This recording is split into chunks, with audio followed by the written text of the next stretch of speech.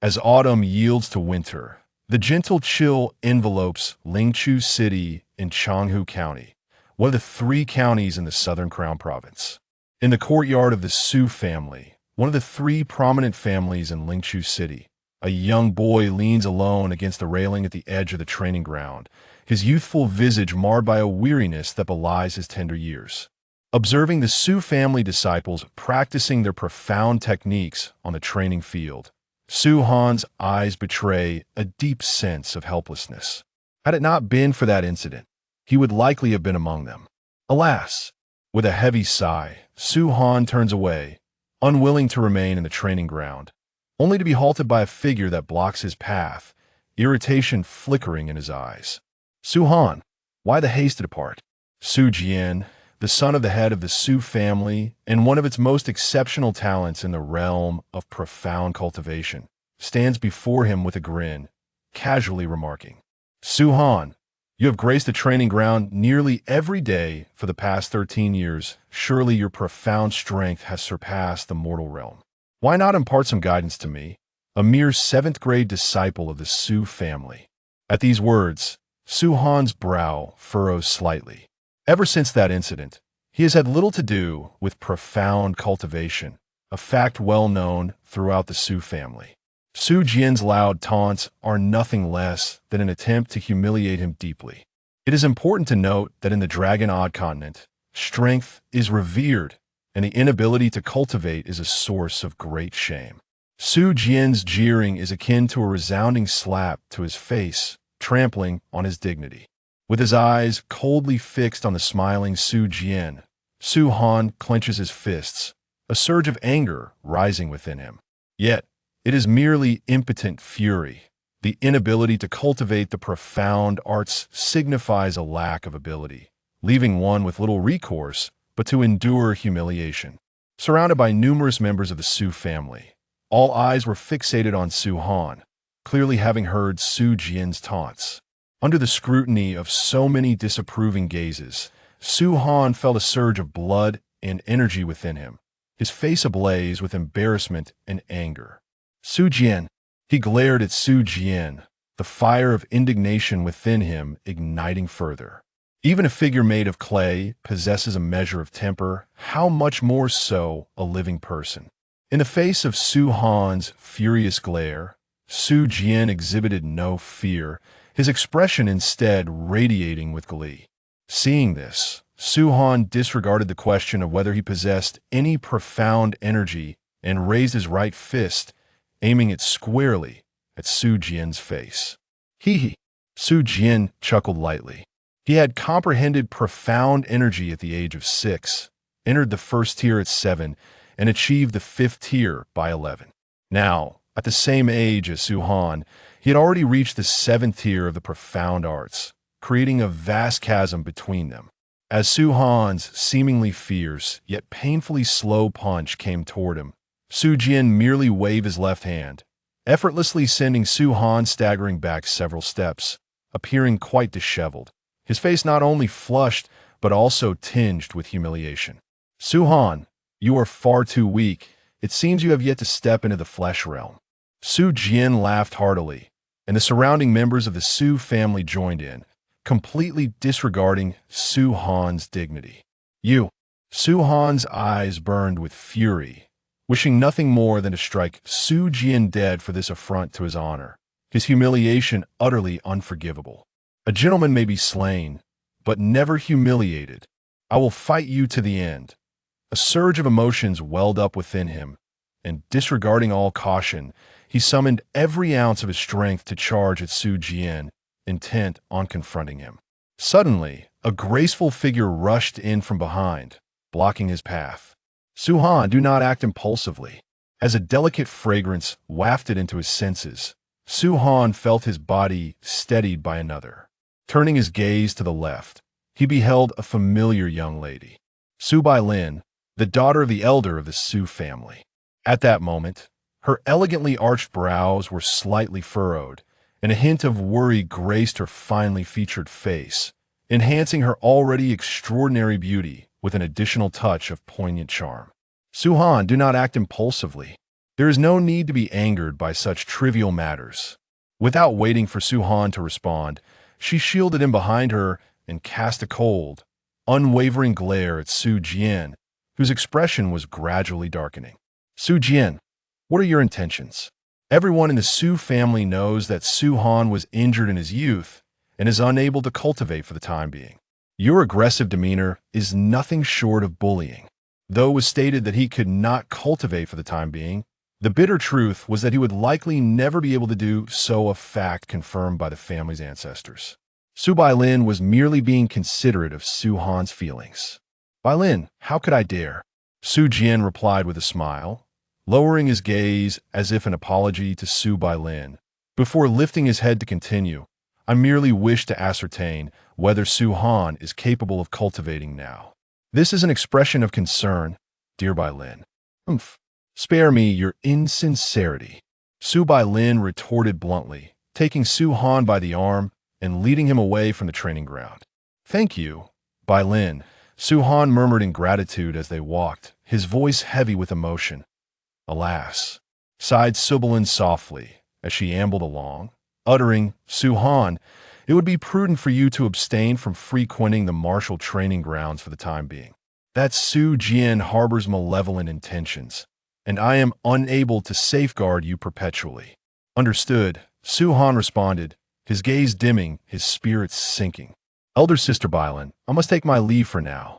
Su Han relinquished Sibyllin's delicate hand, proceeding forlornly along the corridors of the Su family's courtyard.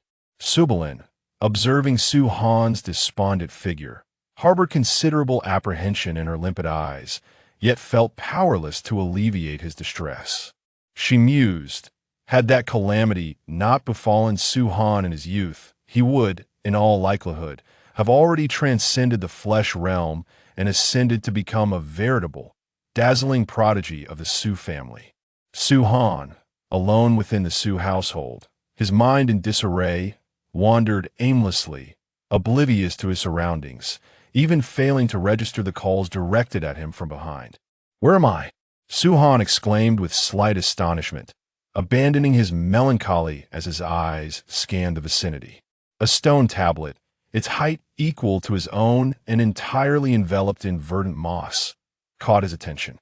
Subsequently, he discerned the inscriptions etched upon the stone. Ancestral ground. These two words resonated deeply within Su Han's mind. The Su family's ancestral ground.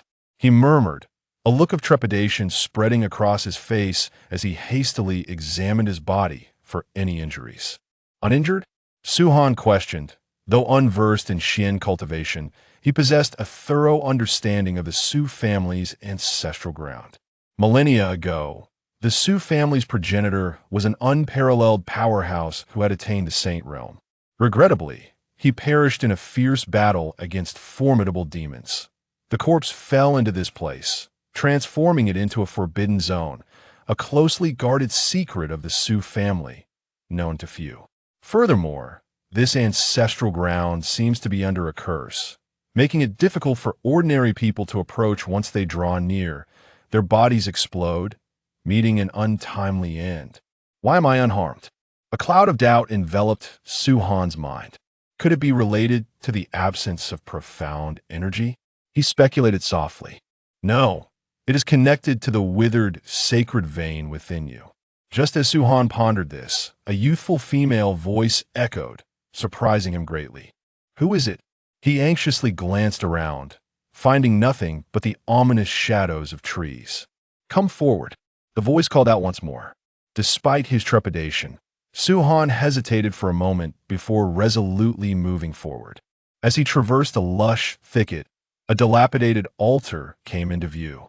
Upon seeing the altar, he was filled with confusion.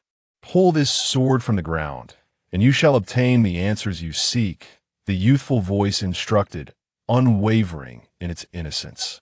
Following the sound, Su Han noticed a rusted black longsword embedded in the earth, its blade askew, as if it had accidentally fallen from the heavens and pierced the ground, enduring the ravages of time. Who are you? He refrained from hastily approaching the sword, instead maintaining a cautious distance of several meters, observing intently while inquiring further. Who am I? I am the ancestral dragon of the Sioux family. Quickly, draw this sword. Young man, do you not wish to acquire unparalleled profound energy? The voice urged, sounding even more anxious than Suhan himself. His suspicion deepened as he stood rooted in place, quietly observing the rusted longsword.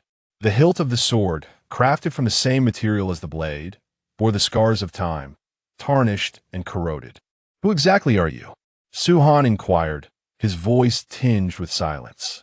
Though he yearned for profound power, he was not one to heed baseless rumors or act recklessly should the individual before him be a formidable adversary.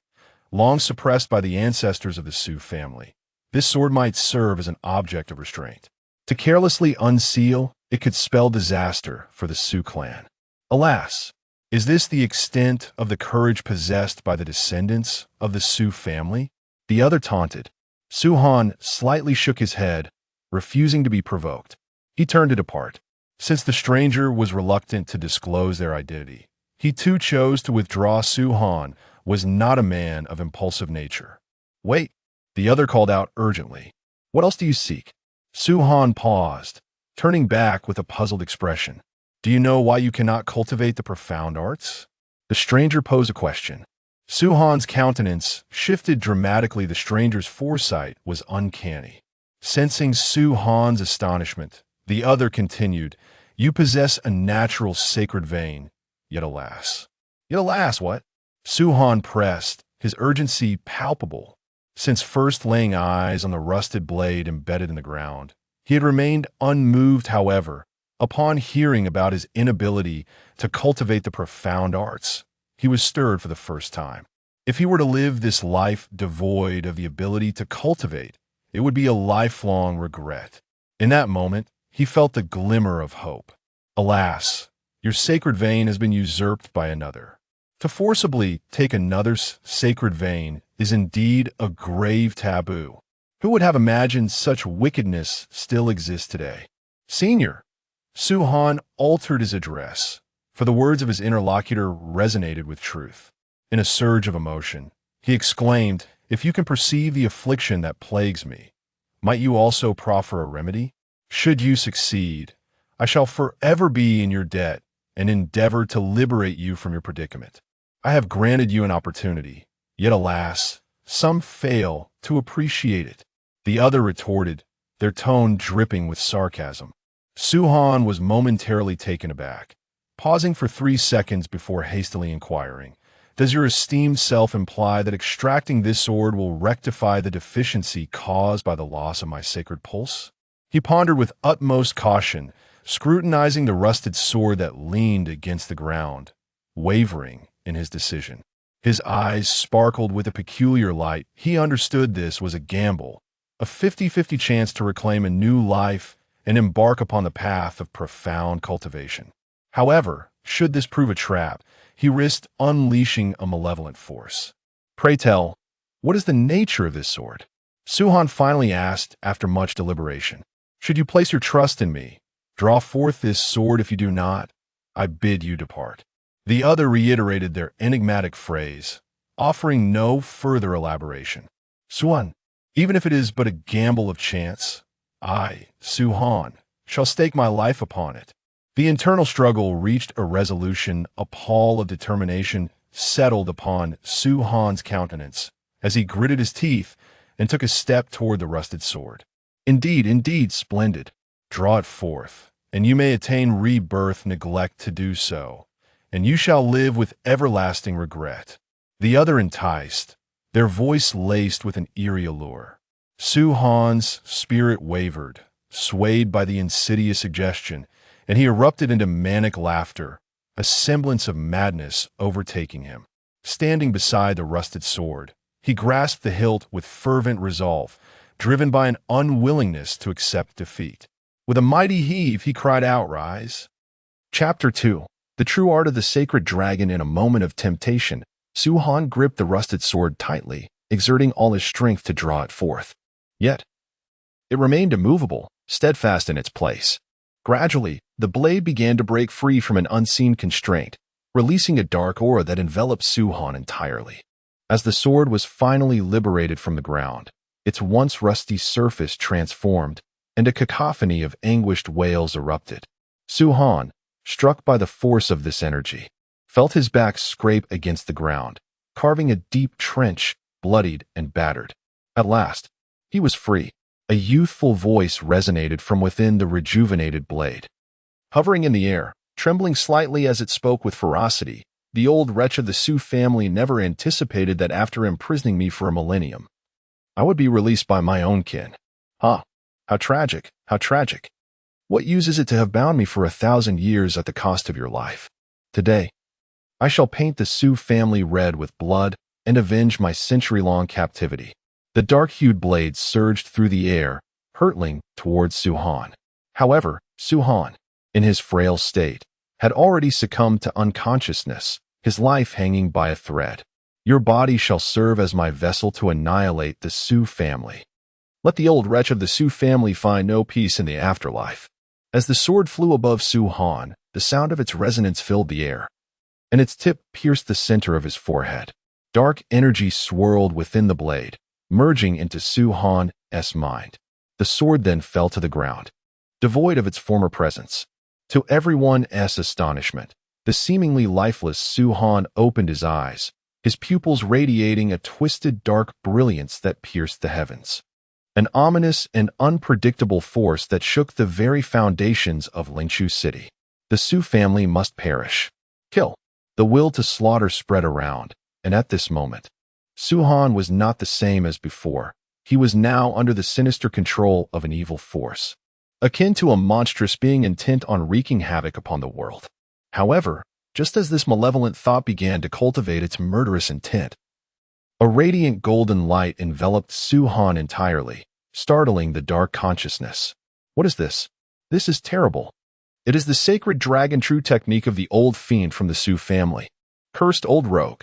After a millennium, he still possesses a trump card, the dark thought exclaimed, hastily attempting to unleash supreme demonic power, yet it remained unprepared and was ultimately subdued by the golden light, the cries of battle gradually fading within Su-Han.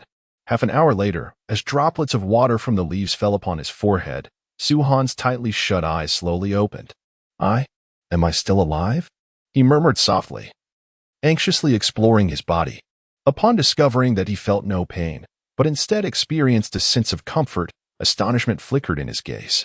He rose to his feet and scanned his surroundings, only to find a rusted long sword lying on the ground. Approaching it, he touched the sword's body. A gentle breeze swept through, turning the rusted weapon to ash, carried away by the wind. Where has that malevolent thought gone? Su-Han pondered, surveying the scene. He beheld a terrifying chasm beneath him, a reminder of the moment he had been struck by a force, sliding painfully across the ground until he lost consciousness from the unbearable agony. Faintly, he heard echoes of sinister laughter, reminiscent of demons from the abyss, cold and merciless. Mystical energy. As he sensed it, he was astonished to discover that this energy flowed independently within his veins, ceaseless and vibrant. Sacred dragon true technique. In a surge of exhilaration, Su-Han's mind was inundated with a multitude of characters, each radiating a golden luminescence. The very first words that emerged were "Holy Dragon True Art," leaving him in a state of profound astonishment. It was said that the ancestral founder of the Su family had crafted this arcane technique, yet this unparalleled divine skill had been lost to the annals of time, perishing alongside the elder in battle a millennium ago. None of the descendants of the Su family had ever had the fortune to practice it. Why then did this divine art manifest in my mind? Su-Han was engulfed in confusion, yet his heart brimmed with exhilaration, though the circumstances remained unclear. He had not only acquired the skill devised by his ancestor, but had also reignited the sacred pulse that had been taken from him, an unprecedented revival. He was on the verge of exclaiming in joy, but quickly stifled himself. The sacred pulse has been reignited. I can now cultivate the arcane arts. Su-Han fervently proclaimed within, overwhelmed with excitement. He swiftly departed from the ancestral grounds of the Su family, crossing beyond the protective boundaries. Upon stepping outside, he noticed a throng of Su family members gathered, including his mother, Su Yu. There was also the family head, Su Ji, alongside his son, Su Jian. Even Su Bai Lin had come.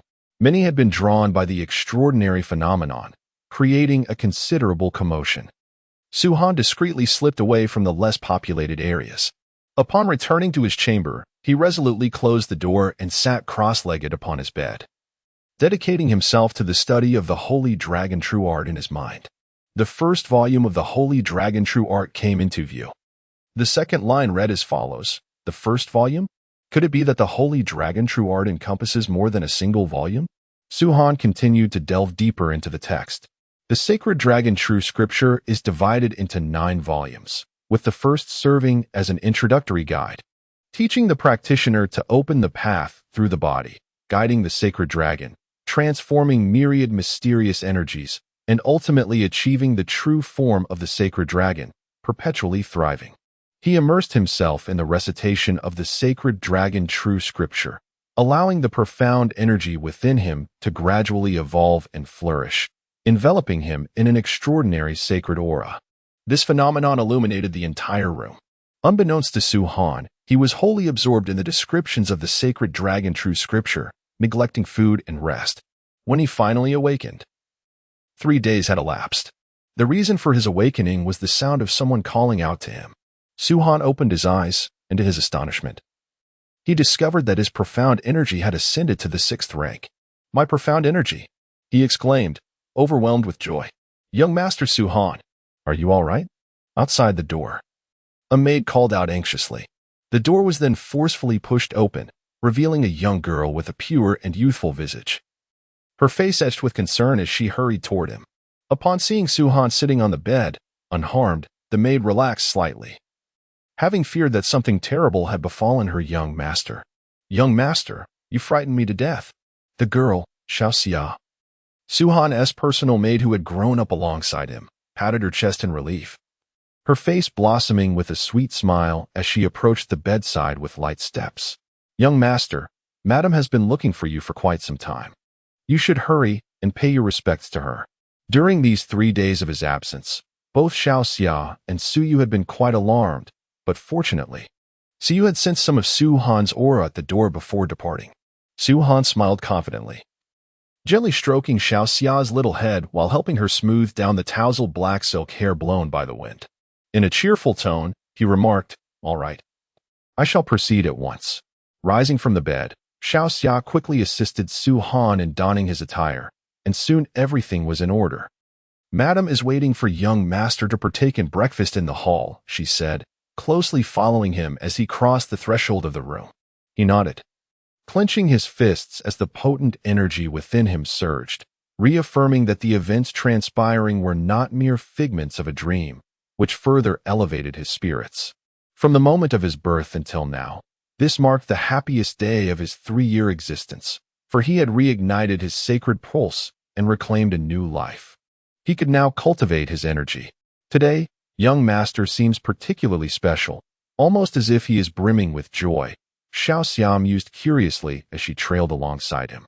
Upon entering the hall, Su Han was greeted by a warm, laughter-laden voice. "Su Han, come, sit beside your mother." Obeying his mother's call, he took his seat beside her. Su Yu, possessing a striking beauty, despite being in her 40s, appeared akin to a woman in her 30s, adorned in an elegant white dress. Her long hair was styled in an intricate bun, enhancing her graceful allure, yet her face bore a cloud of worry. It was her inability to find a solution to the depletion of the sacred pulse that troubled her. If only she could uncover who had usurped Xiao Han's sacred pulse, she would risk her very life to seek justice for him. A veil of sorrow clouded Su Yu's eyes, her emotions running high, her mind consumed with thoughts of vengeance. Su Han grasped his mother's hands, the energy within him swirling as he offered a light-hearted smile without uttering a word. "The energy. Xiao Han, you have reignited your sacred pulse." Su Yu was astounded, as she could distinctly sense the fluctuations of profound energy emanating from Su Han. Her delicate face flushed with excitement, her eyes glistening with tears that cascaded down her fair cheeks, pooling at her exquisite chin and forming glistening droplets that fell onto her attire. At last, Heaven has finally opened its eyes. Su Yu was overwhelmed with joy, her eyes becoming ever more radiant with elation. After a moment of consolation, Su Han shared breakfast with his mother before heading to the training grounds early, stating his intent to select suitable profound techniques. Now that he possessed profound energy, he could venture to the martial pavilion in search of appropriate techniques.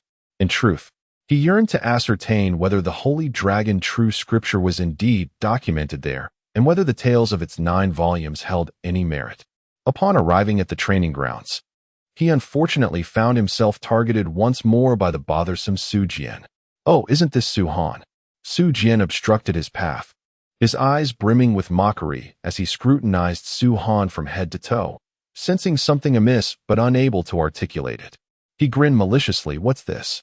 Are you brave enough to return to the training grounds today? It seems you haven't quite learned your lesson from 3 days ago. Su Jian, you shall soon realize the consequences of provoking me." Su Han cast a cold glance at Su Jian, dismissing him entirely. It was precisely this disdain that made Su Jian feel belittled by someone he deemed worthless, akin to being publicly slapped in the face. He had always regarded Su Han as a mere outlet for his frustrations, seeking to inflict discomfort upon him whenever he was in a foul mood. Now, to be looked down upon by a person universally acknowledged as a failure, he was, to be frank, incensed. Before he could take any action, Su Han decisively charged towards him. Having undergone the baptism of the Holy Dragon True Art, his physical form had transformed remarkably. Now possessing a cultivation level of the 6th rank, he was but 1 rank away from Su Jian, making him capable of combat. Overestimating his abilities, Su Jian, seeing Su Han dare to attack him, still regarded Su Han as the worthless individual from 3 days prior. Little did he expect, with wide eyes, that before he could react, Su Han delivered a powerful punch to his chest. Boom! Struck by the forceful blow, he staggered backwards several steps, losing his balance and falling to the ground. His limbs sprawled and face flushed with embarrassment. Damn it! Su Jian, having been knocked down by Su Han's punch, erupted in furious curses, his temper flaring instantly. He rose with a grimace of pain, gingerly rubbing his chest, his eyes bloodshot, gritting his teeth as he glared at Su Han, advancing towards him in a rage. In the 3rd chapter, The Martial Pavilion, Su Yin. Su Han cast a cold gaze at the approaching Su Jian, channeling the profound energy of the sacred veins within him. A surging aura enveloping his body, exuding an extraordinary presence. Seeking death. Boom. With an equally forceful punch, Su Han's icy eyes unleashed his right fist, colliding with Su Jian's.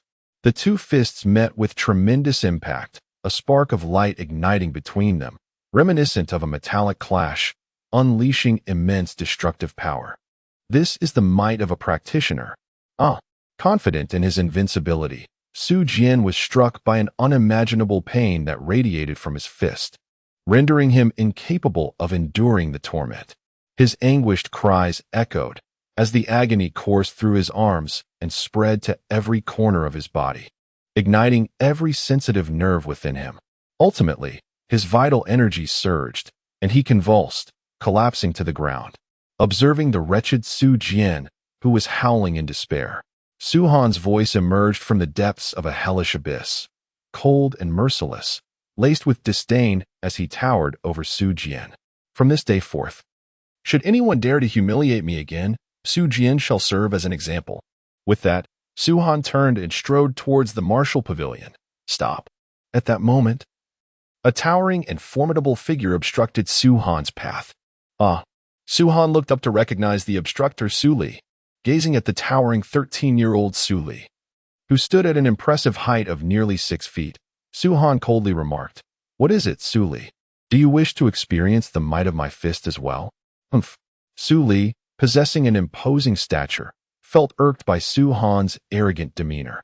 Having witnessed Su Han's overwhelming punch that subdued Su Jian, it was evident that Su Han had likely ascended to the 8th tier of profound strength.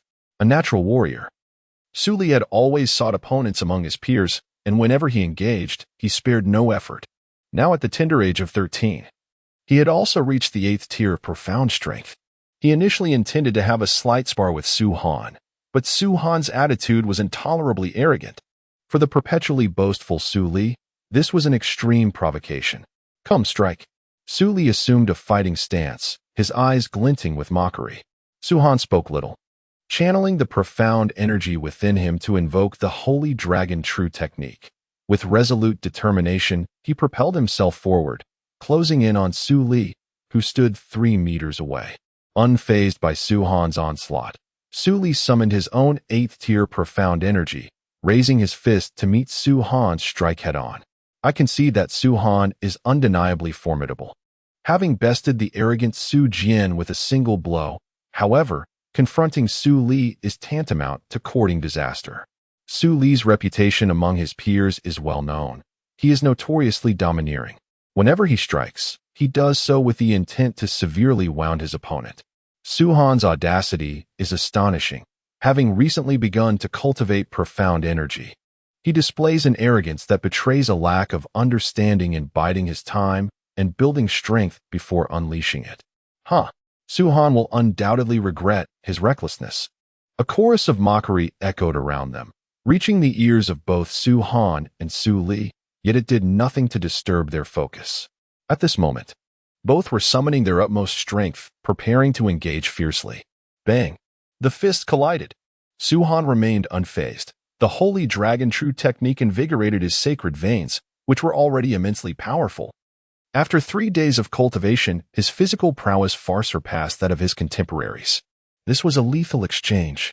He stood his ground, his expression calm as if no battle had transpired, exuding an air of effortless ease.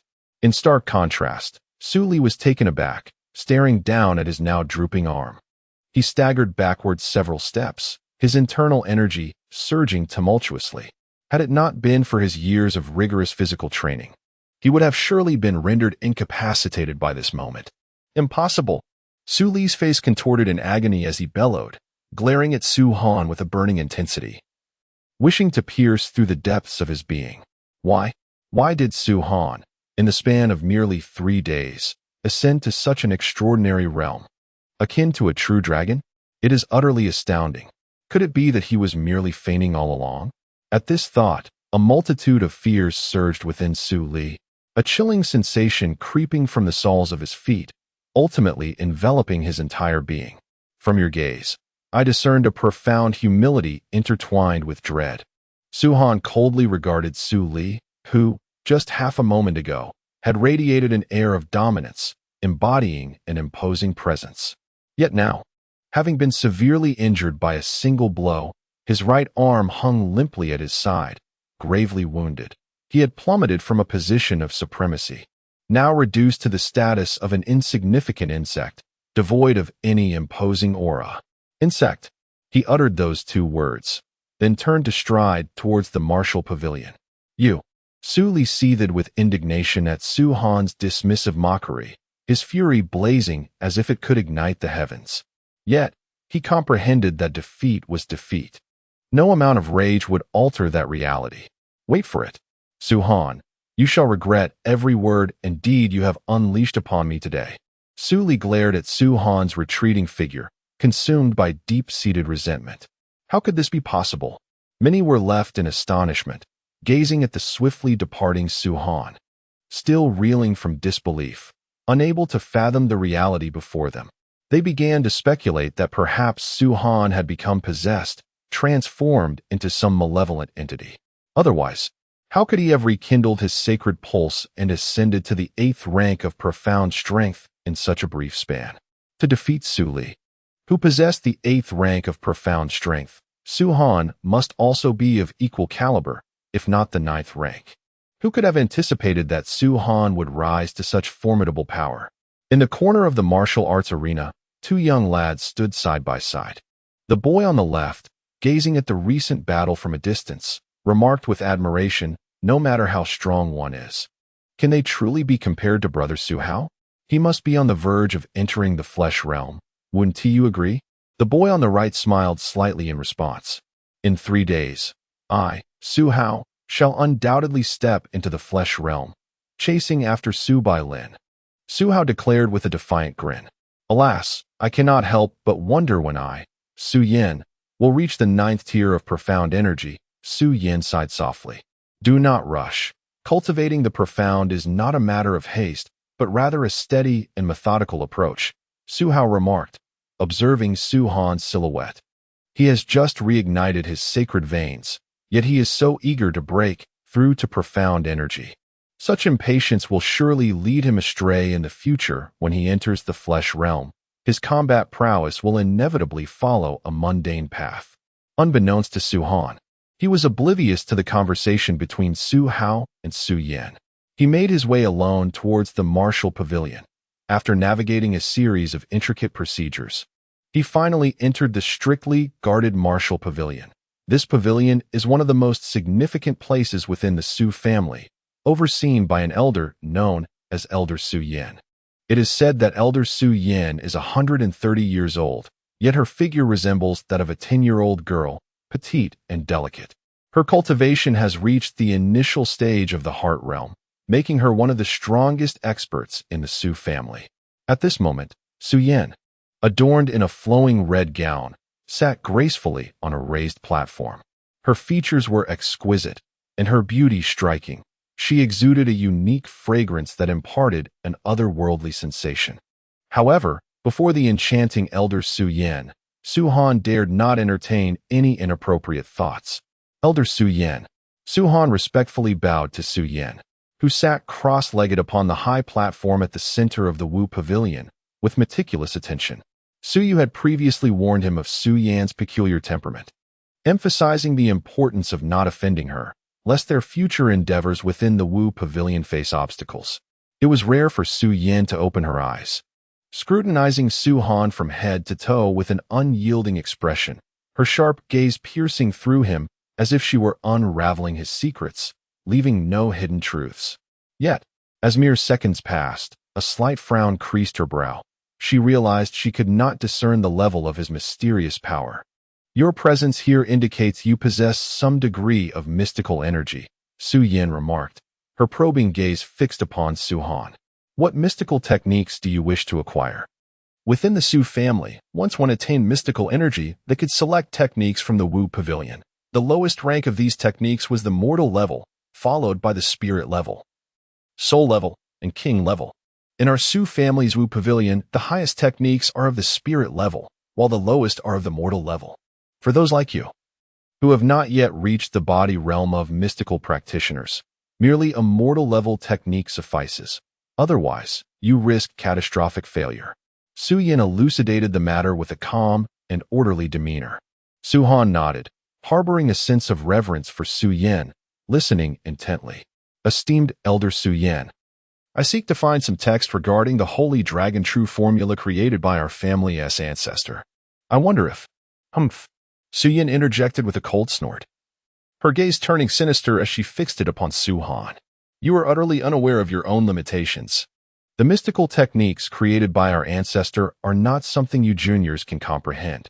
Do not aspire beyond your reach. Moreover, given your current cultivation and disposition, you are utterly incapable of grasping even a trace of the holy dragon true art. Even if you possess a desire for understanding, it would profoundly affect you. Furthermore, the holy dragon true art has long since vanished alongside our progenitor, a fact that we, the Su family, must diligently remember. Do not mention this matter again. Instead, devote your time to selecting a suitable cultivation technique. You have but 1 hour. Upon finishing her words, Su Yin closed her eyes, disregarding Su Han entirely.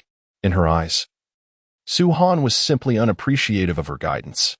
The flicker of curiosity she once held for him had dissipated entirely. Su Han respectfully bowed and then proceeded toward the area designated for mortal-level techniques. As he walked amidst the towering bookshelves, 3 stories high, he shook his head slightly, not bothering to take even a single tome to examine.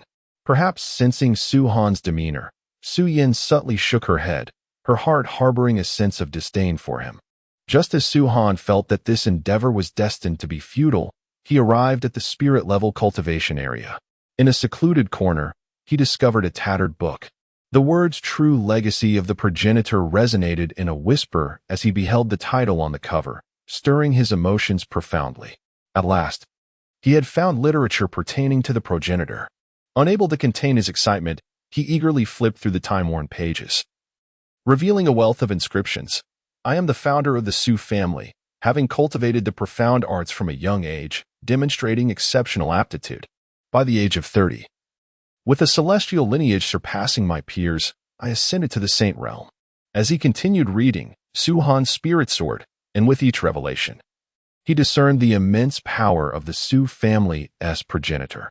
In the realm of saints, countless demonic entities were subdued and numerous clans were rescued.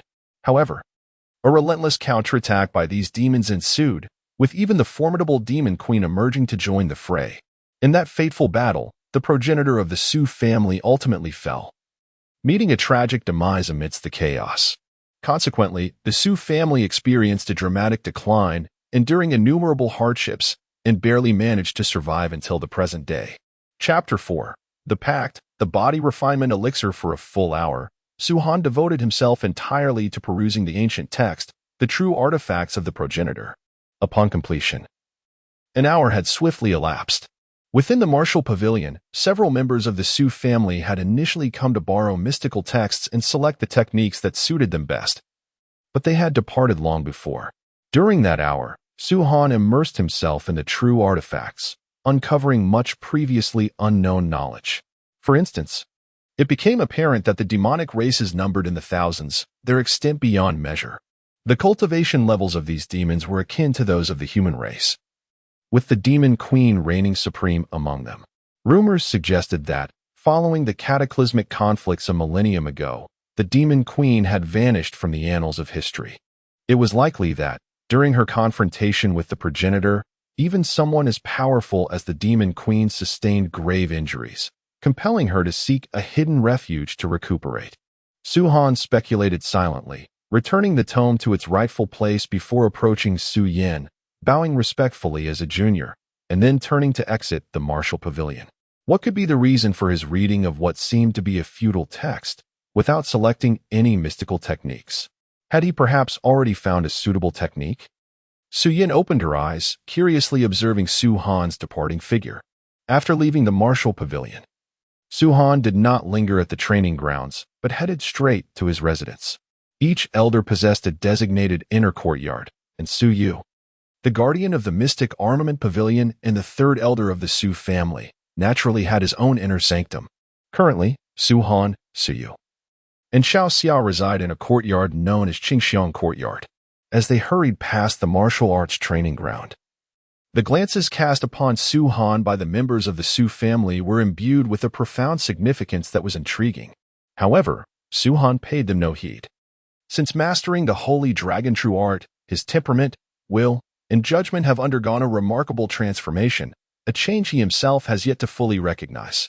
Sitting cross-legged on his bed, Su Han immersed himself in the contemplation of the holy dragon true art. With each reading, he experienced extraordinary inner transformations. The sacred veins within him surged with fervent energy, and his mystical power quietly intensified. His entire being was undergoing a qualitative metamorphosis. By noon, after sharing lunch with Su Yu, Su Han hastily departed from the Su family estate. To further strengthen his physique, he needed to procure body-refining elixirs. As he walked through the streets of Lingqiu City, a sense of frustration enveloped him.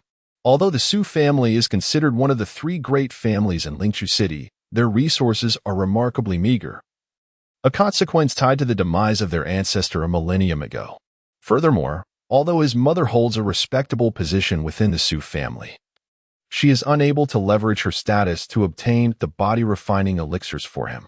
Su Han was also reluctant to burden her any further.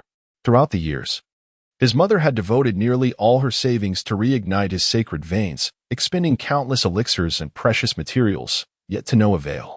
In the Su family, Su Yu has also endured much disdain and has been subjected to ceaseless oppression. With a faint sigh, Su Han's gaze sharpened with resolve. He must rely on his own strength to acquire mystical coins and purchase the body-refining elixirs. The Xin coin serves as the universal currency in the Longji continent. A single body refinement pill is priced at 1,000 Xin coins in the Dan city of Lingqiu, a sum that is quite exorbitant. Should a cultivator desire to refine their physical form to an extraordinary pinnacle, they must consume body refinement pills daily while diligently practicing their mystical arts, ultimately striving to attain the body realm. This process must be repeated to transcend into the flesh realm. Beyond the flesh realm lie the blood realm, bone realm, heart realm, and soul realm. As Suhan walked, his thoughts wandered. The ancestral figure of the Su family, Su He, had reached the latter stages of the heart realm. Currently, the ancestor had been in seclusion for 3 months, yet there were no signs of a breakthrough into the soul realm. This time, as the ancestor's lifespan dwindled, he was immersed in profound comprehension of the soul realm. Should he fail, the two rival families eyeing the Su family would undoubtedly seize the opportunity to strike. He was scheming, his mind having undergone a transformation through the Holy Dragon True technique, rendering him far more astute and far-sighted. I must grow stronger, otherwise, if the Su family faces calamity, I will be unable to protect those I wish to safeguard. Suhan vowed silently. Yet now, how could he amass a substantial amount of Xian coins to purchase enough body refinement pills to elevate his physical body to the flesh realm?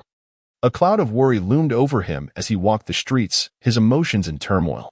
Numerous shops lined the avenue, for he was precisely in the heart of Dan City, surrounded by establishments displaying various elixirs. Suhan felt an itch of desire, yet his pockets were regrettably empty, leaving him without the means. Just as he contemplated turning away, a familiar voice called out to him. "Young Master Su, it has been a long time." The voice of a young woman reached his ears, and upon turning, Suhan beheld the daughter of the city lord, Chu Kaijing. Suhan gazed upon the ethereal figure of the young maiden, Chu Kaijing, who was adorned in a flowing white gown that cascaded to her ankles. Her slender frame and delicate features, at merely 13 or 14 years of age, rendered her as if a celestial being had descended into the mortal realm. Her lustrous black hair cascaded gracefully over her chest and shoulders, while her luminous eyes sparkled like crystalline waters, softly observing Suhan. With a gentle smile and dainty steps, she embodied an exquisite purity and an air of refined grace. Beside the enchanting beauty of Chu Kaijing stood a woman clad in green, whose penetrating gaze scrutinized Suhan from head to toe. After an unimpressed appraisal, she shifted her attention to the surroundings, her demeanor taut with vigilance, prepared for any potential confrontation. It was none other than Miss Chu. Suhan, casting a cursory glance at Chu Kaijing, found her breathtaking. Yet he averted his gaze almost immediately, inquiring softly about the reason for her summons. This action astonished Chu Kaijing. In the past, Suhan had always gazed at her with an enthralled expression, unable to resist the allure of her beauty. However, this time felt distinctly different. Confident in her own allure, she believed that in the entirety of Lingqiu City, and even extending to the more distant realms of Taiping City, Dongyong City, and Nanwu City, many a young talent harbored deep admiration for her beauty. Suhan's indifference seemed to challenge the universal acclaim of her attractiveness. With a haughty demeanor, she took 2 steps forward, her youthful fragrance intensifying in the air. Yet Suhan, cleansed by the holy dragon true art, remained impervious to the charms of this youthful enchantress. Suhan stood still, gazing up at the youthful and charming Chu Kaijing, and said with a faint smile, "If Miss Chu has no pressing matters, I shall take my leave." "Wait." Chu Kaijing, feeling a sense of imbalance as Suhan had twice resisted her allure, stepped forward with small, delicate strides to block his path. Raising her gaze, she spoke with a hint of arrogance. "Why is young Master Su in such a hurry to depart?" She adjusted her slightly disheveled dress and, with a sweet smile, continued, "I noticed that you were gazing longingly at Chuanwange. Could it be that you wish to purchase a body-refining pill? On what grounds do you say that?" Suhan replied, looking deeply into the whimsical eyes of Chu Kaijing. Feeling a small sense of pride, her beautiful eyes sparkled as she chuckled softly, as its name suggests. Chuanwange boasts an extensive presence across the Longqi continent, with its formidable strength and vast reach. The pills sold there are renowned throughout Lingqiu City. Given that you and I are of similar age, it stands to reason that your interest in the store pertains to the body-refining pill. Coincidentally, just 3 days ago, I successfully broke through to the flesh realm thanks to the effects of a body-refining pill, which I highly esteem. Once Chu Kaijing finished her words, Su Han shook his head slightly, spreading his hands in a half-joking manner. Unfortunately, I cannot afford such a first-grade mystical pill. That's quite all right. Chu Kaijing seemed to comprehend Su Han's predicament, her eyes shining brightly. She pursed her red lips, exhaling gently, and said with a light laugh, I, on the other hand, can generously sponsor you with 10 body-refining pills. But what? Su Han was eager to pose the question. Yet to act so would only ensnare him in Chu Kaijing's scheme. He maintained an impassive demeanor, standing indifferently before the petite beauty, quietly awaiting her words. Chu Kaijing deliberately elongated her speech, hoping to unveil any flaw in Su Han's composure. Unfortunately for her, Su Han remained as aloof as a gentleman, exuding an air of utter self-control, which incited her irritation. However, you must assist me with a task, she declared. What is it? Su Han feigned a look of helplessness, as if he were bestowing a favor. Ah, you are such a staunchly unyielding man. Chu Kaijing mused internally, while her rosy lips articulated with lively enthusiasm. There is someone I have long desired to confront, yet due to my demure image, I cannot act recklessly. Otherwise, my father would undoubtedly be displeased. Thus, I hope you will help me teach someone a lesson. Who? Su Han's eyes flickered with intrigue. If the opponent was formidable, he would decisively withdraw. But if their strength was comparable, he would contemplate further. That hideous creature behind you. Chu Kaijing giggled, her mockery unmasked. Su Han was taken aback. He had not anticipated that the ethereal Chu Kaijing would stoop to disparaging others. He was now curious to discover who could elicit such disdain from her. Turning around, he beheld Jiang Zhufeng, an illustrious scion of one of the 3 prominent families in Lingchu City. Jiang Zhufeng was regarded as a remarkable young man in Lingchu City, and it was well known that he harbored affections for Chu Kaijing, a fact that resonated throughout the city. He had been lurking in the shadows, secretly observing Chu Kaijing. Such behavior, as soon as she departed from the Lord's residence, had reached a truly repugnant level. Moreover, as he was merely stalking within the city without any overt actions, Chu Kaijing found herself powerless against him. It is no wonder that she harbored such disdain for him, even encouraging Su Han to confront Jiang Zhufeng. Su Han, you would do well to kneel and apologize, and remove yourself from my sight. Otherwise, despite your affiliation with the Su family, I, Jiang Zhufeng, will not hesitate to take action. Jiang Zhufeng emerged from the crowd, flanked by 4 attendants, each clad in servant garb, their heads bowed, exuding an aura of lethal intent. Thick with malevolence. Su Han frowned. Although he wished to avoid being used by Chu Kaijing, the contempt shown by Jiang Zhufeng made it impossible for him to withdraw. 10 body refinement pills, the deal is struck, Su Han stated, turning his back to Chu Kaijing. You truly agreed? Chu Kaijing's beautiful eyes widened in disbelief as she gazed at Su Han's frail hand, her thoughts racing, yet her petite lips proclaimed, it is settled. The woman beside her stood quietly behind Chu Kaijing, seemingly oblivious to the arrangement between her mistress and Su Han. Very well, Su Han. You will come to realize the dire consequences of offending me, Jiang Zhufeng. Jiang Zhufeng fixed a cold stare upon Su Han, his eyes sharp as arrows, deeply piercing into him. Yet, Su Han regarded Jiang Zhufeng without a hint of trepidation, judging by the profound energy emanating from Jiang Zhufeng.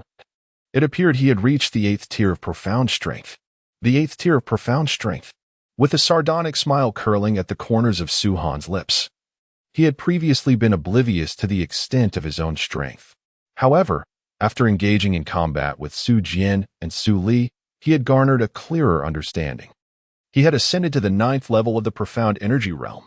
Resolutely, he nodded to himself, channeling the sacred veins that coursed with profound energy, his eyes radiating a sharp and formidable aura. Extending his left hand, he gestured for Jiang Zhufeng to make the first move. In the 5th chapter, Maternal Care and Elixirs, Jiang Zhufeng observed Su Han's audacious demeanor and felt provoked by his blatant insolence. He knew well of Su Han's background, a fool incapable of cultivating profound energy. Daring to challenge him was akin to courting disaster. Jiang Zhufeng summoned the 8th grade profound energy circulating within him, unleashing a fierce roar as he advanced towards Su Han with a steady gait, his right hand coiled into a fist. the force of his punch akin to a raging tempest, gathering a formidable airflow that sliced through the air, surging forward. Even Chu Kaijing, who had transcended the flesh realm, could not help but be momentarily captivated by the overwhelming aura of profound energy exhibited by Jiang Jufeng. The aloof woman beside her regarded Jiang Jufeng with a hint of astonishment as he displayed such prowess. The eruption of profound energy was undeniably on par with the ninth-grade practitioners. Su Han, too, recognized Jiang Jufeng's exceptional capabilities, yet in comparison, he appeared pathetically inadequate. With a disdainful smile playing on his lips, he remained motionless, coldly observing the oncoming Jiang Jufeng. Was it possible that Su Han, like before, was devoid of profound energy? Upon witnessing Su Han's dazed expression, Chu Kaijing felt a sudden tremor in her heart. If Su Han were to be killed by Jiang Jufeng in a fit of rage, as the instigator of this incident, her father would undoubtedly be furious. Su Han was a member of the Su family, although he could not cultivate the profound arts. He hailed from one of the three prominent families. By inciting Su Han to confront Jiang Jufeng, she was essentially orchestrating a conflict between the three great families. Should the Su and Jiang families seize this opportunity to exert pressure on the Chu family of the city lord's mansion, the situation could become dire. Anxiety gnawed at her heart. However, in the next moment, she was left astounded. Su Han stood his ground, unfaltering and unmoving, with his right hand clasped behind him, while his left hand gently thrust forward. Bang! Jiang Jufeng was sent flying, his body contorted mid-air. His expression a mixture of terror and pain as he glared at Su Han before crashing to the ground. What? Su Han has become so formidable? Not only was Chu Kaijing astonished, but the women beside her also gazed in disbelief at Su Han's back, unable to comprehend the unfolding events. In that instant, this young man had unleashed an aura of profound energy that was alarmingly close to the physical realm. Young master, the four servants swiftly helped Jiang Jufeng to his feet, their eyes fixed menacingly on Su Han. At their young master's command, they would not hesitate to strike, even to the point of tearing Su Han apart. Pa! Jiang Jufeng spat out a mouthful of blood, his complexion pale and his demeanor utterly disheveled. With eyes ablaze with fury, he glared at Su Han, his heart racing. Lips trembling as he bellowed, "Today, I refuse to believe it. I, a distinguished genius of the Jiang family, cannot be bested by a mere waste like you. Everyone, stand aside." His chest burned with fury as he forcefully pushed aside the four servants beside him. "You cannot defeat me." Su Han shook his head slightly. "Nonsense." Jiang Jufeng's voice rose sharply, filled with anger. "Just now, I was careless and did not unleash my true abilities. Now, you have no chance."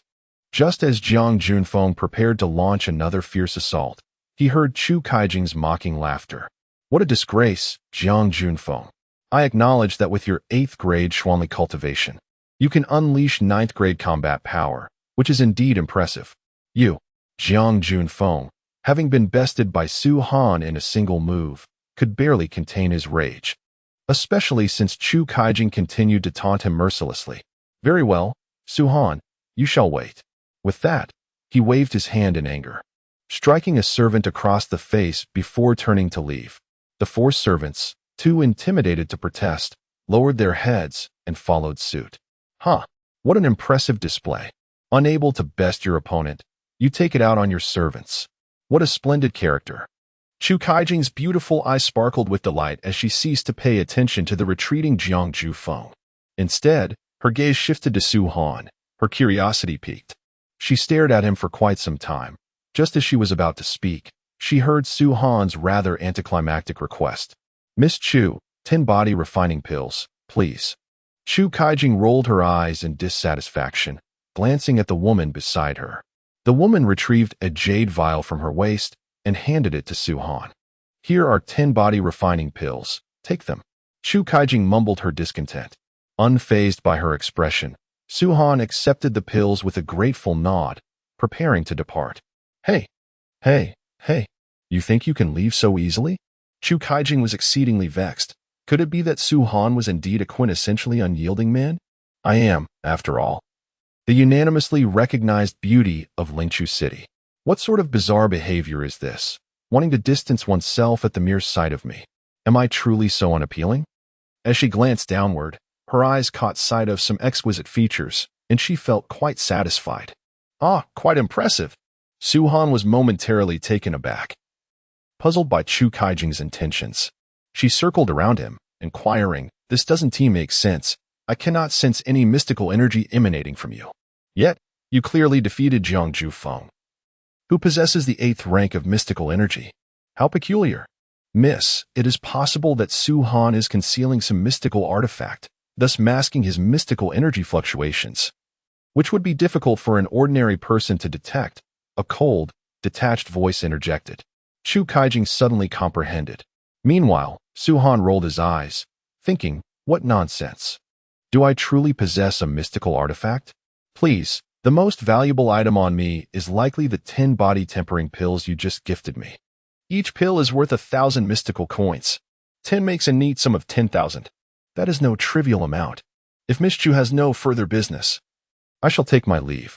Su-han, reluctant to squander any more time as dusk approached, was determined not to waste a single moment. Having expressed his intent, he turned to depart. What an insufferable fellow. At the very least, he received 10 body tempering pills from me. Humph. So ungrateful. Chu Kaijing gazed longingly at Su-han's retreating, slender figure, her heart heavy with a peculiar mix of emotions. Humph. Disdainfully remarked, I deliberately want him to know. Even if this matter doesn't reach his ears, I shall personally inform him. He should take a look at himself. It is not wrong for him to have feelings for me, but it is utterly inappropriate for him to come with his father to propose marriage.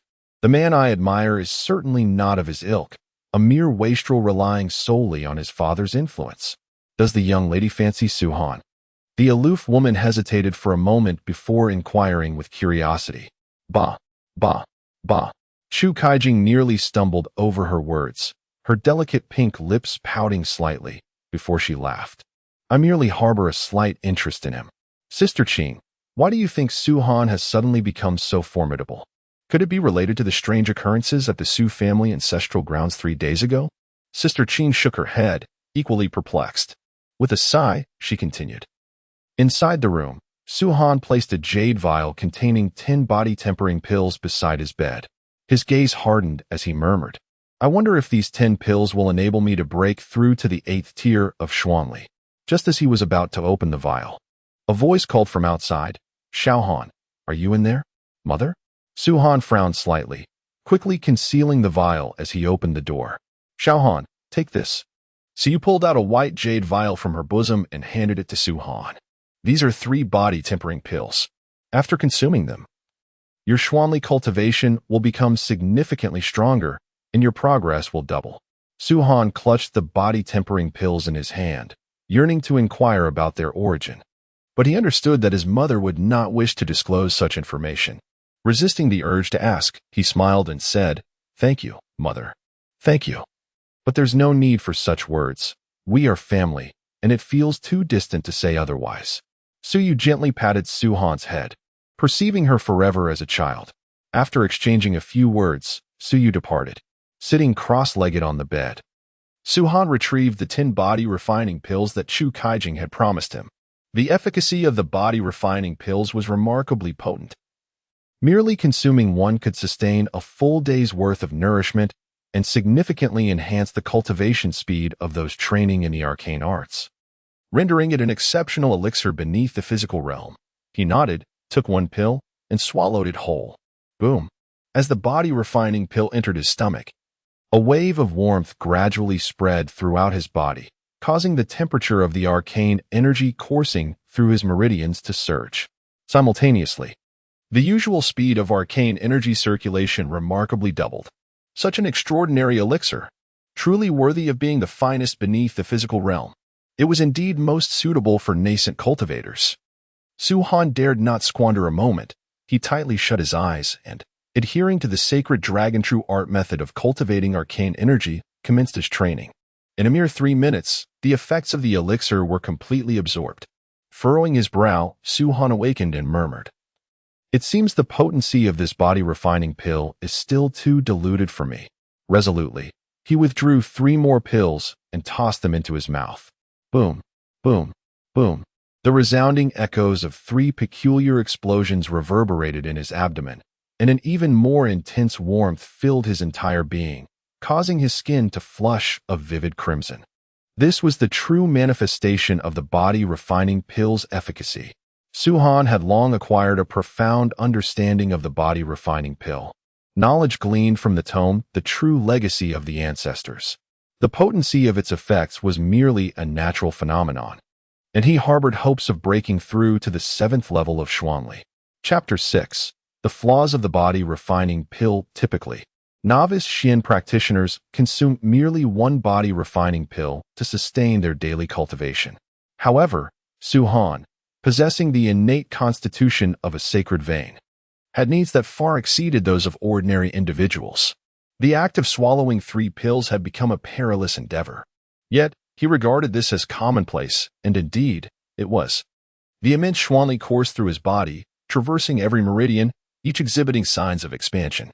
Notably, the Xuanli within his sacred vein began to exhibit tendencies of converging into a river. What once flowed like a mere stream now threatened to surge forth as a mighty river. Breakthrough, Suhan uttered with determination. After an hour of cultivation, he had nearly absorbed the full effects of the 3 body-refining pills. Sensing the opportune moment, he commenced the assault on the 7th level of Xuanli. Boom! A resonant explosion echoed as he effortlessly transcended into the 7th level of Xuanli. Yet, he felt it was insufficient. Shaking his head, his gaze remained fixed upon the azure jade vial before him. Clenching his fists, a torrent of Xuanli surged within them, exuding boundless strength. Nevertheless, he continued to shake his head. Sister Bai Lin had already entered the physical realm, becoming a bona fide Xian practitioner. Despite his rapid advancements over the past few days, he still could not catch up to those who had cultivated from a young age. A fierce desire flickered in Suhan's eyes. He was acutely aware of the agony that accompanied the absence of Xuanli as a formidable backing. For many years, he endured the scorn of his peers, and even the elders of the Su family remained indifferent to him. Apart from his mother and his sister Bailan, no one else bestowed upon him any kindness. Xuanli. As Suhan contemplated these thoughts, a surge of determination welled up within him. He must grow stronger, relentlessly stronger. Resolute, he opened the azure jade vial before him and poured the remaining 6 body refinement pills into his palm. Gazing at the 6 translucent red pills resting in his hand, his confidence soared. With these 6 body refinement pills and the absorption of the holy dragon true art, I shall soon transcend to a higher level of Xuanli. Genius? In my presence, they are mere trifles. He tossed the 6 pills into his mouth. Boom, boom, boom, boom, boom, boom. A series of extraordinary sounds erupted within Suhan's abdomen, waves of expansion coursing through his entire being. Blood vessels appeared in his eyes, a testament to the immense effects of the 6 body refinement pills. Holy Dragon True Art! Suhan roared inwardly, fervently channeling the Holy Dragon True Art. As the technique circulated, the uncomfortable sensation of expansion gradually subsided. Within 3 short hours, Suhan had completely absorbed the effects of all the body refinement pills. During this time, his Xuanli surged at an astonishing pace. Xuanli Grade 8. Xuanli Grade 9. Boom. Half step into the mortal realm. He exhaled deeply, a hint of regret crossing his face. Ultimately, it was still insufficient to support a breakthrough into the mortal realm. Suhan shook his head slightly. If he were to consume the 3 body refinement pills sent by Suyu, he would undoubtedly overcome the hurdle of the mortal realm. Yet, I cannot do that. The body refinement pills sent by my mother embody a profound maternal love. He could not simply consume it. Rather, he wished to keep it as a memento, a token of remembrance. This unique sentiment is often incomprehensible to the ordinary person. Gazing at the morning sunlight streaming through the window, Suhan, despite having not slept a single moment, appeared remarkably invigorated. He rose from his bed and approached the window, just in time to see Xiao Xia delivering toiletries. Xiao Xia! Suhan exclaimed cheerfully as he opened the door, his spirit radiant. Xiao Xia was startled, momentarily fearing she had encountered a ghost. But upon realizing it was her young master smiling brightly at her, she quickly composed herself and returned his greeting with a sweet morning smile. Good morning, young master. You've risen quite early today. Su-Han nodded and replied, ever since I awakened my mystical powers, my health has improved significantly. Where's mother? The lady has matters to attend to and left early this morning. Xiao Xia began, hesitating slightly before simplifying her explanation. Noticing something amiss in Xiao Xia's demeanor, Su-Han accepted the steaming towel she handed him, questioning curiously, what urgent business does mother have to attend to at this hour? Xiao Xia, are you not aware? Upon recalling the iron feather technique, the most formidable mystical art of the Tai family in Taiping City, Su-Han's expression darkened instantly. This technique was exceptionally suited for descendants bearing the Tai family's bloodline. Once mastered, a practitioner would possess combat prowess 3 times greater than that of other practitioners at the same level, and when cultivated to its utmost depths, could face 10 adversaries without faltering. Absurd. Su-Han's face turned ashen as he envisioned his mother humbly seeking the mystical art from the Tai family, his heart aching with anguish. Xiao Xia, witnessing Su-Han's sudden fury, was taken aback. It was indeed her first time witnessing her young master in such a rage. Why such a strong reaction? Is this not a good thing? If the young master masters the iron feather technique, he will undoubtedly surpass his peers by 3-fold. Although the iron feather technique is a spiritual level skill, as long as it contains the bloodline of the iron family, even a mere half-blood can cultivate it. Xiao Xiao anxiously fidgeted with the hem of her garment, lowering her head in a pitiful manner, muttering, "Madam forbids me from speaking." Speak. Su-Han's expression darkened further, his tone leaving no room for refusal. Unable to withstand Su-Han's temper, Xiao Xiao reluctantly confessed, it was Madam who earnestly pleaded with the pill hall master, Su Suli, to obtain it. This was only granted because the Grand Elder, Su Lai, relented for the sake of Miss Su Bailan. What does the Grand Elder require? Su-Han's face grew grave as he pressed for more information. Xiao Xiao hesitated for a moment, biting her lip, nearly in tears, before finally stating, the Grand Elder requests that young Master Su-Han maintain some distance from Miss Su Bailan and avoid excessive contact with her. Su-Han exhaled softly, his gaze shifting unpredictably. Through these events, he had come to understand a crucial truth. Without power, one could only plead with others. Lacking Xian coins, he could only bow to others. This applied to both him and his mother. He resolved to grow stronger. A relentless desire to grow surged within him. An unusual black energy flickered momentarily at his brow before vanishing without a trace. Xiao Xiao, you may leave now. Su-Han waved his hand, and a startled Xiao Xiao departed. The issue of lacking Xian coins must be resolved. With determination in his heart, he turned and left the room, making his way towards the Pill City. As he walked along the bustling streets, he headed straight for the Pill City. Last time, he wandered aimlessly, but now he arrived with a clear purpose. He directly entered the establishment of Chuanwan Pavilion, where a young female attendant promptly approached him. Judging by Su-Han's attire, he appeared to be a scion of the Su family. Greetings, young master. How may I assist you today? Su-Han's gaze flickered as he regarded the charming young attendant. Before he replied in a calm manner, I seek your manager. You wish to see our manager? The attendant was momentarily taken aback, but quickly composed herself. Saying to Su-Han, please wait a moment. She then proceeded to the rear courtyard of the shop, where she reported to a dignified woman in a red dress seated in a gazebo.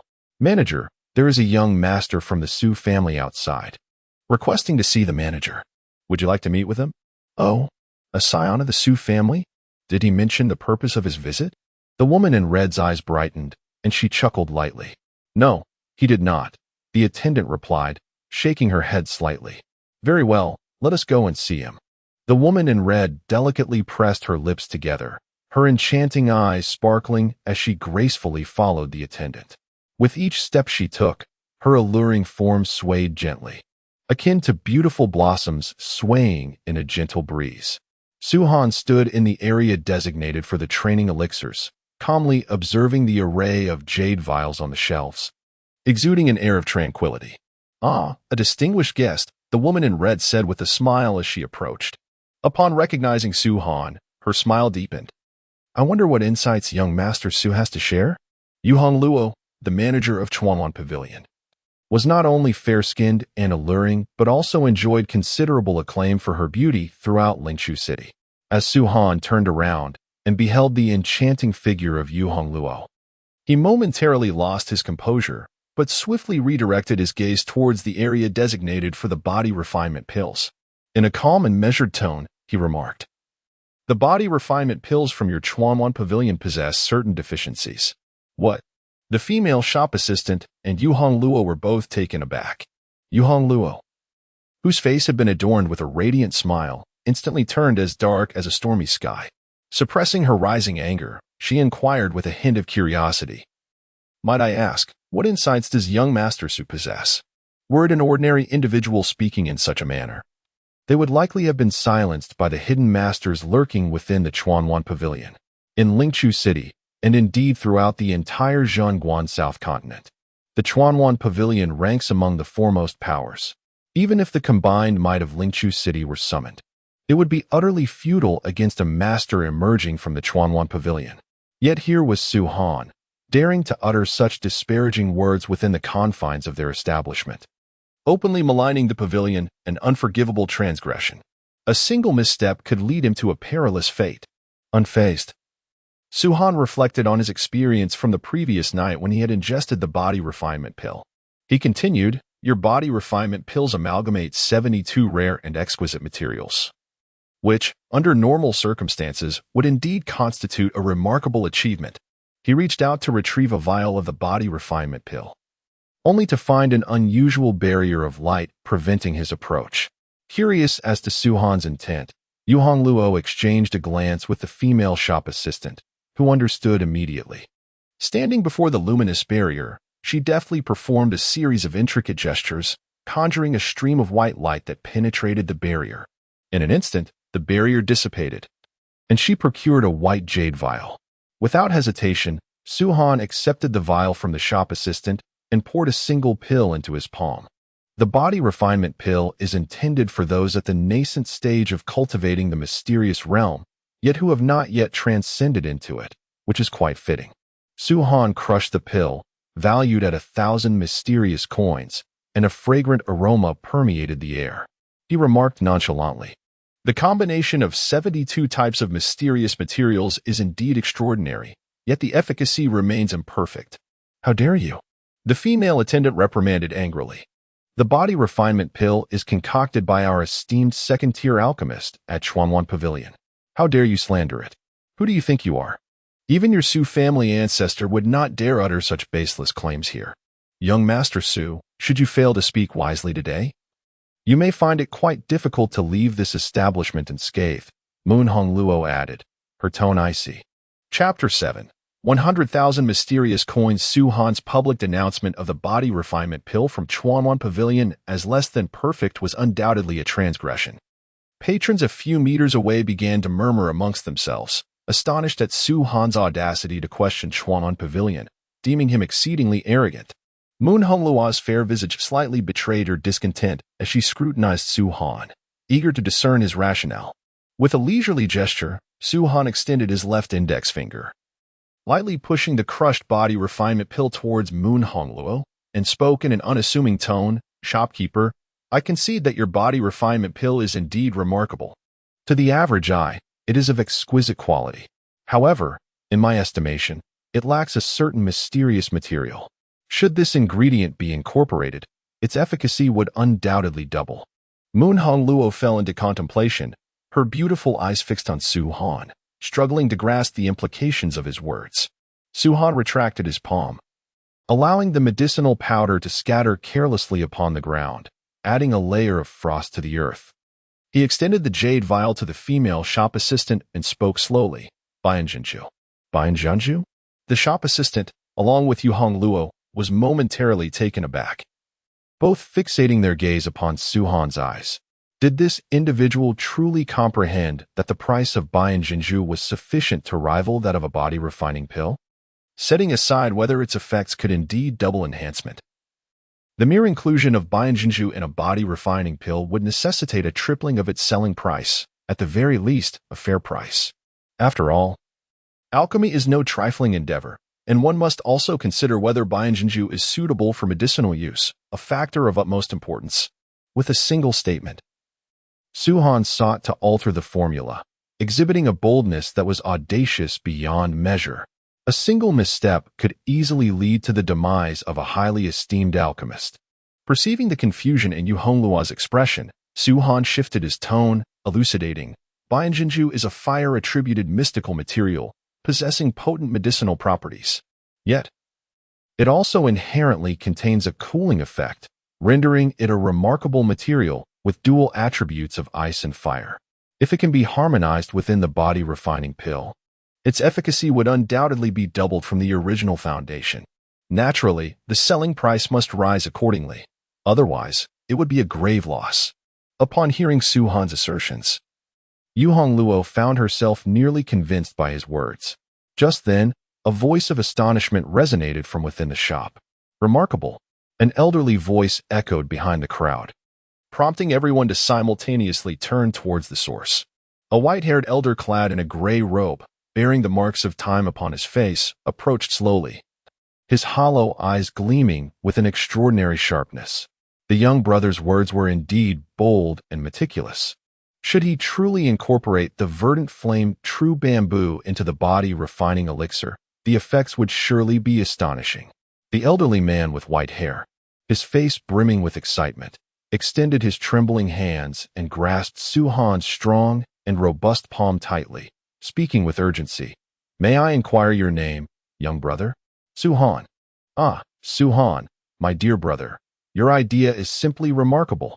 By the way, I am Tsang Li, a second-grade alchemist from the Chuanwan Pavilion in Lingchu City. The white-haired elder joyfully replied. Su Han briefly shook hands with Tsang Li, then withdrew his own from the elder's weathered yet powerful grip, forcing a smile as he said, Since Master Tsang Li values my suggestion, might I request a small token of appreciation? A token of appreciation? That simply cannot be. Yu Hongluo hastily stepped forward, offering a slight bow to Tsang Li, her tone laced with skepticism as she inquired, Elder Tsang, is it truly viable to add verdant flame true bamboo to the body-refining elixir? Could there be any issues? Might it pose a danger? My dear girl. Tsang Li replied with a beaming smile directed at the graceful form of Yu Hongluo. This formula is one I have long wished to improve. Yet I have been unable to devise a method until now. There will be no problems. Alas, it is my own foolishness that prevented me from considering this material. I owe much to you, Su Han. Su Han offered a faint smile, appearing to downplay the significance of his contribution. Yu Hongluo, feeling a surge of frustration, was tempted to strike him, but the sight of his demeanor incited her irritation further. A token of appreciation. Su Han remarked with a demeanor that suggested he was more than willing to assist, gently reminding her. Yu Hongluo felt the veins in her delicate hands throb slightly, her desire to strike out growing stronger. The elderly man chuckled softly and waved his hand at the female clerk, instructing, Please withdraw 100,000 Xian coins for young Master Su. 100,000 Xian coins. Upon hearing the elder's words, Yu Hongluo nearly gasped in astonishment alongside the female clerk. Was it truly necessary, elder? What merit does this young man possess? He merely spoke carelessly a moment ago. What does that amount to? A word worth 1,000 coins? Go on, do not keep young Master Su waiting. We shall not provide them with a spectacle. Noticing the clerk's stunned expression, the elder's tone grew slightly somber as he urged her on. Despite her reluctance, the clerk had no choice but to comply. After all, the elder was a formidable figure behind the Chuanwan Pavilion in Lingchu City and an exceedingly rare second-rank alchemist. Su Han smacked his lips, his heart slightly surprised. He had intended to procure merely 10,000 Xian coins for some spending, yet here he was, generously granted tenfold. Remarkable. Chuanwan Pavilion, I shall remember you well. With a beaming smile, Su Han accepted the hefty cloth bag that the reluctant clerk handed over. He tossed it lightly, as if it were a mere object the size of his head, weighing it in his hands for a moment, displaying a demeanor of pure delight. He nodded slightly at the elder before turning to leave. Once Su Han had walked away, Yu Hongluo expressed her displeasure towards the elder, chiding, Elder, how could you be so foolish? This was merely a verbal suggestion. Why did you choose to believe it? What if it fails? The elder shook his head gently, smiling faintly. That will not happen. Based on my experience, there is no chance of error. This theory is worth testing, And as for the analysis of Xian materials, no one in Lingchu City understands it better than I do. By incorporating the Bai Yin True Bamboo into the body refining pill, the effects will surely double. Henceforth, the price of the body refining pill will soar, calculated at 10,000 per piece. 10,000 for a single piece. The Crimson Moon startled Luo Xiaoxiao. Along the way, he encountered a youth dressed as a servant. "Young Master Su, my master requests your presence," the servant youth said, blocking Su Han's path with an imposing gaze. Su Han looked up to see a slender young man clad in black servant attire, appearing rather unremarkable. Yet his sharp eyes revealed an underlying unease. The servant's cultivation level astonishingly reached the 9th rank, surpassing Jiang Junfeng from the previous day. "Who is your master?" Su Han warily inquired, feeling an inexplicable caution. "My master, surnamed Ren, is at the Chunfang Pavilion not far ahead. I kindly ask young Master Su to accompany me." The servant youth raised his voice, exuding an intimidating aura. Su Han shook his head slightly and replied, "Had your demeanor been more amiable, I might have considered following you.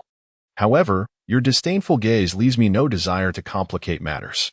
With that, he turned to leave, refusing a toast. The servant youth summoned his internal power, the aura of a 9th-rank cultivator swelling around him, suffusing the air with a menacing energy. Clearly, this servant was formidable. He swiftly pivoted to block Su Han's path, his left hand transforming into a claw aimed at Su Han's neck, intent on seizing his life. Impudent. Su Han's eyes suddenly sharpened, and with a fierce shout, the power contained within his sacred veins erupted with unparalleled force. He deftly sidestepped the servant's vicious grasp with an extraordinary footwork. The servant, caught off guard, felt a surge of alarm as his claw morphed into a fist, his arm trembling as he altered his direction to pursue the evading Su Han. "You are courting death." As Su Han observed the audacity of his pursuer, a smoldering fury ignited within him, compelling him to extend his left hand. It transformed into a palm, imbued with a fierce energy, and struck towards the young servant's fist. With a resounding impact, the two forces collided, generating a cacophony that reverberated through the air. The azure tiles beneath them cracked under the strain. With the exchange of blows, the young servant found himself overwhelmed, stumbling backwards several steps as chaotic energy surged through his body, disrupting his internal balance. His complexion flushed crimson for a brief moment, and he involuntarily expelled a crimson spurt, eyes wide with terror and disbelief as he gazed at Su Han. Having made his point, Su Han nonchalantly departed. He was but a step away from the flesh realm, while the young servant merely possessed the 9th rank of Xuanli, whereas Su Han, at the 6th rank, could unleash the combat prowess of the 9th rank. With his rapid advancement, he was virtually invincible against any Xian practitioner below the flesh realm. At Chunfang Pavilion, Ren Hui's countenance grew pale as he listened to the trembling young servant recount his earlier ordeal. His gaze hardened with a venomous intensity. Did he truly say that? Ren Hui questioned, incredulous, prompting him to inquire once more. The surge of Xuanli within him indicated a burgeoning rage. With a decisive motion, Ren Hui's fingers crushed a porcelain wine cup, no larger than his thumb, under the immense force of his Xuanli. His expression shifting between shadows of uncertainty and cold fury as he fixed his gaze upon the kneeling, terrified young servant. After a considerable time, he sneered sinisterly, "Su Han, you possess remarkable audacity. Not only have you accepted the 10 body refining pills I bestowed upon you, but you also dared to utter such arrogant words. Very well. You shall soon comprehend the consequences of offending me, Ren Hui." With that, Ren Hui kicked the young servant to the ground, his face contorted with barely contained rage as he departed from Chunfang Pavilion. Unbeknownst to Ren Hui's intentions, Su Han was entirely oblivious. Unexpectedly, the fusion of the accounts from the ancestral true records that I stumbled upon with the conclusions drawn from my consumption of body refining pills has indeed allowed me to alter the formula of the pills. Su Han murmured softly, seated on his bed, deep in contemplation. Initially, he had approached this endeavor with eager anticipation, not realizing that Chuanwan Pavilion would truly accept his proposition. Once they produce the new body refining pills, I shall procure a few to ingest, and at that moment, I will break through to the physical realm that even the most ambitious Xian practitioners dream of attaining. With a slight nod, Su-Han closed his eyes and began to cultivate using the holy dragon true art. As the sun set, he emerged from his meditative state. Chapter 8. The physical realm. Su-Han stepped out from the night into the main hall of the courtyard, calling out to his mother, Su-Yu, whose face was clouded with worry. Upon seeing her son approach, Su-Yu forced a smile and stood up from her chair, saying, "Shao-Han, is there something you need?" Su-Han nodded deeply, casting a lingering glance at Su-Yu before speaking solemnly. "Mother, I am already aware of everything." A flicker of anxiety crossed Su-Yu's beautiful eyes before she quickly replied, "Shao-Han, do not place blame upon your mother. The blood of the Tai family flows through your veins, while it is only half.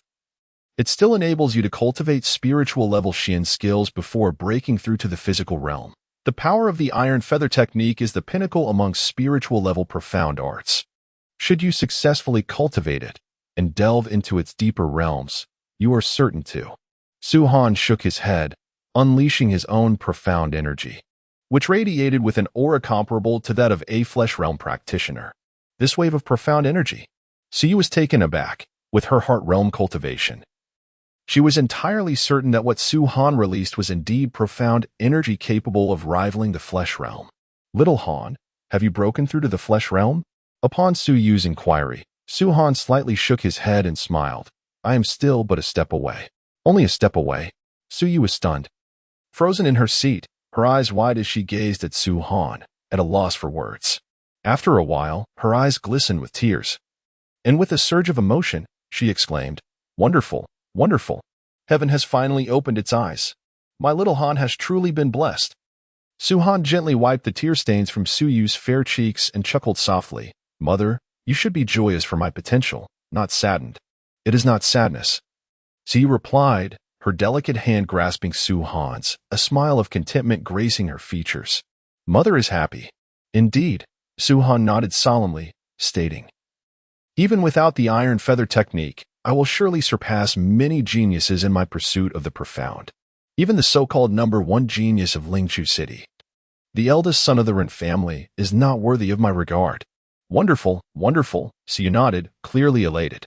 On her journey to Taiping City, Su-Yu pleaded earnestly with the head of the Tai family, yet she was met with countless disdain and was unable to fulfill her wishes. Amidst her sorrow, her son Su-Han unexpectedly revealed his prowess in mystical cultivation, a development that filled her with immense joy.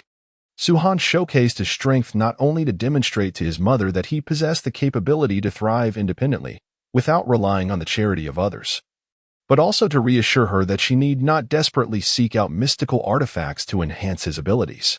Rising from his seat, he bid farewell to Su-Yu, and, under her eager gaze, stepped out of the hall. Su-Yu stood up, watching him depart, and summoned Xiaoxia, eager to learn about the opportunities her son had encountered recently. Alas, Xiaoxia was entirely unaware.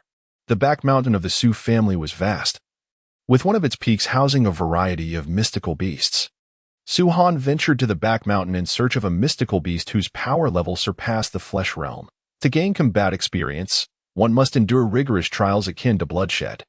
Merely possessing mystical power without rich combat experience would be detrimental to future battles, a truth that Su-Han fully understood.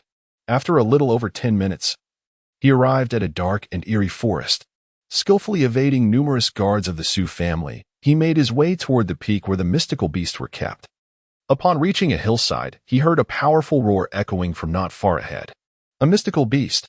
Su-Han's eyes lit up. These creatures were quite common in the region of Jingguan Nanzhou, known for their fierce nature.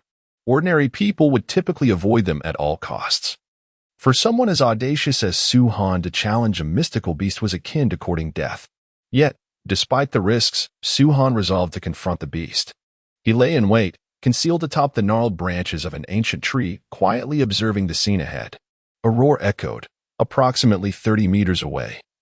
A 2-meter-tall Xinguang black feather bear came into view, its furious growl resonating in the air. True to its name, the bear's entire body was cloaked in dark, lustrous fur that exuded a faint, mysterious glow. Its imposing stature and formidable presence would leave an ordinary person paralyzed with fear, robbed of the strength to flee. Yet, in Su-Han's eyes, a fierce battle intent simmered. At that moment, The Xinguang black feather bear was digging into the ground, seemingly in search of sustenance. With a thunderous crash, it excavated a half-meter-deep pit, from which a snow-white, agile Xian rabbit erupted, desperately trying to evade the bear's grasp. However, the bear appeared to sense the rabbit's intentions, swiftly bringing its paw down to crush the rabbit's skull. Vivid crimson blood splattered across the ground as the rabbit met its tragic end in the bear's clutches. Without a hint of hesitation, the bear seized the lifeless body of the rabbit, tearing through its fur and voraciously devouring its flesh. A wave of metallic scent wafted through the breeze, reaching Su Han's nostrils, causing him to grimace slightly. It was his first encounter with such a gruesome scene, unsettling his stomach. I cannot afford to be so feeble, he admonished himself. To traverse the path of cultivation, one must possess unwavering resolve and a heart unafraid of danger. If one cannot confront such bloody spectacles, how could they ever aspire to dominate the entire Jingguan Nanzhou? Taking a deep breath, Su Han gathered his energy throughout the sacred meridians of his body. As the Xinguang black feather bear indulged in the exquisite flesh of the rabbit, he stealthily advanced. Fully aware that this creature had stepped into the realm of the flesh domain, there were myriad methods to slay such a beast, yet he resolved against launching a surprise attack. He was acutely aware of the purpose of tonight's endeavor, a fierce battle to the death. Even if he managed to ambush and slay this mystical beast, it would hold little significance. With a flourish, he revealed himself before the Xianlight black feather bear, his spirit ignited with determination. Hey, big fellow, look over here.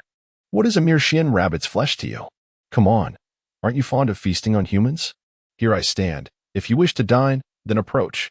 His sudden taunt resonated through the air, and the Xianlight black feather bear, ever vigilant, turned its gaze towards him. Upon spotting Su Han's diminutive figure, it momentarily hesitated, then discarded the Xian rabbit, which it had firmly clutched in its paw. Its dark eyes flared crimson. Fixating intently on Su Han, an unmistakable sign of its excitement at the prospect of its favored meal. Humph! Su Han scoffed, channeling all his inner energy. He understood the gravity of the moment. This was the first life-and-death battle he faced, and he must emerge victorious to grow even stronger. With a thunderous roar, the Xianlight black feather bear charged at him, its massive paws pounding against its chest, its powerful legs shaking the ground as it advanced. The air reverberated with the sound of its relentless assault, landing blow after blow in rapid succession. Yet, Su Han stood his ground, unwavering. Though his energy level remained at the 9th tier, just shy of reaching the flesh realm, his combat prowess allowed him to contend with the Xianlight black feather bear, which had already attained that level. The two were evenly matched, the forest echoing with the sounds of their fierce clash. Given that such skirmishes among mystical beasts were common in these woods, the guards of the Su family, stationed at the rear mountain, had long since grown accustomed to such sights and paid little heed. This was precisely what Su Han had anticipated, enabling him to engage in this life-or-death struggle with the Xianlight black feather bear without a trace of hesitation. As night descended, the fierce battle raged on until the early hours of dawn. Su Han, drawing upon the formidable power of the sacred dragon true art, engaged in relentless combat with the Xinguang black feather bear for nearly 10 rounds, each lasting at least half an hour. Whenever his energy waned perilously low, he seized the opportunity to vacate the battlefield. After a brief recovery period of about 30 minutes, he would once again confront the bear, resuming their brutal struggle. After 10 consecutive bouts, the Xinguang black feather bear was left sleepless, trembling with fear, and seething with fury. With a resounding thud, Su Han unleashed a full-force punch, concluding the battle just as the first light of dawn illuminated the lifeless form of the bear, bloodied and sprawled on the ground. Clenching his fist, his body bore the stains of battle, and fatigue weighed heavily upon his eyes.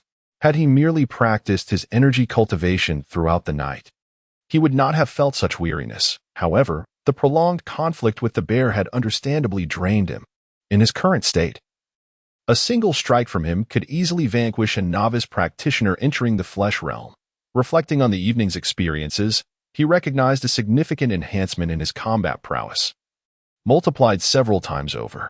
This remarkable transformation was largely owed to the Xinguang black feather bear, which had willingly engaged him in a night of bloodshed.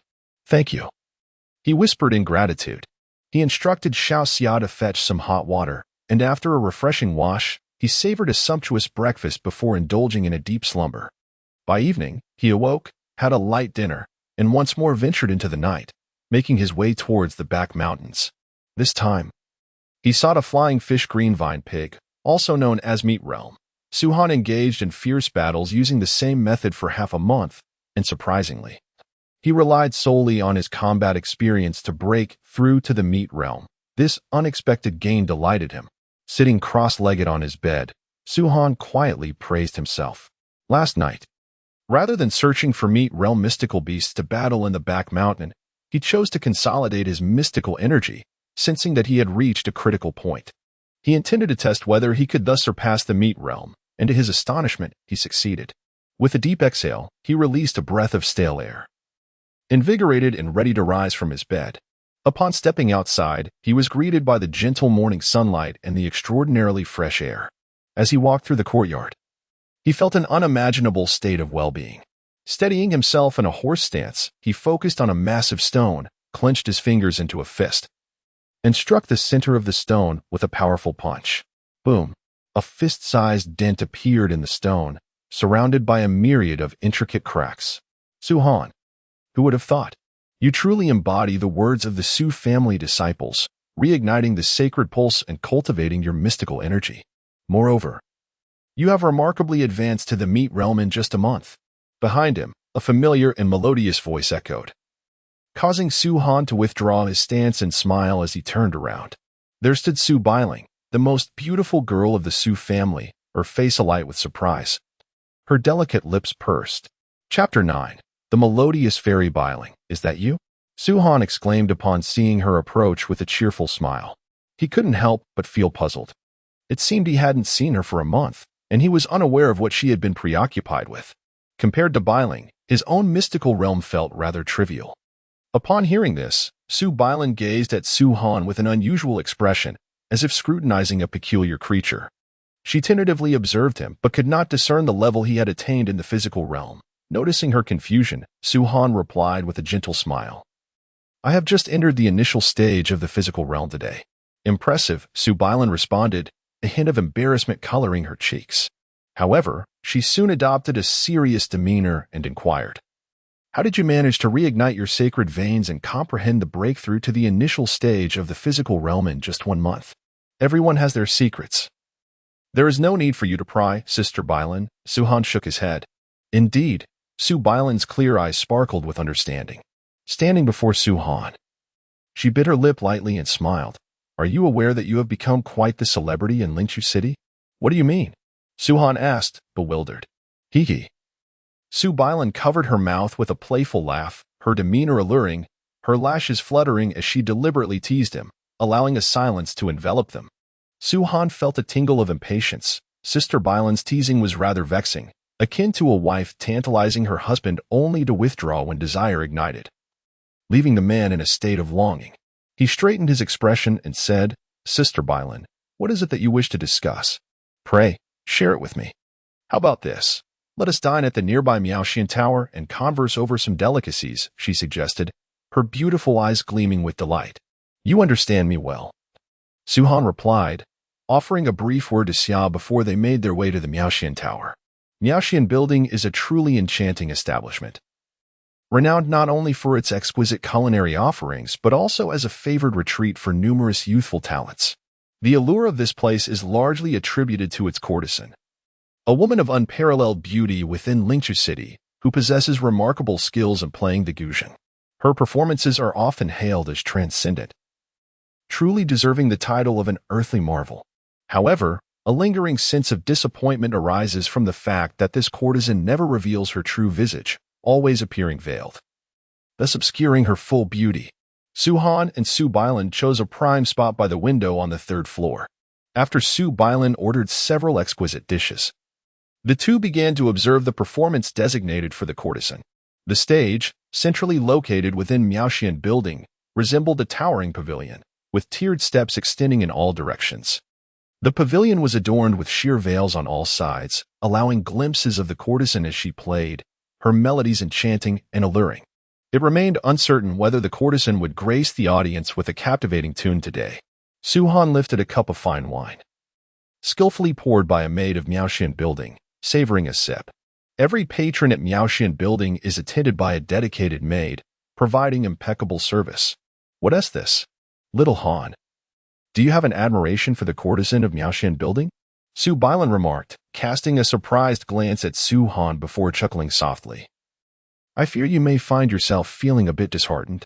Why would I feel disheartened? Su-han inquired, perplexed. For a beauty, no man would decline, though he does not harbor any affections. At present, he lacks the qualification to love others and has neither the time nor inclination for such matters. He must grow stronger, with time being exceedingly precious, allowing no moments to be squandered on romantic entanglements. Su Bailan elegantly lifted her cup, a gentle smile gracing her lips as she took a sip and remarked playfully, it appears the courtesan fairy has already been firmly claimed by someone. It is said that he will marry no one but her. Hee, Shaoan, should you wish to intervene, you might find yourself facing some provocation. Su-han, she continued, no longer teasing him, her tone turning serious. Are you aware of the rumors circulating about you lately? Oh, Su-han replied, intrigued. What precisely is being said? He observed the attendants arranging the delectable dishes, his curiosity piqued.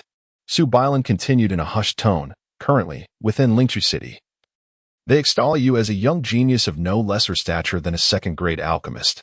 Moreover, regarding the recent improvements in the body-refining elixirs from Chuanwan Pavilion, you are credited with the primary achievement. At this moment, you are bestowed with the illustrious title of a second-grade alchemist, which is quite remarkable. This. Su-han felt a wave of embarrassment wash over him, his mind swirling in disbelief. What does this even mean? He merely rambled a series of nonsensical theories at Chuanwan Pavilion, never anticipating that they would indeed prove effective. Thanks to your influence, the price of the body-refining elixir has surged from 1,000 Xian coins each to an astounding 10,000. Su Bailan's tone took on a more melancholic note. She had previously been in seclusion, striving to break through to the mid-stage of the meat realm in her cultivation. Before her seclusion, her father, Su Lai, mentioned that Chuanwan Pavilion had introduced a new type of body-refining elixir, which was twice as effective as the previous version. Particularly suitable for practitioners in the flesh realm, she personally purchased 3, spending 30,000, exhausting all her pocket money. Although she managed to break through to the mid-stage of the flesh realm within a month, her lack of coins left her quite discontented. Subsequently, she heard some rumors from Chuanwan Pavilion that the improvement of the body-refining elixir was proposed by Su-han. Thus, she made her way to find Su-han early in the morning, even contemplating how to derive some benefits from him. This led to the current situation, and Su-han, being quite perceptive, directly brought her to the Miaoxian Tower for a sumptuous meal. Each dish here cost 100 Xian coins, making it rather exorbitant. She ordered several dishes, each worth several hundred Xian coins. From the manner in which she ordered, Su-han must have received considerable benefits when he proposed the improvements to the elixir. After placing the order, Su-han did not feel any pangs of regret, and she was finally convinced that Su-han had indeed secured benefits from Chuanwan Pavilion.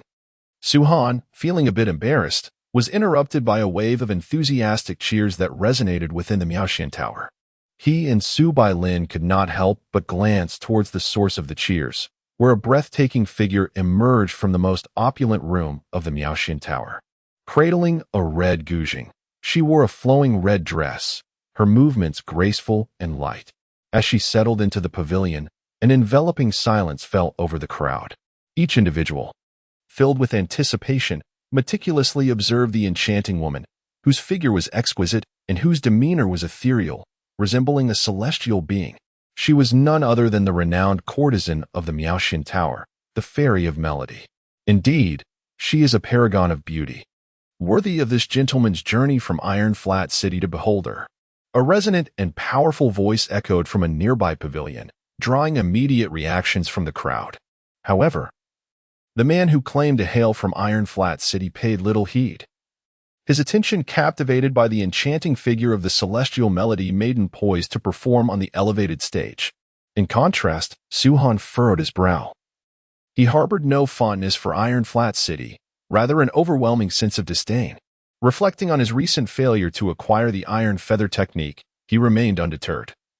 For he did not require it to augment his strength.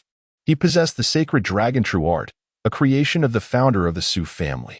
Although this sacred art was incomplete, missing 8 volumes, he found that his current mastery of it rendered him far superior in combat to others of the same realm. With this profound technique, he was nearly invincible among his peers. Even when facing practitioners of the iron feather technique at the flesh realm, he was confident in his ability to prevail against 10 such opponents. Su Han was assured of his capacity to engage in battle. As Su Han's thoughts soared, the celestial melody maiden, elegantly seated in the pavilion, delicately plucked the strings of the guzheng with her slender fingers, producing enchanting and ethereal melodies. The music, both real and illusory, was extraordinary. The audience, entranced by the celestial sounds emanating from her performance, found their minds adrift in a surreal state, swaying with the melodies that ebbed and flowed, gradually succumbing to a profound trance. The enchanting notes resonated for an extended duration as the listeners followed the cadence, seemingly traversing the myriad experiences of humanity and crossing countless mountains and rivers.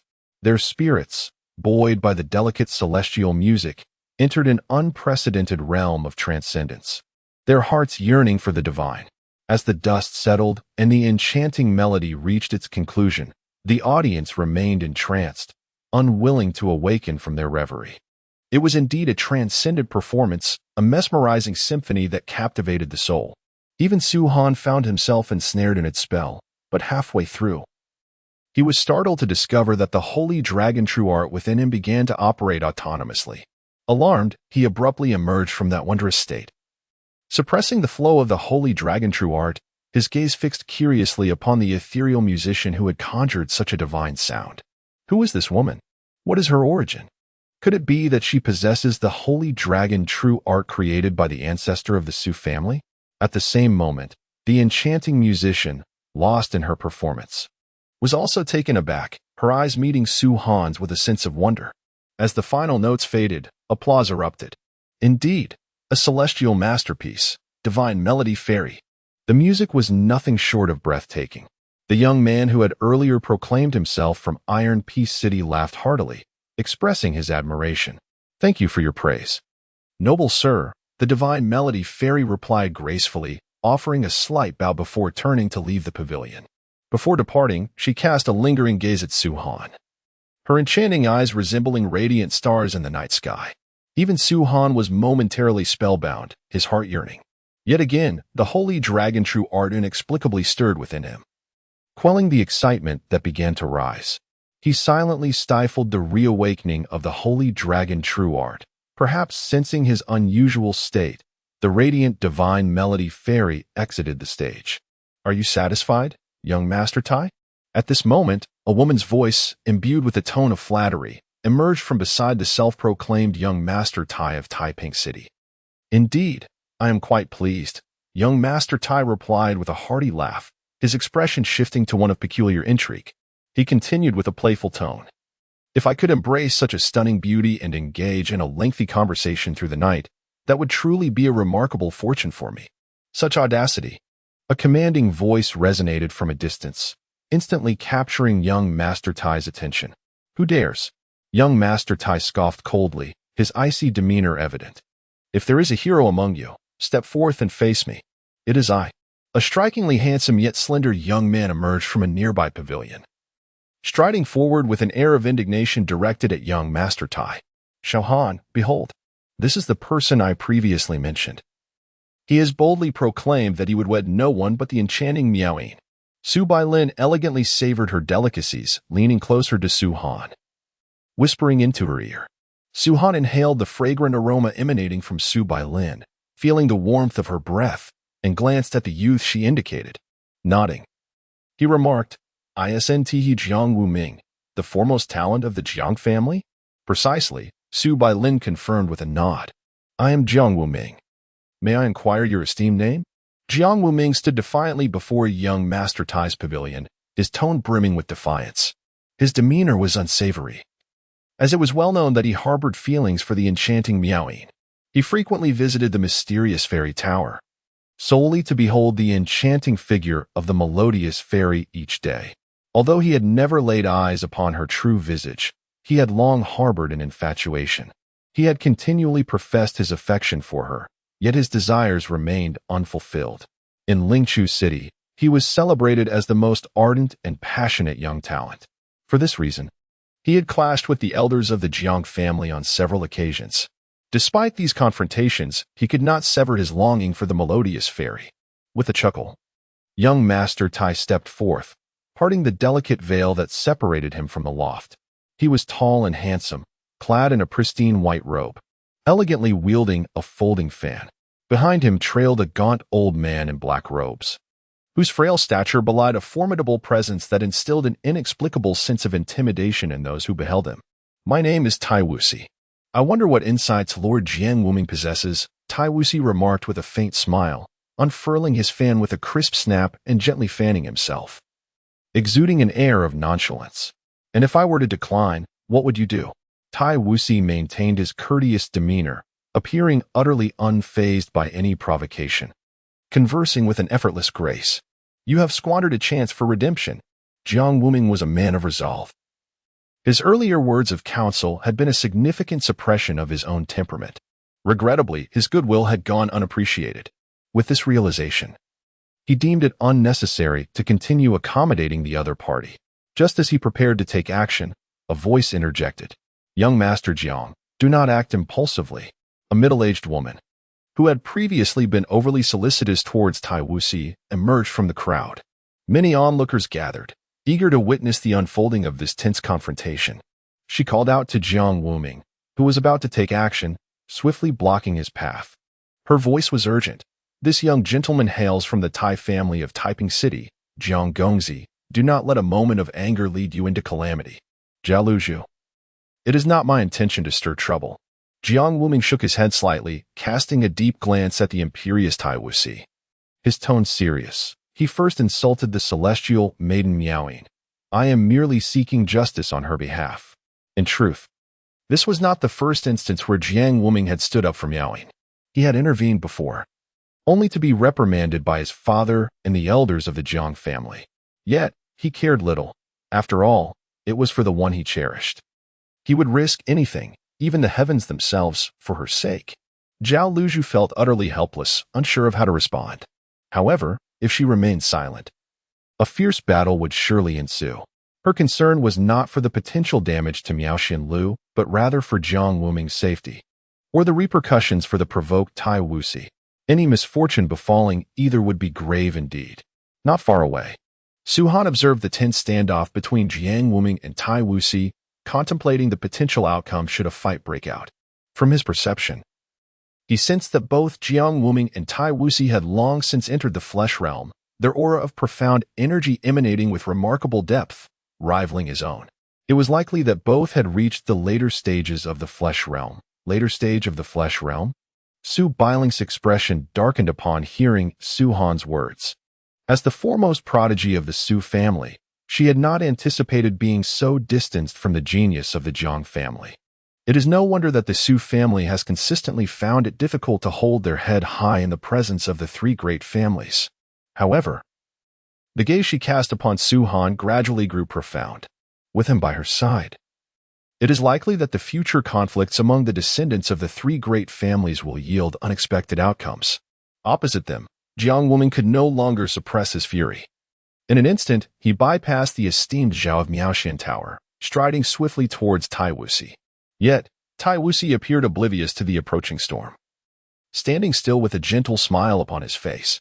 Just as Jiang Wuming was about to unleash a punch upon his forehead, a piercing aura locked onto him, followed by an overwhelming sense of pressure emanating from the elder clad in black beside Tai Wuxi. It felt as though a ferocious beast from the primordial wilderness had set its sights on him, obstructing the flow of his internal energy and instilling a sense of dread within him. Seeking death, Jiang Wuming, stung by Tai Wuxi's scornful mockery, felt his internal rage intensify. However, out of fear of the black-robed elder, he was unable to act upon his anger. He knew that should he strike, the elder would undoubtedly intervene. Yet, refraining from action left him feeling guilty towards the enchanting Miaoying. Well, perhaps it is best to let this matter rest. Tai Wuxi continued to smile serenely, remarking lightly. I have never before witnessed someone shamelessly hiding behind a formidable bone realm expert, boasting with such audacity. Truly, one must possess remarkable boldness. Su Han rose from his seat, his expression calm as he spoke. Xiao Han, have you lost your mind? Su Bailan exclaimed in astonishment, unable to fathom why Su Han would choose to provoke Tai Wuxi, who was safeguarded by a powerful ally, at such a moment. Had Su Han truly lost his wits? Su Bailan found it utterly incomprehensible, even questioning the sanity of Su Han's actions at this critical juncture. Otherwise, why would one rush out to disrupt the scene at this moment? Humph. Tai Wuxi, upon hearing this, cast a gaze filled with restrained fury towards Su Han. He scrutinized him from head to toe and spoke with an unfriendly tone. Who are you? I am Su Han, came the calm and straightforward reply from Su Han. His intervention stemmed from the fact that his adversary hailed from the Tai family of Taiping City, a lineage he held in contempt. Seizing the opportunity to strike while the iron was hot, he could not let it slip away. Su Han? You are indeed Su Han? Tai Wuxi stared at him incredulously for several seconds before bursting into a hearty laugh. What a coincidence! My visit here, aside from witnessing the enchanting melodies of the renowned celestial musician, is also to pay a visit to my distant relative, Aunt Taiyu, and her fine son, Su Han. Little did I expect that the so-called Su Han would be someone of your caliber. I dare say you are unworthy of cultivating our Tai family's unique mystic art, the iron feather technique. Tai Wuxi scoffed repeatedly, looking down upon Su Han with disdain. Not only did he regard Su Han with contempt, but he also held his aunt Taiyu in low esteem. Were it not for his grandfather's last-minute change of heart, he would never have deigned to visit this desolate city to bestow the mystic art. From Su Han, he sensed no fluctuation of mystic energy, and thus concluded that Su Han was incapable of cultivation. The reason his mother sought the iron feather technique from the Tai family was likely her intention to awaken the dormant Tai bloodline within him, enabling him to reach a level of cultivation. Alas, Taiyu's scheme was all too transparent to Tai Wuxi. The mention of the iron feather technique ignited a spark of fury within Su Han. Without mentioning this, his anger was not particularly intense. However, once it was brought up, he immediately envisioned the humiliating image of his mother, bowing and scraping before the Tai family in pursuit of esoteric knowledge. The fury within him surged even more. Tai Wuxi, if you weren't hiding behind a bone realm expert, you probably wouldn't have survived this long. Su Han's gaze turned sinister, and his tone dripped with icy disdain. No need for provocations. Tai Wuxi retorted. You should join him. Yi Lao, step back for now. Yi Lao shook his head slightly. Young master, the family head has instructed that private duels are strictly forbidden. Otherwise, this Taiyu Ju has arrived, and I must test whether Su Han is worthy of practicing it, Tai Wuxi said impatiently. Very well, Yi Lao replied, fully aware of his young master's temperament. Once he made up his mind, even the head of the Tai family would find it challenging to dissuade him. Resigned, Yi Lao stepped back a little, casting a cautious glance at Su Han and Jiang Wuming.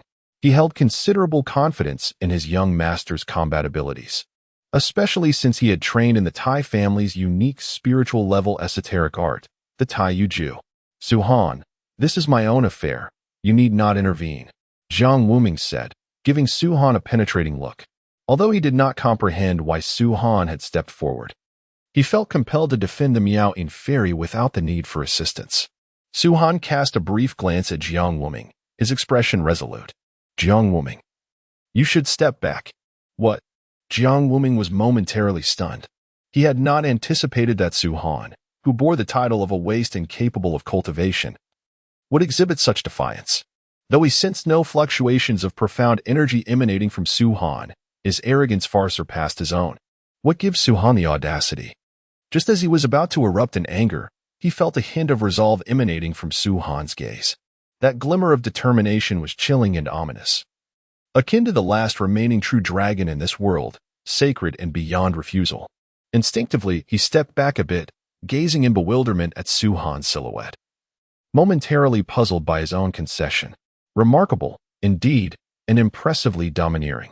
Tai Wuxi, witnessing Su Han's arrogance, felt a surge of anger swell within his chest. It had been a long time since anyone dared to scorn him so brazenly. While he found it perplexing that Su Han would challenge him alone, he sensed no fluctuation of profound energy emanating from Su Han. Consequently, Tai Wuxi's expression began to twist into a menacing snarl, suggesting an intent to severely wound Su Han. Did that Su Han truly possess the strength to contend with a practitioner at the late stage of the flesh realm? At the window of the pavilion, the enchanting Miao Yin stood alone, her gaze flickering as she observed Su Han, who was poised to engage in battle, feeling a tinge of confusion within. Chapter 11. A forceful fist. You will regret your every word and action from earlier. Tai Wuxi sneered coldly, his immense profound energy coursing through his meridians. His icy gaze looking down upon Su Han from a position of superiority. To him, Su Han was merely a useless individual incapable of cultivating profound energy. Such reckless behavior was likely a consequence of his mother facing injustices within the Tai family. Come, let me see what audacious prowess you possess. In the face of Tai Wuxi's contempt, Su Han merely shook his head slightly, his own profound energy surging forth. A wave of profound energy, no less potent than that of a late-stage flesh realm practitioner, enveloped the air. Upon sensing the profound energy emanating from Su Han, Miao Yin's eyes brightened with a sudden intensity. Suddenly, Iron Wuxi felt a surge of profound energy erupting from Su Han's body, and his gaze momentarily faltered. This young man had truly cultivated profound energy? Yet, just moments ago, there had been no indication of it. Why was that? As Iron Wuxi pondered in confusion, Su Han had already approached silently. His aura radiating like a raging dragon, exuding an unmatched dominance with every movement. Seeking death, Iron Wuxi growled deeply, his form shifting unpredictably as he swung his fan toward the oncoming Su Han.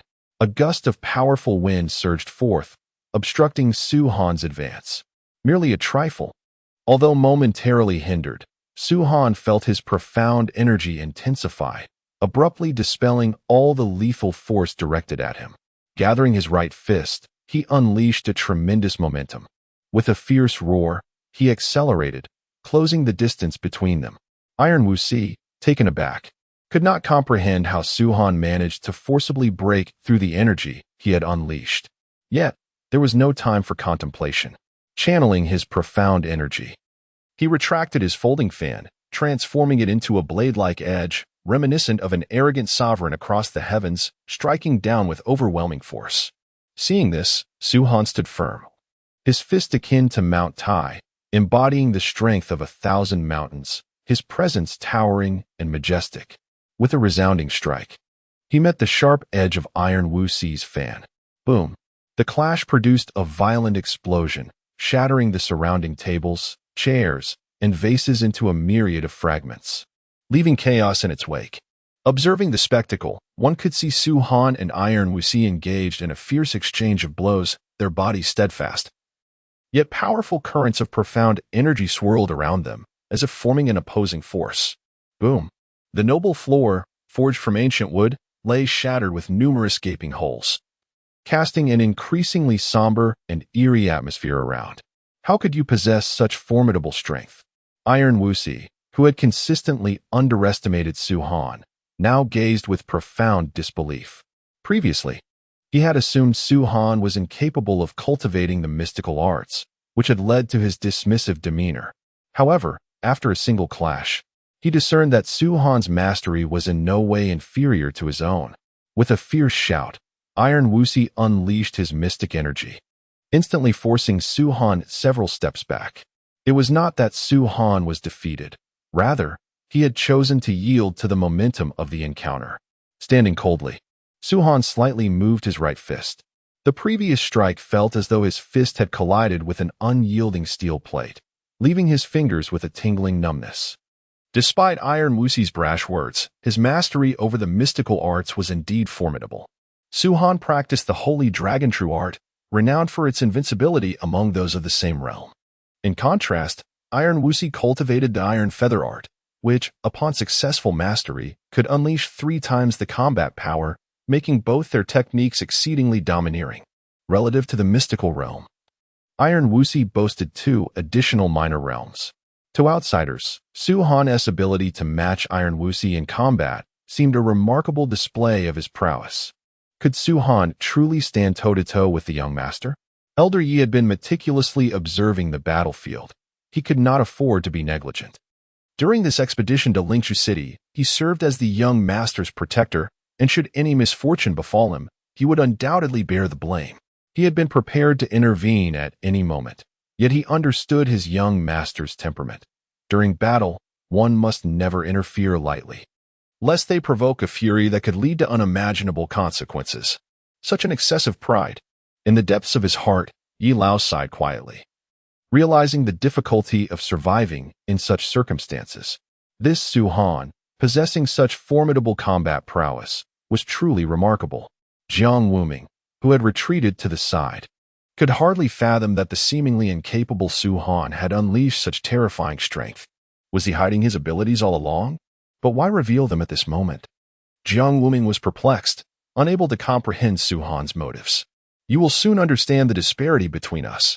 Tai Wuxi sneered repeatedly. From Su Han's earlier display of energy, it was evident that he merely grasped the fundamentals of manipulating his power. In the life-and-death battles of the practitioners, achieving an unexpected victory requires not only exceptional skill in wielding energy, but also formidable techniques to support it, enabling one to contend against many foes. Coincidentally, Tai Wuxi had entered the physical realm for many years and had successfully cultivated a technique not inferior to the spiritual level. Xian Guangpai.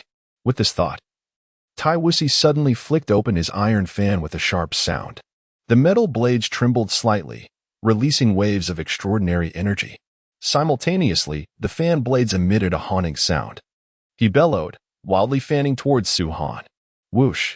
A wondrous beam of energy erupted, manifesting a semicircular blade of energy in the air, exuding an overwhelming aura and sharpness. Striking towards Su Han with remarkable speed. Xian technique. Su Han instantly recognized the maneuver executed by Tai Wuxi as a profound technique. This fellow undoubtedly possessed substantial resources. Su Han felt a surge of alarm. Be cautious, this is a profound technique, one not below the spiritual level. Stay vigilant.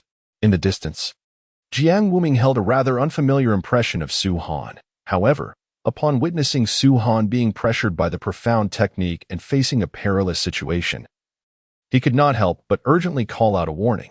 Su Han felt beads of sweat forming on his forehead, as he was quite unacquainted with profound techniques and had never encountered them before. In the Su family, upon reaching the flesh realm, one could ascend to the martial pavilion to extract a profound technique suited to oneself. Yet, he had only just broken through to the early stages of the flesh realm that very morning when Sister Bai Lin sought him out, compelling him to visit the Miaoxian building for a meal. Little did he expect to encounter Tai Wuxi, who was capable of successfully cultivating a profound technique at the late stage of the flesh realm. With a heavy exhale, Tai Wuxi released that profound technique, panting heavily as his complexion turned notably pale. Old Yi, observing the scene, murmured to himself, given the foundation of the young master's profound energy, he could at most unleash a single profound technique, as he would lack sufficient profound energy to sustain a second strike. If Su Han could evade it, he could emerge as the victor of this confrontation. However, let us not jest. This profound technique's lethal strike was no less formidable than a full-force attack from a spiritual-grade profound weapon. If it were a mundane weapon strike, Su Han might have been able to withstand it due to the unique resilience of the flesh realm. Yet, when it came to graded profound weapons and spiritual-grade techniques, resistance was futile. Unless one had also cultivated a spiritual-grade technique, it would be impossible to counter a spiritual-grade technique with another of the same caliber. Of course, each spiritual-grade technique possesses its own merits, and the true ability to counter depends on the power of the technique itself, as well as the genuine foundation of profound energy of the practitioner. The more robust the foundation of profound energy, the more formidable the resulting power. At this moment, Su Han found himself in a dire predicament. Could he withstand it? Hidden within the attic, the enchanting fairy with sparkling eyes gazed intently at Su Han, as if anticipating something. Su Han found himself retreating continually. He was caught in a predicament. For even if he summoned all his mystical power to evade at the swiftest pace, he would still inevitably sustain injuries. At that moment, he faced the formidable pressure of genuine mystical techniques for the first time. A myriad of thoughts flickered through his mind, and at last, a golden glimmer ignited in his eyes. Though it lasted but an instant, it solidified his resolve. Breakthrough. Suhan's heart roared, and all his mystical energy surged wildly within him.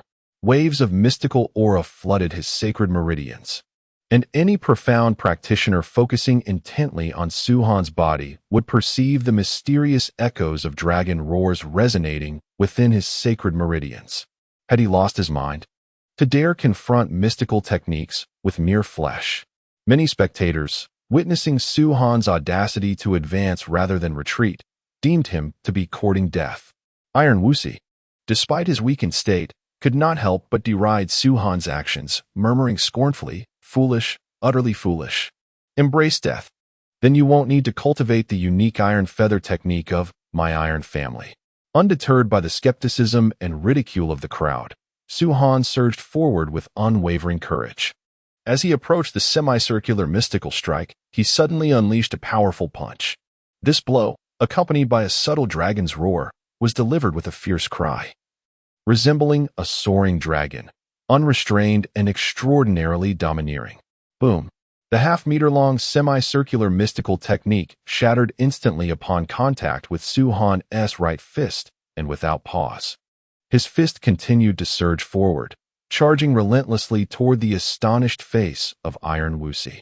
No, Iron Wusi's face was filled with shock, and a voice of fear echoed through the air.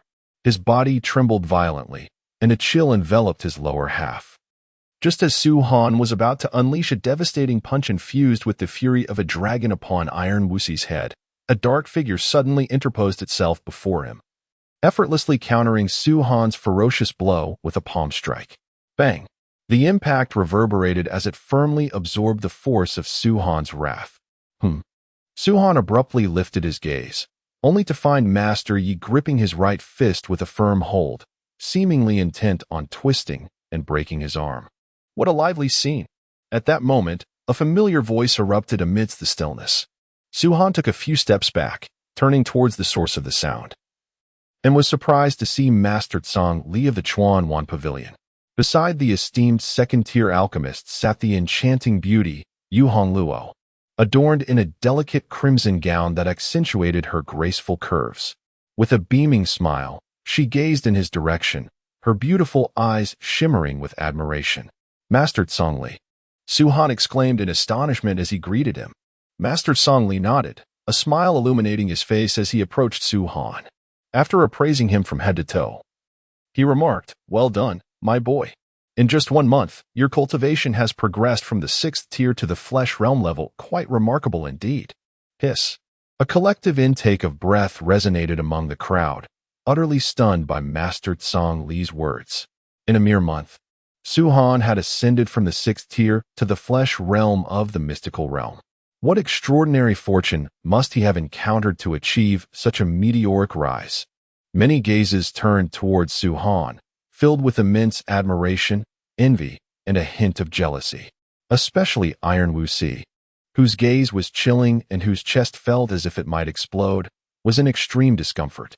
Yet, the esteemed Master Tsang Li, a second-tier alchemist, held Suhan in high regard. Otherwise, why would he have intervened to stop Elder Yi?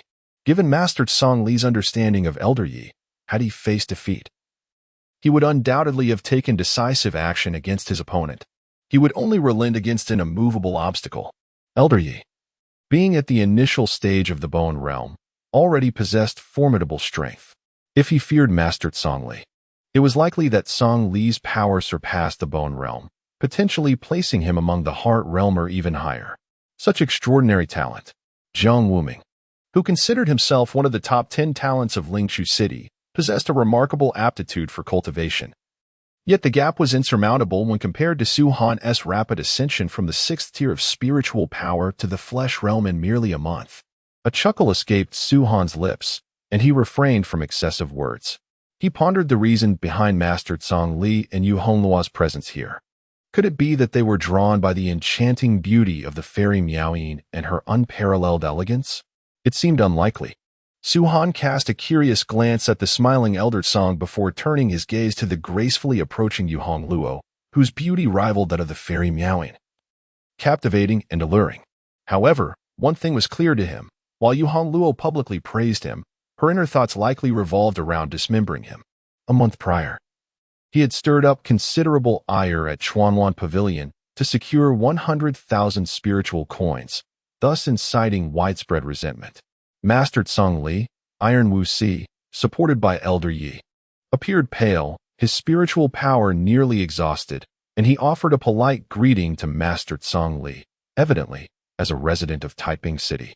He had heard of the esteemed Master Tsang Li from Lingqiu City and the renowned Chuanwan Pavilion. Master Tsang Li nodded at Tai Wuxi with a smile and remarked, "I have observed this farce from beginning to end. Young Master Tai, your presence in Lingqiu City brings us joy, as we are all part of this city. However, your aggressive demeanor and disparagement of our illustrious Mayak Xianlu's foremost courtesan is rather impolite. Might I suggest an apology?" Though he did not articulate his thoughts further, it was clear to all that he was pressuring Tai Wuxi to apologize to the enchanting Miaoing. Yet at this moment, young master, the influence of Chuanwan Pavilion is extensive. It is imperative that you do not offend them. The head of the family has instructed that we must not provoke Chuanwan Pavilion. Night Elder whispered urgently in Tai Wuxi's ear.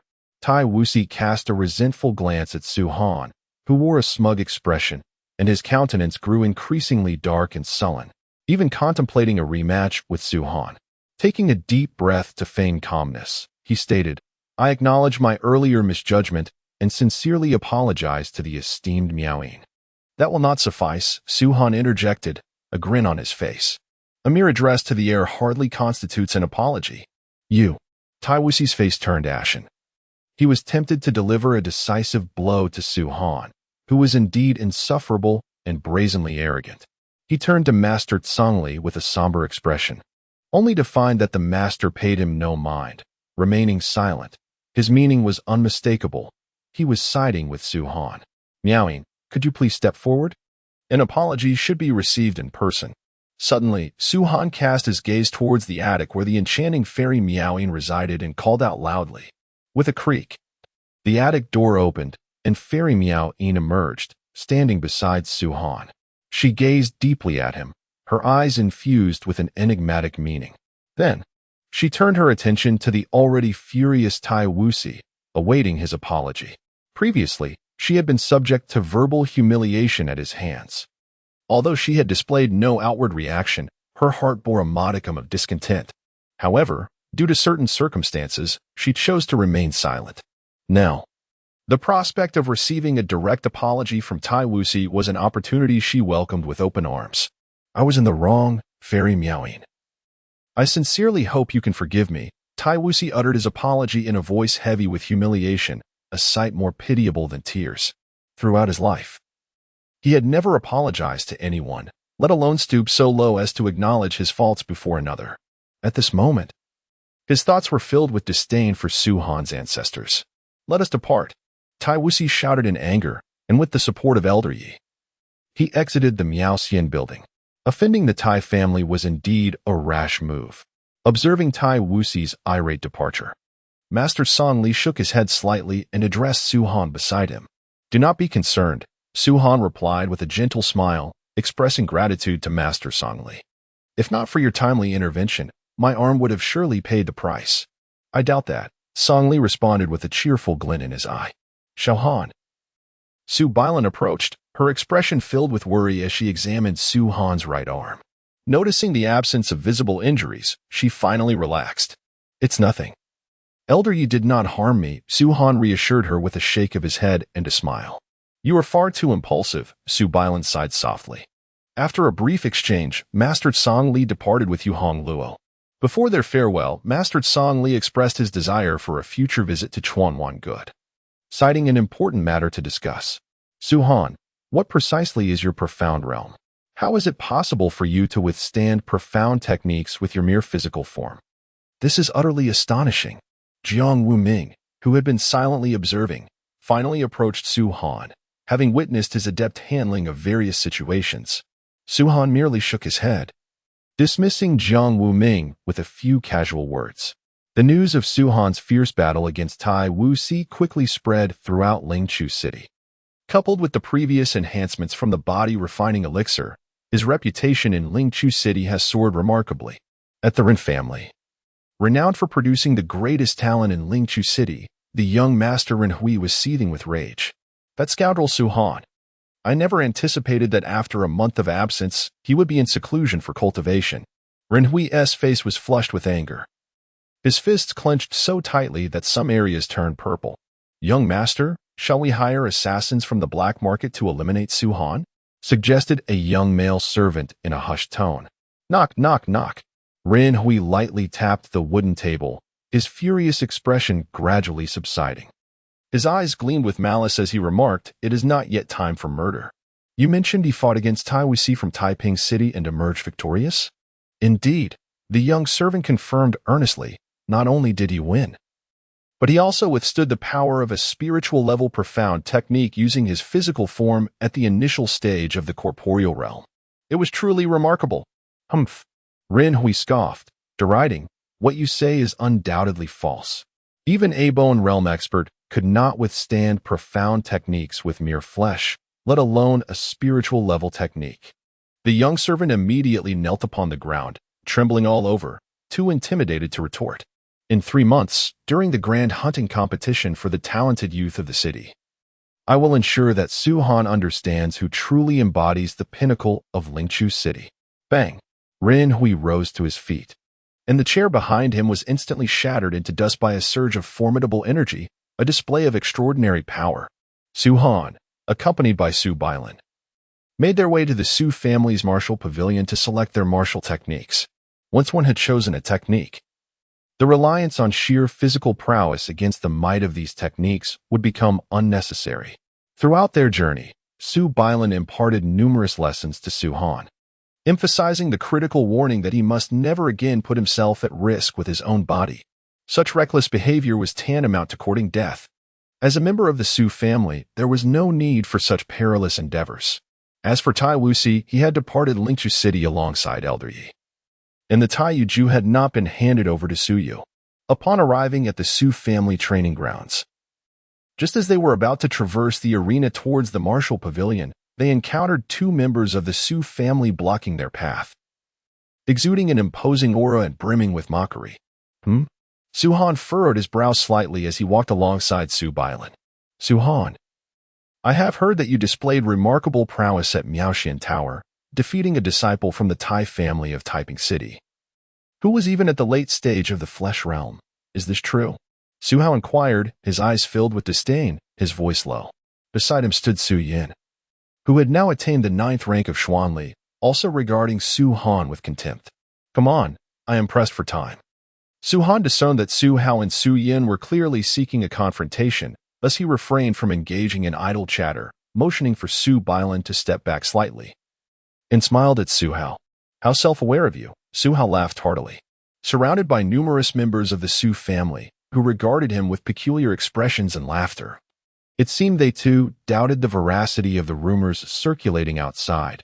Perhaps they were mere fabrications. Brother Su Hao, allow me, Su Yin mocked, stepping forward, as he unleashed the force of his 9th-level cultivation, poised to launch a fierce attack on Su Han. An unusual aura suddenly enveloped him. Before he could comprehend the situation, a swift hand knocked him to the ground. The impact resonated with a thud, causing the floor to tremble beneath his weight. Enough with the idle chatter, Su Han remarked, casting not even a glance at the groaning Su Yin, who lay on the floor cradling his face. His gaze was fixed upon the imperious Su Hao as he continued. Do not claim I am denying you a chance. Kneel and apologize now, and you may salvage some dignity. Do not underestimate others. At that moment, Su Hao was utterly astonished, his heart racing perilously close to bursting. He had been unable to discern how Su Han had so effortlessly knocked Su Yin down. In all honesty, he felt no confidence in confronting Su Han now. Yet, bound by his stubborn pride, retreating was not an option. Otherwise, what dignity would he have left within the Su family? Sighing softly, Su Han shook his head and slowly approached Su Hao. What do you intend to do? Su Hao stammered, completely flustered. As Su Han took a step forward, Su Hao instinctively retreated 3 steps, terrified of a sudden assault like that which Su Yan had suffered. Su Yan, after enduring a slap from Su Han, remained on the ground, wailing in pain, his eyes wide with agony. This Su Han was truly merciless. Chapter 13. The deterrent of the Iron family faced with Su Han's relentless pursuit. Su Hao had lost the arrogance he once displayed. All that remained was a profound sense of dread, a fear that emanated from the depths of his being. In a swift motion, Su Han ceased his words and advanced with the swiftness of a specter, directly confronting Su Hao. "Please, no." Su Hao cried out, instinctively crouching down and shielding his head. A chilling sensation enveloped his lower body as an unidentifiable liquid trickled from his pant leg, reeking of an unpleasant odor. "Humph," Su Han scoffed coldly. Stepping past Su Hao and making his way toward the martial pavilion, Su Bailan, without sparing a glance at Su Hao, gracefully quickened her pace, catching up to Su Han and walking alongside him. Disgusting. Many onlookers, witnessing Su Hao's humiliation as he soiled himself in terror, spat derisively, their faces twisted in disdain. Su Yan, still harboring a glimmer of combat spirit, could hardly fathom that Su Hao, having broken through to the initial stage of physical realm, lacked even the courage to confront his adversary. It was indeed a disgrace for the scions of the Su family. Upon re-entering the martial pavilion, Su Yan gazed at Su Han in astonishment. If her memory served her correctly, just over a month ago, Su Han had merely activated his sacred veins, possessing only a modicum of mystical power. Yet here he stood before her, a practitioner of the initial stage of the physical realm. This individual was truly extraordinary. Su Yan, her delicate form rising slightly, approached Su Han. "Elder Su Yan, what is your intention?" As Su Yan approached with a look of intrigue in her eyes, Su Bailan instinctively positioned herself protectively in front of Su Han. "Do not worry, Sister Bailan. Elder Su Yan means no harm," Su Han reassured with a gentle smile, gently pulling Su Bailan aside. Su Yan circled around Su Han, her curiosity piqued, yet she remained unable to discern the secrets hidden within him. How peculiar is Su Han? Su Yan stood beside Su Han, her eyes filled with bewilderment, her thoughts in disarray. Observing her demeanor, Su Han smiled and remarked, "Elder Su Yan, according to the rules of the Su family, having advanced to the initial stage of the body realm, we are now eligible to receive a profound technique. Do you have any lingering doubts?" With a gentle shake of her head, Su Yan replied softly, "You may select a spiritual level profound technique, but only one. The time allotted is 3 months, after which, regardless of whether you comprehend it or not, the technique must be returned." "Understood." Su Han and Su Bailan nodded in unison, refraining from any rebuttal. Su Yan gestured towards the area where the spiritual level profound techniques were stored, indicating that they could proceed to make their selections. "Xiao Han, my father mentioned to me that among the spiritual level profound techniques, there is one particularly suited for female practitioners." "Hiki, it's this one." Su Bailan quickly selected a technique with a cover of muted azure from the 5 available spiritual level profound techniques. "The Bayan Sword," Su Han murmured, recognizing the title inscribed on its cover. "This technique is primarily practiced by women. If I can master it, I could contend against 3 opponents of the same realm without faltering. Should I achieve a profound understanding, I might stand against 10, securing my position invincibly." Su Bailan exclaimed with enthusiasm. Su Han nodded in agreement. "Xiao Han, what about you? Did your mother suggest any techniques for you?" Su Bailan inquired curiously, turning her gaze towards him. "I will choose based on my instincts," Su Han replied with a smile. He glanced at the remaining 4 techniques and finally fixed his gaze upon one titled Profound Sun Overlord Sword. The cover of this mysterious technique is shrouded in a dark hue, bearing the marks of time's erosion, rendering it somewhat tattered. However, the inscriptions remain intact, alleviating any concerns of defects. "Are you certain you wish to select this one?" Su Bailan observed Su Han as he picked up the Xianyang dominant sword, her eyes glimmering with a hint of disbelief. "What is the matter?" Su Han, unaware of the unique characteristics and contents of the techniques held by the Su family, found himself perplexed by Su Bailan's evident confusion. With a slight sigh, Su Bailan remarked, "The Xianyang dominant sword, according to my father, is an exceptionally formidable technique. It possesses great might and is rather tyrannical. Those struck by it are likely to suffer severe injuries. However, this technique is heavily restricted and challenging to cultivate. To my knowledge, none of our elders in the Sioux family have successfully mastered it. Even our ancestor, currently in seclusion, has failed to comprehend it. Why is it so difficult to cultivate? Su-han inquired, increasingly intrigued. Perhaps it necessitates a specific method of training. Regardless, I am not well versed in such matters. Su Bailan shrugged her shoulders in resignation and fell silent. After a moment of hesitation, Su-han resolutely took the Xianyang dominant sword. Is he truly intent on selecting this formidable technique? Su Bailan regarded him with a knowing expression, her face adorned with a bittersweet smile. Let us hope so. With a sense of weariness, Su Bailan followed closely behind Su-han. Elder Su Yin, seated in meditation, suddenly rose to her feet, her gaze fixed intently on Su-han. After a prolonged moment of scrutiny, she finally spoke. Su-han, are you certain you wish to choose this technique? Yes, he replied. After confirming Su-han's stance, Su Yin nodded and said, very well, this is your decision. I hope you shall not regret it in the future. After all, to select another profound technique, one must advance to the next major realm, known as the Blood Realm. Please record your choices, and then you may take your leave. Su-han and Su Bailan slightly bowed to Su Yin, then inscribed their chosen profound techniques in the registration book before departing the martial pavilion. It had been many years since anyone had selected the profound Yang-dominating sword. It remained to be seen whether this young man could create a miracle and truly master it. Seated upon the high platform, Su Yin murmured softly to herself, her heart heavy as she gazed in the direction of Su-han and his companion's departure. Young master. Xiaoxia's delicate face was clouded with concern, indicating a significant predicament. What is it? Has my mother caused some trouble again? Su-han inquired, puzzled. Xiaoxia shook her head and replied, it is not the lady who is in trouble.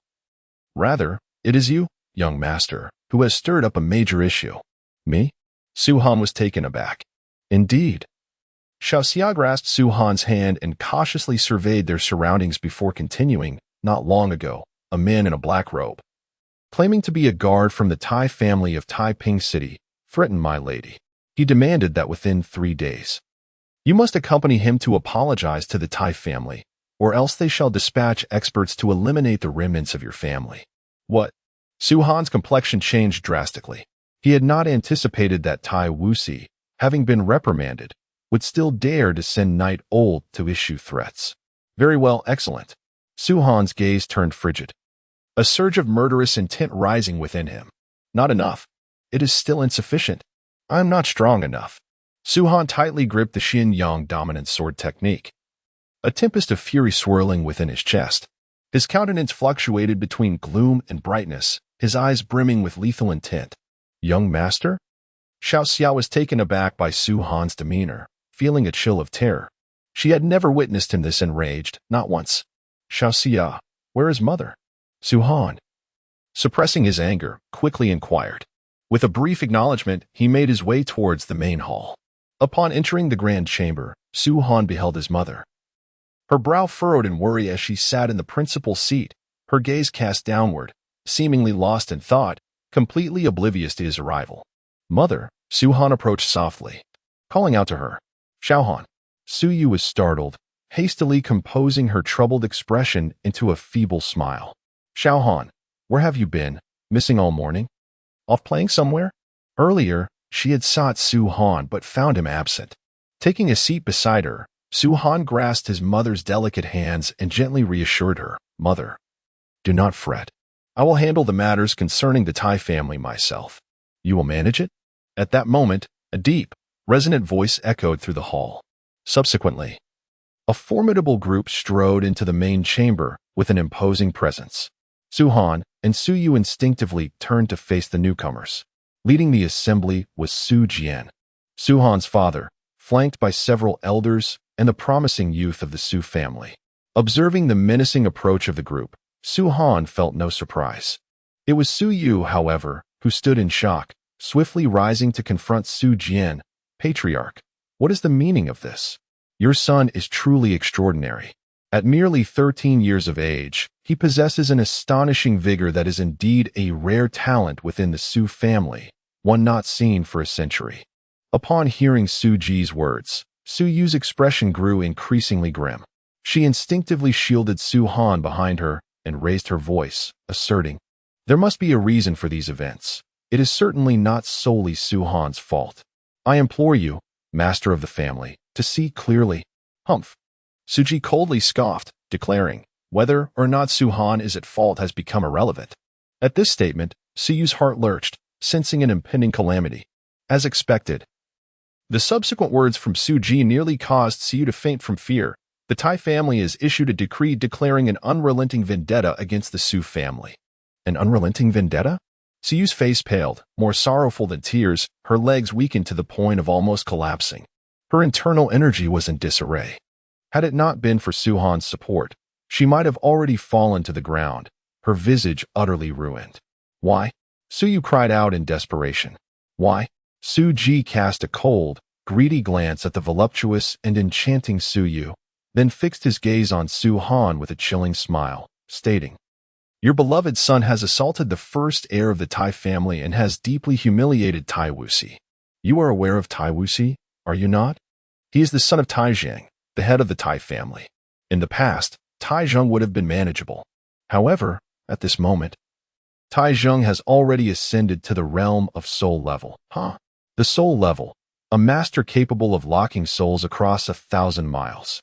Even our esteemed ancestor of the Su family, and the lord of Lingchu City, who bears the title of the city's strongest, have not managed to break through to the soul level. Upon this, Su Ji cast a cold glance at the despairing Su Yu, his voice frigid as he uttered, "Tell me, within the entirety of Lingchu City, who possesses the capability to contend with Tai Zhang?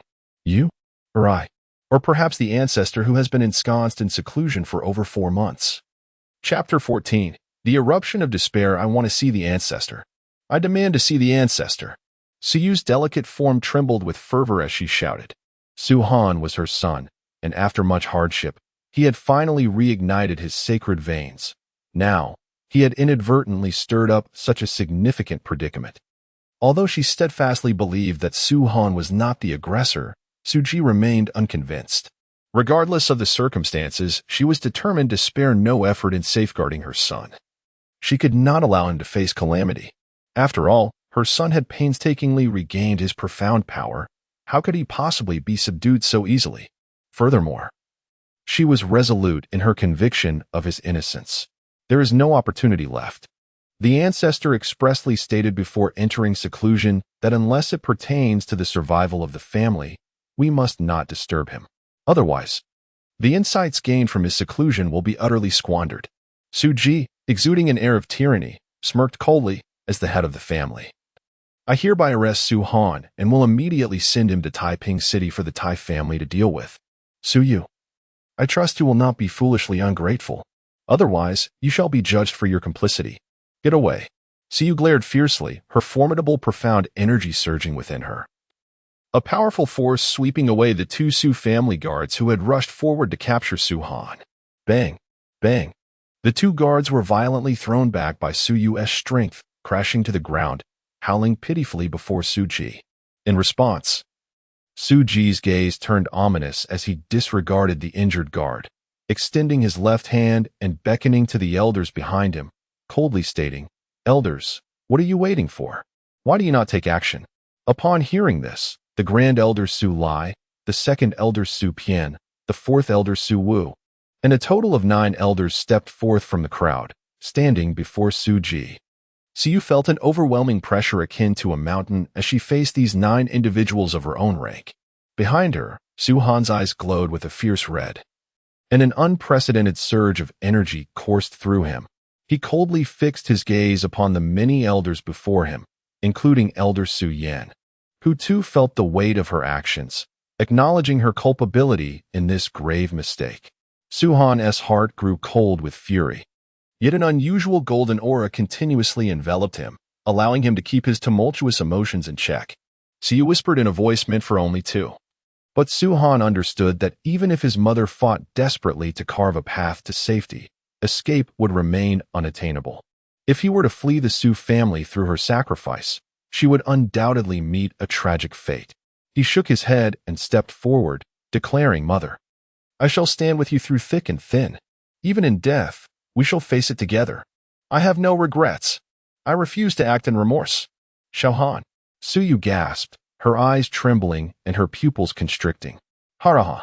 With tears in her eyes, Suyu laughed sorrowfully, exclaiming, "Truly, you are the son of your father, and without a doubt, my son, Suyu." She unleashed the formidable prowess of the late stage of Heart Realm, fiercely shielding Su-Han behind her, her cold eyes fixated on the multitude of elders before her. "If you are unafraid of death, then come," she declared with a voice laced with disdain. The second elder, with a chilling shout, was the first to charge at Suyu. Observing this, Suyu swiftly executed a powerful palm strike aimed at the second elder. Bang! The second elder, also at the late stage of Heart Realm, met Suyu's strike head-on. The collision produced a thunderous sound, and the overwhelming surge of profound energy swept violently through the surroundings. Numerous tables, chairs, and vases were obliterated, leaving the scene in utter disarray. The second elder, unable to withstand Suyu's might, was forcefully pushed back several steps. His face flushed and blood spewing from his mouth, staining his robe crimson. Humph! At this moment, the remaining elders, save for Su Yin, unleashed their formidable profound energy in a furious rush towards Suyu and Su-Han. Seizing the opportunity, Suyu pushed Su-Han aside and, channeling her immense power, charged at the 8 elders of the Su family. Mother! Bang!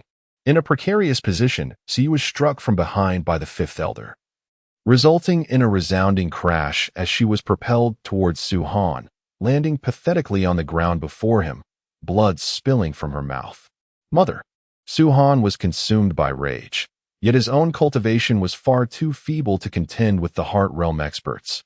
How could he possibly turn the tide? Humph! Prepare for annihilation. Seizing the moment, Suji's gaze turned ruthless, his figure darting forward like a predatory eagle, his hands morphing into claws as he aimed to strike Su-Han from above. If caught, Su-Han would undoubtedly suffer grievous injuries. Suji was merciless, showing no restraint. Danger! Suyu took a deep breath, her weary eyes suddenly lifting to see Suji charging towards her. With a cry of alarm, she pushed Su-Han, who rushed to support her, away. Enduring excruciating pain, she struggled to rise, gritting her teeth to summon the last remnants of her profound energy to counter Suji's fierce claw attack. Boom! Suyu's right palm collided resolutely with Suji's strike, yet the overwhelming force jolted her arm out of its socket.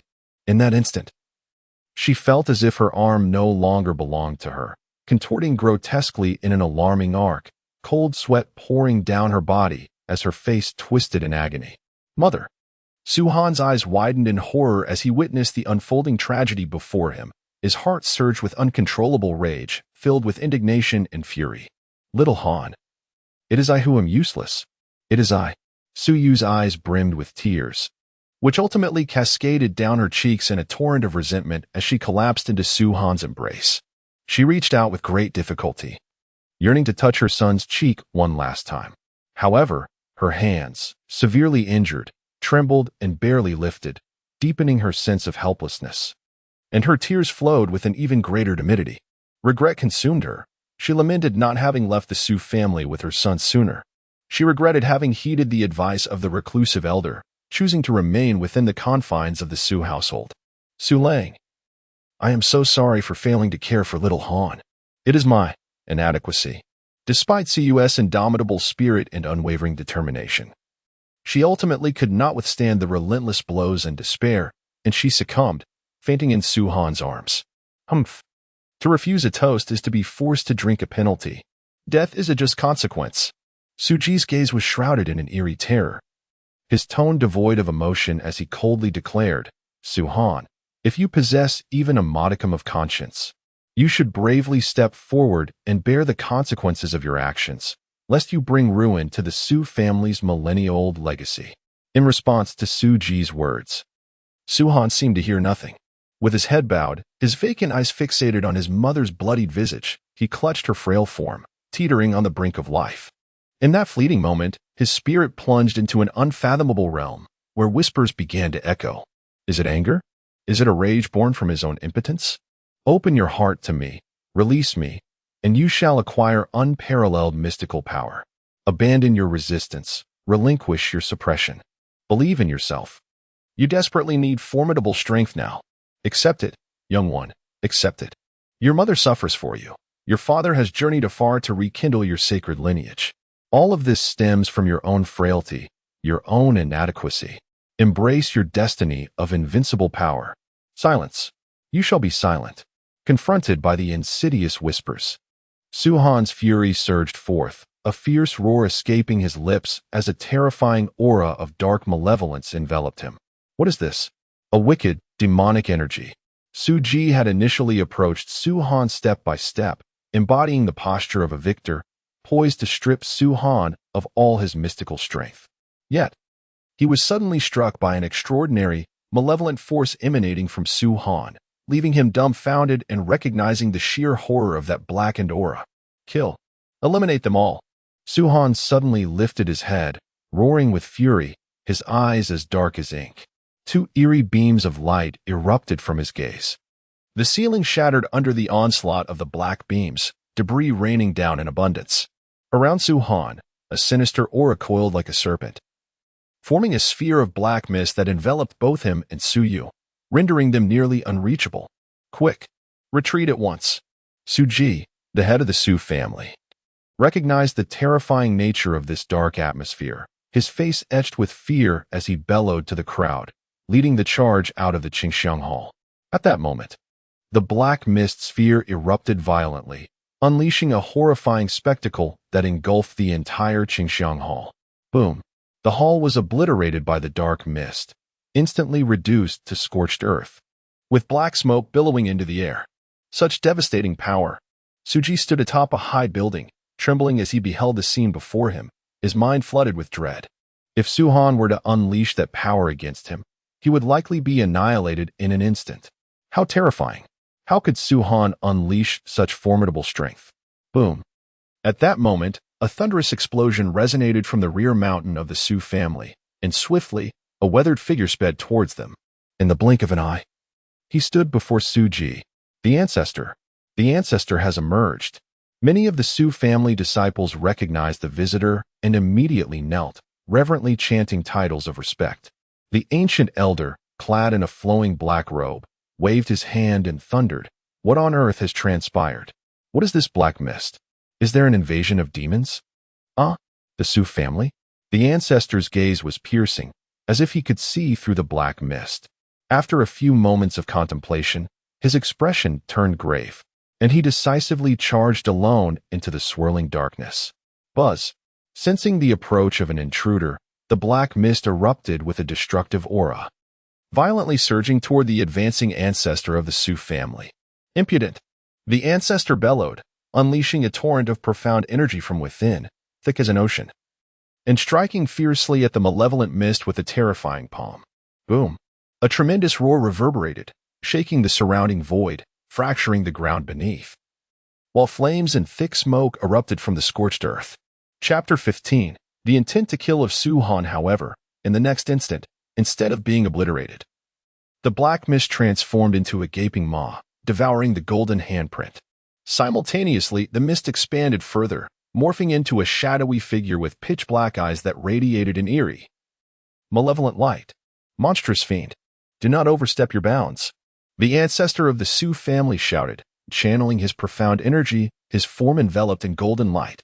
In an instant, he charged at the shadowy figure. Kill. The dark figure, undeterred by the ancestor's might, soared into the air, directly confronting him. Boom. The two collided. One a streak of golden light, the other a shadowy black, hurtling through the void, generating a powerful gust of wind as they clashed. In the high sky, a terrifying spectacle unfolded as golden and black lights intermingled. The members of the Su family watched, their blood surging with excitement. Annihilate. As the battle escalated, the ancestor of the Su family gradually gained the upper hand, roaring as he unleashed a sharp, ferocious punch. Boom. The shadow was utterly obliterated by this blow, disintegrating into ashes, vanishing without a trace. Awaken. After the ancestral figure of the Su family dealt with the shadow, He stood resolutely in the void and bellowed towards the circular black mist ahead. Consequently, Su-han, who had been ensnared in an extreme mental state within the mist, was abruptly jolted back to consciousness. A hum echoed as Su-han regained his awareness, the chaotic malevolence that had been rampaging within him gradually receding to his brow. The previously tumultuous scene began to dissipate. The image of Su-han tightly embracing Su re-emerged before the onlookers. The ancestral figure of the Su family descended to the ground, his gaze fixed intently on Su-han. At that moment, Su-han bore no traces of demonic malevolence, resembling an ordinary human. Yet, the ancestral figure remained deeply wary, hesitant to approach carelessly. Ancestor, Su-han must have been possessed by a demon, which is why he exhibited such malevolent energy. You must act swiftly to vanquish the demon, Suji urged anxiously, stepping forward, fearful of revealing any truths. The ancestral figure of the Su family cast a disdainful glance at him, coldly stating, "During my more than 4 months of seclusion, the Su family was entirely entrusted to your care. Speak plainly, what has transpired?" Upon hearing this, Suji's countenance shifted dramatically. He dared not conceal anything and recounted the events of the past 4 months in detail, embellishing the deeds of Su-han considerably. Enough. The ancestral figure of the Su family roared in fury, declaring, "The Su family is not one to engage in such desperate measures. Suji, as the head of the family, you have shown cowardice in the face of the Tai family's actions against the Su clan's descendants. Henceforth, you shall relinquish your position as the head of the Su family. Su will assume control." "What? This? Ancestor?" Suji attempted to argue, but was silenced by the ancestral figure's fierce glare, leaving him too intimidated to utter another word.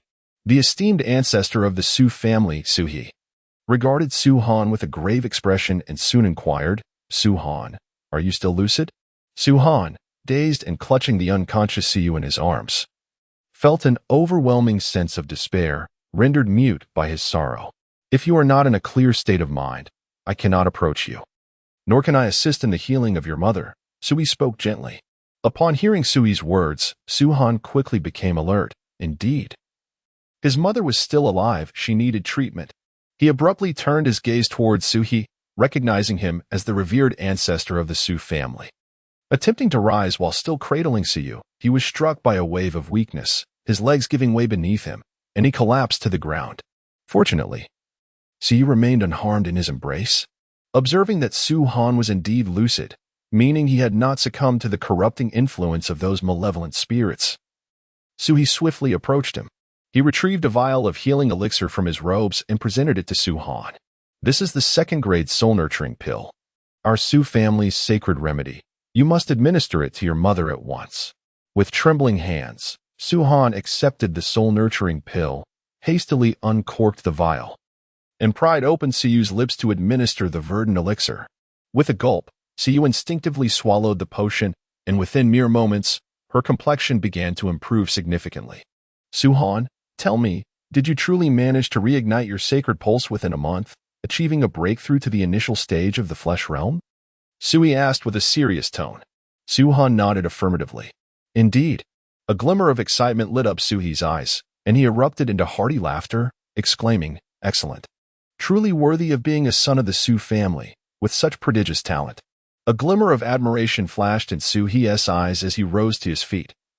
Casting a solemn gaze around the members of the Su family, he declared with gravity, "From this day forth, Su-han shall be the heir of the Su family, while Su will temporarily assume the role of family head.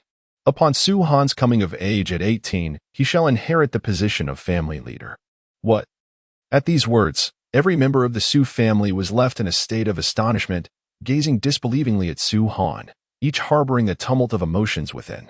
There was joy, anger, envy, and even resentment.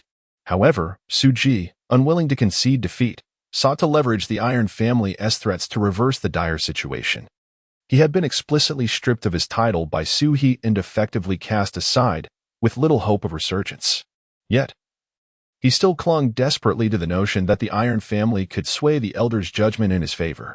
"Humph," Sui scoffed, casting a disdainful glance at Suji. His pride unabated. "You are nothing but a spineless coward. Not long ago, I was foolish enough to entrust you with the role of acting family head.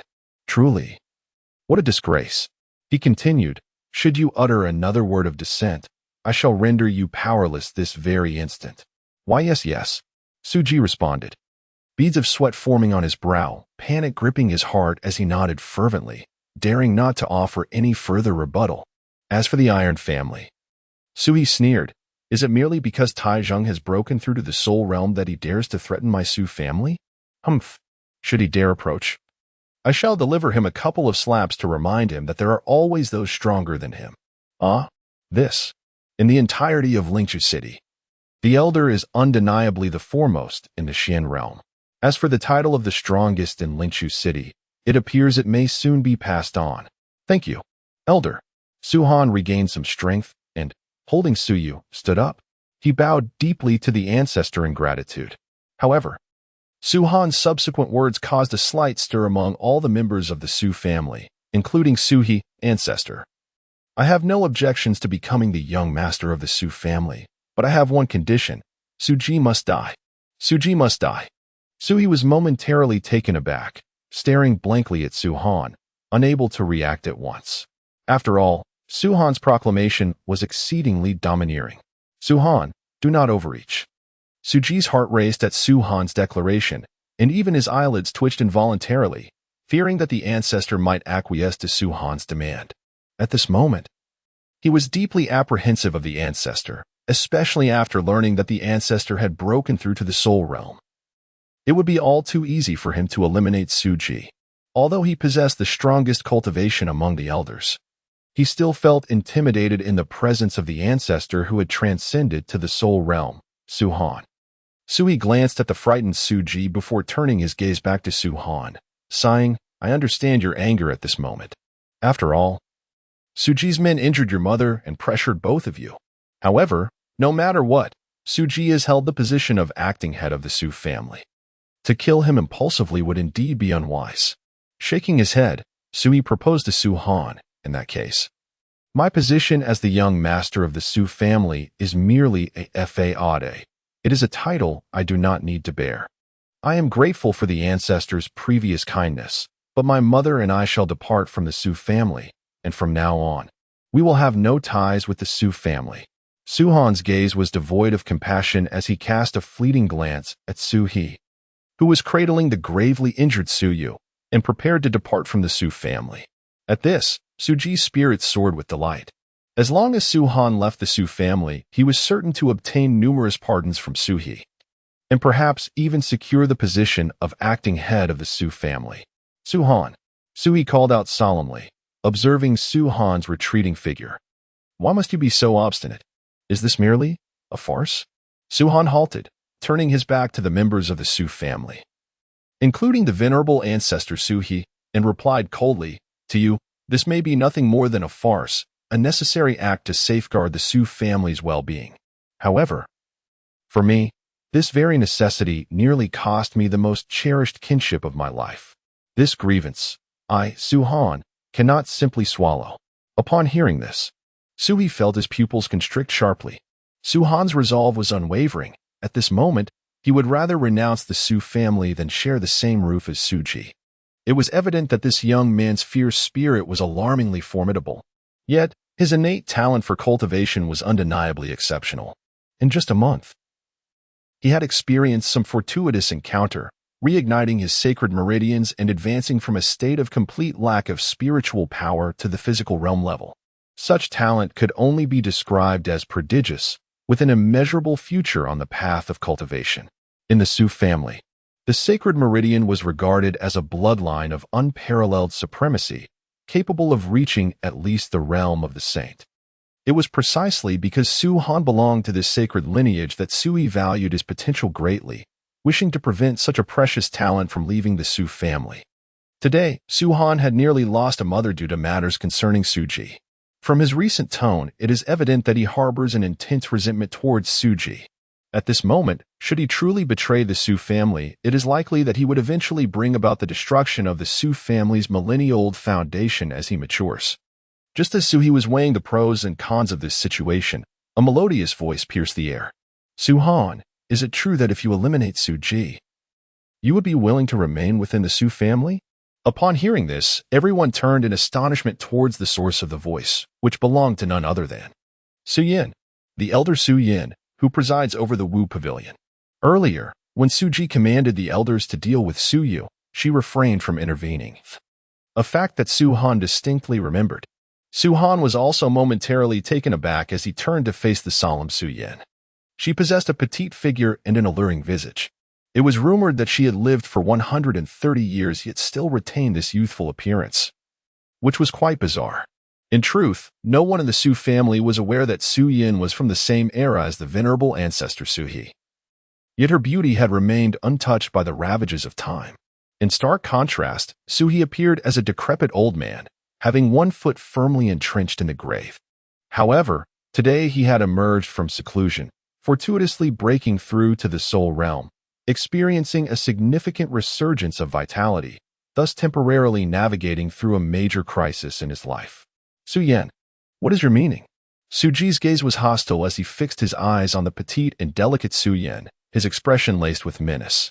Yet, Su Yin seemed undeterred by Su Ji's outburst. Her gaze remained steadfastly focused on Su Han, exuding an air of confident anticipation. Su Han also cast a serious glance at Su Yin, although he could not comprehend why she chose to step forward at this moment. The determination evident in her confident and beautiful eyes was unmistakable. She truly intended to eliminate Su Ji. Indeed, if I can vanquish Su Ji, I am willing to remain in the Su family. There is no just in my promise. Su Han vowed earnestly.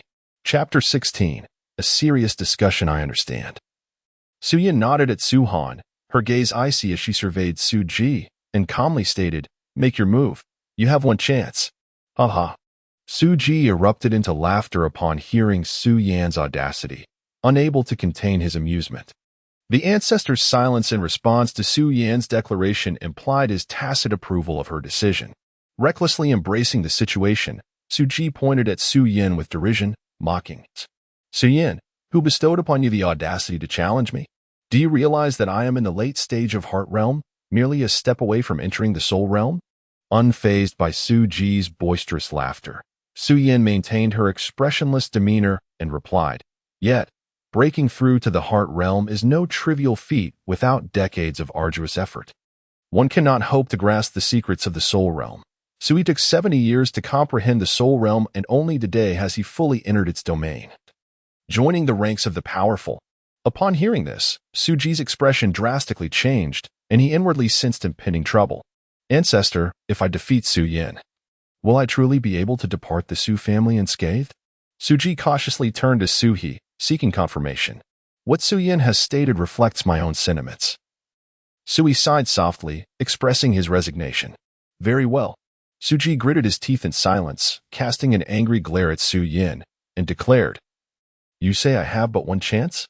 Ah, in truth, it is you who possesses but a single opportunity. With that, he struck silently, intending to seize the initiative. Observing this, Su Yin merely shook her head. This Su Ji was not only morally corrupt but also despicable, lacking even the basic martial virtues of an ordinary warrior. How could he possibly be deemed fit to lead the Su family? Bang! How could this be? Until his last breath, Su Ji could not comprehend his defeat. What realm was that Su Yin in? Was she not merely at the Heart Realm level? The members of the Su family gazed in horror at the fallen Su Ji, who collapsed to the ground, convulsed a few times, and then met a tragic end, staining the earth with his blood. Father! Su Jian rushed out from the crowd, embracing the lifeless Su Ji, weeping bitterly, his sorrow heart-wrenching. Su Jian, your father has committed a grave error. Do not blame Su Han for this. Let this matter rest. Su Han, come with me. Sui sighed softly, advising Su Jian. Casting a glance at Su Han as he made his way towards the Su family's council hall, Su Han nodded at Su He, cradling Su Yu, and followed the elder. Su Han, you have caused my father's death. I will not rest until we are avenged. Su Jian seethed with a mix of rage and hatred, glaring at Su Han's back, his heart roaring with fury. His entire being surged with profound energy, his gaze shrouded in obscurity, well aware of how to conceal his true strength. Su Yin glanced at Su Jian but did not linger, turning to walk towards the martial pavilion. Why did Elder Su Yin intervene to defend Su Han? Previously, she had not acted against Su Yu. Did she know that the ancestor was about to emerge from seclusion? Or had she always intended to assist Su Han? These were the lingering questions that perplexed the remaining members of the Su family. In the Su family's council hall, Su Han held Su Yu tightly, not daring to relax for even a moment. The previous encounter had been fraught with peril, almost leading to a separation from his mother. He was terrified and thus refused to entrust her to anyone else. Su Han, your mother is gravely injured. Although the soul-nourishing pill can heal her, she still requires rest. There is no need for you to. Sui began to speak further, but was interrupted by Su Han. Ancestor, if there is something to discuss, please do so all at once, Su Han said. Gently brushing aside a few strands of black hair from his mother's forehead, his tone calm. His impression of the Su family's ancestor was not particularly profound. He had previously intervened to eliminate the demonic presence and had commanded Sui to regain his senses. This was one of the reasons he remained within the Su family. Have you cultivated the holy dragon true art created by our progenitor? Sui's expression shifted, becoming solemn. At this, Su Han was taken aback. Raising his head and fixing a wary gaze upon Sui, fearful that he might attempt to seize the holy dragon true art from him. There is no need to be anxious. Sui chuckled. Even if I were to take the holy dragon true art, I would be incapable of successfully cultivating it. Why is that? Su Han asked in astonishment. Sui stroked his long white beard that extended to his chest, his wrinkled face reflecting a sense of melancholy. The holy dragon true art is suited solely for those with a sacred physique. For others, it offers no benefit and could even be considered poison. Su Han fell into deep contemplation. Sui continued, Su Han, you must understand that you have indeed been possessed by a demon. What? Su Han exclaimed, bewildered. Possessed by a demon? How could that be? Do not be so agitated. Sui shook his head with a sigh and spoke earnestly. However, this demon has already been subdued by the holy dragon true art. Initially, I could not comprehend why you were able to regain your consciousness even after being possessed by the demon. Yet later, upon closer observation, I discerned certain peculiar phenomena related to the ancestral true relics from you. Su Han remained silent. Sui continued, in truth, my attempt to comprehend the soul realm today was destined to fail. And my subsequent breakthrough was solely due to the faint traces of power from the holy dragon true art that I sensed. A glimmer of understanding sparked in Su Han's eyes as he remarked, so, the reason the ancestor abandoned Su Ji and chose to retain me is entirely because I possess the sacred vein constitution and have cultivated the holy dragon true art? Although reluctant to concede, the reality was indeed as such. Sui forced a smile, feeling a bit embarrassed. Su Han gazed intently at Sui and stated solemnly, if I had not reignited the sacred vein and cultivated the holy dragon true art, would the ancestor have? I would still have removed Su Ji from the position of family head. Sui retorted, his expression growing increasingly irate.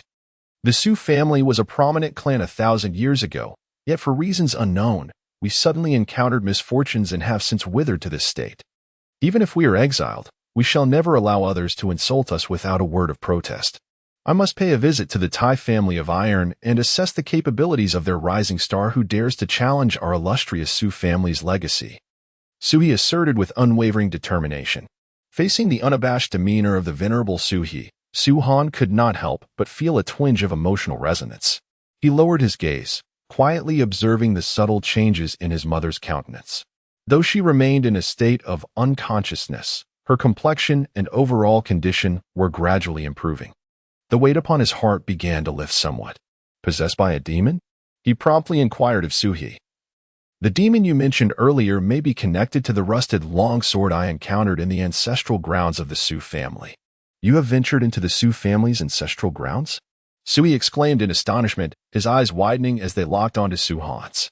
From the depths of Su Han's gaze, he discerned that his words were not mere fabrications. The acquisition of the true dragon sacred art might indeed be tied to the ancestral grounds. After all, it was said that the founding ancestor of the Su family perished there a millennium ago, leaving behind that very place as a relic of tragedy. Yet, that location had long transformed into a forbidden zone for the Su family, where no creature could approach. Any who dared draw near would find their flesh shattered and their lives extinguished. How had Suhan managed to enter the ancestral grounds? Noticing Suhi's skepticism, Suhan replied softly, I stumbled into the ancestral grounds by mere happenstance. In that moment, I was enveloped in a hazy state. It is indeed peculiar. For I possessed no foundational spiritual power, yet was able to enter unscathed. Suhi nodded in acknowledgement. Suhan continued, Later, I heard some strange voices and followed them, leading me to the rusted long sword. Remarkably, the sword spoke to me, enticing me to draw it forth, and subsequently, you drew forth that sword, and thus obtained the true dragon's sacred art, while also becoming possessed by a demon yourself. Suhi initially expressed astonishment, quickly shifting to suspicion. Suhan nodded in affirmation. If I am not mistaken, Suhi remarked with a solemn expression, that sword must be the Yuanlong Jiuyu sword wielded by our Su family's ancestor a millennium ago. The demons suppressed by the Yuanlong Jiuyu sword are likely to be no less formidable than the Xian realm. The Xian realm? Suhan found the concept of the Saint realm rather nebulous. His understanding of the Xian realm was limited to the level of heart realm, and he possessed scant knowledge about the soul realm. Suhi chuckled lightly, Suhan. Do not rush to comprehend the nature of the Saint realm. Not only you, but even I lack the qualification to grasp its essence. In any case, remember this. Today, I have removed the obstacles posed by Su Ji for your sake, and indirectly avenged you and your mother. Should fortune favor you in your growth, you must not forget to protect the Su family. If such a day truly comes, I shall, Suhan replied earnestly, nodding his head. Suhi also nodded in agreement and contemplated before continuing. As for the unknown demon within you, there is no need for concern, since the Xinglong Jinjua can assist you in subduing it. As long as you continue to cultivate the Xinglong Jinjua, that demon will pose no threat to you. In fact, once you attain mastery over the Xian realm, you may even harness this demon to serve your purposes. Upon hearing this, Suhan expressed his gratitude to Suhi and, after exchanging a few pleasantries, departed from the Su family's hall. The Qingxiang courtyard where Suhan resided had been reduced to ashes, transformed into scorched earth. Suhi arranged for him and his mother to occupy a new residence named Hanming Courtyard, conveniently adjacent to Suhi's own quarters. Within the Su family, the closer a courtyard is to the ancestral dwelling of Suhi, the higher the status it signifies within the family. Suhan was designated as the young master of the Su family by Suhi, while Suyi was acknowledged as the temporary head of the family. Thus, the arrangement of this courtyard was perfectly reasonable. As Suhan made his way to Hanming Courtyard, he fortuitously encountered the previously missing Xiaoxia. Young master. Oh, I'm so relieved you're all right. I thought. Xiaoxia exclaimed, her face a portrait of sorrow, rushing towards him and clinging to his left arm, her voice trembling with emotion. Where had this girl been? Suhan felt a wave of confusion wash over him, yet he dismissed his thoughts and embraced Suyu. Continuing towards Hanming Courtyard, he instructed Xiaoxia to fetch some hot water for his mother's bath and change. After a flurry of activity, Suhan settled beside Suyu's bed, quietly observing her as she lay in peaceful slumber. At that moment, her brow was furrowed, and beads of sweat glistened on her forehead, indicating she was likely plagued by nightmares. He could faintly hear her murmuring, Xiaohan, hurry and leave. Mother will never allow them to harm you. Quickly go. Although these words were barely audible, they reached his ears. Mother, do not worry. Everything is fine now. It's all behind us, he gently reassured, taking her left hand in his. As he spoke, it seemed as if Siyu sensed his comforting presence, her tense demeanor gradually easing. Chapter 17. An invitation. Having soothed his mother, Suhan settled into a cross-legged position beside her bed and began his meditation. Young master? Xiaoxia called softly from outside the door. He turned his head, inquiring with his gaze what she needed. Xiaoxia beckoned him with a gesture, and after a slight frown, he rose, casting a glance at his peacefully sleeping mother before stepping outside. Young master, a person suddenly delivered a letter, instructing that it be handed to you. Xiao carefully produced a letter and gently presented it to Suhan, whispering, A letter? Suhan was momentarily taken aback. In Lingqiqing, individuals familiar to him were few. Aside from Sister Bailan, there were only Xiao and his mother, who were closest to him. If any of these three had matters to discuss, they would typically not resort to writing a letter, would they? Could it be Sister Bylan? Suhan's expression was filled with doubt as he glanced at Xiao Xiao, who shrugged in confusion as well. After much hesitation, he resolved to discover the identity of the sender. He quietly tore open the envelope, revealing the words in black and white before him. Young Master Su, I am Miao Yin, the fairy of Miao Xianlu. I wish to converse with you and hope you may find the time to visit Miao Xianlu once more. In just a few brief sentences, Miao Yin's intentions were unveiled. It appeared that she, like him, harbored a curiosity about one another. Perhaps she too possessed a scroll of the sacred dragon true art. Suhan speculated inwardly, then turned to glance at his mother, closing his eyes to commence his cultivation. The following morning, golden rays of sunlight streamed through the window of Hanming courtyard, rousing Su Han from his slumber. Xiaohan, you are awake, Su Yu remarked softly, a gentle smile gracing her lips upon seeing him. Mother, how do you feel? Su Han inquired, momentarily surprised, before quickly rising to support his mother as she attempted to sit up. Leaning against the headboard with Su Han's aid, Su Yu's lips curved into a smile. If we are not in the underworld, it signifies that we must have survived Su Ji's assassination attempt. Xiaoan, what on earth transpired? Su Han recounted the events following his mother as fainting, revealing the full tale. The ancestor has emerged from seclusion, and Su Ji has been slain by Elder Su Yin? Su Yu's delicate face was momentarily frozen in a daze, enveloped in silence. Mother, rest assured. You have been designated by the ancestor as the acting head of the Su family, while I am the young master of the Su clan. From now on, no one shall dare to bully us. As for the Tai family, the ancestor has assured me that he will personally visit soon to resolve this calamity for me. Su Han spoke with a smile, exuding an air of confidence, devoid of any pretense. Indeed, madam, the young master is quite formidable. Xiao Xia entered carrying a basin of warm water, sweetly smiling. Su Yu nodded, allowing Xiao Xia to assist her with her ablutions. Mother, I must step out for a moment. Xiao Xia, please take good care of my mother, Su Han instructed. Rest assured, young master, Xiao Xia vows to look after madam. Xiao Xia declared earnestly, patting her small chest with confidence. Su Han nodded and cast a reassuring glance at Su Yu before departing. At the Miaoxian Tower, Su Han strode into the bustling hall. A maid, upon noticing his arrival, promptly guided him to the residence of the enchanting Miaoin fairy. Knock, knock. The maid brought Su Han to the entrance of the Miaoin fairy's abode, gently tapping twice on the door. A voice from within granted permission. The maid opened the door, and Su Han stepped inside. Young Master Su, please take a seat. The Miaoin fairy welcomed him, adorned in a flowing white gown. The chamber was spacious, filled with a fragrant aroma that wafted through the air. Su Han inhaled the unique scent emanating from the Miaoin fairy, feeling a wave of comfort wash over him. His thoughts began to soar, fueled by a desire to behold the true visage of the Miaoin fairy. However, her face was partially obscured by a veil, leaving him unable to fully appreciate her beauty or comprehend the extent of her allure. I hope that young Master Su will not take offense.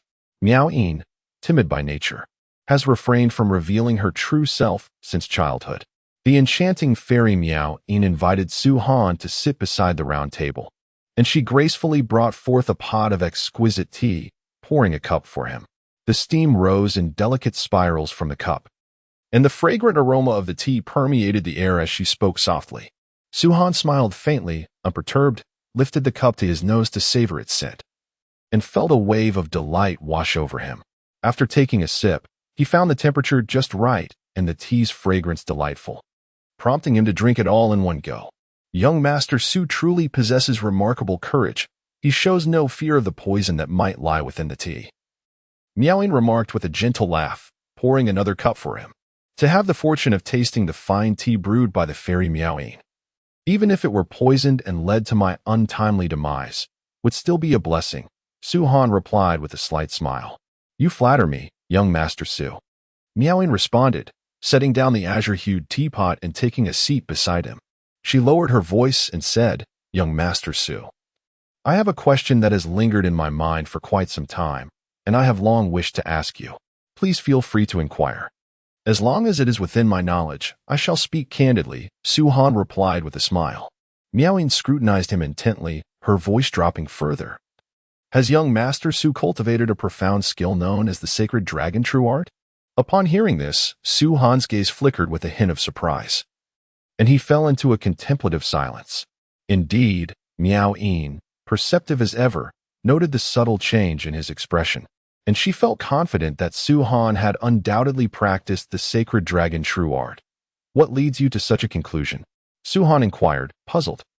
The enchanting celestial maiden lifted her cup of tea from the table, taking a delicate sip before gently speaking with a soft smile. Yesterday, when young Master Su faced off against Tai Wuxi, he emanated a remarkably unique aura of profound energy. In years past, I had heard whispers of the Su family's holy dragon true art, and thus I comprehend the manifestations of profound energy exhibited by those who cultivate it. Su Han shook his head, setting down the cup, his gaze fixed intently on the celestial maiden. After a moment, he replied with a smile, Celestial maiden, you jest. If I truly practiced the holy dragon true art, I would surely have been able to defeat Tai Wuxi far more decisively, without a doubt. The celestial maiden maintained her unwavering gaze on Su Han, her tone turning serious as she replied, Young Master Su, I am not jesting. My inquiry regarding this matter is not meant to harm you. Rather, it is because a mysterious wave of profound energy radiated from her, causing Su Han to be taken aback, the cup he held in his hand shattering with a loud crack, splintering into several pieces adorned with plum blossom motifs. Please, young Master Su, remain calm. The celestial maiden produced a white handkerchief, embellished with a drawing of a white lotus, gently tending to Su Han's right hand, which had crushed the cup. Once she had cleaned the remnants, she procured another cup and continued to pour tea for him. During this act, she softly remarked, Today, my purpose in seeking you, young Master Su, is quite simple. I wish to exchange insights regarding our respective cultivation of the holy dragon true art.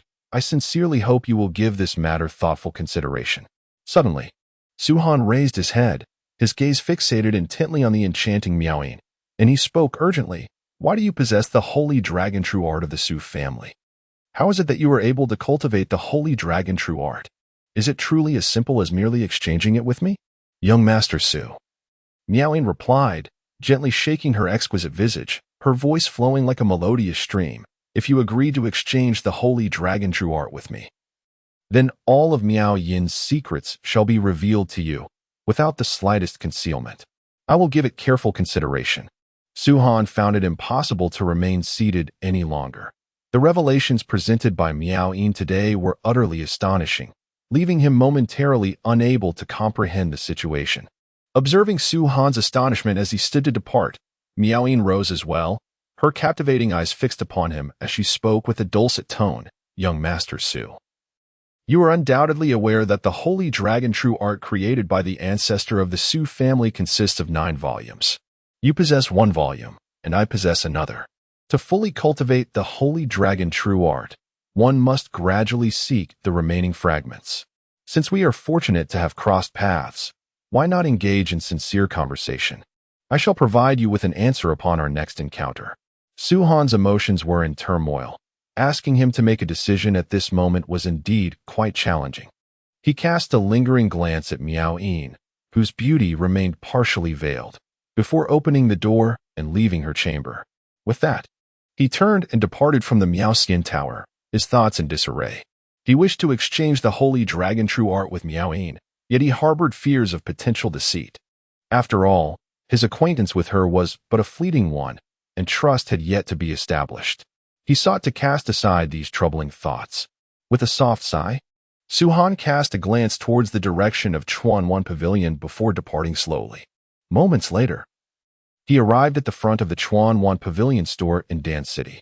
As he crossed the threshold, a female attendant's eyes sparkled with interest upon seeing him, and she approached with fervent enthusiasm.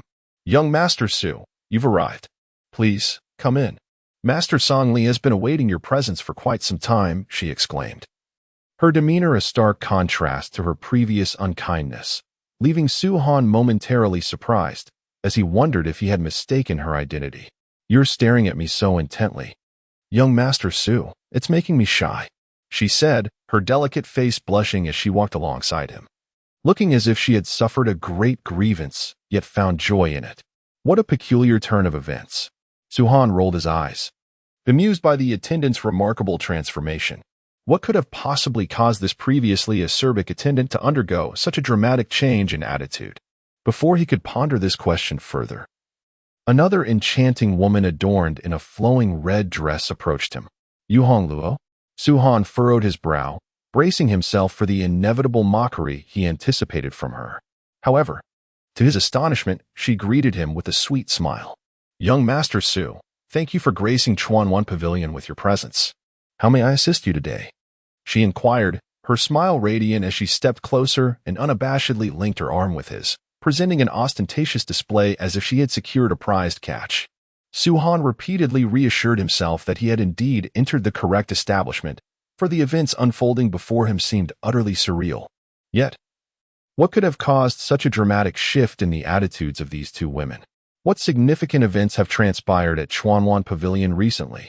Su-han, filled with skepticism, was warmly ushered into the establishment by Yu Hongluo. As he cast a glance around, he was astonished to find the shop brimming with patrons, all eager to purchase the mysterious pills. His attention was particularly drawn to the bustling area where the pills were sold, and to his surprise, the most sought-after item was the revamped body refinement pill. A look of realization dawned upon Su-han. He now understood the reason behind the sudden change in the demeanor of the two women. Chapter 18. Misunderstanding Young Master Su. This way, please. Yu Hongluo, alongside a female attendant, warmly guided Su-han toward the inner chambers of Chuanwan Pavilion. They traversed several long corridors until, with Yu Hongluo's assistance, they arrived at a spacious courtyard. In the center of the courtyard stood a gazebo, surrounded by a tranquil pond. Within the crystal-clear waters swam dozens, if not hundreds, of distinctly shaped fish. Master Tsongli sat alone in the gazebo, gently scattering fish feed, which attracted a multitude of fish to gather joyfully at his feet, eagerly competing for the morsels without fear of humans. Ah, young Master Su has arrived, Master Tsongli remarked with a hint of warmth. Yu Hongluo, maintaining her composure, held onto Su-han's arm and chuckled softly. The female attendant, too, yearned to embrace Su-han's arm like her employer. For Su-han's recent contributions to Chuanwan Pavilion had been substantial.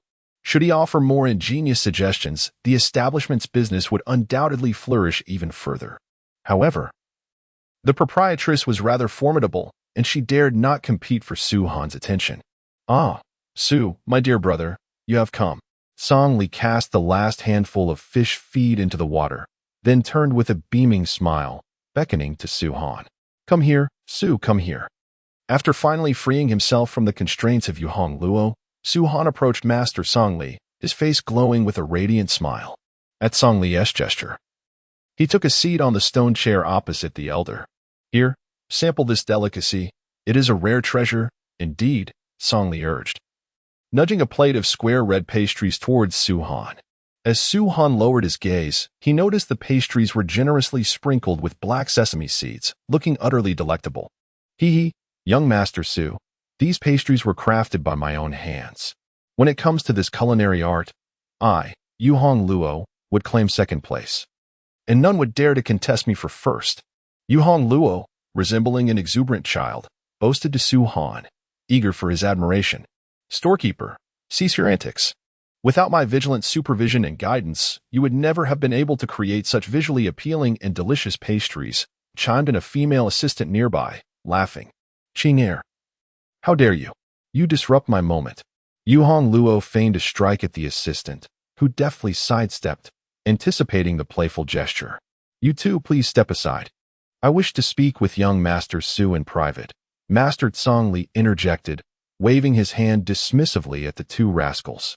Upon hearing this, both Yu Hongluo and the assistant recognized their excessive levity and the breach of decorum. Heeding the elder's request, they quickly exited the courtyard. Hee. I apologize for making you laugh, my dear Su. Master Tsongli chuckled softly, inviting Su-han to try the pastries on the table with a warm smile. Su-han nodded, picked up a piece of the delicacy, took a small bite, and soon praised, delicious, truly exquisite. I am glad you like it, my young friend, Master Songli replied, stroking his beard. Sensing the opportune moment, he inquired, could you perhaps divulge the method you employed to enhance the body refinement pill last time? What prompted you to associate it with the verdant flame true bamboo? Or do you possess some secret alchemical formula? Well. Suhan struggled to swallow the dry pastry, his expression somewhat bewildered. Master Songli, quick-witted, noticed Suhan's thirst and promptly poured a cup of fine red tea. Presenting it before him, Suhan accepted it without hesitation and drank it all in one go, finally easing his throat. Indeed, Master Songli's eyes sparkled. He leaned in closer, rubbing his hands together, and said in a coaxing tone, my young friend, you see, the influence of our Chuanwan pavilion is substantial. Do not be alarmed. I do not intend to frighten you. Rather, I wish to convey that our pavilion has extensive assets and abundant Xian coins. If you could provide yet another method to enhance the Xian pill, we at Chuanwan Pavilion would surely regard you as an esteemed guest and generously reward you with a considerable sum of Xian coins. Furthermore, all your future expenditures at Chuanwan Pavilion will be halved. Halved? Suhan's eyelids twitched, his heart raced, and his breath quickened. Originally, Suhan was taken aback by Songli's promise. After all, receiving a 50% discount at the Chuanwan Pavilion was utterly astonishing. He believed that even if the Lord of Lingqiu City, Chu Ji, were to personally arrive, such treatment would be unattainable. What merit did he, Suhan, possess to deserve such favor? Was it possible that my own offerings were too meager? Why does my younger brother Su appear so ravenous? No, I must stabilize my younger brother Su. I must acquire that ingenious method for improving the profound elixir.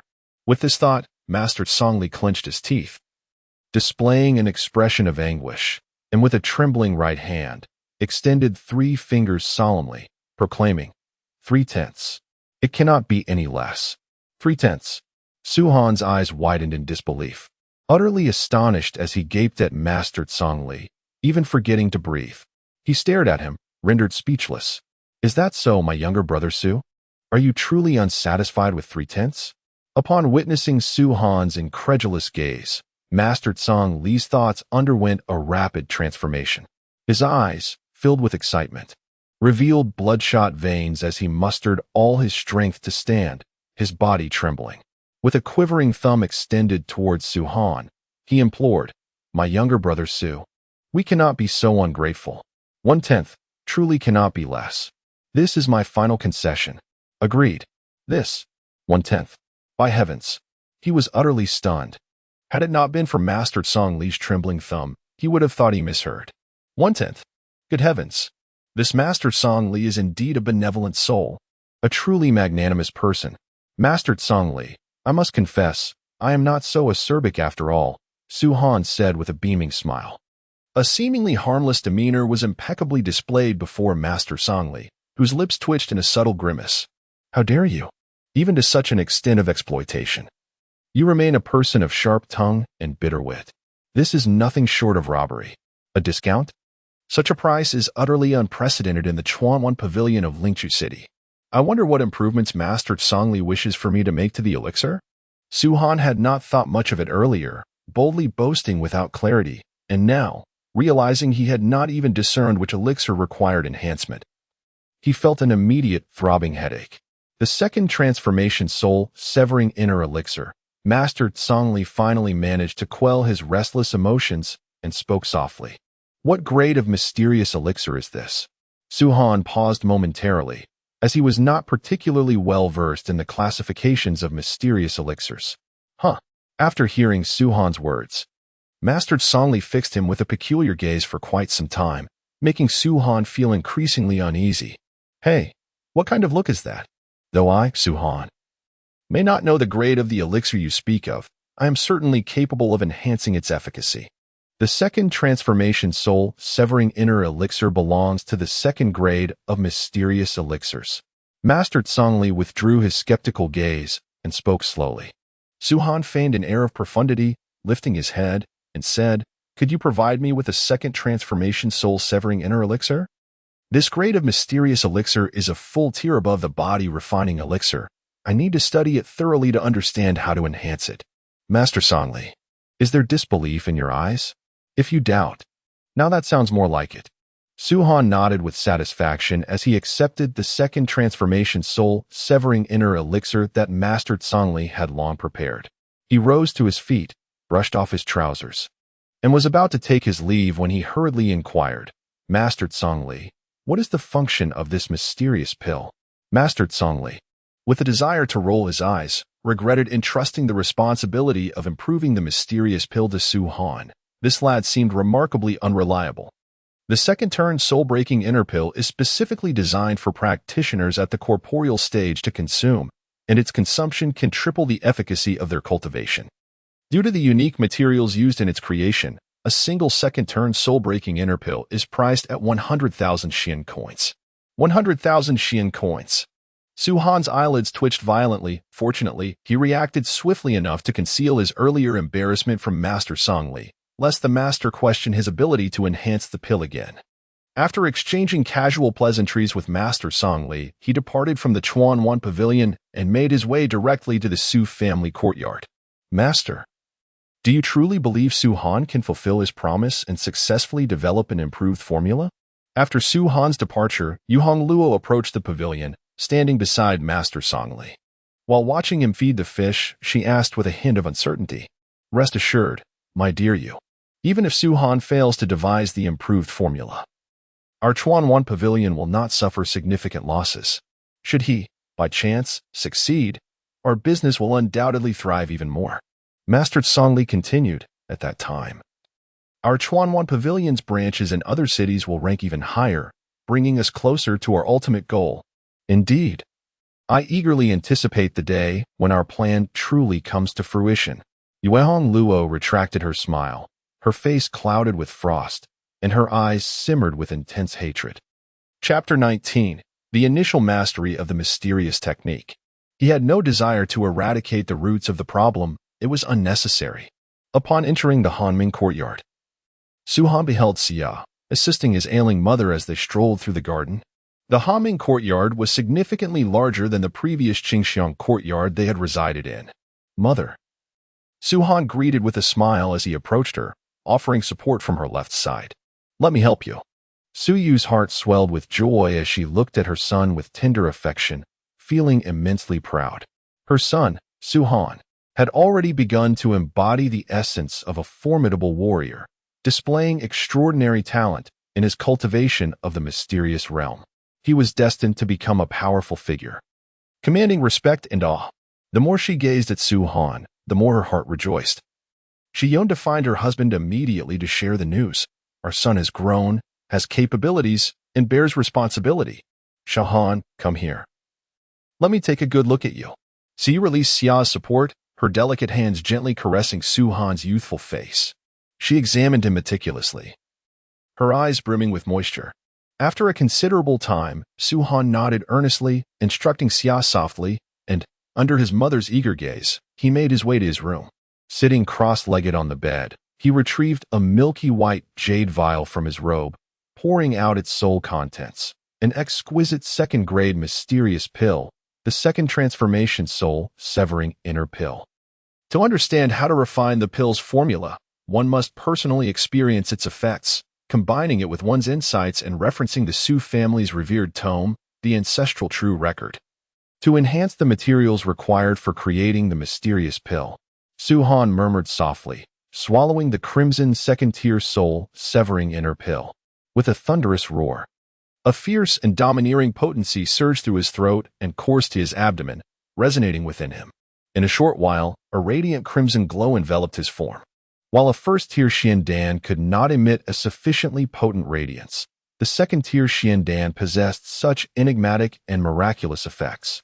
Upon consuming the second-tier Xiandan, a dim red light radiated from him, akin to a practitioner who had mastered an unparalleled arcane art.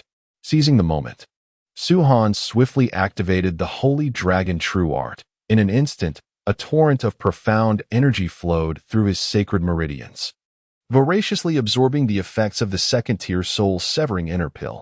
After half an hour, he finally emerged from his meditative state. Upon meticulously sensing the transformation within his profound energy, Suhan astonishingly discerned the mid-stage of the physical realm, He nodded slightly, feeling quite pleased, murmuring, "Truly worthy of being a second-tier Xian Dan, it has directly allowed me to break through to the mid-stage of the physical realm. However, this is also due to the extraordinary application of the Holy Dragon True Art that maximizes the efficacy of the second-tier Xian Dan."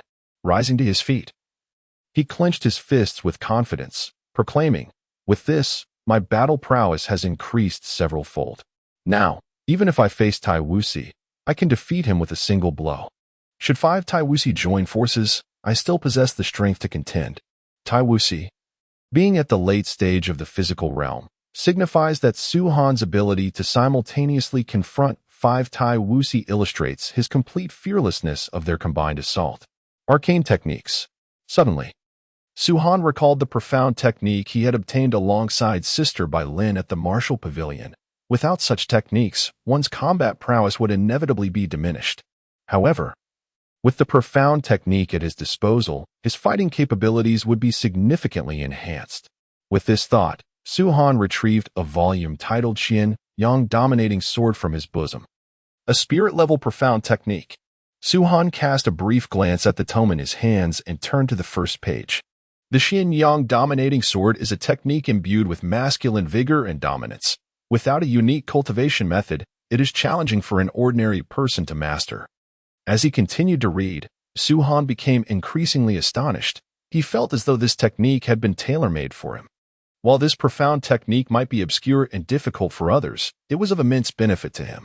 Su Han mused, "The Qian Yang Dominating Sword comprises 3 moves. The first move, Morning Sun Lifting Qi. The second move, Midday Sun Shining Upon the Sea. And the third move, Evening Sun Divine Days."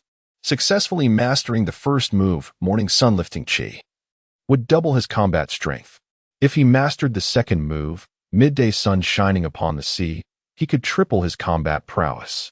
Mastering the third move, Evening Sun Divine Days, would allow him to transcend a major profound realm, directly confronting the formidable. Su Han meticulously examined the records of the Qian Yang Dominating Sword, his spirit soaring with delight. He exhaled deeply, then, within the confines of his room, assumed the initial stance of the Qian Yang Dominating Sword, crouching into a horse stance. His palms poised as swords, channeling his inner profound energy into his hands. As his inner energy coursed with precision, his palms, like blades, emanated a sharp and fierce aura from the tips of his fingers. Su Han's gaze was sharp and penetrating. His right hand transformed into a palm shape, fingers slicing through the air towards a small neck vase, about the size of a palm, standing at over half a meter tall. With a swift motion, his fingers acted like swords, his profound energy coalescing into a blade-like force, emitting a glimmer of golden light as it cut through the void. The vase, motionless, was cleaved by the faint golden energy released by Su Han, a perfectly smooth incision forming instantaneously, causing the upper half of the vase to tilt and slide to the left. Su Han extended his left hand and grasped the upper half as it fell. Observing the result, he nodded in satisfaction and murmured, "Unexpectedly, with the foundation of my sacred veins, I have comprehended the first move of the Qian Yang Dominant Sword, the Morning Sun Rising technique, to a minor success in a single encounter. Quite remarkable." He proceeded to execute the technique several more times, reducing the vase to dozens of shattered fragments. Being a porcelain object, it was no match for iron materials. Su Han then procured some iron pieces and, invoking the first move of the Qian Yang Dominance Sword once more, effortlessly sliced through the iron with his Morning Sun Rising technique. Now, when I employ the first move of the Qian Yang Dominant Sword, I can easily obliterate the spiritual level techniques wielded by Iron Wuxia. I could even split him in two in an instant. Su Han boldly speculated, feeling that he was virtually invincible within the realm of physical prowess. Regardless of the number of physical realm experts attacking him, as long as his profound energy was not depleted, those assailants were little more than lambs to the slaughter. With further practice of the first move, time passed steadily. Nightfall soon enveloped the surroundings. "Young master, it is time for dinner." Outside the door, the soft and gentle voice of Xiao Xiao drifted in. Su Han responded with a murmur, tidying his disheveled robes from his recent practice, and opened the door to step outside. Arriving at the dining courtyard of Hanming Courtyard, Su-han sat beside Su-yu, picked up his chopsticks, and swiftly placed a delectable piece of tender meat into his mother's bowl, saying with a smile, "Mother, do eat more nutritious meat. This will help your injury heal more quickly. Indeed, do eat plenty yourself. You are at a stage of growth, Xiaoan, aside from the need for body-tempering pills. You should also consume more of the essence meat from mysterious beasts, as it greatly aids your cultivation," Su-yu replied with a caring smile, adding several pieces of the exquisite beast meat to Su-han's plate. Soon, Su-han lifted a bowl brimming with rice, gratefully accepting the delicious mysterious beast meat that Su-yu had placed before him. The dinner was a delightful affair, enjoyed thoroughly by Su-han, his mother, and Xiao Xiao. Once his mother had drifted into a peaceful slumber, Su-han called for Xiao Xiao to watch over her and departed from the Su residence, heading towards Chuanwan Pavilion. Along the way, Su-han pondered ways to enhance the second transformation of the soul-severing inner pill. Upon arriving at the entrance of Chuanwan Pavilion, he had nearly finalized the materials needed for the enhancement. Just as he was about to enter, he spotted a familiar silhouette. Chu Kaijing, Su-han. The two encountered each other at the entrance of Chuanwan Pavilion, exchanging glances and calling out each other's names. "Ah, Miss Chu, what a pleasure to meet you," Su-han said with a broad smile.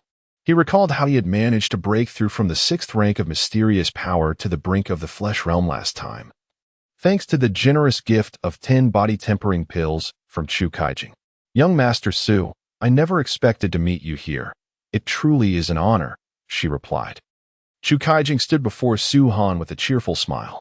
Initially taken aback by his presence, she quickly stepped forward to embrace his left arm, her cheeks tinged with a slight blush. Her delicate, fair hand gently tightened around his arm, creating an intimate atmosphere between them. "Chu Kaijing, what do you mean by this?" Before Su-han could respond, a furious voice erupted from within the Chuanwang Pavilion.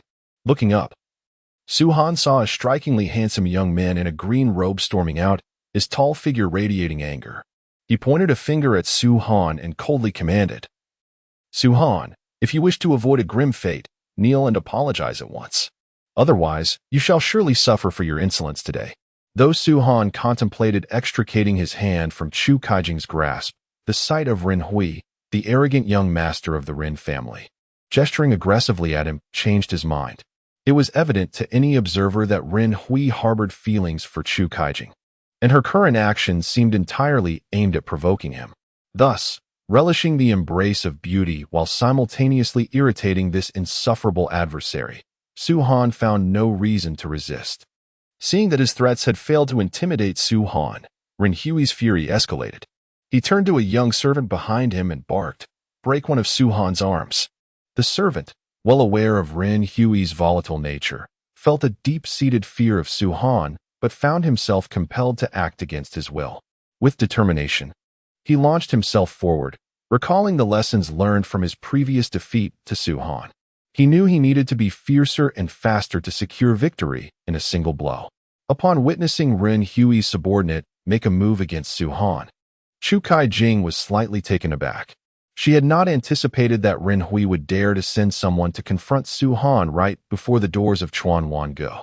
In the face of the young servant's assault, Su-han responded with a mocking smile, holding Chu Kaijing tightly in his embrace, their bodies pressed closely together. With a gentle extension of his left hand, he summoned an impressive arcane force that surged toward the charging young servant. Chapter 20.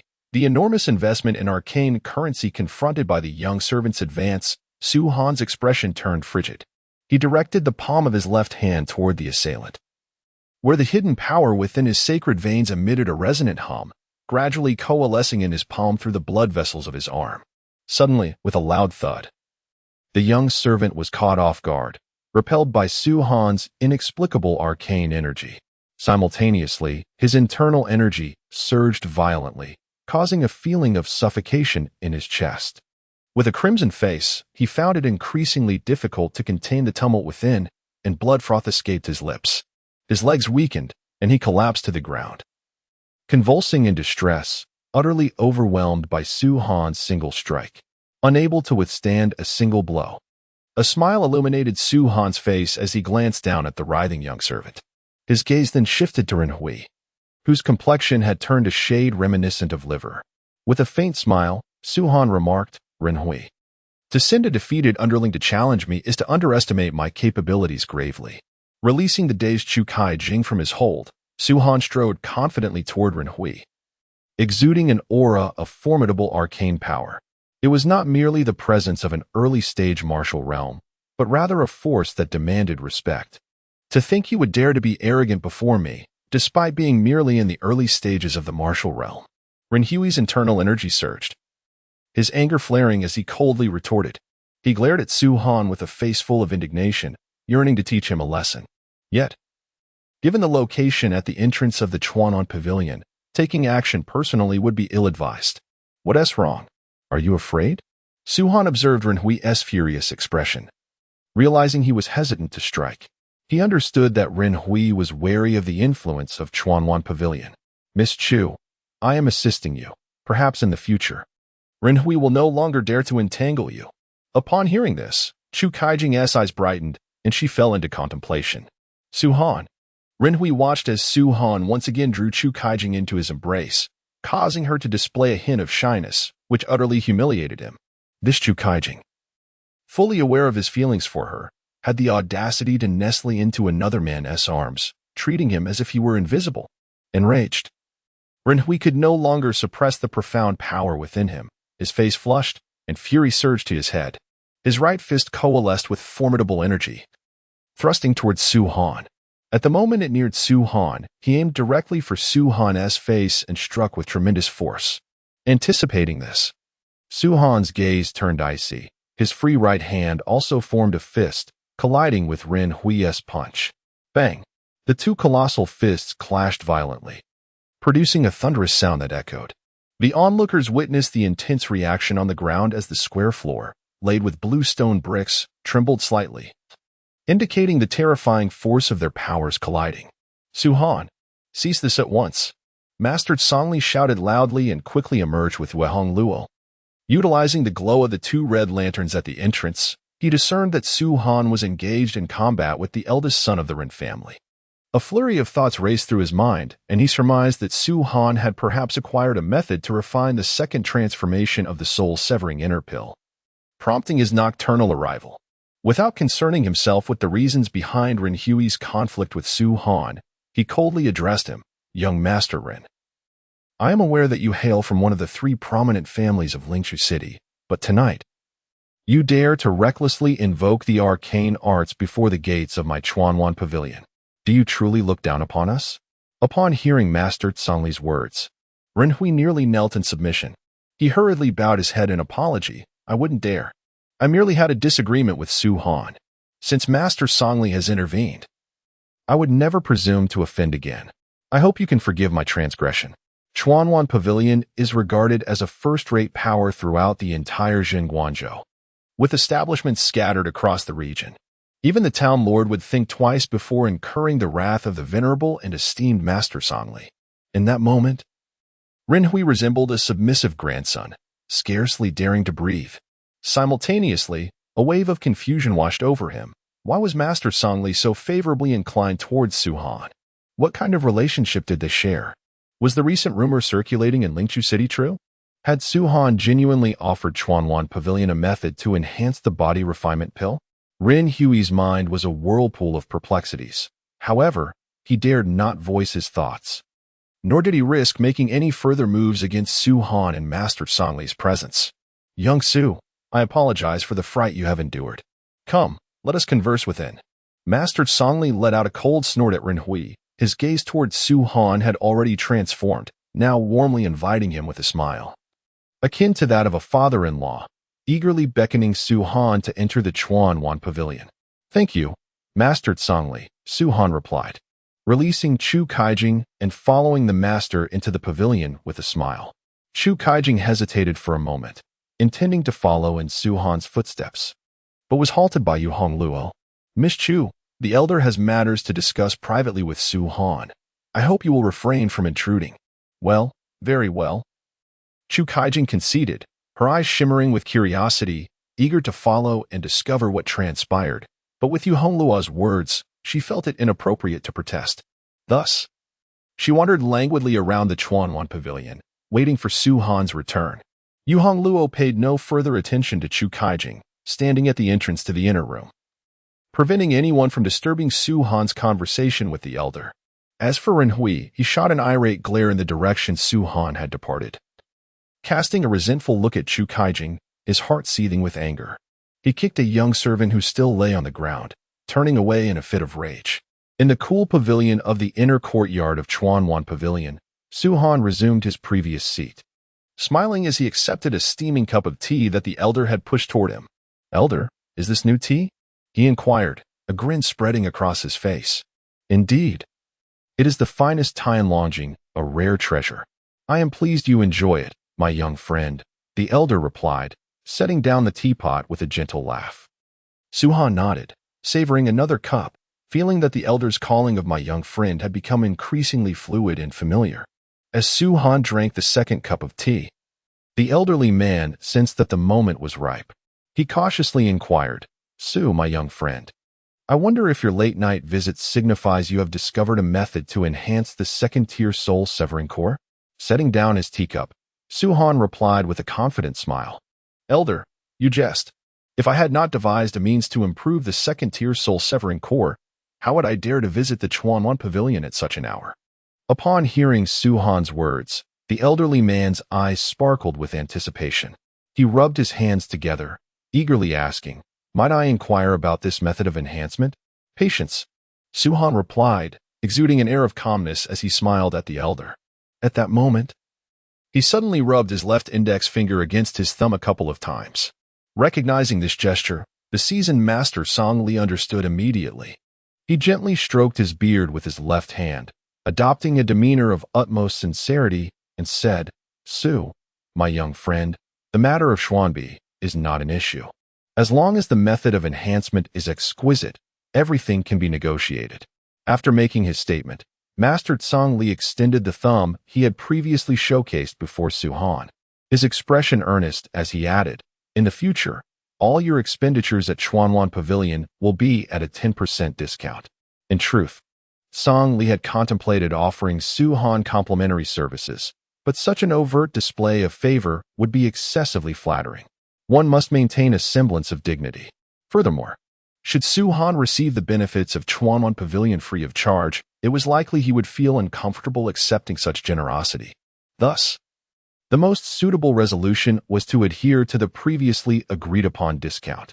Song Li's promise brought great satisfaction to Su Han, who nodded appreciatively and extended 3 fingers. What could this signify? The elder found himself somewhat perplexed. Su Han chuckled and remarked, "To enhance the second-tier soul-severing inner pill, we shall once again incorporate Xian materials. However, this time, 3 distinct types shall be added, and I am confident that Chuanwan Pavilion possesses them." Master Song Li, intrigued, inquired, "What are these 3 types?" Clearing his throat, Su Han lifted his teacup and savored the fragrant tea, a satisfied smile gracing his lips as he replied, "Golden Phoenix Venom Silk, Thousand Birds Dried Herb, and Soul-Crushing Buddha Mushroom." Upon hearing Su Han's words, Master Song Li furrowed his brow in confusion and gazed at Su Han quizzically. "I can comprehend the inclusion of Golden Phoenix Venom Silk and Thousand Birds Dried Herb in the second-tier soul-severing inner pill. However, the soul-crushing Buddha mushroom is a highly toxic substance and is rarely utilized in the crafting of Xian pills. Why do you wish to incorporate this particular material? Does it hold some special significance?" Seeing Master Song Li's genuine perplexity, Su Han felt a twinge of anxiety. In truth, his understanding stemmed from merely ingesting the second-tier soul-severing inner pill, which had inspired a fleeting insight, combined with the profound knowledge gleaned from the ancestral true record. As for the rationale, he was at a loss. Yet, sensing Master Song Li's curiosity, he could not simply brush it off. Adopting an expression of deep contemplation, he cast a meaningful glance at Master Song Li and replied, "Master Song Li, this secret necessitates your careful reflection during the alchemical process. Perhaps, from it, you shall glean some arcane wisdom." With that, Su Han ceased to elaborate further, adopting an air of profundity. It was a case of unintentional words from the speaker, yet a keen interest from the listener. After all, Master Song Li had been marveling at Su Han's extraordinary methods since their last encounter with the body-refining elixir. As for this occasion, it is undoubtedly a remarkable improvement method. He earnestly noted the 3 types of mysterious materials proposed by Su Han, stood up, and requested Su Han to wait for a moment before departing from the pavilion. After a while, Master Song Li arrived with a female attendant, who was carrying a cloth bag. As they approached, Su Han's left ear twitched slightly, catching the sound of numerous mysterious coins clinking within the bag. Clang, clang, clang. Su Han stood up with great satisfaction, smiling in anticipation of the substantial sum of mysterious coins about to be received. "Brother Su, here are 300,000 mysterious coins. I hope you will not refuse," Master Song Li said, gesturing for the female attendant to hand the bag containing the coins to Su Han. Accepting the mysterious coins, Su Han tossed the bag, which was as large as 2 heads, with a grin, saying, "Since it is a genuine gift from Master Song Li, I shall graciously accept it." "Indeed, indeed," Master Song Li replied with a smile. Su Han, clutching the bag, exchanged a few pleasantries with Master Song Li before departing from Chuanwan Pavilion, quickly vanishing into the night. Chapter 21. Morning sun stirs the air. "Hey, Su Han, why are you leaving in such a hurry?" Chu Kai-jing exclaimed, following him like a little sister, her urgency undeterred by the darkness of the night. In truth, there was someone always lurking in the shadows to protect her, a fact she remained unaware of. This evening, Chu Kai-jing intended to investigate Su Han's true nature, only to coincidentally encounter Ren Hui. She had informed her ever-present female guard of her desire to wander the city alone, and although the guard verbally acquiesced, she continued to protect her young mistress discreetly. The female guard was personally assigned by the city lord, Chu Ji, with the sole purpose of protecting Chu Kai-jing. She dared not neglect her duties. Now that Ren Hui had been driven off, Chu Kai-jing had nearly solidified her intention to ascertain certain matters. It seems that Su Han indeed possesses an extraordinary connection with Chuan Wan Ge. As Su Han emerged, joyfully clutching a large cloth bag, he appeared exceedingly cheerful. Chu Kai-jing's curiosity intensified, prompting her to hasten her pursuit of him. "Miss Chu," Su Han, suppressing his elation, turned to the relentlessly persistent Chu Kai-jing with a hint of exasperation, sighing, "Our last encounter was merely an agreement. I assisted you in dealing with someone, and in return, you promised me an equal reward. We owe each other nothing further. Please do not pursue me any longer, if you would be so kind." "What do you mean by pursue?"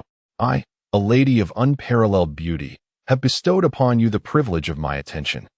It is indeed a great favor that you have received my affection. Now, if I wish to engage you in conversation, is that truly bothersome?"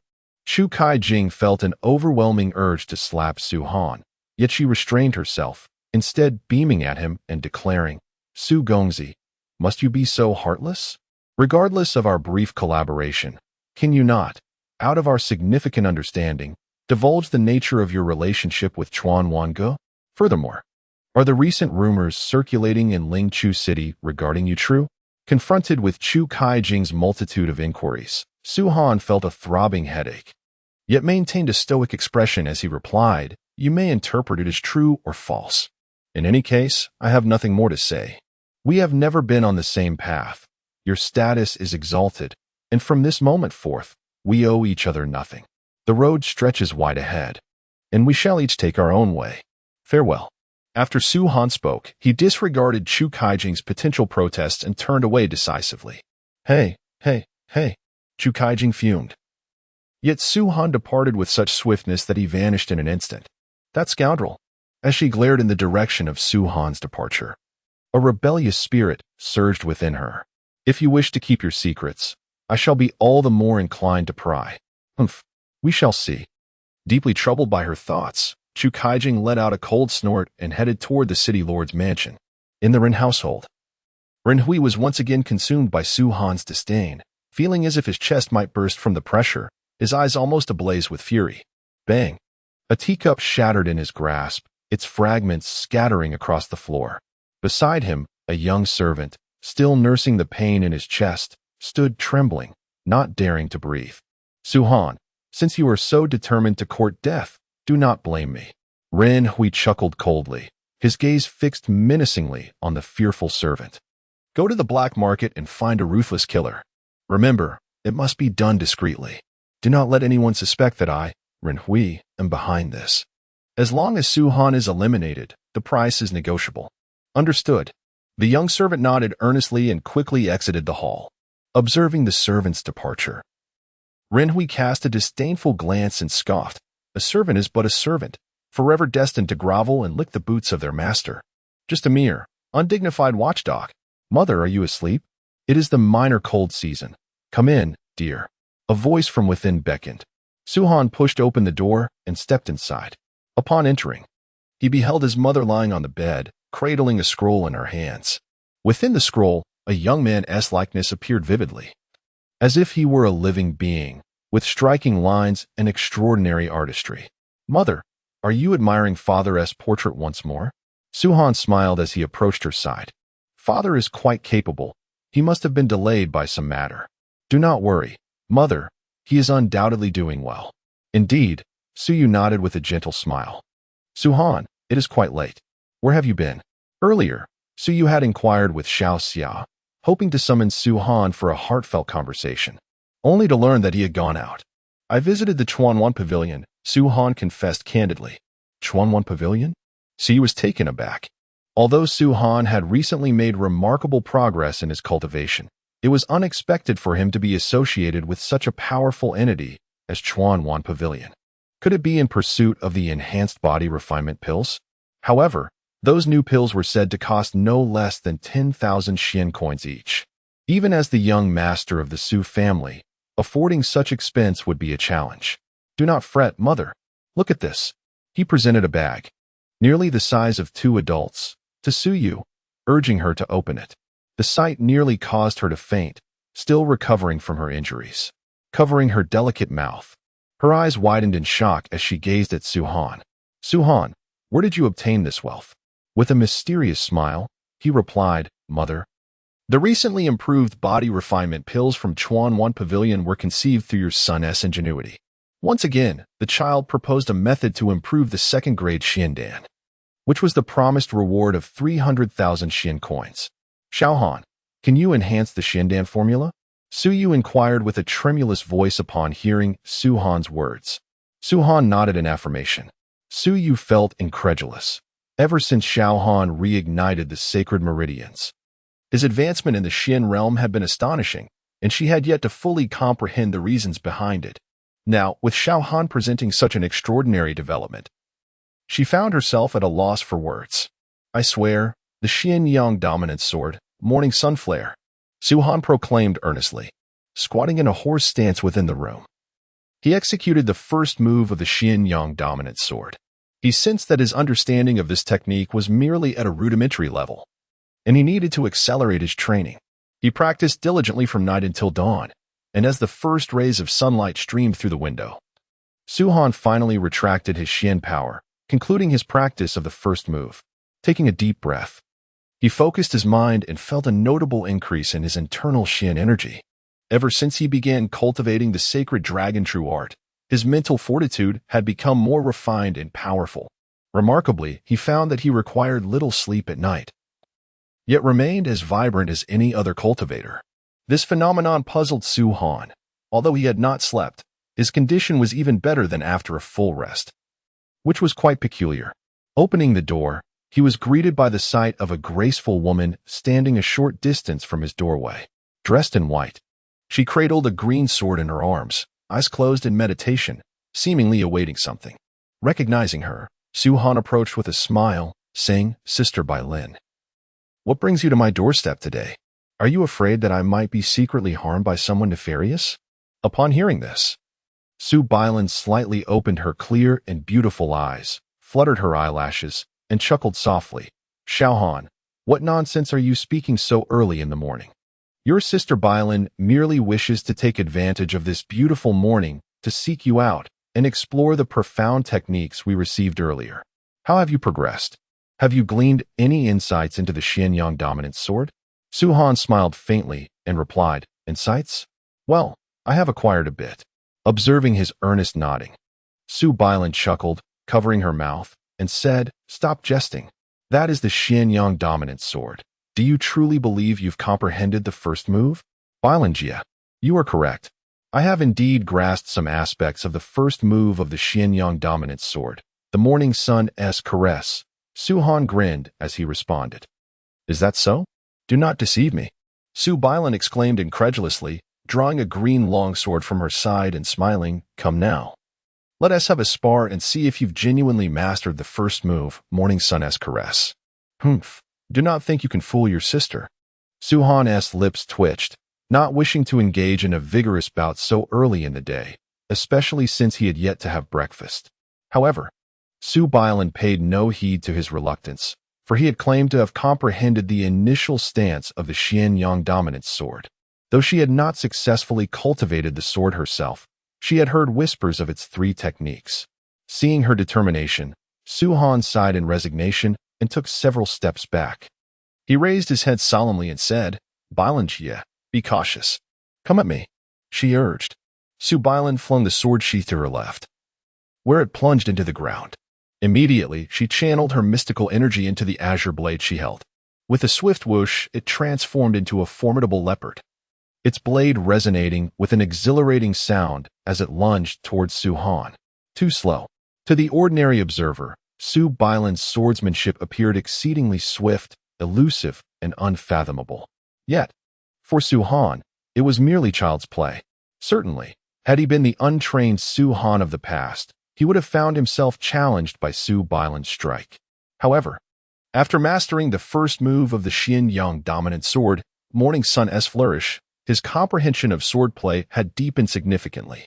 With a subtle motion of his right arm, he extended his fingers, summoning an intricate flow of mystical energy from within, concentrating it at the tips of his 2 fingers as he subtly executed the first move of the Xianyang dominant sword. A sharp sound erupted as a blade-like resonance burst forth from the tips of his fingers, just as Su Bailan's azure sword approached perilously close to him. He reacted with remarkable speed, his fingertips meeting the sword's tip in an instant. Bang! Who is this person? Su-Han retracted his sword fingers and approached, gently restraining Su Bailan, who was still poised to strike. "Sister Bailan, do not worry. If this sword breaks, I shall procure a sharper mystical weapon for you." Setting aside the matter of her sword's potential destruction for the moment, he continued. "What? The moves of the Xianyang dominant sword?" Su Bailan stood frozen, her eyes wide with disbelief, caught in a state of sheer astonishment. The Xianyang dominant sword? The very technique that even the ancestors had failed to master, Su-Han had accomplished it? When did the first move of the Xianyang dominant sword, the morning sun lifts the chi, become so effortlessly attainable? The more she pondered, the more exhilarated she became. With her delicate, snow-white hands, she seized Su-Han's collar and, with fervent emotion, inquired, "Xiao-Han, do tell me, what method did you employ to master the first move of the Xianyang dominant sword in merely 2 days?" Cough. Cough. Sister Bailan, I can hardly breathe. Su-Han gently patted Bailan's jade-like hands, his face tinged with a faint blush, a result of his constricted breathing. Once Bailan relinquished her grip, he found his breath returning to normalcy. "Xiao-Han, it is I who has become overly excited." Su Bailan playfully stuck out her tongue, attempting to temper her inner thrill. Yet, the thought that Su-Han had managed to master a move from the Xianyang dominant sword, a technique nearly impossible for anyone in the Su family to successfully cultivate, within just 2 days, was truly remarkable. "Xiao-Han, do share. What exactly did you do to succeed in the first move, Morning Sun lifts the chi?" Su Bailan swallowed hard, eagerly pressing for an answer. Su-Han cleared his throat, ready to divulge the reason, but upon reflection, he realized there was no particular method at all. He had simply read through the technique a few times and, with casual application, achieved a small degree of mastery over the first move. Noticing Su-Han's bewildered expression, Su Bailan felt a twinge of curiosity and softly asked, "Xiao-Han, do you not even comprehend the underlying principles yourself?" "That is more or less the case," Su-Han replied with a bright smile, feeling somewhat awkward. "Is that really so?" Su Bailan was filled with a desire to express her frustrations. Yet she had heard tales of prodigious talents in the realm of cultivation who could comprehend and master esoteric techniques in a remarkably brief span of time. Such individuals were nothing short of extraordinary geniuses in the art of cultivation. Turning her gaze to Su-han, she perceived that he seemed to belong to this very category of gifted individuals. At this thought, Su Bailan regarded Su-han as though he were a mountain of spirit coins, her eyes sparkling with admiration. Big Sister Bailan, please refrain from displaying such an expression. It is rather intimidating. Su-han could not help but take a small step back, just as Su Bailan was about to approach him. Suddenly, another figure appeared behind her. Ancestor, Su-han exclaimed in surprise. The newcomer was none other than the venerable Su-he, his hair and beard a testament to the passage of time. In Su Bailan's mind, Su-he was a figure of considerable sternness. However, a surge of excitement soon overshadowed her trepidation, and she eagerly addressed the approaching elder. Ancestor, I have some astonishing news to share. Astonishing news? Su-he inquired, somewhat puzzled, as he stood beside Su-han. He looked at Su Bailan with curiosity. Little Lin, what is this good news? With a playful smile, Su Bailan replied earnestly. Can you guess which esoteric technique Su-han has mastered? The Xianyang dominating sword. He has successfully cultivated the first move of the Xianyang dominating sword in just 2 days. Well, what? Su-he's eyes widened in disbelief as he fixated on Su-han, his face alight with anticipation. Su-han, is what little Lin claims true? Feeling somewhat bemused, Su-han nodded, thinking to himself, is it really such a big deal? If Su-he were to uncover Su-han's inner musings, he might very well react with an overwhelming surge of emotion. In the span of merely 2 days, one has comprehended the first move of a profound mystical technique. How astonishing is that? Truly, it is a case of being blissfully unaware of one's own fortune. Su-he sighed, reflecting on the adage that heroes emerge from youth. Indeed. Su-han, your future is boundless, and my efforts to assist you in resolving the grievances with Tai Wuxi in Taiping City are not in vain. Are you truly heading to the Tai family in Taiping City, ancestor? Su-han inquired, somewhat taken aback. Su-he nodded and replied, the sooner this matter is addressed, the better. However, there is something I must impart to you. Please, ancestor, do share, Su-han responded earnestly. Su-he raised his voice, speaking solemnly. In 3 months, the grand demon hunting competition of the 100 cities will take place. The term 100 cities refers to the 100 cities within our Chang'e prefecture, which annually host a grand event to hunt demons. This matter is of paramount importance, as it directly impacts the ability of the populace to live in peace and prosperity. As the young master of the Su family in Lingqiu City, you must undertake the vital responsibility of leading the younger generation of the Su family. Su-han nodded, fully aware of the significance this event holds for the 100 cities within Chang'e Prefecture. Without formidable practitioners venturing to the outskirts of Demon Mountain to hunt the demons, those malevolent creatures would inevitably break free, wreaking havoc upon the nearby inhabitants. Such an outcome would lead to unimaginable suffering. Traditionally, the demon hunting competition was an event primarily for the older generation, however, to provide the youth with valuable experience. This activity has evolved over the past decade into a rite of passage for young practitioners. Su-han was well aware of the situation. Although he had previously been unable to cultivate the arcane arts or participate in the demon hunting activities, it was essential to note that one had to at least reach the initial stage of Flesh Realm to engage in such endeavors. The demon hunting activities were a matter of great honor for the numerous cities within the Chang'e Prefecture. It was imperative to give one's utmost effort, for they were facing ruthless demons who would not hesitate to kill. When dealing with these malevolent beings, one must show no mercy. Otherwise, it would be a grave disrespect to one's own life, potentially leading to the demise of comrades. Remember this well. Indeed, Su-han wholeheartedly agreed with the words of ancestor Su-he. When confronted with perilous demons, any display of compassion could result in a fatal counterattack. These demons were devoid of humanity, embodying pure evil, tyranny, and cruelty. Well then, I shall take my leave, ancestor Su-he declared before stepping forth, employing some unknown technique to vanish in an instant from Su-han's side. Such was the prowess of a soul realm expert. Su-han gazed longingly at the spot where ancestor Su-he had stood, filled with aspiration. Don't be envious, Xiaohan. I believe in you.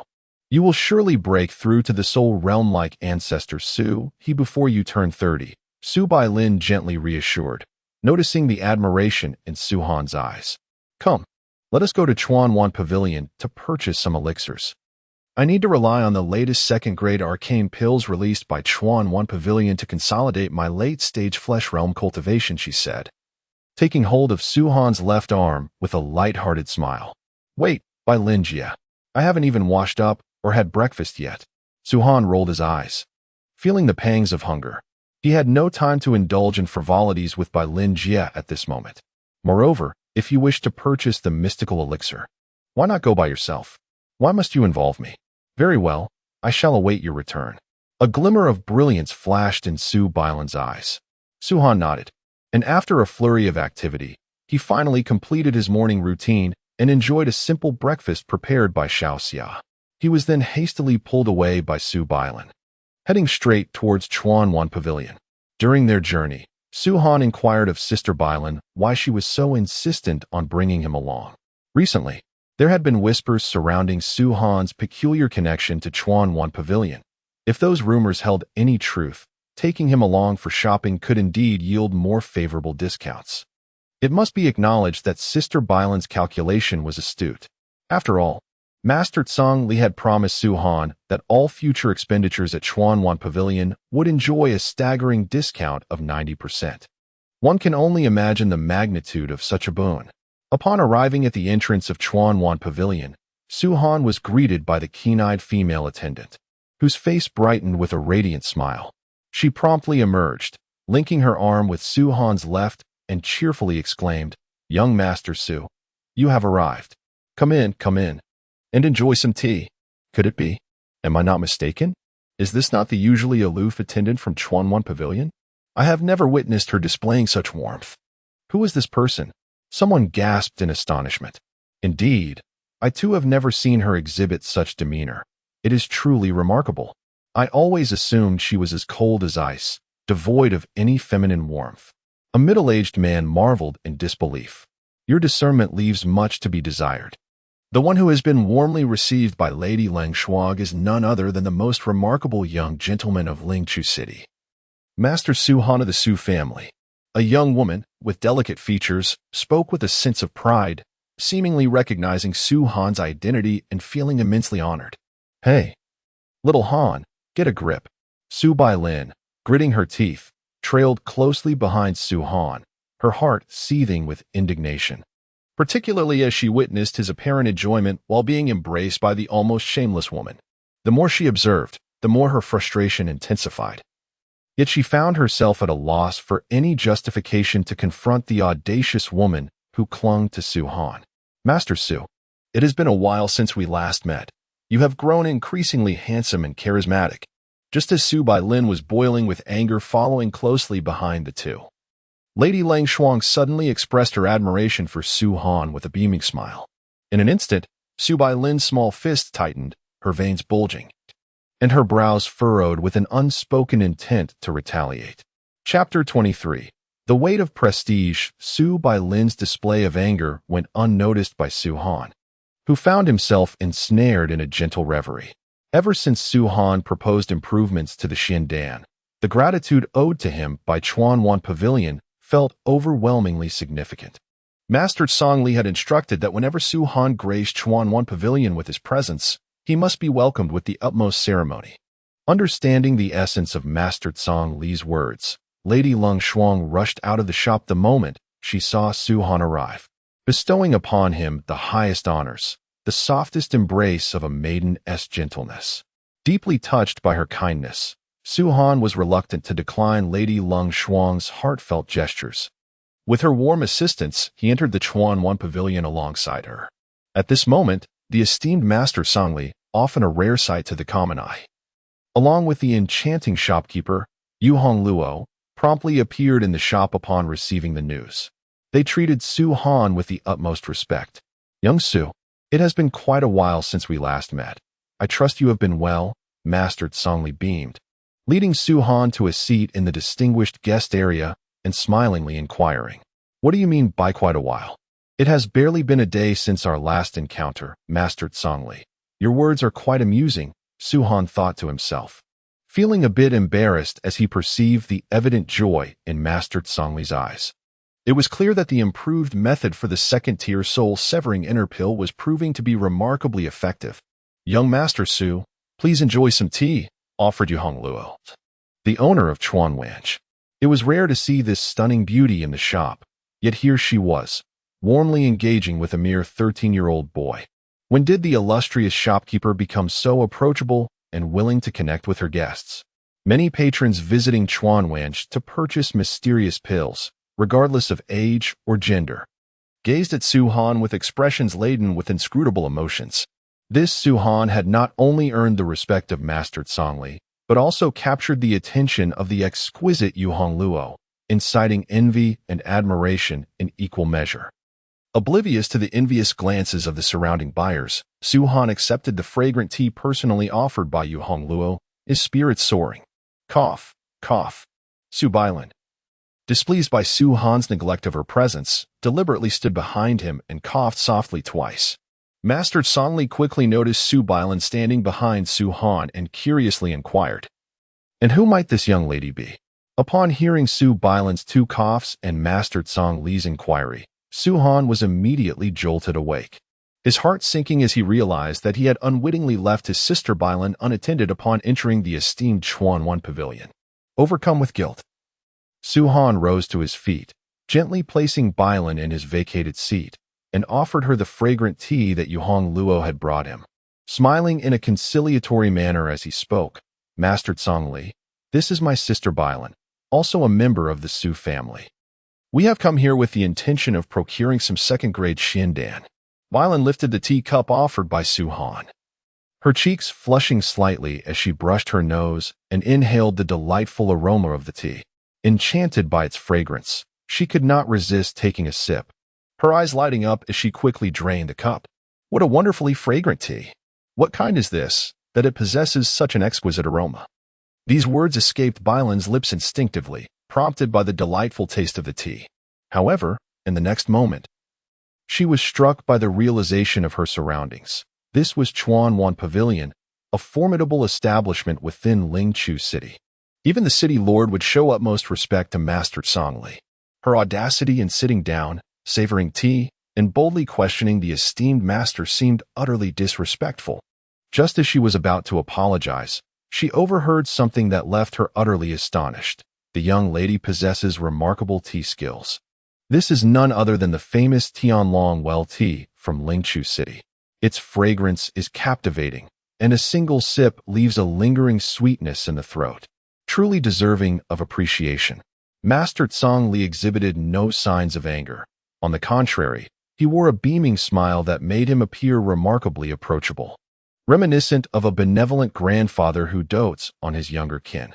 After a period of engaging conversation, the rapport between Su Bailan, Master Songlee, and Yu Hongluo gradually blossomed. When Su Bailan expressed her desire to purchase the newly released second-tier soul-severing elixirs from Chuanwan Pavilion, Master Songlee readily agreed to sell them to Miss Su at the remarkably low price of 1,000 Xian coins each. Su Bailan was utterly taken aback. Prior to her visit to Chuanwan Pavilion, she had diligently sought out promotional materials for the new edition of the second-tier soul-severing elixirs, which were priced at a staggering 50,000 coins each.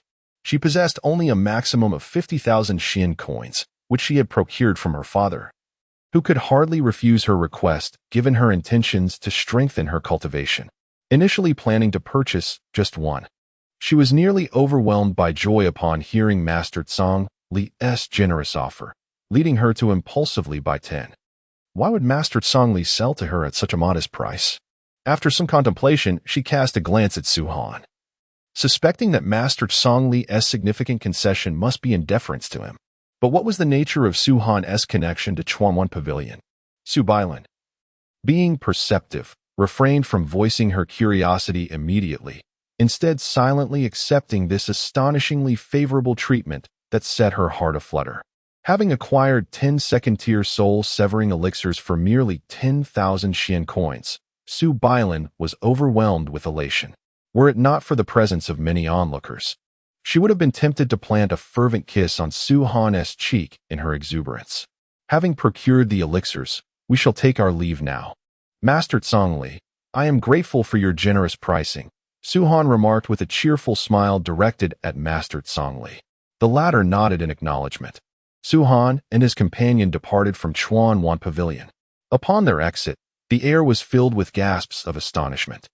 It was truly remarkable that Su Han could elicit such an extreme concession from the eminent Master Zhongli.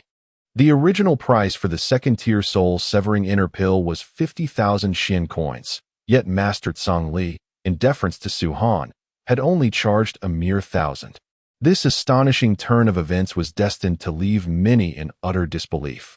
At that moment, a young man strode into Chuanwan Pavilion, making a beeline for the section dedicated to the sale of the second-tier soul-severing inner pill. Standing before the counter, his eyes glinted with malice. The young man muttered under his breath, as if ensnared by some dark enchantment. Before Jiang Junfeng could utter a word, Lang Shuang followed his gaze and noted that his eyes were fixated on the newly launched second-tier soul-severing inner pill. She immediately responded with a cold smirk. Young Master Jiang, I regret to inform you that we do not sell any Xian pills to you. Why not? Jiang Junfeng's eyes flared crimson as he glared at Lang Shuang. Why? Lang Shuang scoffed. You harbor animosity towards young Master Su, and to us. He is a distinguished guest of the highest order, one we cannot afford to offend. Since you are an adversary of young Master Su, Chuanwan Pavilion shall not engage in any business dealings with you. It is not merely a matter of personal grievance. Yu Honglu approached, her cold gaze sweeping over the disheveled Jiang Junfeng. In a frigid tone, she declared, I, Yu Honglu, in my capacity as the proprietor of Chuanwan Pavilion, hereby announce to the Jiang family that from this day forth, Chuanwan Pavilion forbids the sale of any Xian Dan to the descendants of the Jiang family. What? Jiang Junfeng, upon hearing her chilling words, felt an explosive rage rising within him. However, upon witnessing Yu Honglu's public proclamation, his astonishment quickly morphed into sheer horror. Leave at once. You are not welcome at Chuanwan Pavilion, came the deep voice of Master Zhongli from behind Jiang Junfeng. In that moment, Jiang Junfeng snapped back to reality and hastily fled Chuanwan Pavilion, racing towards the Jiang family estate. The abrupt announcement from Chuanwan Pavilion was utterly shocking. The pavilion was a formidable entity, one that the Jiang family could never afford to offend. Yet, the cessation of their supply of Xian Dan signified dire consequences. Even a fool could discern the gravity of the situation. In a secluded area of Lingqiu City, an eerie silence enveloped the surroundings, suggesting that no one resided there. A young man clad in servant attire walked cautiously along the desolate streets, the air thick with a menacing atmosphere. Each step he took was laden with trepidation, as he feared that one misstep could cost him his life. Stop. Just as the young servant drew near to a grand courtyard, a sharp voice echoed from within. Thud. The young servant immediately fell to his knees, a wave of terror washing over him. He dared not raise his head and, with a trembling voice, uttered, On the orders of my master, I have come to seek the assassins of the black market. My son has expressed that as long as we can eliminate the Su family scion, Su Han, the matter of the Xian coins is negotiable. A voice of subtle doubt echoed from within the courtyard, soon enveloped by a chilling silence. After a prolonged moment, a sinister chuckle emerged, followed by a price proposal, 200,000 Xian coins. I will ensure the task is executed without a trace. Agreed. The young servant readily acquiesced, for his master had previously indicated that negotiations regarding the price were feasible. As long as Su Han is dealt with, everything else can be discussed. Indeed, indeed. A scoff escaped his lips. What a cowardly lackey. Truly a worthless fool. Once the young servant departed, a figure clad in a black knight's suit emerged, revealing only a pair of menacing eyes. He gazed in the direction of the departing youth, muttering under his breath. Shaking his head slightly, he re-entered the courtyard behind him. Chapter 24. Shocked by Su Lai at midday, the sun blazed fiercely. As Su Han stepped into the gates of the Su family estate, a figure approached him. Su Han recognized the individual immediately. It was Su Lai, the eldest elder of the Su family. Among the many elders who had besieged Suyu previously, Su Lai was one of them. Wait. Su Lai interjected, his hand raised to halt Su Han. His expression darkened as he scrutinized him. Su Han, you may be unaware of the agreement I have with your mother. However, it is of no consequence. I shall enlighten you now. Upon hearing this, Su Han furrowed his brows and turned to face the displeased Su Lai, eager to discern his intentions. Father, what are you doing? Su Bailin exclaimed, sensing the tension directed at Su Han, feeling a sense of foreboding. Shaolin, do not interfere. Su Lai cast a slight glare at Su Bailin, his gaze fixed firmly on Su Han, and declared, today, I shall speak plainly. Last time, your mother approached the Xiandan Hall to purchase the few remaining Xian coins of the family for a sum of 1,000 Xian coins. Initially, I was opposed to this, but due to your mother's earnest pleas and for the sake of Shaolin, I reluctantly acquiesced. Su Han's expression darkened gradually. Unfazed by Su Han's demeanor, Su Lai's stare intensified, his tone becoming increasingly harsh as he continued. At that time, we reached an agreement. After acquiring 3 body refining pills, your mother promised that you would maintain distance from Shaolin. Now, you have violated that promise. I believe it is time to have a word with your mother. Upon hearing this, Su Han lost all desire to listen further. He retrieved 3 body refining pills from his pocket and presented them to Su Lai with a cold voice, saying, here are the 3 body refining pills that my mother purchased from the Xiandan Hall. I now return them in full. Recognizing the familiar jade vial, Su Lai was well aware that it was the same vial he had sold to Su Yu for the family Xiandan. Skeptical, he accepted the vial, opened it, and indeed found 3 Xiandan inside. Did Su Han not consume the Xiandan? Could he have reignited his sacred veins not due to these 3 pills? Su Han, addressing Su Lai without the honorific of Grand Elder, boldly continued, I am now the young master of the Su family. When you see me, regardless of your status as Grand Elder, you must show me the utmost respect. This is the rule of the Su family. What? During the absence of the ancestors, do you intend to defy authority? Upon hearing Su Han's words, Su Lai chuckled derisively, clearly unimpressed, as he tucked the jade vial away and sneered. Young master of the Su family? Do you believe you are worthy? Su Han, let me make it clear. It is merely because the ancestor holds you in esteem that you stand here, but before me, you are nothing but a waste. Although I am unaware of the obscure methods you have employed to revive the long-dormant sacred veins, I assure you, to claim the position of the Su family heir, you must first pass through me. As for the ancestor, I will persuade him to reassess the situation. And regarding your mother, frankly speaking, the role of acting head of the family is far more suited to me, Su Lai.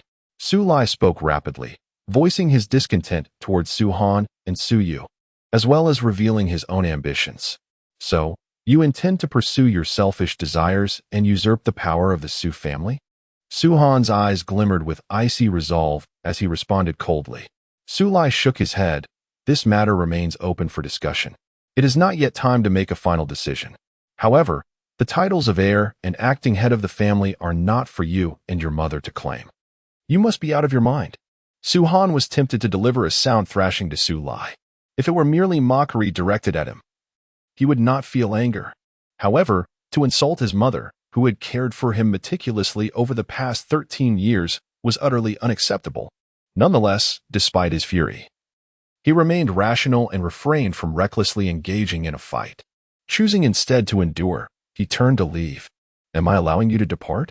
Su Lai, witnessing Su Han's audacity to disregard him, felt the pent-up rage within him finally erupt. In an instant, he transformed into a swift eagle, striding steadily towards Su Han with fierce intent. Upon seeing this, Su Han's expression changed dramatically. He had not anticipated that Su Lai would resort to violence so readily. And this was indeed a precarious situation. He is in the mid-stage of the corporeal realm, while Su Lai is at least in the early stage of the mental realm, with a vast chasm separating the two, one that ordinary means cannot bridge. Kill. In the face of Su Lai's aggressive demeanor, Su Han is not one to simply sit idly by. If someone seeks to apprehend him, even if he cannot retaliate successfully, he must at least ensure that his adversary tastes blood. He intends to make Su Lai understand that to humiliate him, Su Han, comes at a steep price. With the Xianyang dominating sword, morning sun rising, Su Han unleashed the first move of the recently mastered profound technique. Suddenly pivoting as his sharp gaze locked onto Su Lai's swiftly approaching palm. Channeling all his internal energy, he aligned 2 fingers together and released a piercing, cold sword energy from their tips. Su Lai, taken aback by Su Han's immediate counterattack, felt astonished, especially upon seeing the impressive profound energy swirling around Su Han's fingertips. A clear indication of the technique being employed. To cultivate a profound technique at the mid-stage of the corporeal realm, what an anomaly Su Han must be. He summoned overwhelming profound energy in his right palm, forcefully pressing down upon the 2 fingers that Su Han thrust forth. In truth, he had the opportunity to crush Su Han with a single strike, yet from Su Han's fingertips, he sensed a threat of danger. A moment's carelessness could lead to his heart being pierced by Su Han's fingers, while it might not be fatal, given his protective profound energy. Su Lai dared not gamble with his life. With a resounding clash, their fingertips met palm to palm, and Su Han was violently propelled back several dozen steps by the immense force of the profound energy. His internal energy was ravaged, leaving him momentarily incapacitated. His complexion turned ashen, and his legs trembled in a most dire state. How infuriating! The profound energy of a mental realm expert is far too robust. I am simply no match. Su Han was engulfed in fury, his eyes ablaze with a seething hatred. For the first time, he harbored the intent to kill, directed towards Su Lai, whom he loathed with boundless contempt. Su Lai stood his ground, facing Su Han's assault with unwavering composure. This exemplified the absolute momentum of a heart realm expert overpowering a body realm practitioner. The notion of crossing 3 major realms to engage in battle was nothing short of a fantastical dream. Even with Su Han's cultivation of the Holy Dragon True technique, it was utterly impossible for him to contend on equal footing with a heart realm master, transcending 3 major realms. Although Su Han felt immense regret and anger, he was wounded. Suddenly, Su Lai lifted his gaze, and within his eyes flickered a hint of trepidation. It was not the mid-stage body realm Su Han that instilled fear, but rather the terrifying potential for cultivation that Su Han possessed. One must consider that Su Lai was a heart realm master. Facing a mid-stage body realm individual should render him invincible. Wounded? What a jest! No matter how exceptionally gifted a body realm practitioner may be, it was inconceivable that they could inflict harm upon a heart realm expert, unless a miracle were to occur. And that miracle had indeed descended upon Su Han. This individual held limitless prospects for the future. No, it was too frightening. He was nothing short of a prodigy in cultivation. Kill. For the first time, a murderous intent arose within Su Lai. Since he had decided to take action against Su Han today, he would inevitably become a target in the future. Having struck, he must eliminate any potential future threats. That gaze. Su Lai was resolute in his intent to kill me. From Su Lai's expression, Su Han discerned a palpable and overt murderous intent. Escape. He immediately thought of escape, but just as he was about to flee, he noticed 3 individuals approaching behind Su Lai. Su Han frowned slightly, abandoning his plan to run away. The head of the Jiang family, Jiang Shuai, had come to pay a visit to the Su family, hoping they would not take offense. A cheerful voice emanated from behind Su Lai, causing Su Lai, who had initially intended to eliminate Su Han, to furrow his brow and suppress his murderous thoughts. Turning to face the newcomers, he scrutinized Jiang Shuai, along with his brother Jiang Feng and Jiang Feng's son, Jiang Junfeng. What could have prompted the sudden visit of the Jiang family head to the Su family? Internally, Su Lai felt a surge of irritation. After all, he had aimed to kill Su Han, only to be interrupted by Jiang Shuai's unexpected arrival. Jiang Shuai offered a slight nod to Su Lai with a warm smile but refrained from engaging in conversation, instead making his way directly towards Su Han. What could this signify? Su Lai's expression turned increasingly unnatural as he was about to inquire of Jiang Shuai when he heard a news that sent chills down his spine. Young brother Su Han, I am Jiang Shuai, head of the Jiang family. I have come to offer my apologies, and I hope you will not take offense. Jiang Shuai's demeanor was exceedingly sincere, treating Su Han with the utmost respect as though he were a venerable and esteemed practitioner of the arts. Su Lai, who had always considered himself the acting head of the Su family, was left utterly dumbfounded at the sight of Jiang Shuai, the dignified head of the Jiang family, displaying such deference toward a mere boy of 13 or 14 years. Even Su Bailan was taken aback by the spectacle. Neither Su Lai nor his daughter could comprehend the extraordinary energy that Su Han possessed, which prompted the head of the Jiang family, one of the three prominent clans of Lingchu City, to personally visit the Su family and engage in earnest dialogue while humbling himself. Su Han, equally astonished, found himself momentarily entranced by the middle-aged man, Jiang Shui, who greeted him with a slight bow. Jiang Shui retracted his fists and, with a gentle smile, addressed Su Han. Dear brother Su Han, I, Jiang Shui, acknowledge my shortcomings in upbringing. I hope you can forgive the transgressions committed by my inept son, Jiang Junfeng. I present to you these 10 rare treasures, and I sincerely hope you will accept them. As Jiang Shui concluded his words, his brother, Jiang Feng, stepped forth, unveiling a reddish-brown square brocade box. Within it lay 10 exquisite rare treasures, each enveloped in fine silk. Each treasure was valued at 30,000 Xian coins, totaling an impressive 300,000, a significant sum in Lingchu City. What event could possibly compel a family head to adopt such a humble demeanor and generously offer treasures worth 300,000 Xian coins? Head of the Jiang family, I believe there has been some misunderstanding. While he is indeed called Su Han, he is merely a junior member of the Su family, hardly deserving of such grand gestures. Su Lai interjected with a radiant smile. In an abrupt turn, Jiang Jufeng found himself knelt down by a kick from his father, Jiang Feng, who exclaimed, "Unfilial son." Quickly apologize to young Master Su Han. Chapter 25. Seeking assistance from Su Yin. Young Master Su Han, I am truly blind to your worth. I sincerely hope you can find it in your heart to forgive me this once. Jiang Junfeng knelt on the ground, his face flushed and his posture subservient. Bowing his head, as soon as he finished speaking, he struck himself across the face. Su Han maintained an icy demeanor, channeling the holy dragon true technique within him to stabilize his internal energy. After exchanging blows with Su Lai, he had sustained noticeable injuries. At this moment, his survival depended on Jiang's protection. Otherwise, he would provide Su Lai with another opportunity to strike. Su Lai was acutely aware of this predicament, but had already lost the chance to act, and he was deeply engrossed in contemplation.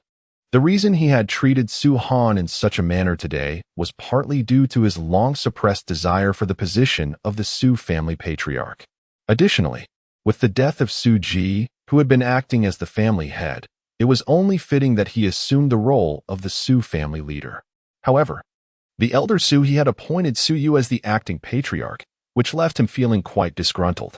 Moreover, Su Han had the audacity to hold the title of the Su family's young master, with future aspirations of succeeding as the family head. All these factors made it increasingly difficult for him to contain his dissatisfaction. Today, he had finally discovered a legitimate rationale, leveraging his promise to Su Yu as a pretext to instigate conflict with Su Han, thereby exacerbating the discord and ultimately displacing Su Han from his position as the young master. This plan was exquisitely crafted, yet he overlooked a critical factor, Su Yin, who had killed Su Ji with a single strike. Very well, I forgive you, Su Han remarked, his eyes shimmering with a peculiar light as he pondered deeply, especially upon noticing Su Lai's increasingly grim expression. He understood that Su Lai was wary of confronting him in front of others. Too many eyes were watching. Really? Jiang and the others, upon receiving Su Han's assurance, were instantly filled with joy. However, Su Han gazed solemnly at Jiang Shuai, inquiring with curiosity, I wish to understand why you have suddenly visited the Su family to seek my presence. Is it truly merely due to the recent conflict I had with Jiang Junfeng? Certainly not, Jiang Shuai replied, shaking his head, his tone gentle as he addressed Su Han. In truth, this matter is one I had wished to keep to myself. Yet it has become imperative that I elucidate it. With a face full of indignation, Jiang Shuai glared at Jiang Junfeng, who knelt on the ground, too intimidated to rise. With a sense of resignation, he continued, This issue is of utmost significance to the Jiang family. It pertains to the matter of Chuan Wanga. The situation is as follows. Jiang Shui recounted the events that transpired at Chuan Wanga involving Jiang Jufeng, revealing the decree from Chuan Wanga prohibiting the sale of Xiandan to the scions of the Jiang family. This development posed a grave threat to the very survival of the family. It is worth noting that within the entirety of Lingqiu City, Chuan Wanga stands as the sole entity capable of concocting Xiandan, given the scarcity of skilled alchemists. This monopoly is precisely what has secured Chuan Wanga's dominance in Lingqiu City. Master Tsang Li is, without doubt, the most esteemed figure in the region, his status eclipsing even that of the city lord, Chu Qi. Upon grasping the intricacies of the situation, Su Han could not help but marvel at the magnificence of Chuan Wanga and feel a sense of gratitude for his previous enhancements to the Xiandan formula. Had it not been for those interventions, Jiang Shui and his companions would not have sought out the Su family, and he might have met his demise at the hands of Su Lai. As Su Han cast his gaze upon the prostrate Jiang Jufeng, who remained motionless in fear, he discerned a flicker of animosity in the latter's eyes. Nevertheless, Jiang Juanfeng's level of cultivation posed no significant threat to him any longer. There is no need to make a fuss over a trivial individual. Su Han spoke in a low voice. From this day forth, let us erase our grievances. Are you willing? Upon hearing this, Jiang Junfeng was momentarily taken aback. Then he fervently nodded. Thank you, Brother Su Han. Jiang Shu expressed his gratitude with a fist salute, adopting a fraternal tone. After a brief hesitation, Jiang Shu gazed at Su Han, as if he had something to say but was unsure. Su Han, understanding Jiang Shu's apprehensions, nodded and assured him, Rest assured, Master Jiang, I will personally clarify matters with Chuan Wan Pavilion, ensuring that they continue their dealings with the Jiang family. Perhaps it was the promise of Master Tsang Li or the alluring moon-red luo that encouraged the head of the Jiang family to seek him out, thereby granting him a significant favor. Su Han perceived this with clarity, mentally commending both Master Tsang Li and the enchanting moon-red luo. Additionally, Su Han glanced at Su Lai and addressed Jiang Shu. I would like to entrust you with a matter, and I wonder if you would be willing? Please. Brother Su Han, speak freely. As long as it is within my capabilities, I shall do my utmost, Jiang Shu declared with a hearty pat on his chest. Su Han nodded, casting a serious look at Su Lai, and said earnestly, I wish to visit the Su family's martial pavilion. May I request your company, Master Jiang? Your visit to the Su family's martial pavilion? Why would you need me to accompany you? Is there some hidden agenda? Jiang Shu, noticing Su Han's peculiar gaze towards Su Lai, seemed to grasp something and nodded in understanding. With that, Su Han took the lead towards the Su family's martial pavilion, followed closely by Jiang Shu, while Su Lai and Su Bailan silently trailed behind. Jiang Junfeng, accompanied by his father Jiang Feng, ventured forth in curiosity to discern the intentions of Su Han. The group arrived at the martial pavilion, where Su Han stood at the entrance, calling out loudly, I, Su Han, the young master of the Su family, request Elder Su Yin to come forth and lend her assistance. As his voice echoed, a slender figure emerged from within the pavilion, a young woman named Su Yin, having reached the venerable age of over 130 years without ever having wed. She donned a flowing white dress that accentuated her ethereal grace, her gaze profound and penetrating. Approaching Su Han, she scrutinized the assembly before fixing her eyes upon him, inquiring, Su Han, what is the matter? Why have you disturbed my meditation? With a respectful bow, Su Han straightened himself, his countenance somewhat wan as he pointed towards Su Lai and solemnly declared, Su Lai harbors discontent towards my position as young master, and he resents my mother's stewardship of the family. Just moments ago, he attempted to harm me and nearly succeeded. Oh, Su Yan's beautiful eyes suddenly glinted with a frigid light as she scrutinized the upright Su Lai, questioning, Su Lai, is what Su Han claims true? Utter nonsense. Su Lai retorted sharply, Su Han, do not slander me before everyone. Indeed, I have spoken some harsh truths, but they are facts nonetheless. And you, how dare you disregard my authority as the Grand Elder and speak so insolently? Is it not justified for me to discipline you? Or do you presume yourself to be above the guidance of your elders? Discipline? Su-han scoffed. Your strikes lack precision.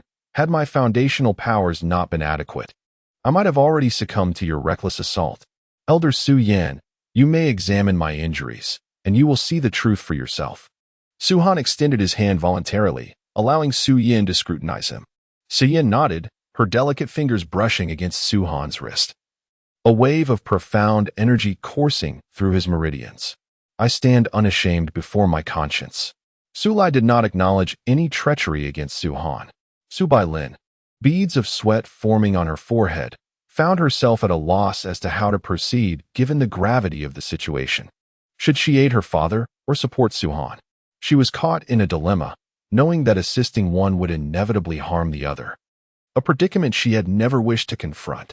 Sometimes, being caught in the middle is exceedingly challenging, making it difficult to take a stand. From within Su-han, I can sense that you have attacked him using the cultivation of mental state, a point I believe you cannot refute. Su-yan's gaze sharpened, continuing. It is nothing short of a miracle that Su-han has withstood your attack without succumbing. It is also the miracle of the future rise of our Su family. Enough. I do not wish to say more. Strike now. You have but one opportunity. This very statement had also been directed at Su-ji. At that time, Su-ji had dismissed it entirely, launching an assault on Su-yin, which ended in his tragic demise. Now, Su-yin was uttering the same words to the arrogant Su-lai. Could it be that Su-lai too would meet a grim fate at her hands? Su-lai's gaze turned cold as he quietly observed Su-yin. He had always believed that Su-ji's death was a mere accident, a consequence of his carelessness. Now, facing Su-yin, he clung to the notion that Su-ji's demise was an unforeseen incident. Since you and the ancestral Su-hi have shown such favoritism towards Su-han, I shall demonstrate to you the folly of your decisions. Only I, Su-lai, as the head of the family, am the most fitting choice. Only by harnessing one's abilities can the Su family ascend to prosperity. Upon finishing his statement, Su-lai stepped forward, unleashing the profound energy within him. Instantly, the crowd felt an aura emanating, one that was infinitely close to the realm of the soul realm. This state could already be regarded as having one hand brushing against the threshold of the soul realm.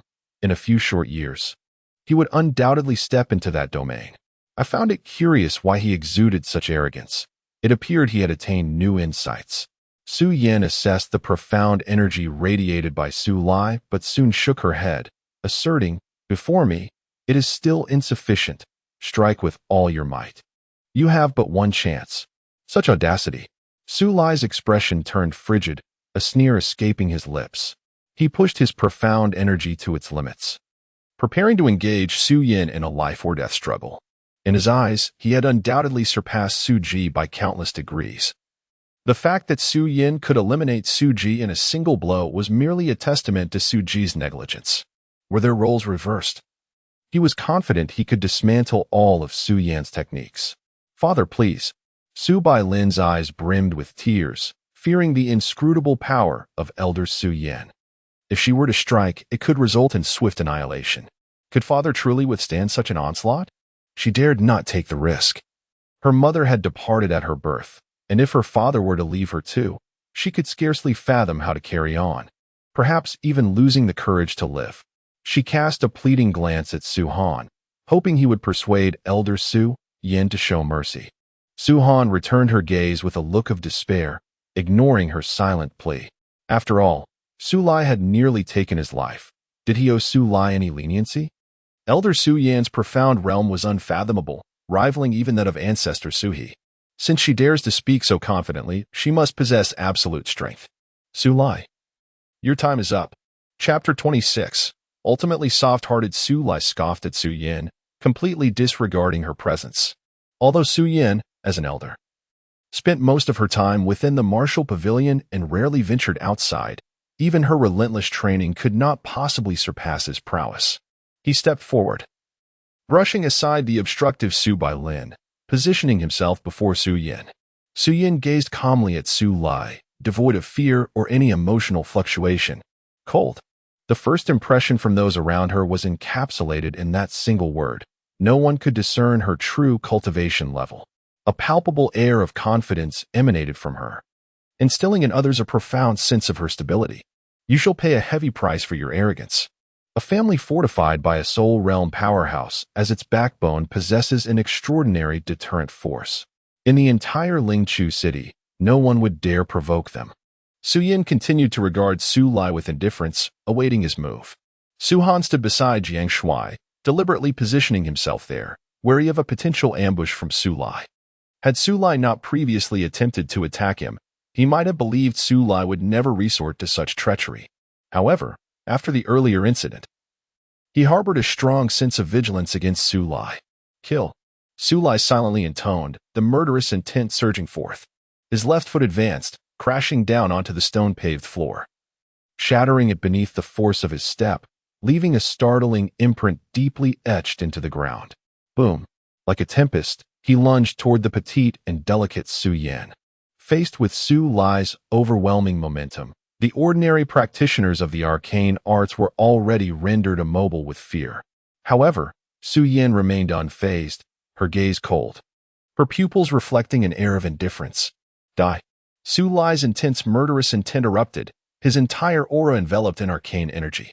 He coiled his right fist, his eyes piercingly cold as they fixated on Su Yan's forehead, his fist akin to a battering ram, hurtling violently toward her head. The onlookers, witnessing Su Lai's ferocity, could not help but gasp in astonishment, simultaneously feeling a wave of concern for Elder Su Yan. Elder Su Yan, petite and delicate like a young girl, appeared frail as she stood there. Yet, her unique aura enveloped her in an almost tangible presence that commanded respect. As Su Lai's fist descended, Elder Su Yan's eyes suddenly sharpened with keen intensity. Without a glance, she slightly extended her pristine white arm and casually unleashed a palm strike. Su Lai barely had time to comprehend what was happening before he felt a dull thud resonate against his chest, and in an instant, he was propelled backward by an immense force. With a whoosh, Su Lai's back scraped against the ground, the rough stone flooring igniting sparks as it was ground beneath him. A shocking trench, smeared with blood, traced a path for over 3 meters before his body finally came to a halt. Trembling, he struggled to prop himself up, but to no avail. Gritting his teeth, he managed to raise his head slightly, his vision swirling as he gazed toward Su Yan. In that moment, he perceived her as a towering mountain, an insurmountable obstacle he would never conquer. How could you possess such power? Su Lai exclaimed, echoing the words spoken by Su Ji before his demise. Unlike Su Ji, however, he did not meet a tragic end. Su Yan's gaze was frosty, her expression devoid of emotion as she approached Su Lai step by step, maintaining an air of serene indifference. None could discern the nature of her strike, nor could anyone fathom her true mastery of the mystical realm. The only undeniable fact was that Su Lai inexplicably fell before the Elder Su Yan, whose figure was as graceful as it was formidable. Elder Su Yan, please show mercy, Su Bailin cried, her eyes glistening with tears as she rushed towards Su Yan in a desperate attempt to intervene. Yet, before Su Yan made any discernible move, an invisible force immobilized Su Bailin, rendering her motionless. Elder Su Yan, do not harm Sister Bailin, Su Han urged, his heart racing with fear that Su Yan might unjustly implicate Bailin. Casting a glance at Su Han, Su Yan continued her advance towards the fallen Su Lai, who still struggled to rise. His exertion led to a spurt of crimson blood, staining the floor beneath him. Su Lai, you dare to covertly harm the young master of the Su family and speak ill of him? Your crimes are grave. Do you confess? Su Yan's gaze was proud and condescending as she looked down upon Su Lai. Bah! Su Lai spat out a mouthful of blood, his laughter turning into a fit of violent coughing as he choked, blood spilling forth once more. His complexion grew increasingly pallid as he gazed at Su Yan with a dazed expression, lamenting, I have committed no wrong. I am the rightful master of the Su family. By what right does he claim supremacy? And Su Han, why should he be the young master? Why not my daughter, Su Bailin? I refuse to accept this. I refuse. Even as death loomed, he remained unrepentant. Su Yan let out a faint sigh, remarking on Su Han's potential, which would forever remain beyond comprehension. Had Su Yu not endured significant humiliation within the Su family over the years? She took on the mantle of acting clan leader with a sense of entitlement. You aspire to be the clan leader? You are unworthy. With that, Su Yan prepared to strike down the ailing Su Lai. In truth, Su Lai had indeed surpassed Su Ji by a considerable margin, managing to withstand a blow from Su Yin without succumbing, a remarkable feat. No. Please do not kill my father. Please, Su Han, I implore you, persuade Elder Su Yin. Su Bai Lin cried out, her face streaked with tears, seeking refuge in Su Han's support. Su Han remained indifferent to her pleas. Had it not been for his slightly superior cultivation base, he might have already become a wisp of resentment in Su Lai's grasp. Unable to stand here and hear Sister Bai Lin's desperate entreaty, Su Yin slowly raised her left hand, poised to extinguish Su Lai's life. Observing this, Su Bai Lin's eyes widened in terror, wishing to faint from the fear overwhelming her. Yet, she understood that closing her eyes might mean a permanent separation from her father. She did not want that. She absolutely refused to accept it. She wanted her father to live, to survive. Enough, Su Han sighed, expressing his resignation. Hearing his words, Su Yin lowered her hand, regarding Su Han with curiosity, eager to discern his thoughts. After a moment of silence, she opened her crimson lips and spoke softly. You must grasp the gravity of the situation, should Su Lai recover from his injuries. He may very well launch another surprise attack. Without protection, your demise is assured. I understand, Su Han nodded earnestly, fixing his gaze upon Elder Su Yin. However, I cannot bear to witness Sister Bai Lin suffer a lifetime of sorrow and resentment toward me. You are the future head of the Su family, and your words carry absolute authority within the clan. I am merely an elder of the martial pavilion, and I must heed your counsel. After Elder Su Yin spoke, she turned and walked towards the martial pavilion, swiftly disappearing from the sight of the gathered crowd. Once Elder Su Yin had departed, Su Bailin felt a sudden release of control over her body and approached Su Lai, assisting him to his feet. Xiao Han, thank you, she said, guiding Su Lai back to their residence.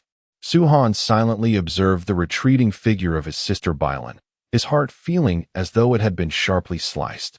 Su Lai harbored intentions to kill him. Indeed, the most prudent course of action for him would be to eliminate Su Lai, thereby ensuring his own safety. After all, Su Lai possessed a formidable intent to kill, one that emboldened him to act against Su Han within the confines of the Su family. This clearly illustrated the depth of Su Lai's ambition for the position of family head, a desire that bordered on madness. I cannot. Su Han shook his head, casting a glance at Jiang Shu and his silent companions, who had remained mute throughout. Master Jiang, in light of the recent events concerning the Su family, I hope you will exercise caution in your words and actions. Jiang Shu nodded and soon replied with a smile, Of course, of course. Brother Su Han, if there is nothing further, we shall take our leave. Su Han acknowledged him with a nod. Jiang Shu and his companions offered a slight bow to Su Han before departing from the Su family estate. Upon stepping outside the gates, Jiang Shu wiped the cold sweat from his forehead, which had not only beaded upon his brow, but also soaked through his back, palms, and soles. Xiaofeng, remember, from this day forth, you must show utmost respect to the scions of the Su family and never offend them, especially Su Han. Do you understand? Jiang Shu solemnly addressed Jiang Feng. Indeed. Jiang Feng nodded repeatedly. Jiang Shu glanced at the bewildered Jiang Junfeng and quickly cautioned, especially you. You must not provoke Su Han again. Otherwise, our Jiang family may face dire consequences in the future. Understood, Uncle, Jiang Junfeng replied, nodding eagerly, refraining from further comment. The animosity he harbored towards Su Han gradually dissipated. Within the Su family, Su Han had evidently been designated as the future patriarch. What could he possibly use to contend with him? Once everyone had departed from the entrance of the martial pavilion, Su Han was about to leave when he was halted by Elder Su Yan's voice. Su Han, please come in. Upon hearing this, Su Han entered the martial pavilion. Elder Su Yan remained seated at the center of the high platform, quietly observing Su Han. After a long pause, she inquired, Su Han, have you practiced the Holy Dragon True formula created by our ancestor? Yes, Su Han replied candidly. offering no concealment. Where did you obtain it? From the ancestral grounds. Why do you admit it? Elder Su Yin is a trustworthy individual. Surprised by his response, Elder Su Yin furrowed her brow and scrutinized Su Han for a long time before saying, "You have been practicing the Holy Dragon True formula since your first entry into the martial pavilion, haven't you? This is your fortune. Dedicate yourself to your training, and you will surely achieve greatness in the future. Additionally, whom else have you disclosed this to?" Elder Su Yin's gaze was piercing as she questioned him. Su Han nodded. "I understand. I will ensure that no fourth person learns of the Holy Dragon True formula created by our ancestor." "Very well," Su Han affirmed solemnly. "Go ahead, should any troubles arise.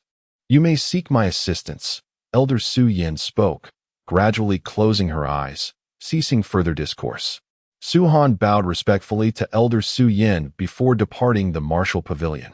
Once Su Han had left, Elder Su Yin opened her eyes, gazing intently in the direction of his departure, sighing, "I hope you can fulfill the destiny that our ancestors could not."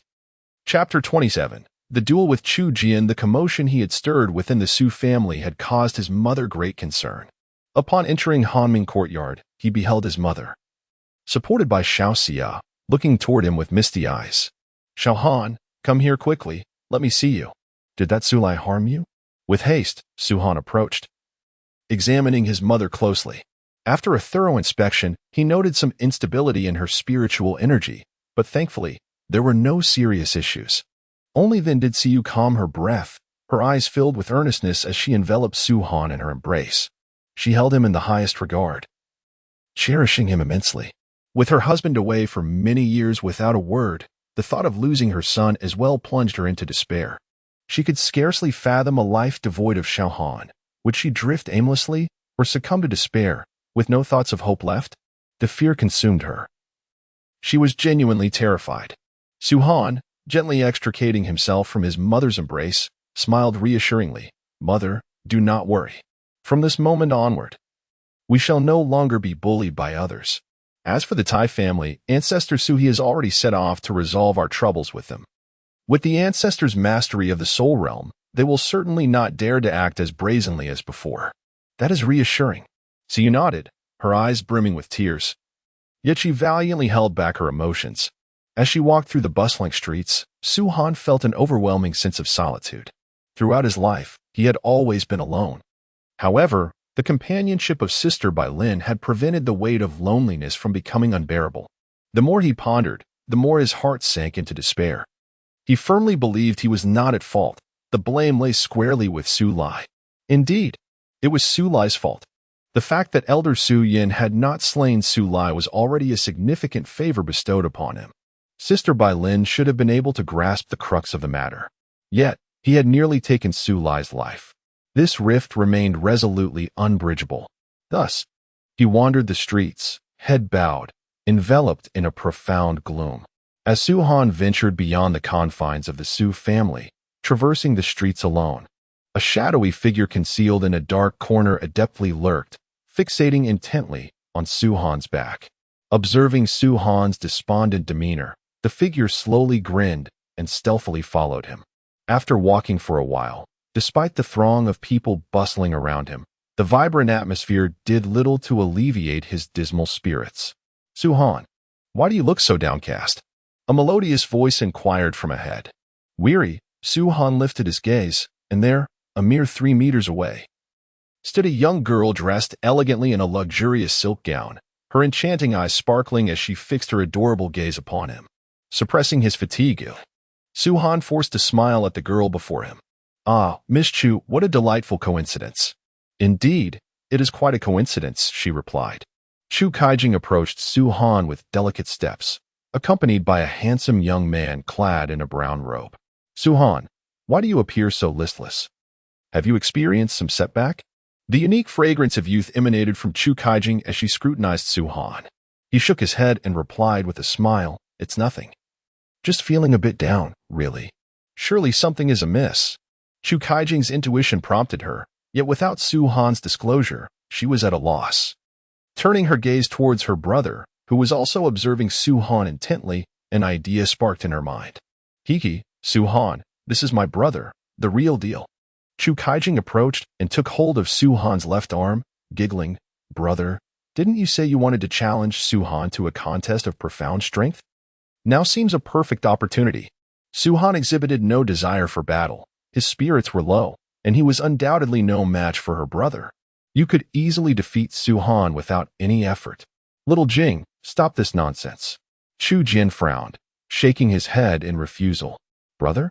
Su Han furrowed his brow, lifting his gaze to Chu Jian, taking a moment to assess him, and inquired, Who are you? Upon hearing this, Chu Jian's expression soured. He scrutinized Su Han for a few moments, noting the weariness etched on his face, which extinguished any notion he had of reprimanding him. A person devoid of combat spirit did not ignite his desire for a challenge. Chu Kaijing recognized that Su Han genuinely did not know her brother, and she couldn't help but chuckle. Brother, from now on, refrain from claiming that anyone could recognize you on the street. Hee. Look, here as someone who doesn't know you at all. In the future, dear brother, refrain from boasting so grandiosely. Beware lest your bravado be punctured. Chu Jian's complexion flushed slightly, yet it had not escalated to the point of anger. He scrutinized Su Han intently, astonished by the sight before him. Su Han, what realm of cultivation do you inhabit? Why can I not perceive any fluctuations of energy within you? Have you transcended the late stage of the flesh realm? Transcended the late stage of the flesh realm? Chu Kaijing expressed her bewilderment, for according to reliable sources, Su Han had only recently entered the early stage of the flesh realm. How could it be possible that within mere days he had surpassed the late stage? Su Han shook his head slightly and replied, No, I have merely reached the mid-stage of the flesh realm. Prodigy. Chu Kaijing muttered under her breath, quietly lamenting. She could not fathom how Su Han had managed to cultivate to the mid-stage of the flesh realm in such a short span. It was truly remarkable. Very well. You are worthy of receiving a move from me. Chu Jian nodded in appreciation. Initially, he had no intention of sparring with Su Han, but he discerned the astonishment in his sister's eyes. This indicated that Su Han's cultivation had indeed made extraordinary strides, perhaps surpassing that of his sister. Otherwise, why would she be so astonished and secretly grumbling? Receive a move? Su Han's curiosity was piqued. Having already attained the mid-stage of the flesh realm, he found it intriguing that Chu Jian considered him merely worthy of receiving a single move. What realm was Chu Jian in to speak so boldly? His eyes sparkled with curiosity as he straightened his posture, invigorated by the challenge. It was evident that Chu Jian sensed the glimmer of combativeness in Su Han's eyes, suggesting that his words had ignited Su Han's fighting spirit. In his eyes, Su Han's mid-phase of the flesh realm truly posed no threat to him. Xiao Jing, please step aside and find a safe spot. I shall test my skills against Su Han. All right. Chu Kaijing obediently retreated to the side, quietly observing the duel between Su Han and her brother, Chu Jian. This was a plan she had conceived early on. She wished for Su Han to rise to the occasion and was eager to ascertain whether he had genuinely transcended the mid-phase of the flesh realm. Surrounding them, numerous onlookers halted in their tracks upon witnessing the standoff between Su Han and Chu Jian, promptly clearing a vast arena to witness the extent of their clash. Isn't that Chu Jian, the son of the city lord, Chu Ji? It is said that his cultivation has already entered the early phase of the blood realm. How audacious for someone to challenge him. Some expressed their confusion. Ah, you must be somewhat uninformed. The youth standing opposite Master Chu Jian is none other than Su Han from the Su family, who has recently risen to prominence. I heard he had an extraordinary match against a young master from the Tai family of Taiping City at the Miaoxian Tower. Someone remarked, pride evident in their tone, as if to know Su Han's name was a matter of great honor. Is that so? Then this battle is certainly worth witnessing, another praised. A collective gasp escaped many upon hearing this, their gazes towards Su Han shifting from condescension to caution, even bordering on reverence. To be able to employ raw physical prowess against a spirit-level technique undoubtedly marked him as a prodigious talent in cultivation. Of course, there may be some embellishment in these claims, but one could not dismiss the potential. Su Han, you have only one opportunity. Unleash your full strength, declared Chu Jian, standing resolutely, unaffected by the murmurs surrounding him. Su Han nodded, remarking that he could perceive the genuine fluctuations of initial Xuanli from the blood realm emanating from him. Indeed, you are undoubtedly at the initial stage of the blood realm. Oh? A glimmer of excitement sparkled in Chu Jian's eyes, and his gaze towards Su Han sharpened. At this moment, he had yet to release his Xuanli fluctuations. Yet Su Han could see through his realm. This indicated that Su Han was truly extraordinary. Please, proceed. Chu Jian gestured with his left hand, inviting Su Han to take action. Su Han nodded, channeling the Xuanli from within his sacred veins. With powerful strides, he swiftly closed the distance to Chu Jian, executing a sweeping kick that sliced through the air with a piercing sound. It was a formidable strike. Admiration flickered in Chu Jian's eyes, yet he inwardly lamented, alas, it is still insufficient.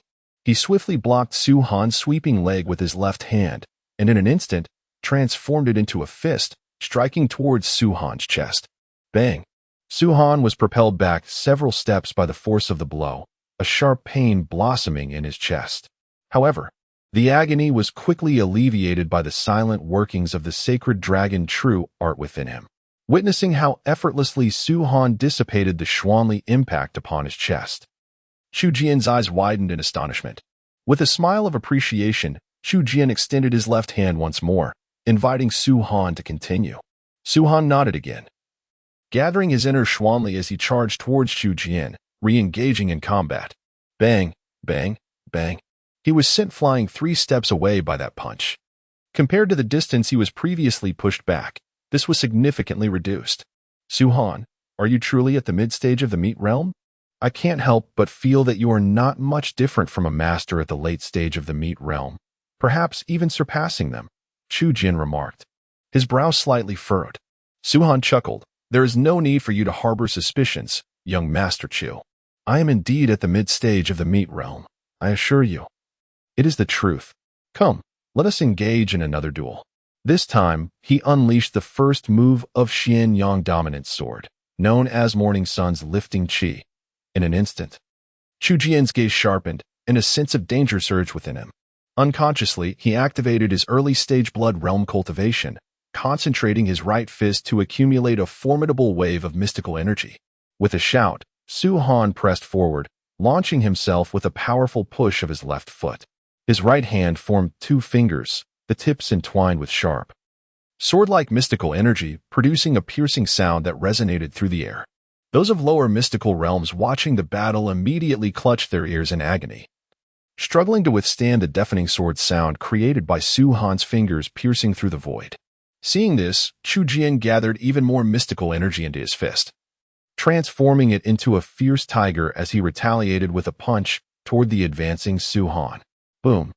The collision between the sword fingers and the fist sent shockwaves through the air, causing the white square floor to tremble slightly, breaking the sealed contact. Simultaneously, waves of energy unleashed by the mystical force swept through the surroundings. Some female spectators, unable to evade in time, found their garments torn by the force, revealing their fair skin.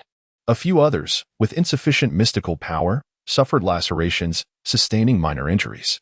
An uproar erupted around them, with voices rising in chaos. Chapter 28.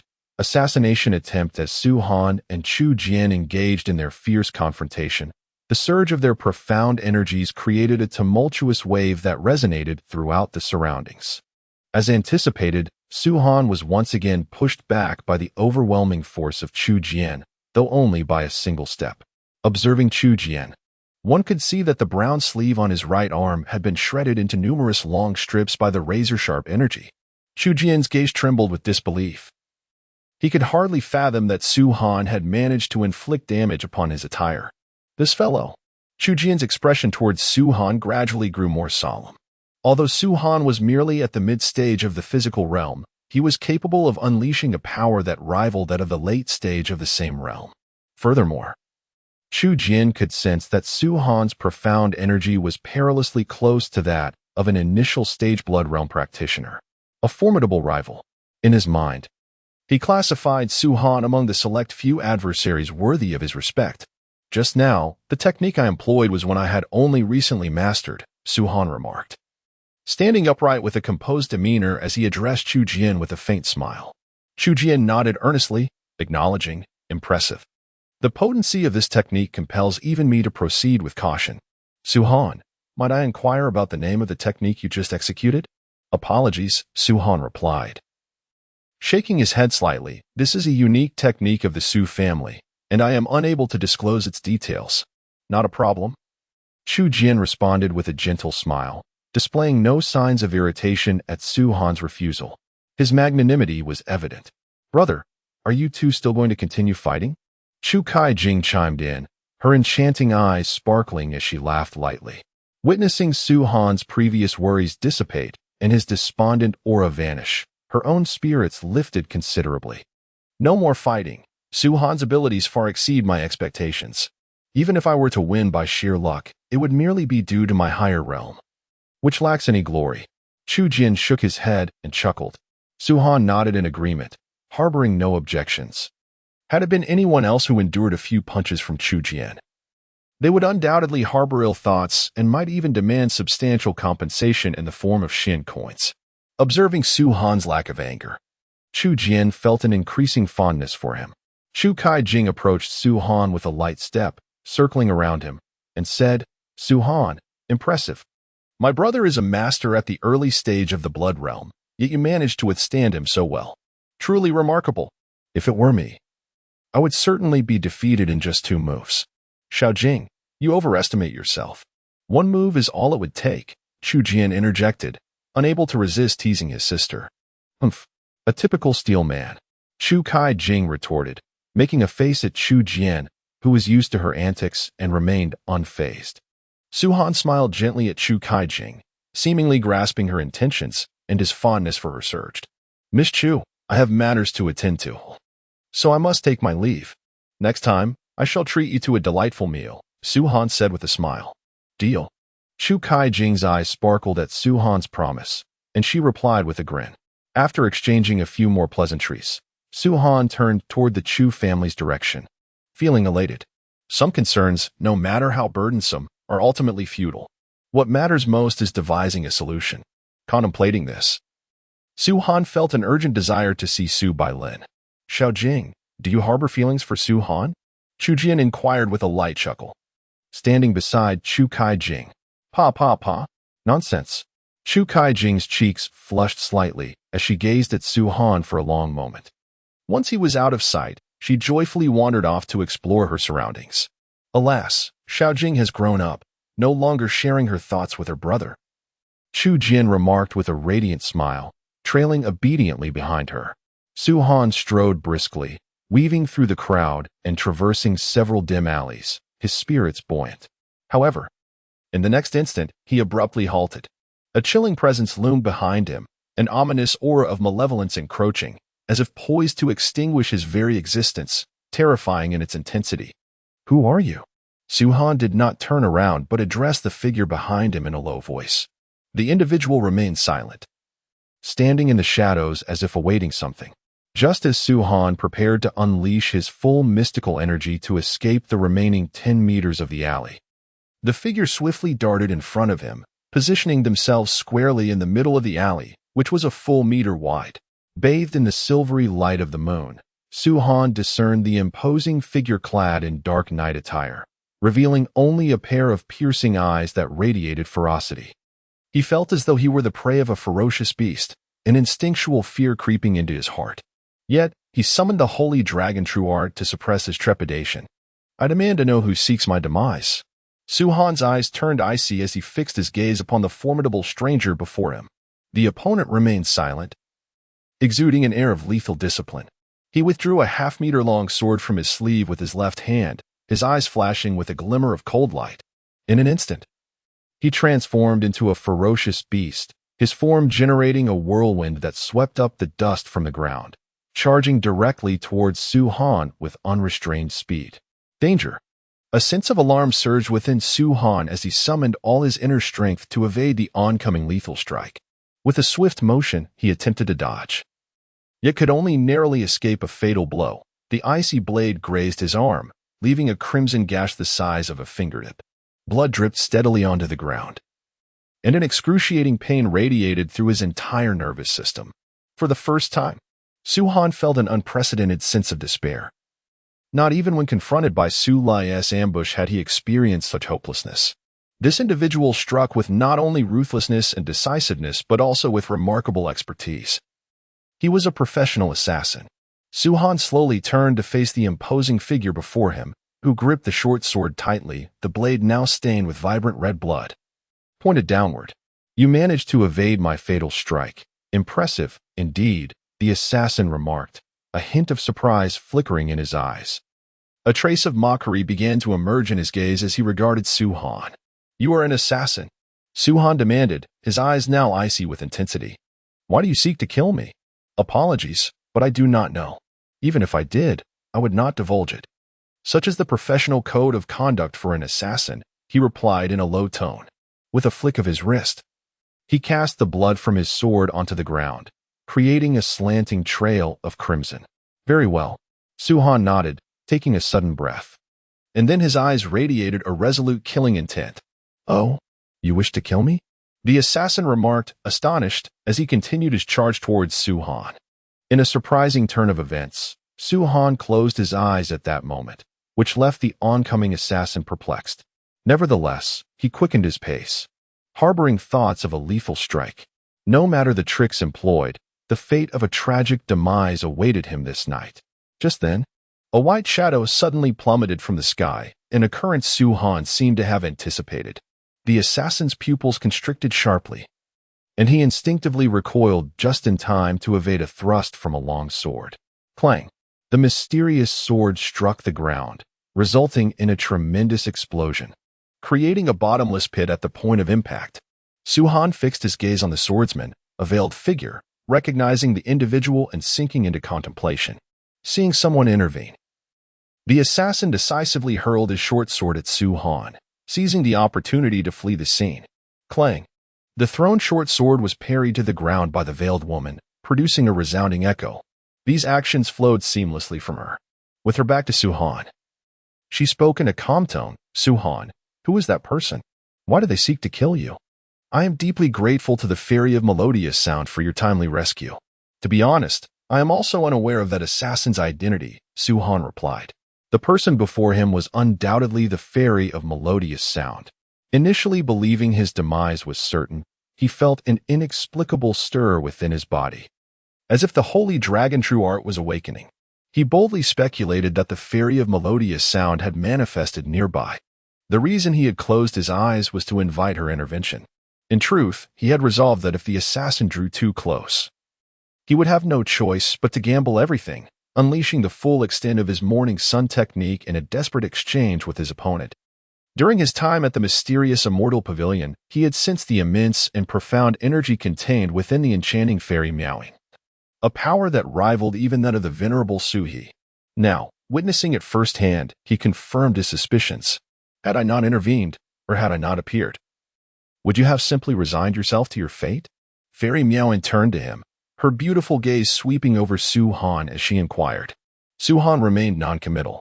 "If I had not inadvertently witnessed your duel with Chu Jian and subsequently discerned that someone was lurking with malicious intent towards you, tonight would undoubtedly have been your last." Fairy Meowing revealed the reason for her presence. "Thank you, Fairy Meowing, for your immense kindness this evening. I shall repay this debt in the future," Su-Han said earnestly, clasping his fists in gratitude. "There is no need for thanks," she replied, noticing the bloodstains on his left arm. She produced a vial of medicinal powder from her robe. "This is a healing powder. Applying it will staunch the bleeding." Su-Han nodded, accepting the jade vial and pouring the white powder into his palm. He returned the container to Fairy Meowing and applied the powder to his wound. A sharp pain surged through him, but it swiftly dissipated. "If you truly wish to express your gratitude, exchange with me the sacred dragon true art. Beyond that, no further thanks are necessary," she stated. Gazing directly into Su-Han's eyes, her voice light and airy, Su-Han smiled and replied, "Fairy Meowing, we have merely crossed paths a few times. Although you have assisted and saved me just now, I must candidly say that this is insufficient for me to place my complete trust in you." The enchanting Fairy Meowing fell into silence, her gaze fixated on Su-Han. "The method of cultivating the holy dragon true art is likely known to you. It is not a mere esoteric skill documented on paper, but rather resides deep within our souls. Unless one willingly surrenders this profound art, no other means will suffice. Suhan replied earnestly, to exchange the holy dragon true art requires a mutual connection of hearts. If you were to obtain my scroll of this profound skill and then suddenly turn against me, what would I do? I am worthy of your trust. Fairy Meowing spoke with conviction, her eyes radiating sincerity. Suhan shook his head. Trust must be substantiated. I even harbor doubts that the recent ambush was not without your involvement. At his words, a flicker of unintended ire passed through the exquisite depths of Fairy Miao Yin's gaze. Chapter 29. The demons demonstrate. Suhan, you have provoked my anger. Fairy Miao Yin's gem-like eyes brimmed with indignation as she fixed her stare upon Suhan, her tone gradually darkening. Suhan shook his head and lowered his voice. It is merely a conjecture. I never claimed it to be a fact. Even if it is merely conjecture, it is utterly unacceptable. My integrity, even within the entirety of Lingchu City, is undoubtedly deserving of trust. Yet in your eyes, it is rendered worthless. Fairy Meowing sheathed her white longsword, her tone softening slightly, yet her disposition towards Suhan remained largely unchanged. With a resigned smile, Suhan bent down to retrieve the black short sword from the ground. Examining it carefully, he inquired of Fairy Meowing, the short sword must be an artifact of profound significance, for I sense a wave of mysterious energy emanating from it. The one who wielded it is indeed an assassin, a skilled killer whose expertise is chilling to behold. I truly cannot comprehend who would dare to commit such a brazen act of violence in Lingchu City. Suhan pondered in confusion. Judging by that person's skills, they must belong to the black market, replied the Fairy Meowing. The black market? Suhan inquired, increasingly perplexed. Upon hearing this, Meowing cast a disdainful glance at Suhan, her eyes reflecting her contempt. How can you, the possessor of the sacred dragon true art, be so ignorant of the black market? In a calm tone, she continued, the black market is a clandestine organization, unbound by any moral constraints. They kill at will. The city lord's mansion attempts to capture them. Yet as soon as they reach the black market, they vanish without a trace as if they had foreseen their pursuit. Isn't it possible to station guards there? Suhan questioned, puzzled. If the assassins of the black market are so formidable, even hiding in the Su family should not shield me from danger. He added with a bitter smile. Not necessarily, Meowing replied, fixing her gaze upon Suhan with seriousness. Your Su family, aside from the venerable ancestor Su He, harbors an even more powerful presence. With that, she gracefully turned and departed down the shadowy alley. Suhan clenched the mystical artifact in his hand, feeling the resonance of a spirit-grade artifact within it. Upon arriving at the Su residence, he contemplated briefly before heading straight to the courtyard where Su Bailin resided. Eager to converse with her. I apologize, young master, but the miss has expressed her desire not to see you. A trembling maid curtsied before Suhan, fearful of incurring his wrath. Even the master she served was said to be in peril due to the young master's influence. If she were to inadvertently provoke him, the consequences would surely be dire. Very well, I understand, he replied. With a swift motion, Suhan channeled his inner strength into the short sword in his hand. Activating a mystical formation within the weapon, he struck forward, unleashing a surge of ethereal energy that cleaved the table before him in two. The severed pieces of the table toppled inward, precariously leaning against one another. Suhan noted the shallow gash etched into the ground, evidence of the sword's power. He nodded in satisfaction. The weapon he wielded was no ordinary one, classified at least as a spirit-grade artifact, to transcend the limitations of one's own realm. A practitioner requires not only skill but also the aid of mystical tools. Possessing either one could turn the tide of battle. Feeling a surge of confidence, Suhan carefully wrapped the short sword in a layer of silk and secured it against his calf, measuring only half a meter in length. The concealed weapon would go unnoticed by most, allowing him to draw it unexpectedly for a swift strike against an unprepared adversary. Xiaohan, are you asleep? A voice called from outside the door. Recognizing his mother's voice, Suhan quickly responded and opened the door to let Su Yu enter. Mother, is there something you need? He inquired. It has been a while since we had a heart-to-heart. I wish to talk with you, Xiaohan, she replied. Very well, mother. Meanwhile, in the black market, a burly man strode into the expansive courtyard, tearing away the black cloth obscuring his face, revealing a countenance marked by fury. That little vixen from Miaostin Lu dares to thwart my plans. Humph. If you wish to meddle, then I shall give you ample opportunity to do so. Just wait and see. Xiao Han, although the esteemed Sui has gone to the Tai family to resolve your troubles, my right eyelid has been twitching incessantly, and I feel a sense of unease. I cannot shake the feeling that Suhi's journey to Taiping City is fraught with complexity. Siyu expressed her deep concern to Suhan. Suhan helped his mother settle into a chair and replied with a smile, "Mother, you worry too much. Sui possesses formidable strength. He is at the Soul Realm. Isnt the head of the Tai family, Tai Zheng, merely a recent breakthrough into the Soul Realm. They should be evenly matched." He reassured her, "Please, do not fret excessively." "I hope that is the case," Siyu nodded, though the worry in her eyes had not fully dissipated. Suddenly, Siyu's expression brightened. "Xiao Han, are you referring to Elder Su Yin?" "Yes," Su Han confirmed with a nod. "There has always been a rumor about Elder Su Yin in our family. Perhaps you have not heard it." Su Yu spoke in a hushed, enigmatic tone. Su Han furrowed his brow in curiosity. Su Yu continued, "It is said that Elder Su Yin was a figure from 1,000 years ago." "A figure from 1,000 years ago? Could that not place her on par with the founder of the Su family?" Su Han exclaimed, his eyes wide with disbelief. Su Yu chuckled softly, "Indeed. That is merely a rumor, and its veracity remains uncertain. In any case, there are many tales surrounding Elder Su Yin. Not all may hold true." Su Han nodded thoughtfully. After a brief conversation with Su Han, Su Yu departed from his room. The following morning, Su Han awoke early. He had spent the previous night diligently practicing the sacred dragon true art until the late hours before finally drifting into a gentle slumber. As soon as the door to the room opened, Xia hurriedly dashed over, her face etched with panic, leaving one to wonder what calamity had transpired this time. "Young master, hurry. Something terrible has happened," she exclaimed loudly. Su Han rubbed his temples. He had come to realize that each time Xia declared something was amiss, it indeed turned out to be significant. His heart raced, yet he endeavored to maintain his composure. "What is it?" "Xia, do not panic. Take your time to explain." Su Han calmly replied. Xia halted before Su Han, bent over, gasping for breath. After a moment, without uttering another word, she seized Su Han's hand and began to pull him outside, speaking in a rush as she walked. "The ancestor Sui is dead." "What?"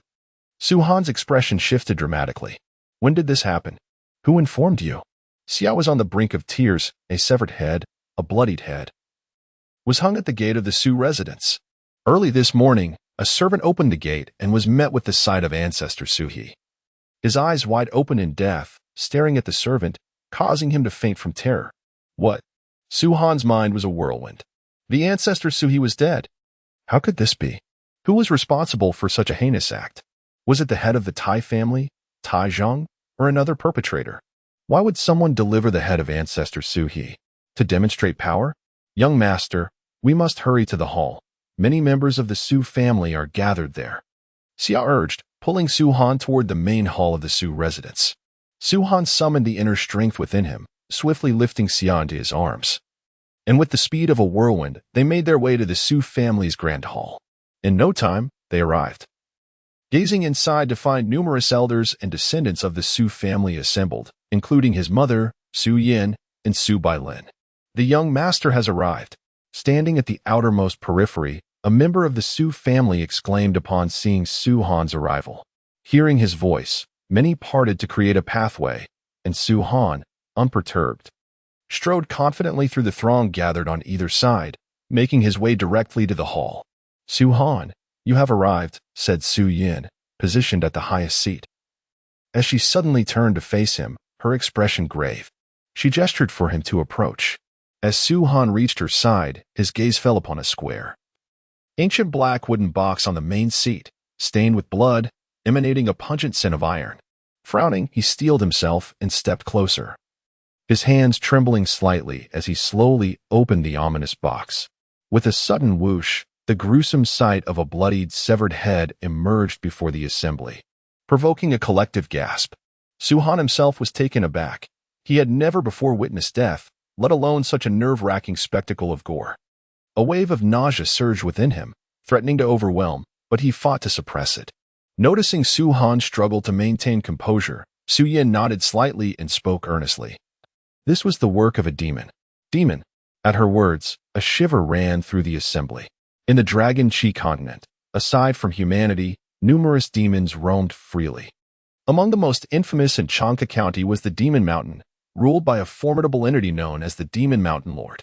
It was said that this great demon commanded 72 mountain demon kings, each possessing vast powers and devoid of humanity, mercilessly slaughtering any who crossed their path, consuming their victims with unimaginable brutality.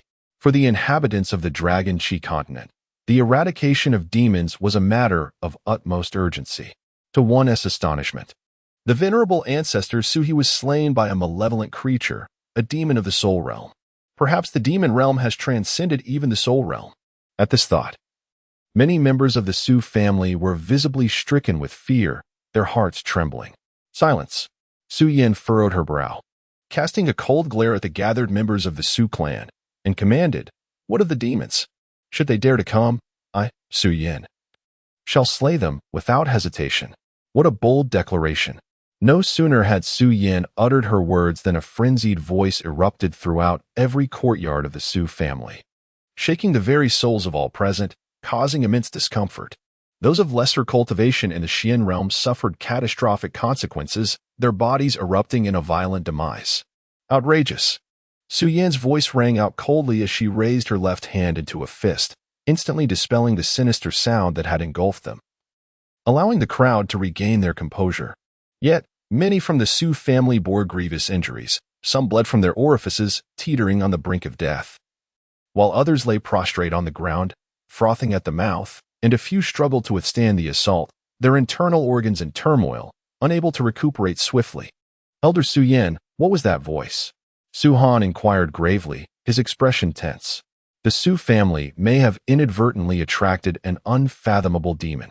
Judging by the fluctuations of its Xian power, it was undoubtedly the one who had taken the life of ancestor Su He. Su Yin's eyes glinted with cold light as she murmured, "That was merely the residual soul sound. It does not dare to come in person. It can sense my aura from afar and thus resorted to this soul sound technique." That is a relief, Su Han exhaled, feeling a weight lift from his chest. Su Yin turned around, gazing at Su Han with solemnity. "Su Han, from this day forth, you are not permitted to leave the Su family even a single step.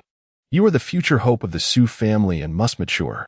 As for the demon hunting competition, it is best that you refrain from participating. As long as you remain within the Su family, I can ensure your safety." "How can this be?" Su Han exclaimed, astonished. After all, the demon hunting competition was a noble endeavor aimed at vanquishing evil and restoring peace to the populace. As a member of one of the three prominent families of Lingchu City and the heir of the Su family, how could he possibly shy away from such a challenge?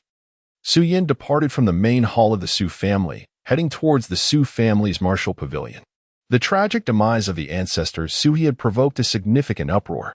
Every member of the Su family was filled with trepidation, fearing the threat of malevolent creatures. Thus, their previously restless spirits gradually calmed. Su Han's thoughts were tumultuous as he commanded his servants to lay the remains of ancestor Su He to rest, conducting various burial rites. Once these matters were settled, countless thoughts swirled in Su Han's mind. "Mother, do not worry. I will take good care of myself.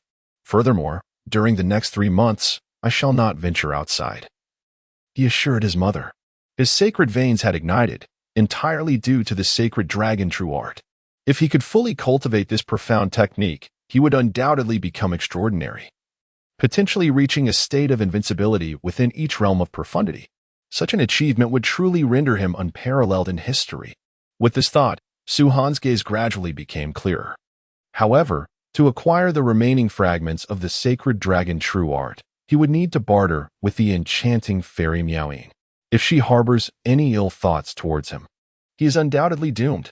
After much contemplation, Su Han decided that it would be prudent to refrain from dwelling on this matter for the time being.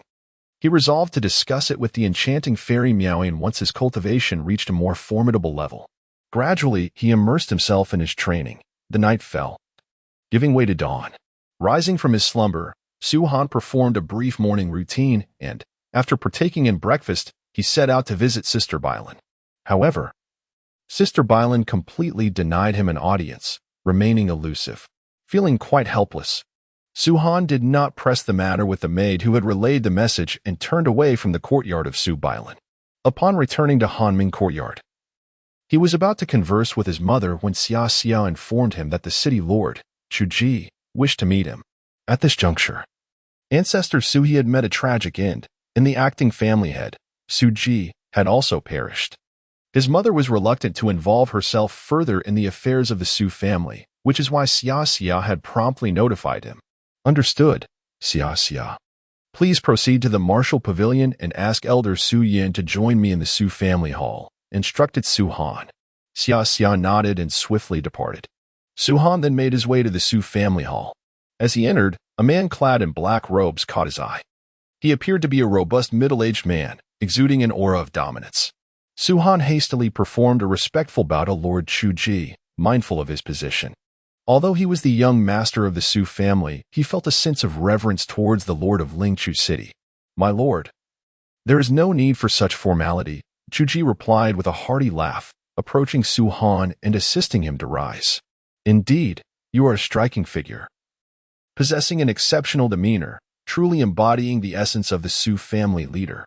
Su Han smiled modestly. Behind Chu Ji stood Chu Jian and Chu Kaiging. The trio had come with the intention of offering incense to Su He, a gesture that Su Han graciously welcomed. Upon seeing Su Yin, Chu Ji immediately rose to his feet, approached her, and respectfully bowed, stating, "Junior pays respects to Senior Su Yin."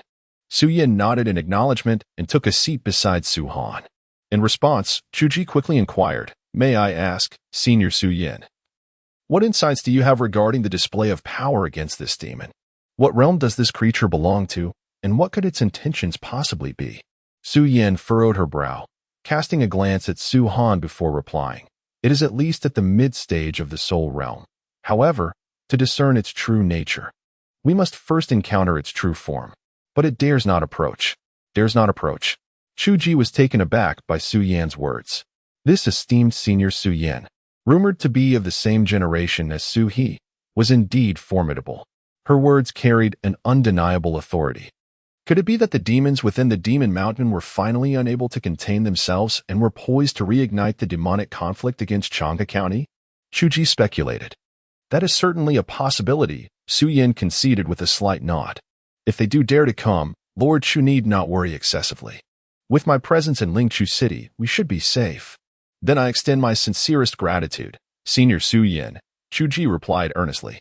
With that, Su Yin refrained from further conversation, closing her eyes as she sat beside Su Han. Observing this, Su Han promptly summoned his servants to brew tea, graciously attending to Chu Ji and the others. Before long, the head of the Jiang family, accompanied by his brother Jiang Feng, as well as Jiang Wuming and Jiang Junfeng, arrived at the Su residence to pay their respects to the ancestral spirit of Su He. Su Han ordered someone to receive the guests and conducted the incense offering ceremony with great courtesy. Young Master Su, regarding the matter of the Su family's ancestor, I am truly at a loss. I hope you will not grieve too deeply, remarked the head of the Jiang family. Su Han nodded slightly and gestured for him to take a seat.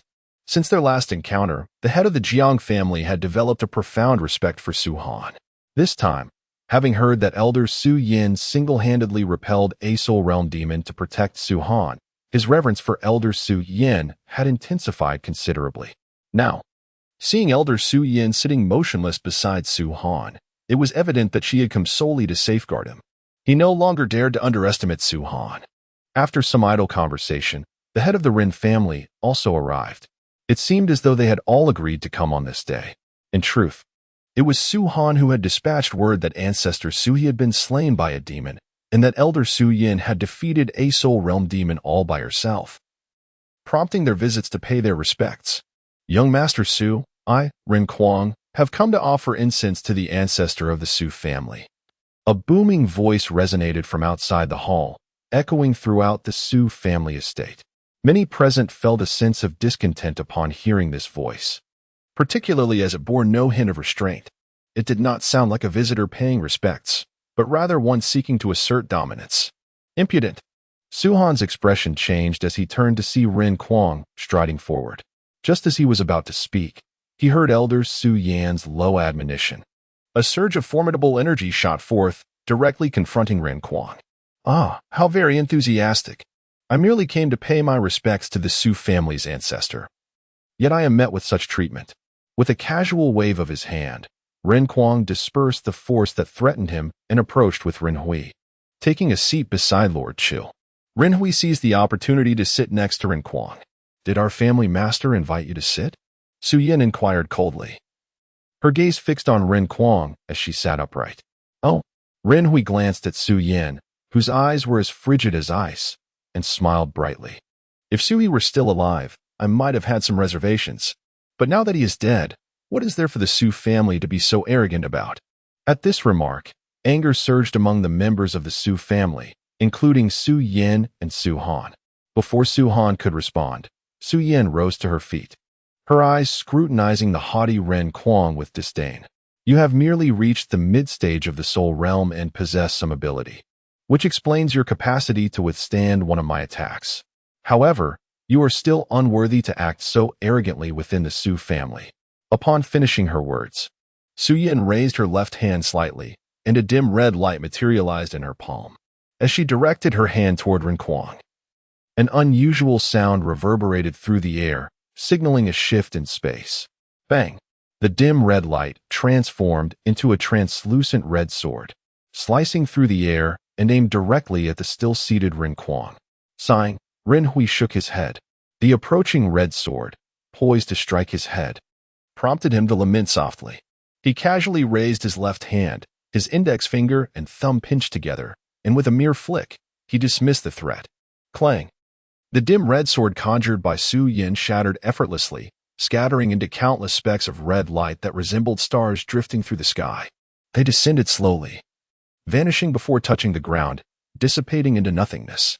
As the assembly witnessed Su Yan's arcane technique and Ren Kuang's seemingly effortless counter, their spirits trembled with astonishment.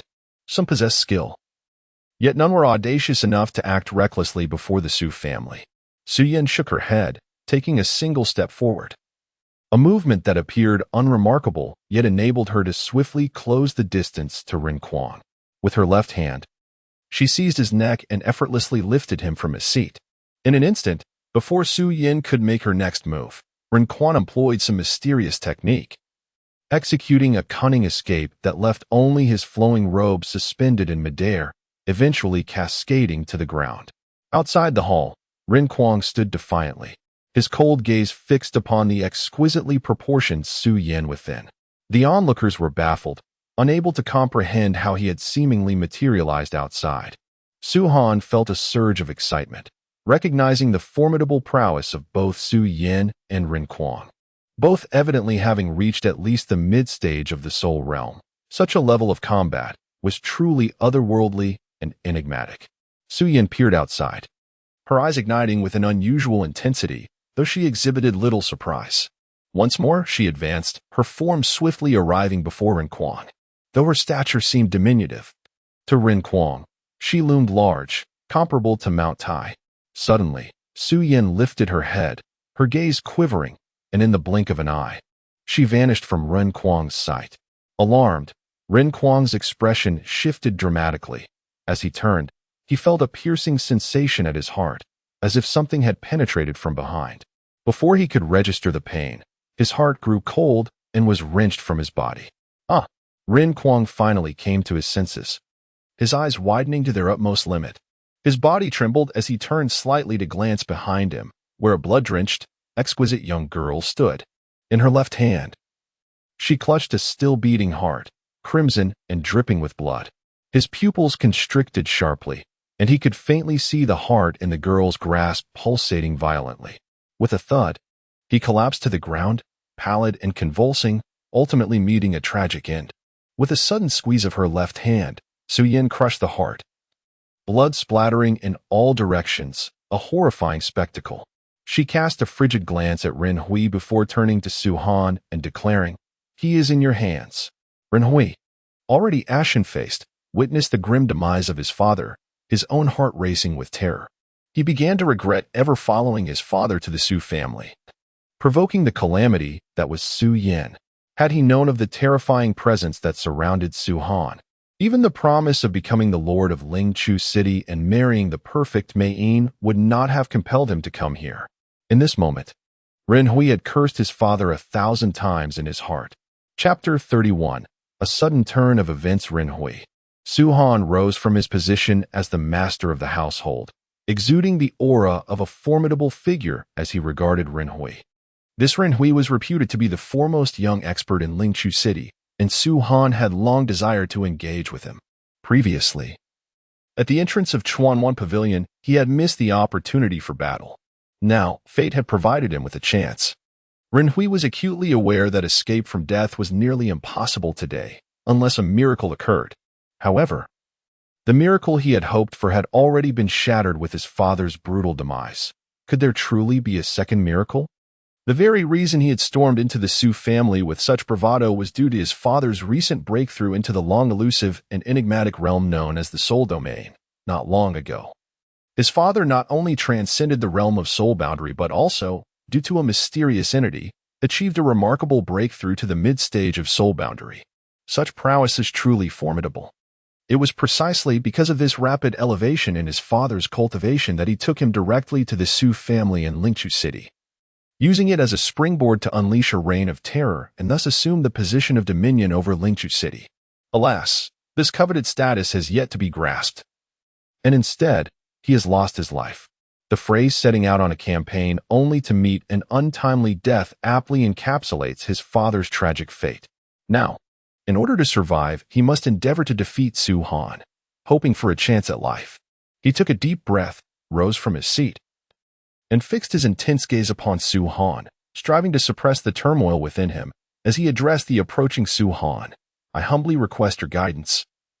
Esteemed head of the Su family, no longer addressing him as the young master, he directly referred to Su Han as the head of the Su family. Do not be courteous to me. Today, I shall undoubtedly take your life. Su Han's expression was frosty as he locked eyes with Ren Hui and replied, his tone indifferent. At these words, Ren Hui's eyelids twitched violently. However, he quickly quelled the fury within, managing to present a semblance of a smile. I do not seek your Su family's mercy to allow me to leave unharmed. I only desire a fair battle. You shall have your wish. Su Han halted 3 meters away from Ren Hui, observing him with a calm demeanor. The energies within him surged as the holy dragon Truar commenced, causing his combat strength to escalate steadily. Witnessing this, Ren Hui dared not underestimate the moment, currently at the late stage of blood boundary. He believed his cultivation level could easily vanquish Su Han. He could not fathom that Su Han possessed the capacity to transcend the chasm between realms and contend with him. In the Dragon Chi continent, there should not exist such a formidable anomaly. Su Han's gaze was icy as he silently observed Ren Hui, gesturing in a manner that indicated invitation. Brother, can Su Han truly defeat Ren Hui? In close proximity, Chu Kaijing inquired anxiously of Chu Jian. It is unlikely. Chu Jian replied, shaking his head. Ren Hui has already reached the late stage of the blood realm, while Su Han remains at the mid-stage of the flesh realm. How can he contend with Ren Hui? But why does Su Han so brazenly challenge Ren Hui?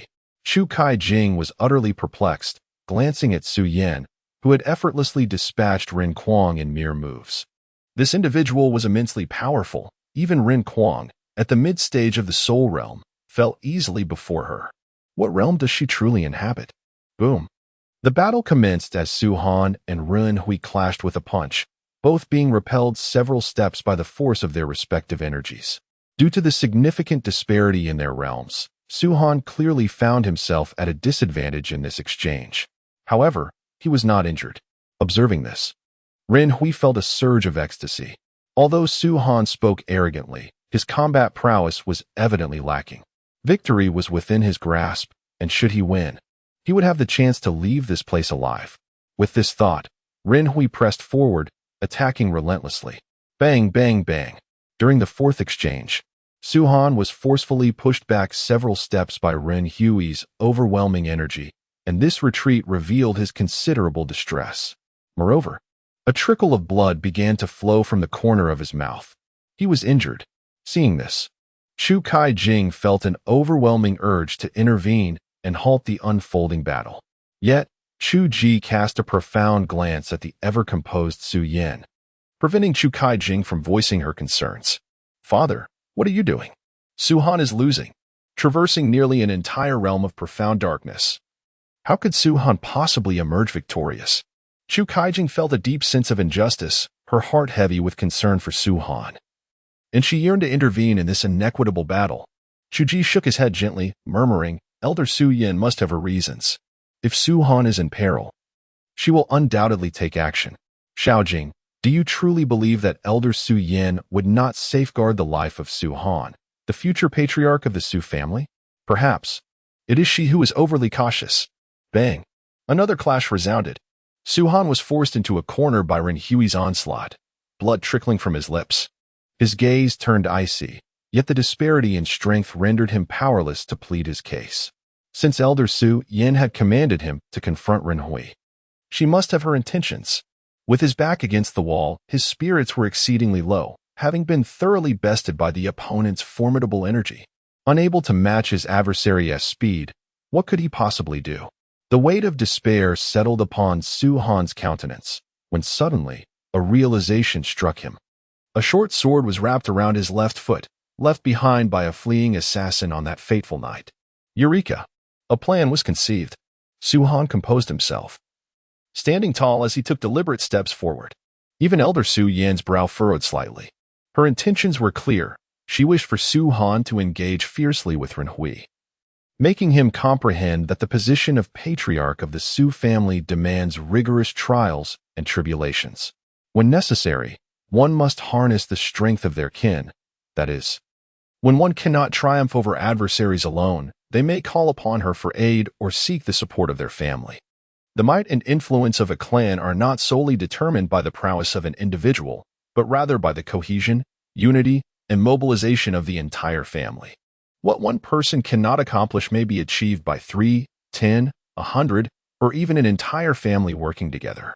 Observing Su Han, who consistently found himself at a disadvantage yet refused to issue commands, left her feeling disheartened. At that moment, Su Han intended to confront his opponent head-on. Foolish.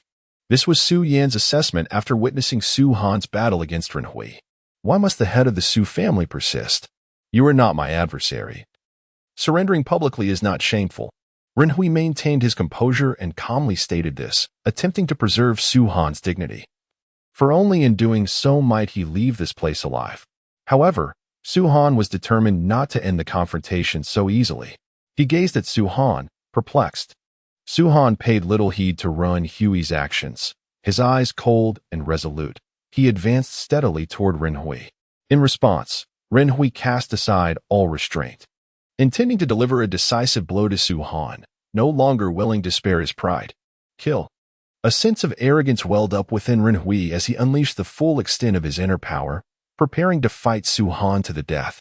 At that moment, Su Han also pushed his own energy to the limit, and like a whirlwind, he surged forward, the sound of rushing wind echoing around him, and in an instant, he was before Ren Hui. Ren Hui unleashed a rapid punch aimed at shattering Su Han's forehead. In that fleeting moment, Su Han decisively lowered his head, narrowly evading the fatal strike, and with a swift motion, he drew forth the concealed short sword from his left foot. The blade gleamed with a chilling brilliance, prompting Ren Hui to become alert. Yet, it was regrettably too late. Holding the sword with great speed, Su Han slashed at Ren Hui's neck, blood gushed forth. And in an instant, a head soared through the air, revealing a headless corpse, drenched in blood, before the astonished eyes of all present. An unexpected scene unfolded before them. The merciless blade and the bloodied visage of Su Han. This outcome greatly astonished everyone present. Mystic artifacts, arcane techniques, a resolute heart, devious schemes. Such were Su Yan's evaluations of Su Han. Even though it was a stealthy assault, lacking in honor, he had nonetheless transcended a formidable realm to vanquish a powerful adversary, an enemy that seemed nearly insurmountable. Clap, clap, clap. Su Han staggered back a step, a consequence of his overexerted mystic energy. His face was smeared with blood, and his body felt exceedingly frail, teetering on the brink of collapse. Yet, he bore the weight and did not falter, fixing a steady gaze upon Su Yan. The message was clear. I have accomplished what you wish to witness. Su Yan cast him a glance of commendation. However, at that very moment, a shadow surged swiftly from outside the Su family hall, its speed almost unfathomable. And a powerful fist struck Su Yan's unguarded back with tremendous force. Boom! Su Yan was slammed by the overwhelming power. Her petite form soaring through the air like a human cannonball, crashing brutally against the ancestral tablet of Suhi, shattering it and piercing through a thick wall, creating a substantial hole. Beyond that breach, no sound of Su Yan could be heard. She lay utterly still. Elder Su Yan. Su Han's expression changed dramatically, the sudden turn of events constricting his pupils. He fixated his gaze upon the assailant who had ambushed Elder Su Yan, a middle-aged man clad in a gray robe. His head bald with a plethora of cryptic inscriptions etched upon it, appeared exceedingly bizarre. He stood tall and imposing, easily towering at 2 meters. His eyes glinting with a sinister and ruthless intensity. At this moment, he retracted the fist he had just used to ambush Su Yan, grinning widely, revealing his dark yellow teeth, and laughed maniacally. Ha ha ha. What a waste. A so-called formidable being who has lived for over 130 years, and yet so easily slain by me. Truly pathetic. The onlookers gazed at him as if they had encountered a specter, retreating in fear, unwilling to meet his gaze. Ultimately, his eyes fixated on Su Han, his brow furrowed with a murderous intent, and he smirked. You must be Su Han, the scion of the Su family? Su Han fell into silence, saying nothing, merely observing the man before him, his mind racing with strategies, contemplating whether Elder Su Yan was truly dead and how he might dispel this terrifying figure of unknown origin. I know without you having to say it. They called you the head of the Su family, so you are undoubtedly of the Su bloodline. The towering man glared at Su Han and continued. You possess the aura spoken of in legends from a millennium ago. Perhaps the seal of the Su family can be undone because of you. Excellent, excellent. The burly man stepped forward, about to seize Su Han by the throat. Stop. At that moment, Chu Kaijing suddenly stepped forward, shouting at the imposing figure. Who? The burly man turned towards the voice, only to see the delicate Chu Kaijing. He scoffed. Little girl, you would do well to keep silent. Stay hidden in your father's arms, or else I shall end your life. Chu Kaijing was unaware of her own feelings. Seeing Su Han on the brink of death stirred her, and, overwhelmed with emotion, she stepped forward, exclaiming fiercely. Indeed, the audacity of the young is often unbridled.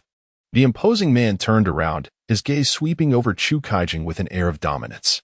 He chuckled, since you, a mere girl, are so unruly, I shall indulge myself with you first and, in the process, collect some interest. Xiao Jing, run. Chu Ji, upon noticing the man's unwavering stare fixed on his daughter, immediately grew anxious.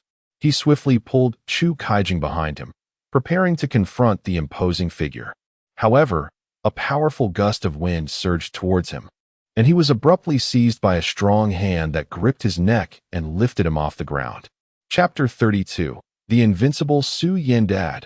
Chu Kaijing, having been thrust behind her father, watched in horror as he was grasped by the neck by the towering man.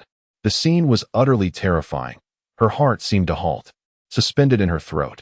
With just a slight exertion of the man's grip, her father's life would undoubtedly be extinguished. Chu Jian, standing behind Chu Kaijing, felt a burning rage within his eyes, yearning to intervene. Yet, if even a formidable figure like his father could not withstand a single move from the adversary, how could he possibly hope to confront him? Take Xiao Jing and go. Chu Ji managed to turn his face slightly, casting a sorrowful and fearful glance at his son and daughter. Despite the bleakness of their situation, he wished for them to escape the impending peril. The Su family had become a den of chaos, an unfit place for the living. This terrifying man was no mere human. He was a monster. Leave. Can we truly escape? At that moment, a voice emanated from a wall outside the grand hall, causing everyone's hearts to race with trepidation. They turned their gazes toward the wall, where a relatively sturdy young man stood alongside a more slender figure. The latter gently licked his lips, his eyes glinting with a sinister light. I said, Big guy, weren't we supposed to first cleanse the Sioux family's bloodline and avenge the disgrace? What are you doing?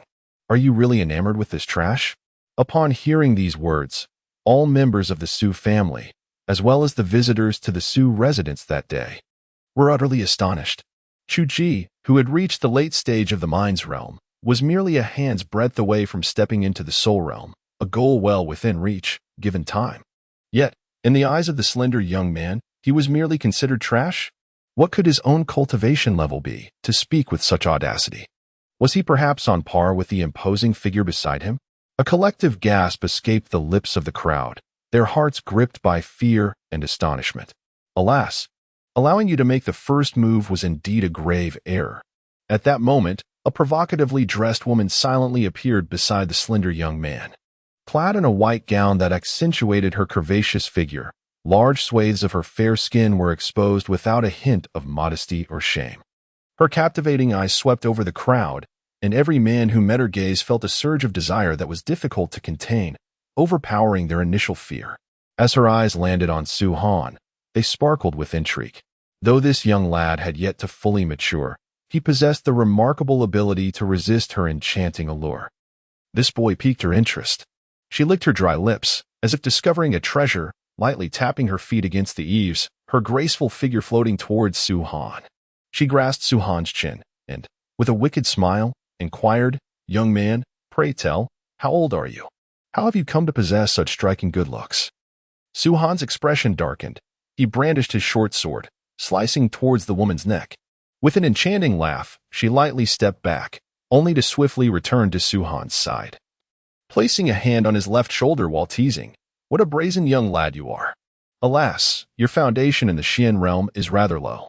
However, it does allow me the opportunity to indulge in something novel. You truly are incorrigible. Very well, this head of the Sioux family shall be entrusted to you. Do enjoy yourselves." The burly man disregarded the woman's flirtations, increasing the pressure in his grip.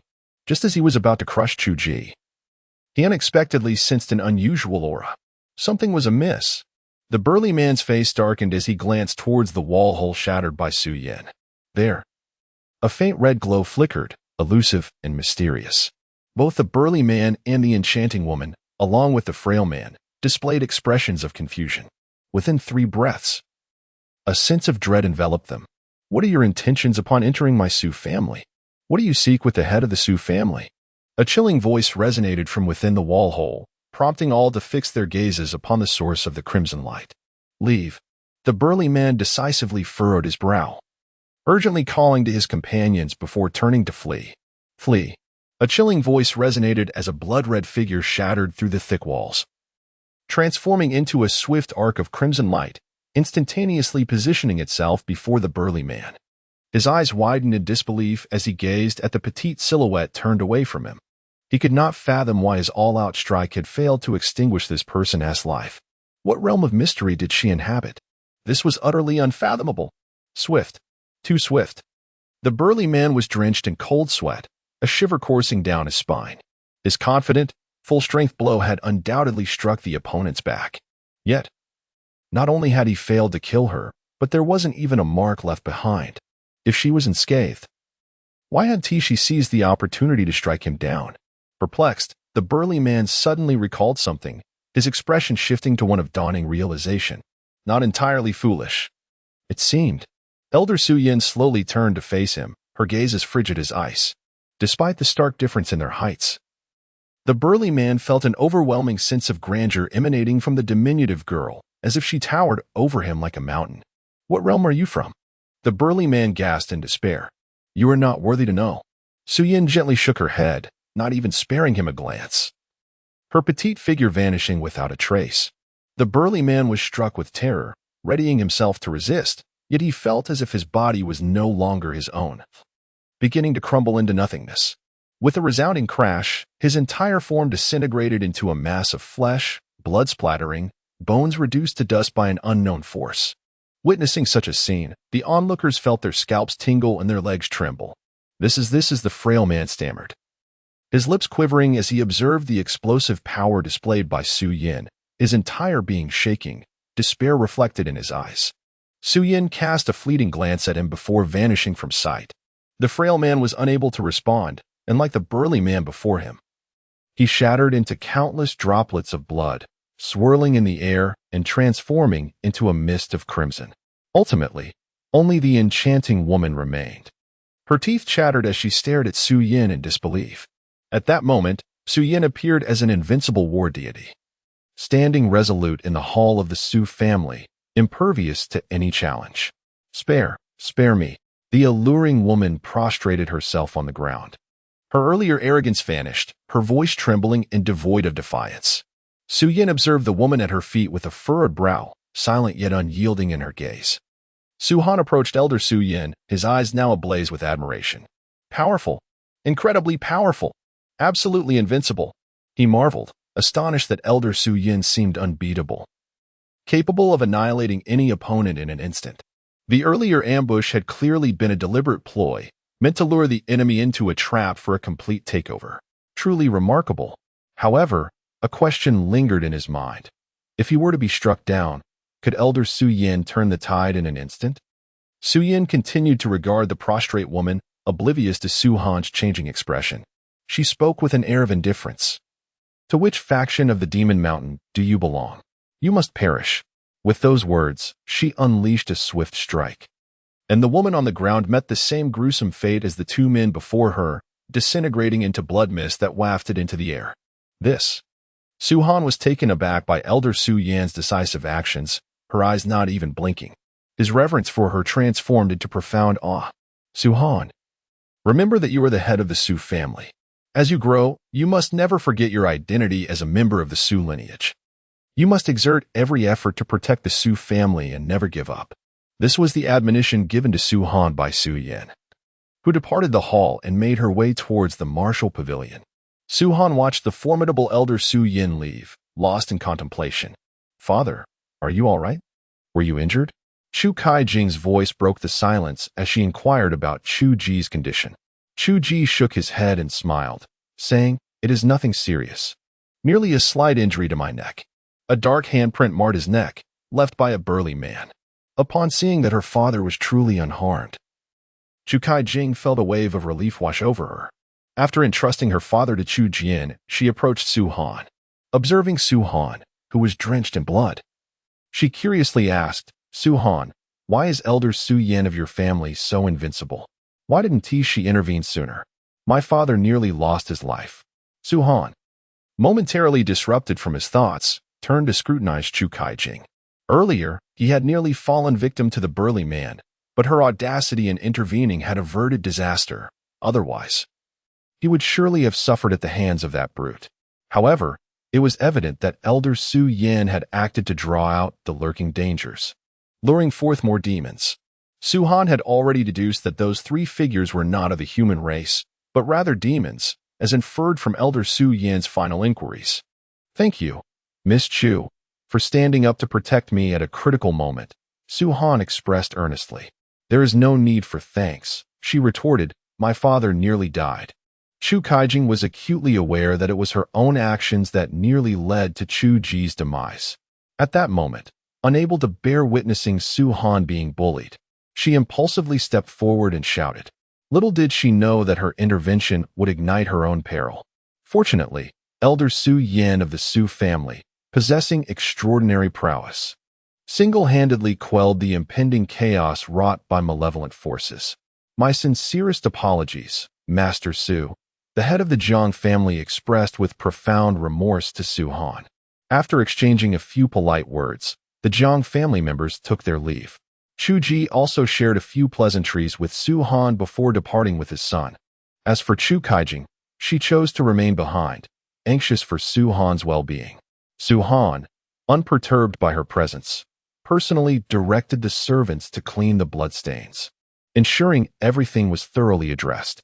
Suddenly, Xiao Xiao rushed in, exclaiming in distress, "Young master, something terrible has happened." "Not again," Su Han thought, his expression darkening. Each time Xiao Xiao arrived with such alarming news, it spelled trouble. Once she clarified the situation, his countenance grew even more somber. He hurriedly made his way to the courtyard where Su Bailan resided. To his dismay, she was nowhere to be found. Despair washed over Su Han as he surveyed the empty courtyard, his spirits plummeting. In a fit of panic, he clutched his head and slowly sank to the ground. Chu Kaijing, who had been pursuing him, could not catch up in time. When she arrived at Su Bailan's courtyard, she found Su Han crouched on the ground, his hands tangled in his hair. Witnessing his fear and distress stirred a complex mix of emotions within Chu Kaijing. Su Han, do not be overly concerned. Perhaps she has merely departed temporarily from the Su family alongside her father. Do not fret too much, Chu Kaijing reassured him. This should not be the case. Sister Bailan, could you truly be so heartless as to leave me?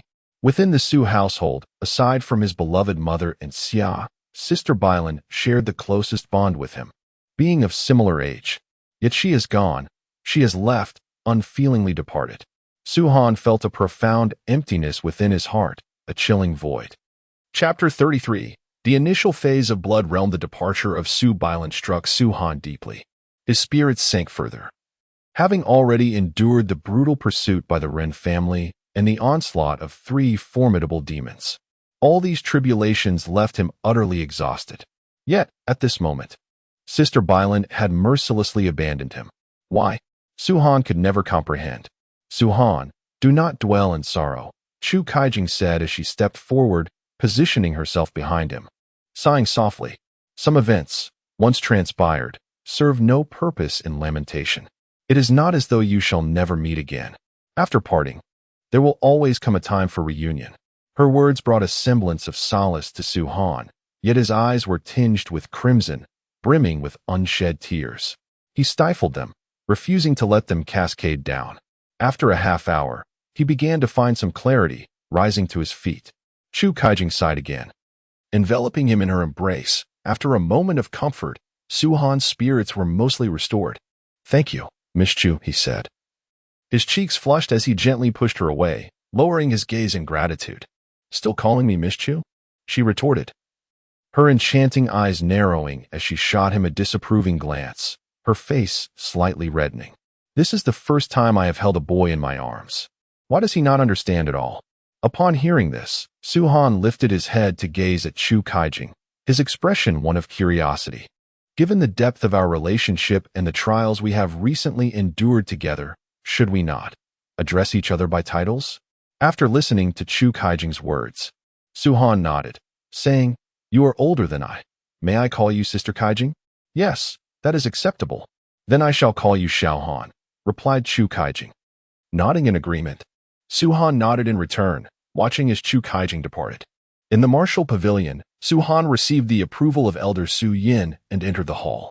You have arrived, Elder Su Yin said, seated on a high platform, adorned in a crimson gown, devoid of any aura of violence. She opened her eyes and quietly observed Su Han. He nodded and bowed respectfully to Elder Su Yin, despite being the head of the Su family. It was imperative to maintain due respect for her. Elder Su Yin, I wish to inquire about the cultivation levels of those 3 demons. Su Han hesitated for a moment before asking. Elder Su Yin, showing no pretense, replied, Late Soul Realm, nothing formidable. Do they all hail from Fox Charming Mountain? He inquired. Indeed. She confirmed. What kinds of demons are stationed at Fox Charming Mountain? He pressed further. The demons are, as the name suggests, belonging to the Fox Charming clan. Upon hearing this, Su Han fell into deep contemplation. After a long pause, he continued, How many years will it take for me to reach the soul realm mystical level? Do not pose that question to anyone henceforth. Elder Su Yan's eyes glinted with a cold, sharp light. Each individual's aptitude for cultivation varies, and no one can predict who will reach what level of the mystical realm and when. Each individual's comprehension of the profound realm varies, leading to distinct paths in the pursuit of the arcane. Su Han listened intently. He nodded, fully aware of the mortal realms, the levels of arcane power, flesh realm, blood realm, bone realm, heart realm, and soul realm. These all belong to the domain of mortals. And only by transcending these realms can one truly ascend to become a formidable presence in the profound realm. Su Han understood this implicitly, yet he harbored many questions. He gazed earnestly at Elder Su Yin and inquired, Elder Su Yin, what level is your profound realm? However, Su-Han did not take offense. After a moment's contemplation, he said, Elder Su-Yin, I wish to become your disciple. It is not suitable for you, Elder Su-Yin replied, shaking her head. Not suitable for me. What do you mean? Have you not become a supreme powerhouse, invincible in every gesture? Why can you not impart your wisdom to me? Even the fundamentals of cultivating the path of the arcane would be immensely beneficial. Elder Su-Yin seemed to see through Su-Han's thoughts and spoke softly. If I were to guide you, it would indeed enrich your understanding. However, this would also ensnare you within my path of the arcane, which would ultimately be detrimental to your future. You might find yourself stagnating within my teachings. Su-Han was momentarily stunned, at a loss for words to refute Elder Su-Yin's assertion. After a lengthy silence, he lifted his gaze to Elder Su-Yin on the high platform and asked, Elder Su-Yin, might you impart a technique or skill of the arcane to me? I wish to leave the Su family and seek experience in the outside world. You still have not grasped my warning. Elder Su-Yin's eyes glimmered with restrained anger. I have advised you, unequivocally, that you must not leave the Su family. Are you deliberately provoking me? Su-Han shook his head, stating, I merely wish to take a stroll, nothing more. Su-Yin bit her teeth together, producing a slight sound of friction, evidently disappointed in Su-Han. After a prolonged silence, she sighed, saying, Very well, should you desire to leave, I shall not impede you. However, you must achieve a breakthrough to the blood realm today, whether it be the initial, mid, or even later stages. As long as you attain one of these 3 stages, I will permit your departure. Is this truly the case? Su-Han raised his head, speaking earnestly. What kind of expression is this? Does Su-Han genuinely believe he can traverse from the late stage of the flesh realm to the early stage of the blood realm within a single day? Such an outcome seems improbable. Su-Yin dismissed her chaotic thoughts. It must be today, not tomorrow, nor the day after, and certainly not a month later, she challenged. Su-Han continued to nod, affirming. Yes, I understand Elder Su-Yin's words. Why do you appear so confident? What do you rely upon? Elder Su-Yin inquired, her expression tinged with doubt. Su-Han lowered his head, responding in a hushed tone. If I were to follow the usual methods, success would indeed be unattainable. However, I possess the sacred dragon true formula, along with a sufficient supply of profound treasures. He produced 10 profound treasures, gifted by the head of the Jiang family. From his bosom, Shanhai emoji. Upon seeing the 10 profound treasures, emanating a dark luminescence and resting quietly in Su-Han's palm, a peculiar expression flickered across Su-Yin's typically placid eyes. Without hesitation, Su-Han began to consume the Shanhai emoji, one after another, resembling ginseng in appearance. Each piece of the mountain sea demon grass is no larger than a thumb, dissolving instantly upon being placed in the mouth, unleashing a wave of sour and astringent flavors that assail Su-Han's taste buds. These unpleasant sensations cause his complexion to flush and his internal energy to surge dramatically. You have lost your senses. Even Su-Yin, witnessing Su-Han squander such precious resources, feels a twinge of unease, particularly as he consumes 10 stalks of the mountain sea demon grass in succession, an act that borders on self-destruction. Ordinary individuals engage in ordinary pursuits. But I possess the advantage of the sacred vein, complemented by the sacred dragon true art. Su-Han's gaze remains composed as he chews the last stalk of mountain sea demon grass and swallows it whole. Gulp. A shadowy aura envelopes Su-Han, an extraordinary phenomenon indicating the activation of the mountain sea demon grass's effects. Even with these 2 rare treasures, you should not take such risks. Elder Su-Yin is on the verge of intervening to assist Su-Han in refining the mountain sea demon grass within him, only to see Su-Han step back, tightening her brow in concern. The mountain sea demon grass is a rare entity that thrives on steep cliffs, enduring years of purification by the essence of heaven and earth. The purest internal energy it harbors is ideally suited for practitioners of the arcane arts. Once one withstands its potent baptism, there lies the potential for successive breakthroughs in the arcane realm. Su-Han articulates all he has gleaned, channeling the sacred dragon true art while harnessing the power of the sacred vein, voraciously absorbing the immense potency of the mountain sea demon grass. Elder Su-Yin falls into deep contemplation, silently observing Su-Han. To her surprise, Su-Han exhibits no signs of imminent explosion. Witnessing this, the tension that once gripped Su-Yin gradually dissipates. She quietly observed every subtle change in Su-Han, noting that aside from the redness of his skin, there were no signs of imminent explosion. Thus, it seemed as Su-Han had stated, he could withstand this extreme force. Su-Han let out a low exclamation, and the profound energy within him surged wildly through the sacred meridians. The intense sensation of swelling pain suddenly vanished, replaced by a feeling of warmth, as if bathed in the gentle rays of the sun, gradually enveloping him in a serene and comforting embrace. Boom. After a brief period, Su-Han's profound realm forcefully advanced to the latter stage of flesh realm. It truly could be accomplished.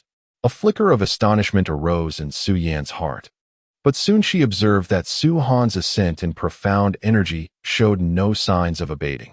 She watched him with increasing urgency, eager to see if he could indeed rely on the rare mountain sea demon herb to shatter the boundaries of the profound realm.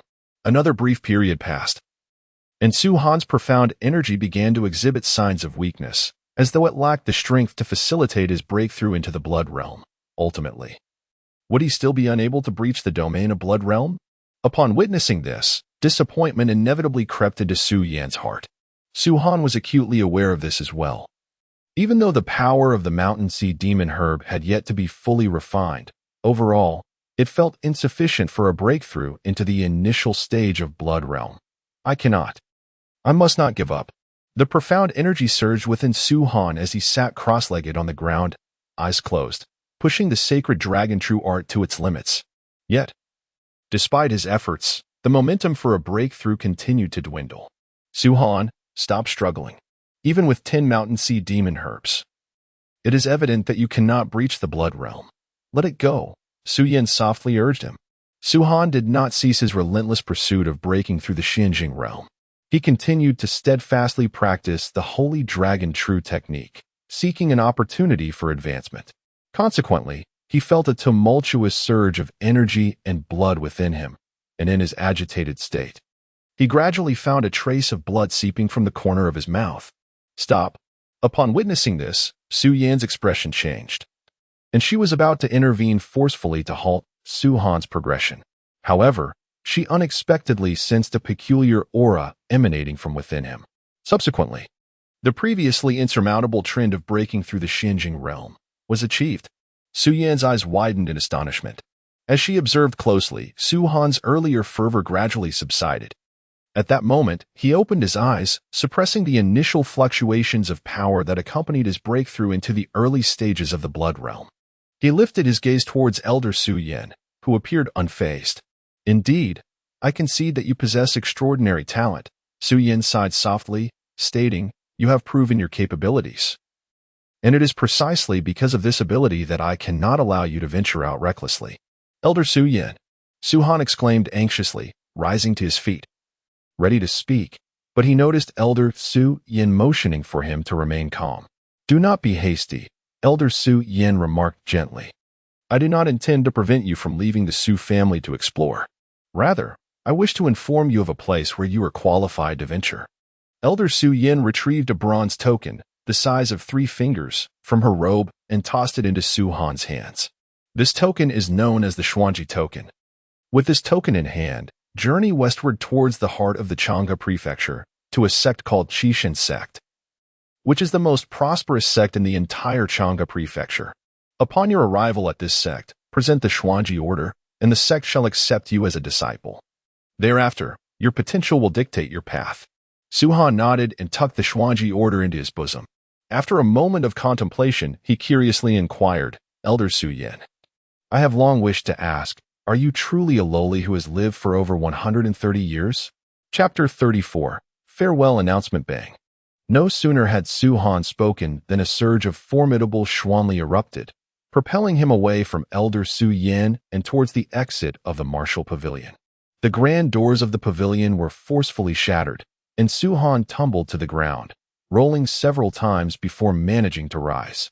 Remarkably, he emerged unscathed, leaving him perplexed. Indeed, the moment Su-Yan's age was mentioned, her wrath was inevitable. Her restraint in allowing him to remain unharmed was likely to facilitate his cultivation in Xian.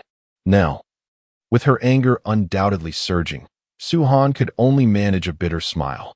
Regaining his footing, he re-entered the martial pavilion. "Are you not concerned that I might incapacitate you?" Su-Yan's gaze bore into Su-Han, her tone devoid of warmth. Su-Han dared not jest further with Elder Su-Yan. He spoke softly, "Elder Su-Yan, in truth, I was ambushed by individuals from the black market. Had it not been for someone's timely rescue, I would have perished. For my safety, might I implore Elder Su-Yin to eradicate all malevolent forces from the black market?" "The black market?" Su-Yin arched an eyebrow and shook her head dismissively. "It is of little consequence. Yet, to me, it is a formidable entity," Su-Han quickly replied, observing Elder Su-Yan's demeanor. It was clear she had no intention of engaging with the black market, which troubled him greatly. "Tonight, the black market shall cease to exist," Su-Yin declared, closing her eyes and choosing not to cast another glance at Su-Han. Su-Han understood that the previous jest had been extreme for Elder Su-Yin. Perhaps Elder Su-Yin was bearing with his temperament, but if her patience were to reach its limit, she might not hesitate to take action against him. Being astute, he respectfully acknowledged Elder Su-Yin and departed from the martial pavilion. "The black market?" Su-Yin murmured softly, her tone laced with disdain. "My breakthrough into the profound realm has been too rapid. I must consolidate my progress for a while."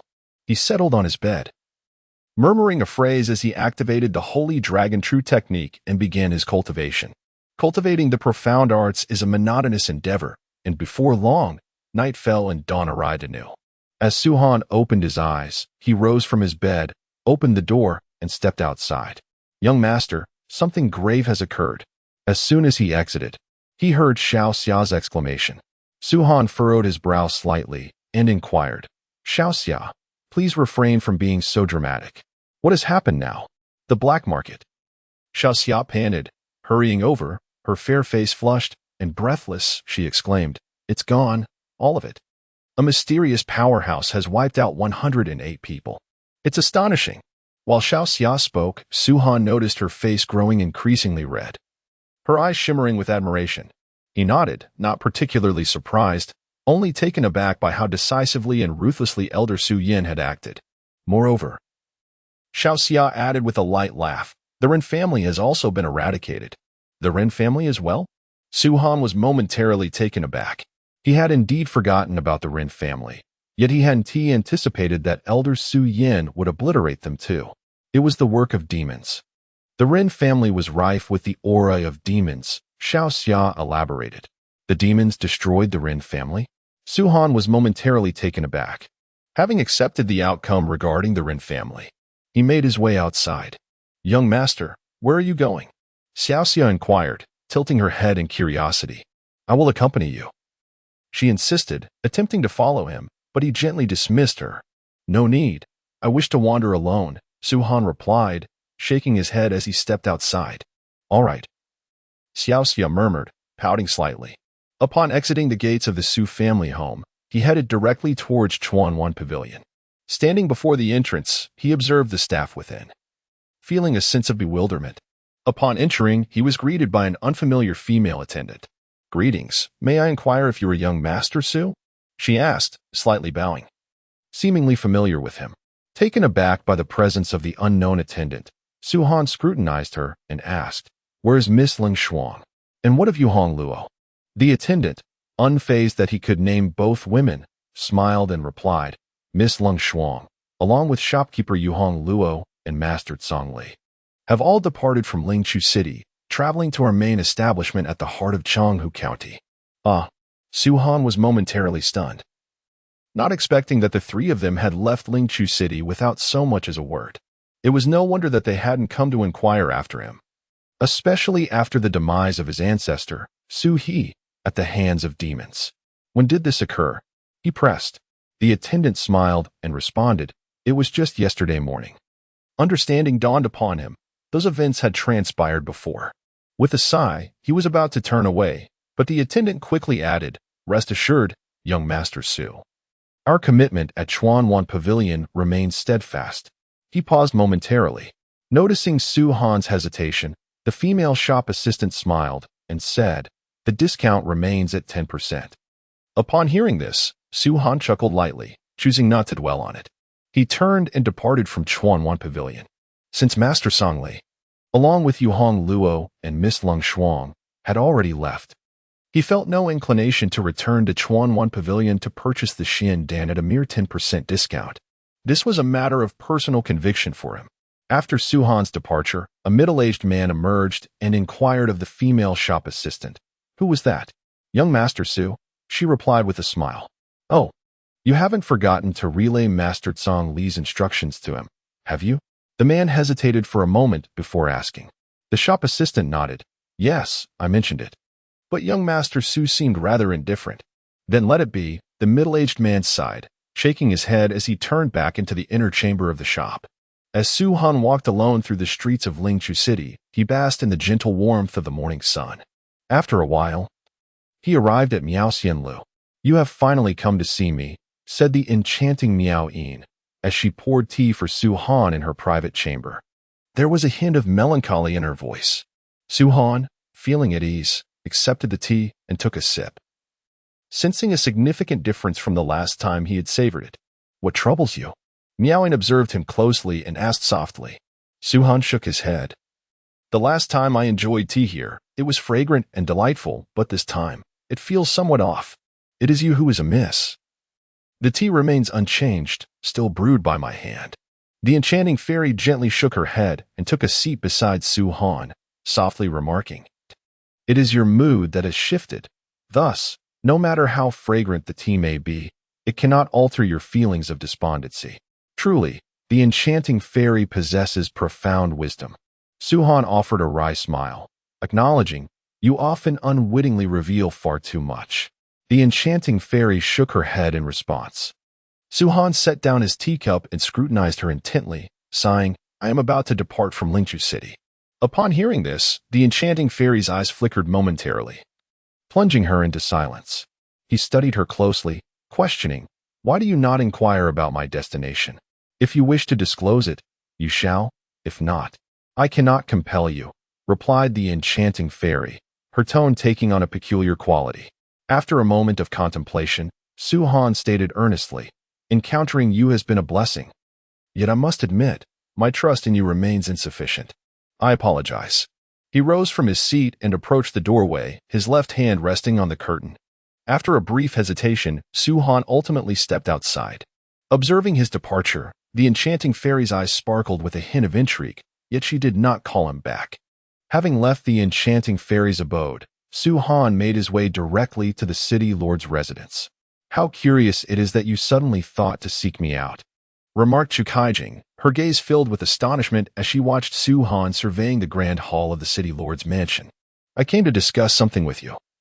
"Is that unwelcome?" Su-han replied with a smile. "So, you specifically came to find me?" Chu Kaijing's previously curious expression brightened significantly. Su-han stood up, nodding, and glanced at a painting hanging on the wall. Generally speaking, the paintings displayed in the main hall are often landscapes or calligraphy by renowned figures.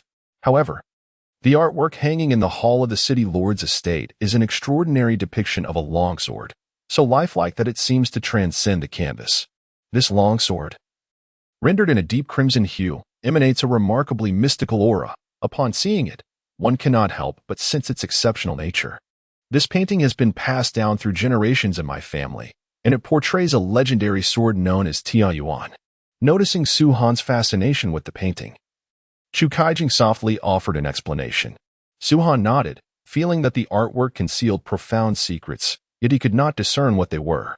"Do you like it?" Chu Kaijing inquired earnestly after a moment's contemplation, her gaze fixed on the sword painting. Su-han shook his head in response. "Are you leaving Lingchu City?" Chu Kaijing's expression shifted slightly, surprised. She quickly took a seat beside Su-han and asked urgently, "Why the sudden desire to depart from Lingchu City? Are you not participating in the upcoming demon hunting tournament in a few days?" Su-han shook his head again. "I will not participate. This significant responsibility shall be entrusted to you all. I must pursue my own path of profound understanding." With a sigh, he added, "You do not comprehend." After saying this, he rose to his feet. "You just mentioned your intention to pursue your own path of understanding?" A young man entered the hall, smiling at Su Han. This individual was none other than Chu Kaijing's brother, Chu Jian. Upon entering, he scrutinized Su Han from head to toe, and upon noticing a change in Su Han's demeanor, he exclaimed in astonishment, "Su Han, have you broken through to the early stage of Blood Realm?" Hearing this, Su Han smiled faintly. "Indeed. Your keen eyes have discerned my transformation in the realm quite swiftly." The anomaly. Standing beside Su Han, Chu Jian felt an innate sense of inferiority that cast a shadow over his spirits. Upon hearing from Su Han that he had transcended to the initial stage of the Blood Realm, Chu Kaijing was momentarily taken aback. Could it be? This fellow has advanced again? Just a few days have passed since his last breakthrough into the profound realm. A strange mix of admiration, envy, resentment, and reluctance began to brew within her as she gazed at Su Han. Su Han observed the expressions of the two, letting out a soft sigh, and was about to depart when Chu Jian intercepted him. "Su Han, shall we engage in another contest?" Chu Jian proposed with a smile. After a brief moment of hesitation, Su Han nodded in agreement. Chu Kaijing stood silently to the side, her eyes devoid of focus as she watched Su Han, creating some distance between them. Su Han and Chu Jian exchanged glances before simultaneously launching themselves at one another, both delivering a punch. The impact resonated, bang. Their fists collided. And while Su Han remained unfazed and stood his ground, Chu Jian's figure trembled as he struggled to withstand the overwhelming force of the clash. To the untrained eye, it appeared as a stalemate. However, Su Han had undoubtedly gained the upper hand.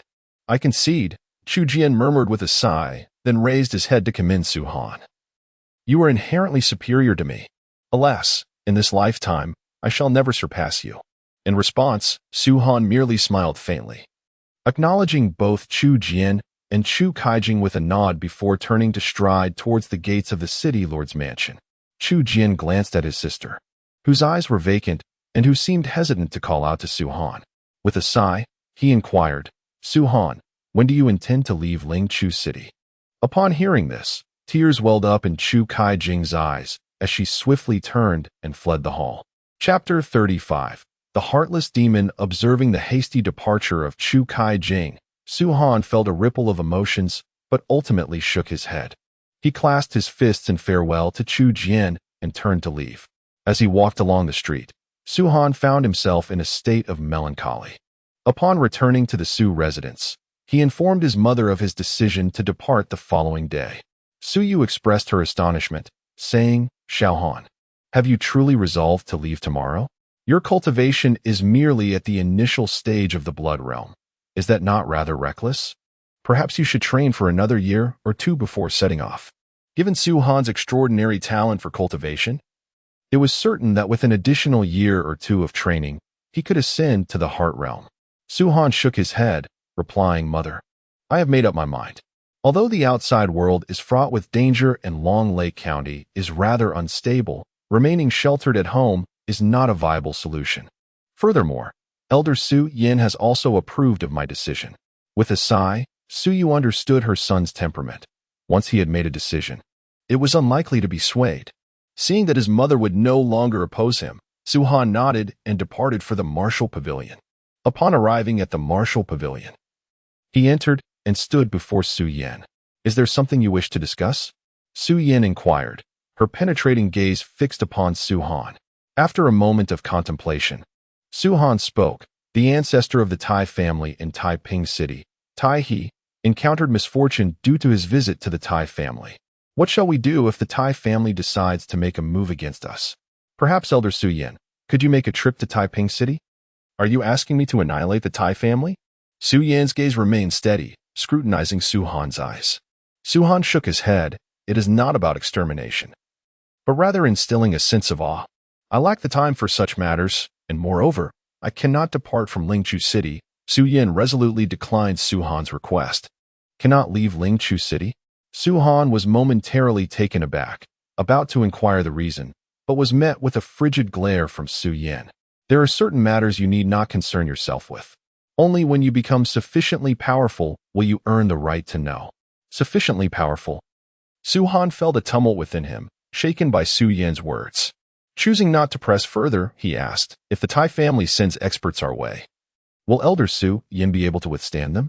The Tai family poses no threat, Su Yin replied, closing her eyes, her tone indifferent, signaling her unwillingness to engage further. Seeing this, Su Han bowed to Su Yin, turned, and approached the door. With his back facing her, he stated earnestly, "Tomorrow, I shall depart from Lingchu City. Take this." As Su Yan's words fell, she tossed a black orb toward him. "What is this?" Su Han questioned, gazing at the thumb-sized black orb in confusion. "It is a space orb, within which lies an infinitely vast space. You may use it to store items, but beware, living beings cannot be contained within. It is a sealed space. If a living being is trapped inside, it will undoubtedly perish." Upon finishing her explanation, Su Yin closed her eyes, choosing not to say more. Su Han expressed his gratitude and turned to leave. As he walked towards his room, he was filled with astonishment. A space orb? How remarkable!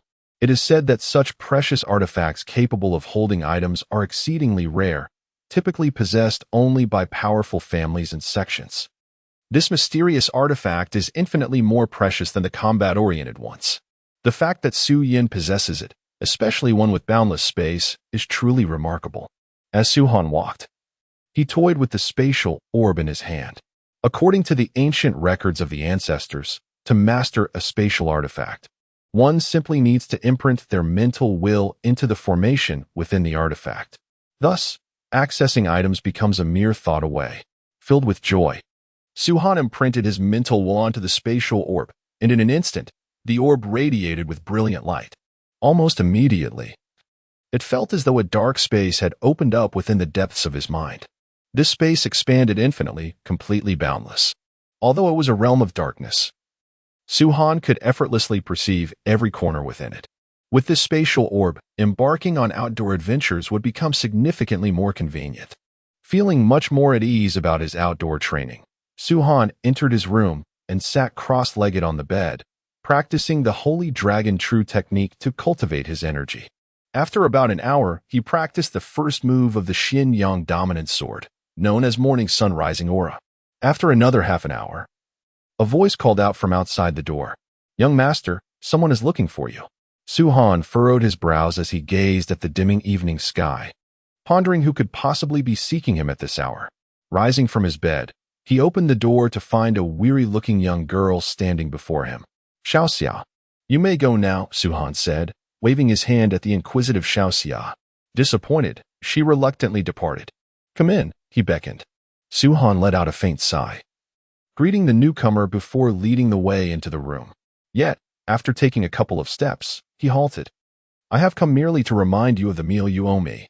Do not presume you shall repay it so swiftly. I have no intention of accepting it now, regardless of whether you recall this matter.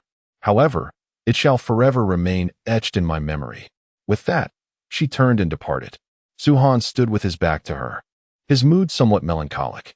"What is the necessity of this?" he sighed melodiously. Upon entering the room, he ceased his cultivation and instead lay on the bed, his mind in disarray, unable to find repose throughout the night. The following morning, Su Han rose, went through his morning routine, and after partaking in breakfast, he bid farewell to his mother and elder Su Yin. Outside Lingchu City, a young man clad in black walked slowly, his back turned to the city gates. Above the gates, a figure in a flowing white dress, her beautiful eyes fixated on Su Han, revealed a sorrowful expression that graced her fair visage. Words of reluctance can accompany him. "I can bear the burden on my father's side," a handsome young man beside the girl's side. "No need." The girl maintained her gaze on Su Han's departing silhouette, her thoughts darkening. Once he was far from her sight, she too found it difficult to leave. Outside Lingchu City, Su Han walked alone for nearly a mile when he suddenly lifted his head, pausing to gaze ahead. A figure as pure as snow stood quietly, watching him. "I did not expect the enchanting fairy meowing to send me off midway," Su Han mused as he approached the exquisite beauty with measured steps, a light smile gracing his lips. Hearing the voice, the enchanting fairy meowing gazed intently at Su Han's youthful visage, her crimson lips parting slightly as she spoke in a melodious tone. "Su Han, have you truly no intention of exchanging the sacred dragon true art with me? I harbor no malicious intent towards you." Su Han shook his head, a smile gracing his lips as he replied, "Are you attempting to coerce me, fairy meowing?" "Coercing you would be futile. I would never resort to such means," she sighed. Unperturbed, Suhan exhaled softly. "Some decisions are indeed arduous to make, and I cannot afford to gamble. Let it be. Do not see me off." He strode past fairy meowing, inhaling the faint fragrance that wafted from her. His spirits lifted as he continued on his journey. Turning to him, fairy meowing's gaze held an inscrutable significance as she spoke earnestly. "Suhan, you cannot escape my grasp." Having departed from Lingchu City, Suhan ventured towards the direction indicated by Su Yin, walking tirelessly for 3 days and nights. It is said that some formidable practitioners of the arcane arts, when faced with obstacles in their cultivation, find breakthroughs through leisurely excursions in nature. Such instances are not uncommon. Suhan had encountered these accounts within the ancient texts of the progenitors. At this moment, he found himself deep within a dense forest, having traversed it for 2 days and nights. Ordinarily, as a practitioner of the arcane realm, he would require rest at night to replenish his vitality and spirit. Yet, Suhan felt no such need for sleep, perhaps due to his cultivation of the sacred dragon true art. Murmuring softly to himself, Suhan rose from the ground. He glanced back, sensing an intangible presence trailing him, yet after a prolonged observation, he discerned no signs of pursuit. After tidying his belongings, Suhan set forth once more, journeying westward. After traversing the dense forest for nearly half a day, Suhan finally emerged into a vast expanse of plains. Before him lay a modest village, neither too large nor too small. As the sky gradually darkened, a frown creased Suhan's brow. For several days, he had not found a suitable place to rest, subsisting solely on dry rations, which was exceedingly uncomfortable. He hoped the villagers would extend a warm welcome to him. With a broad smile, Suhan strode towards the village, which was still a good 500 meters away. As he approached, he caught a faint whiff of blood mingling with the fresh breeze. His brow furrowed deeply, and he regarded the small village, seemingly home to dozens of households, with a puzzled expression. What could account for this scent of blood? With a grave countenance, he quickened his pace, moving stealthily. Upon reaching the village entrance, he noticed an old wooden plaque, weather-beaten and worn by time, hanging above the gate. It bore numerous marks of insect damage, rendering the characters nearly illegible.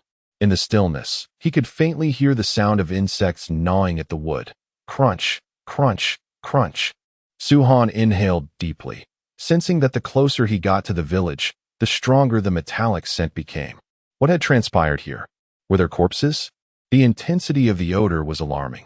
It was eerily quiet, with not a living soul in sight.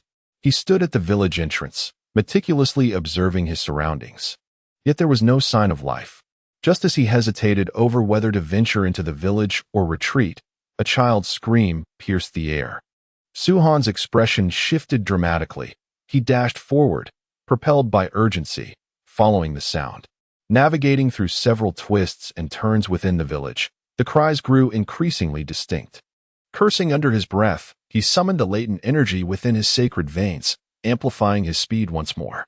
Upon arriving at the source of the sound, his eyes were bloodshot as he beheld a towering creature, a grotesque hybrid of man and beast, standing nearly 2 meters tall with ebony skin.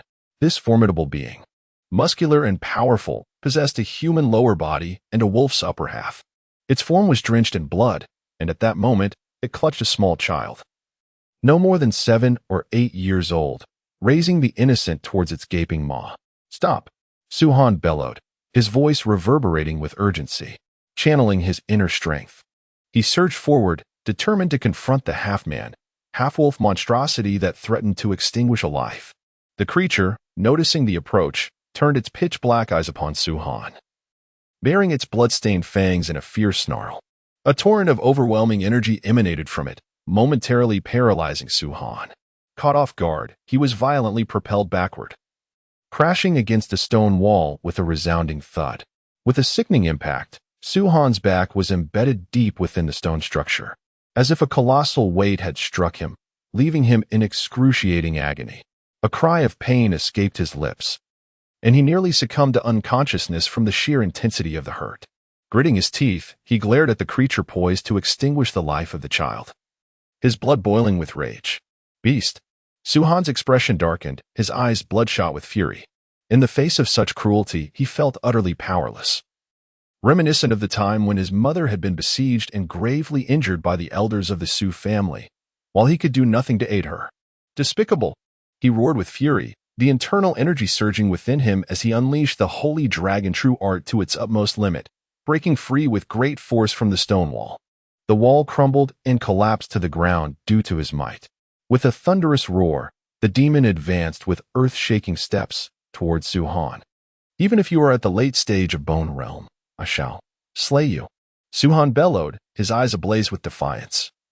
Undeterred by the demon's presence as he propelled himself forward with fierce determination. Chapter 36, State of Mindsia, Suhan.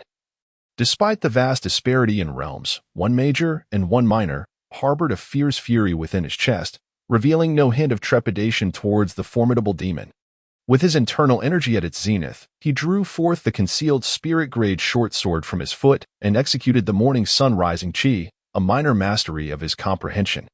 As he charged towards the demon, the black short sword in his hand emanated a dim golden glow. As he drew nearer to the half-man, half-wolf demon, the sword transformed in an unpredictable manner, sweeping forward with a ferocious arc of light. Unexpectedly, an astonishing event occurred, despite the powerful techniques infused within the short sword. Upon contact with the demon's fist, it was violently dislodged from his grasp. Suhan was taken aback, his hands numbed with pain. Yet instinctively he crossed his arms defensively across his chest. The half-demon was overwhelmingly powerful, truly deserving of its reputation as a late-stage master of the Bone Realm. Suhan's crossed fist provided no protection. He was struck squarely at the intersection of his defenses. The tremendous force sent him hurtling backward. And despite his attempts to harness his formidable energy, it proved utterly futile. He once again collided with the second stone wall, producing a resounding thud. This time, rather than merely embedding himself into the surface, he brought the entire structure crashing down. He found himself buried beneath a chaotic heap of rubble. The bloodstained demon, witnessing its adversary vanquished by a single blow, let out a triumphant roar, its fist pounding relentlessly against its robust chest. With eyes as dark as ink, it gazed down upon Suhan, who struggled amidst the debris. Seeing Suhan still able to move, trembling as he pushed aside the shattered stones to rise, bloody yet resolute, evoked a sense of admiration from the demon. Suhan's unwavering gaze radiated a spirit of defiance. This scene stirred the demon's emotions. Another furious roar escaped its lips, as Suhan's indomitable spirit ignited its rage. To spare this obstinate foe would be a profound affront to its dignity as a demon. With earth-shaking strides, the demon surged forward, enveloped in a sinister aura, charging towards Suhan. Die. Suhan silently cursed, feeling the remnants of his energy surge within him. In an instant, he clenched his fists tightly, bending slightly as he unleashed a powerful assault forward. Boom, boom, boom. Suhan poured every ounce of strength into his formidable punches. Once more, he was sent flying by the demon, crashing through 3 massive walls before becoming entombed beneath the rubble, falling silent. The demon, observing this, rushed towards Suhan again, determined to either see him alive or his corpse. With its immense body, it swept aside the obstructing debris and struck forcefully, its overwhelming energy scattering the stones that buried Suhan, only to find that his form had vanished without a trace. Just as the demon felt a twinge of confusion, a voice echoed through the air. Are you searching for him? Upon hearing the sound, the demon was taken aback, abruptly turning around with astonished eyes. Before it stood a girl clad in white, 3 meters away.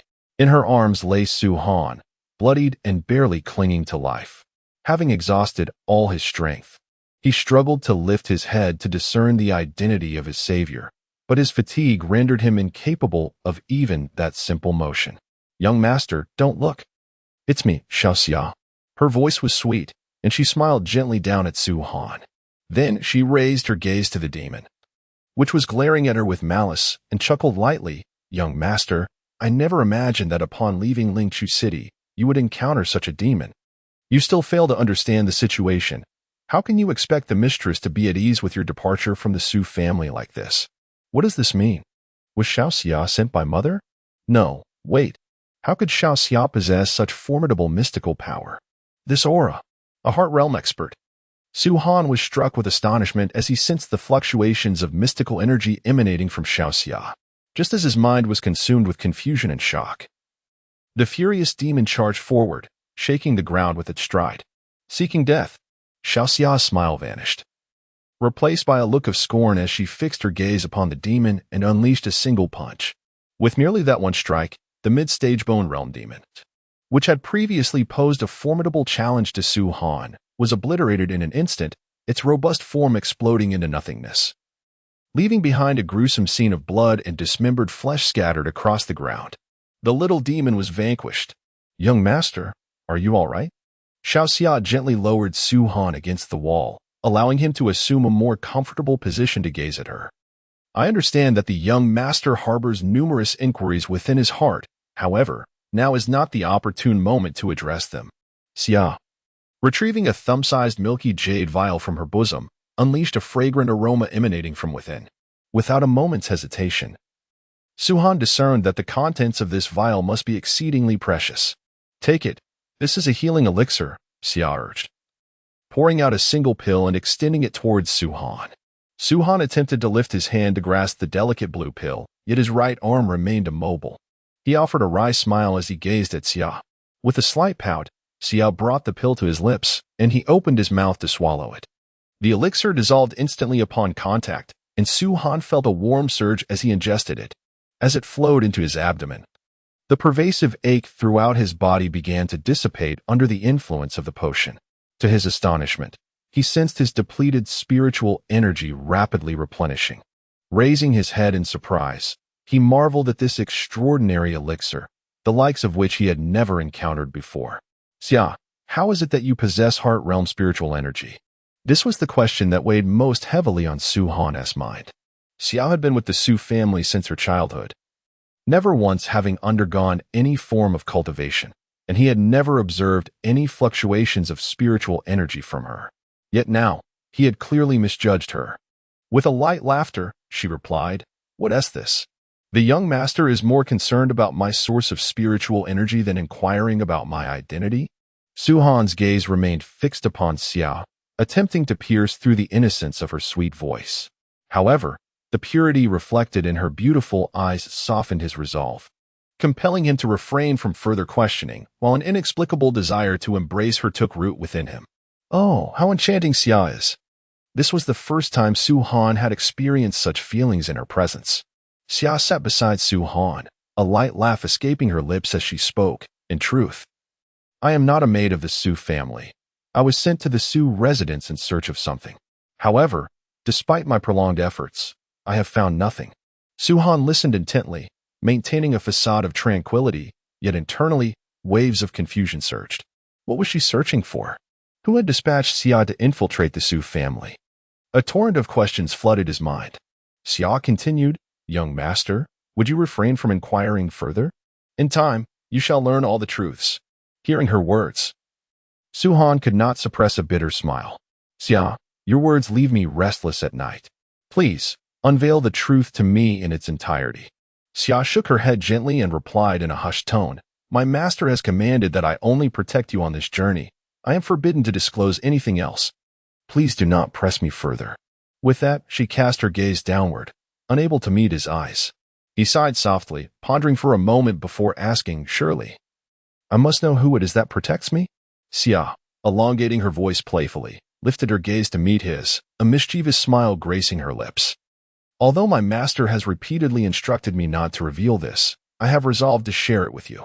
Su Han listened intently.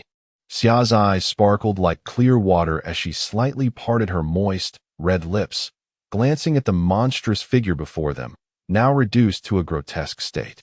She murmured, "My master is the fairy of melodious voice." The fairy of melodious voice? Su Han was taken aback. Why had she chosen to have Xia safeguard him? Furthermore, how could someone of Xia's esteemed standing, revered as heart realm, refer to her as master? What was her true identity? Why does she possess such formidable energy? No. It is not surprising that the ethereal sound fairy possesses profound realms. Having a heart realm expert as a subordinate is hardly remarkable. He calmed his breath, seated himself upon the ground, and began to secretly circulate the holy dragon true art, restoring his depleting mystical energy. Observing this, Xia stood guard nearby, vigilant for any potential danger. As night fell, Su-Han finally opened his eyes, awakening from his meditative state. Truly, as expected of the young master, in just a few short hours, not only had his injuries healed, but his mystical energy had also been restored to its original state. Moreover, he sensed that the young master's mystical energy was even more potent than before. Upon seeing Su-Han awaken, Xia quickly smiled and spoke. Su-Han shook his head slightly. You and I are of similar age. Yet the disparity in our realms is unimaginable. Xia, how did you manage to cultivate to such a level at a comparable age to mine? Xia lowered her head, remaining silent for a few moments before slowly responding. In truth, I am already 30 years old. 30? Su-Han nearly exclaimed. His gaze fixated on the girl who had grown up alongside him, scrutinizing her features. He found it hard to fathom why Xia, who appeared as an innocent young girl, was already 30. This defies reason, doesn't it? Suddenly, a thought struck him, recalling Elder Su Yin, who resided in the martial pavilion. He fell into contemplation. Though difficult to explain, the fact remained that she was indeed 30 years old. Young master, are you quite taken aback? Xia smiled dreamily. Su-Han shook his head, rising to his feet as he surveyed the gruesome remnants of the demon's slaughter. He earnestly inquired of Xia, did you not have the opportunity to save that child before the demon struck? Xia replied with a shake of her head, I have always been right behind you. Wherever you go, I follow. Therefore, when it comes to saving that child, I was unable to do so. The demon's speed is astonishing.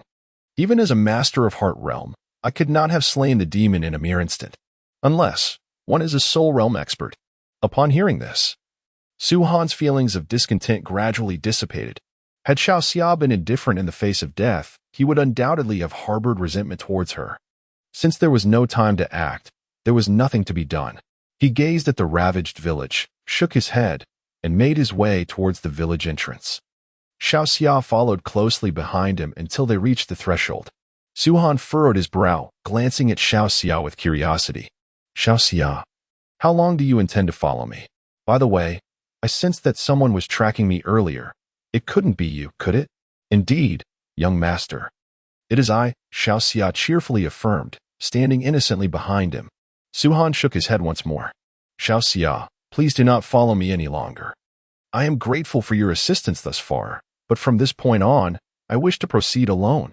With that, he turned and headed westward. Xia, however, disregarded his plea and continued to trail him. Young master, do not sulk.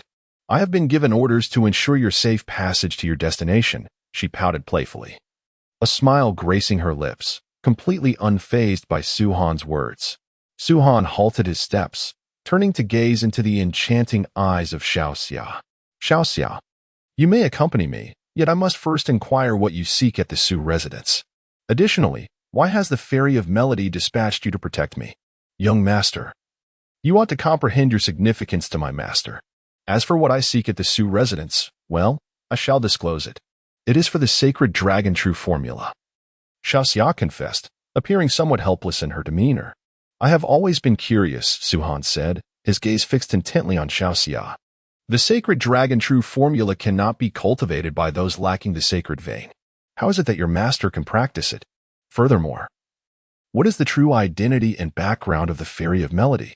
Regarding her master's identity, Xia could divulge nothing further, for it was a forbidden secret, akin to the natural taboos surrounding the ancestral grounds of the Su family.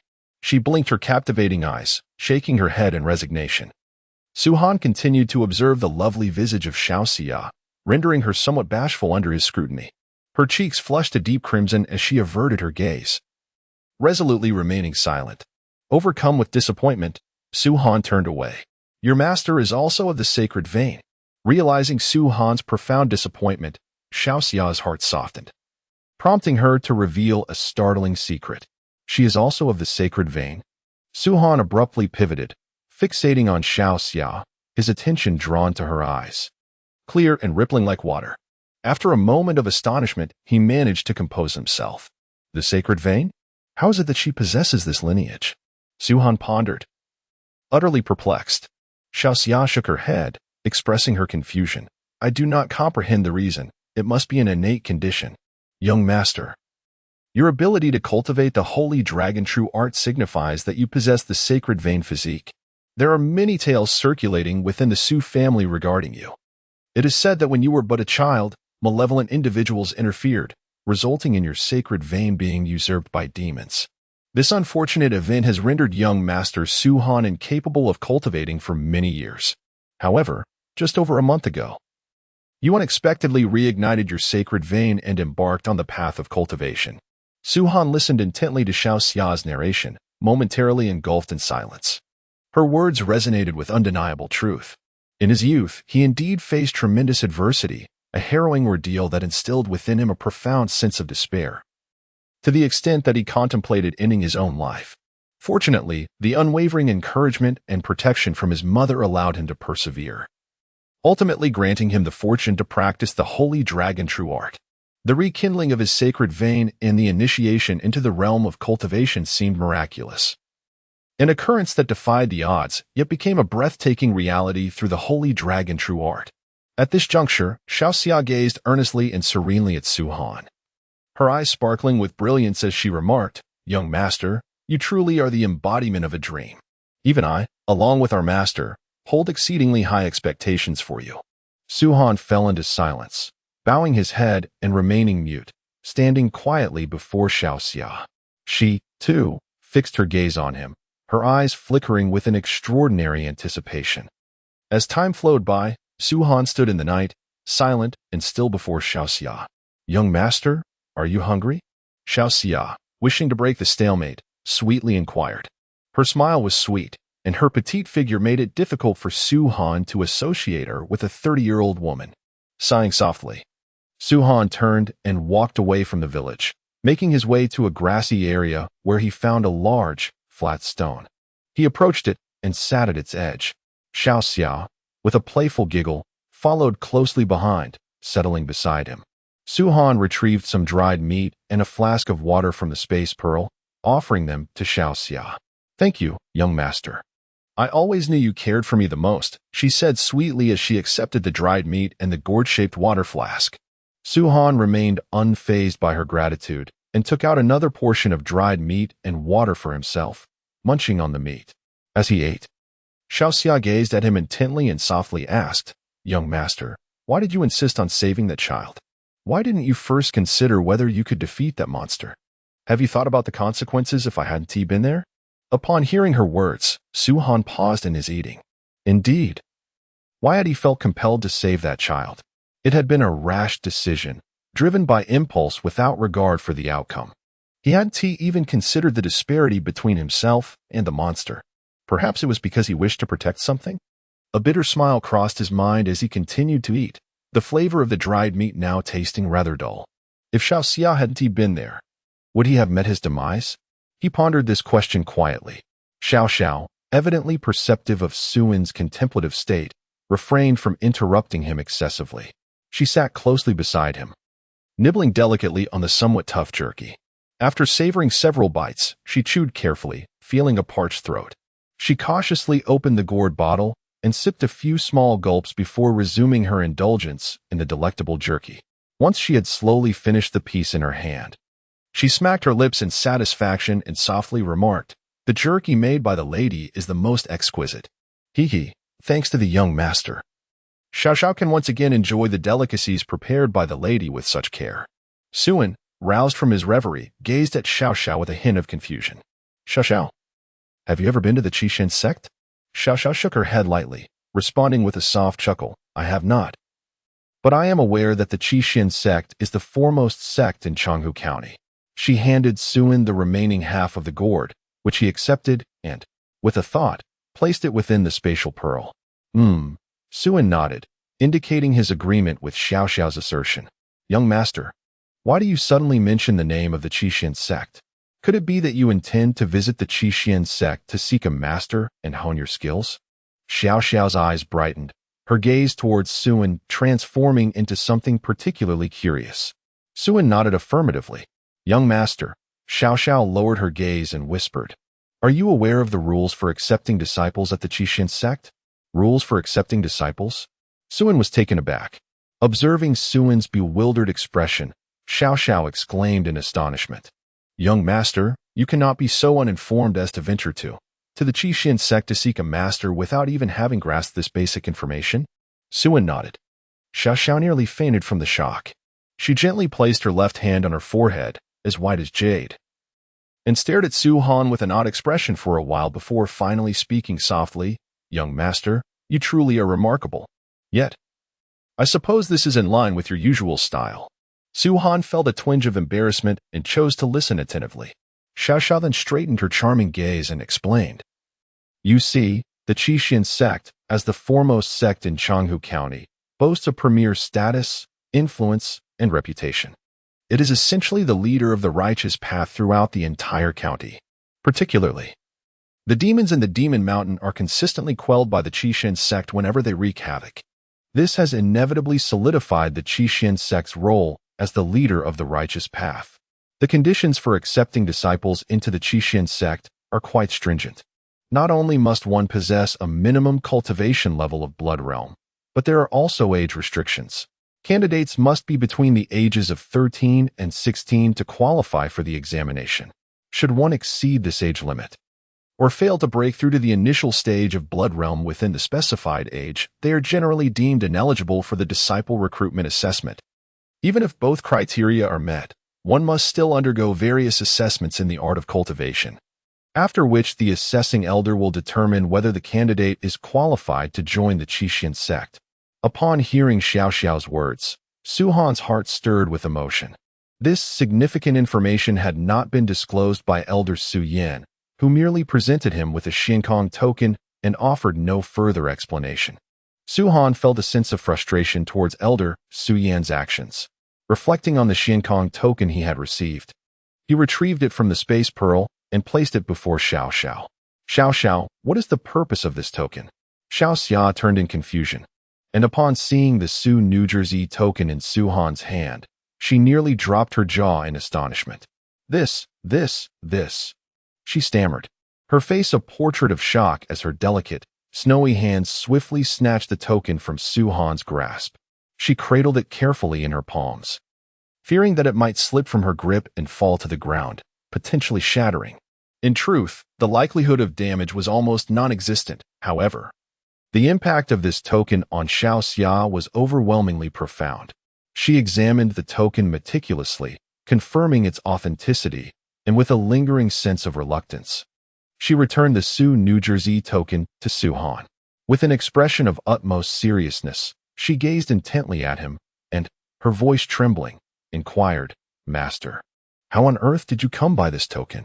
Su Han pondered for a moment before asking, "Xiao Xia, are you aware of the origins of this token? What is its purpose?" Xiao Xia nodded and replied, "Of course, I have some knowledge of it, albeit limited. In recent years, I have learned a bit about the Su New Jersey token." She exhaled deeply, pressed her lips together, and carefully swallowed, stating earnestly, "The Su New Jersey token is an extraordinarily rare object throughout Changhu County. It is not merely a token. It serves as a crucial emblem of identity." Su Han inquired further, "What kind of identity emblem?" Witnessing Xiao Xia's astonished reaction only fueled his curiosity regarding the Su New Jersey token. Xiao Xia gazed deeply at the Xuanji order in Su Han's hand, her eyes flickering with uncertainty. Ultimately, she resolved to speak. "The most precious symbol of the Xuanji order is that upon its emergence, one of the next sect leader positions of the Qixin sect belongs to its possessor." One of the sect leader positions? What does that imply? Does this token come in multiples, or can it be possessed by several individuals?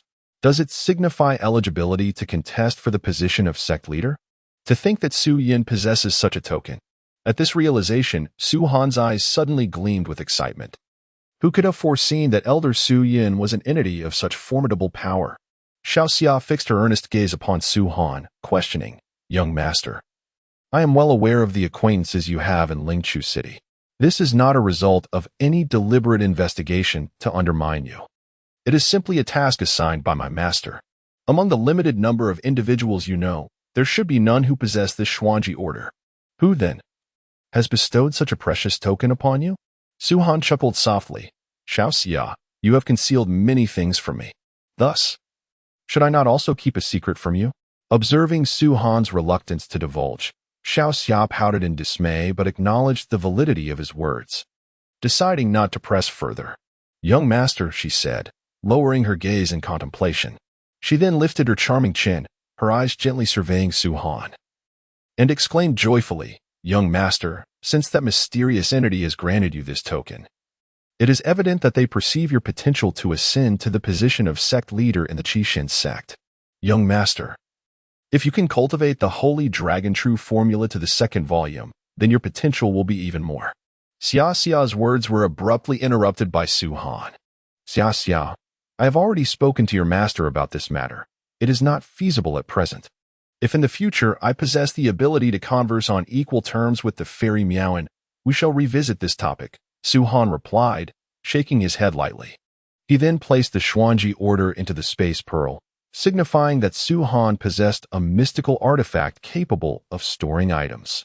Upon this realization, Xia Xia's eyes sparkled with brilliance as she gazed intently at Su-Han, her lips parting slightly as she whispered, young master, do you possess a spatial mystic artifact?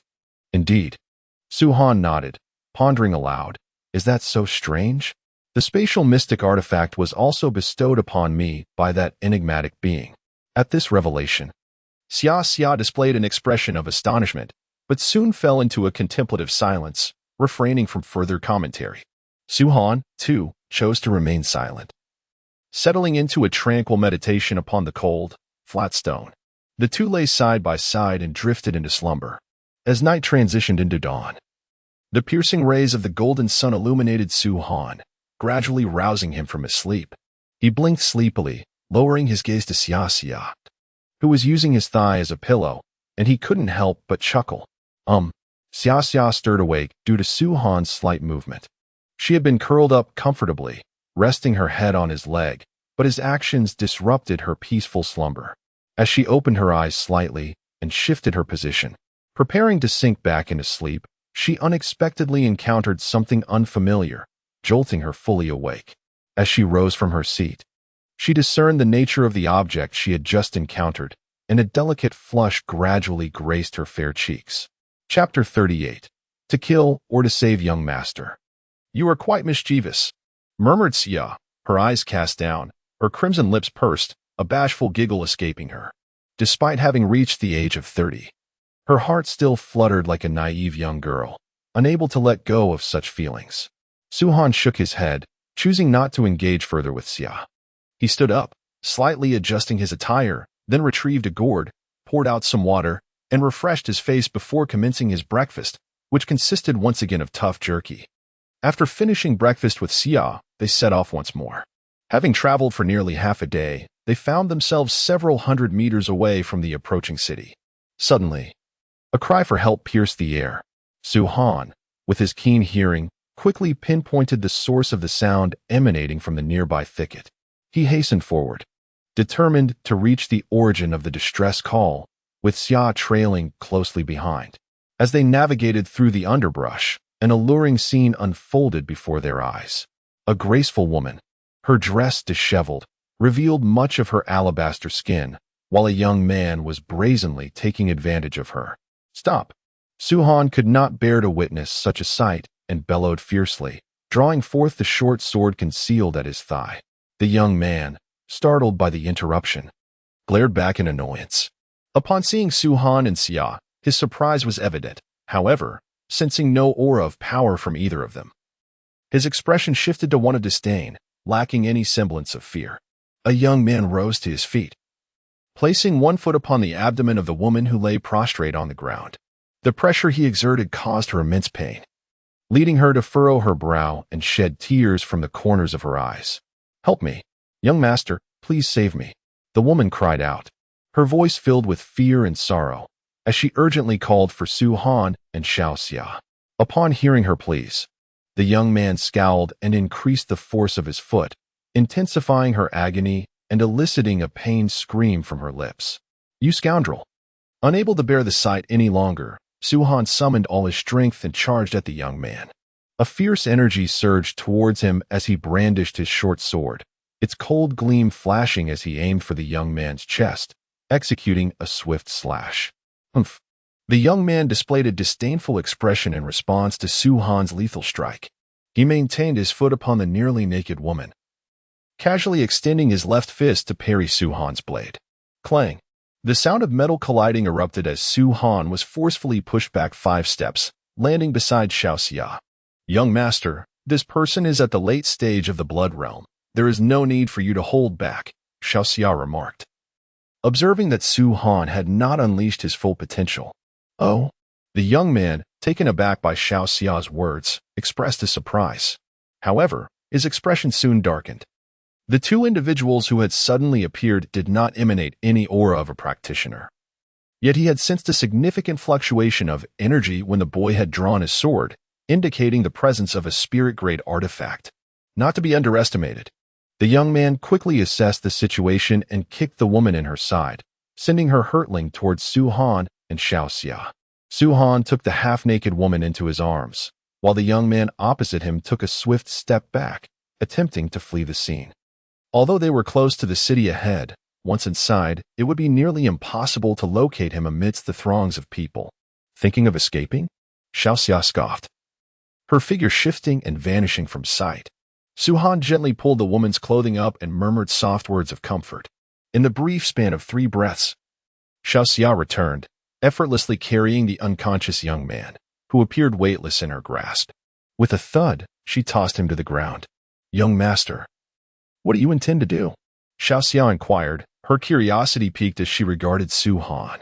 The woman, who had been wronged, gasped in terror upon seeing her tormentor reappear, hastily retreating several steps, fear evident in her eyes.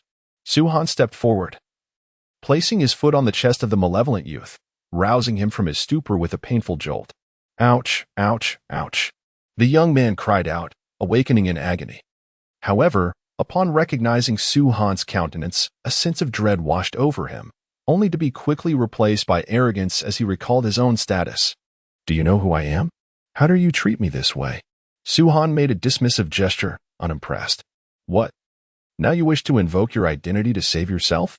With that, he intensified the pressure of his foot, causing the young man's face to flush as he gasped in pain, blood seeping from his mouth. In my lifetime, the one thing I despise most is when others threaten me, Su Han declared. Upon witnessing the scene, Xiaoxia shook her head and remarked, Young master, you remain as benevolent as ever. Too benevolent? What do you mean? Did you not see that I have beaten him to the point of spitting blood? Seemingly sensing Su Han's confusion, Xiaoxia stepped forward and delivered a swift kick to the young man's side. Thud!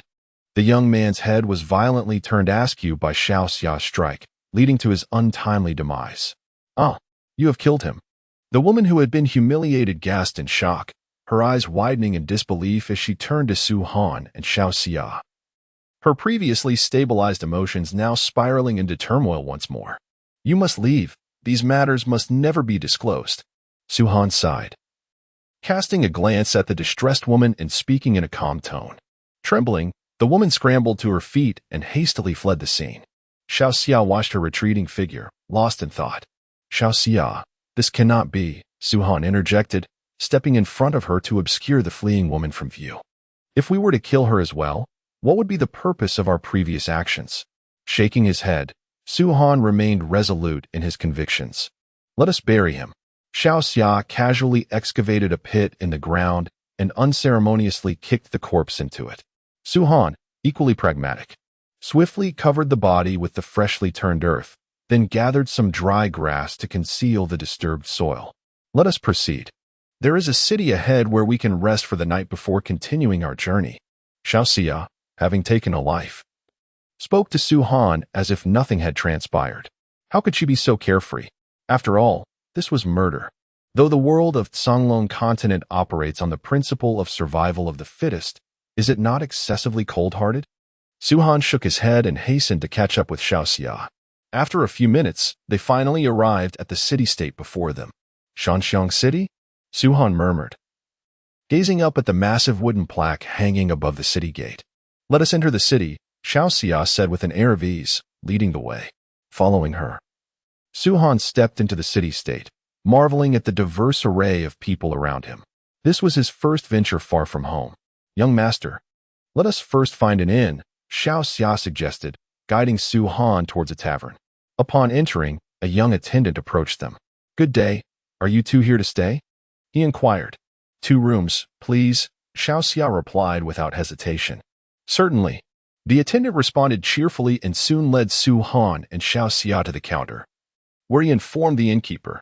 After Su Han paid 20 Xian coins, they ascended to the 3rd floor. The rooms were adjacent, with Su Han occupying the left room and Xiao Xia the right. As soon as he entered his room, Su Han's keen perception allowed him to overhear conversations from downstairs. Hey, you all know In Cheng's temperament, right? He's probably off chasing after women again. I can only imagine him reveling in the company of some young lady at this very moment. One man laughed. A lecher like him will inevitably meet his demise at the hands of women. Another man scoffed. Due to his cultivation of the holy dragon true art, Su Han could hear discussions that ordinary Xian practitioners would find difficult to catch, unless concealed by a Xian formation, which would shield him from prying ears. Certainly, at a considerable distance, he could not hear anything.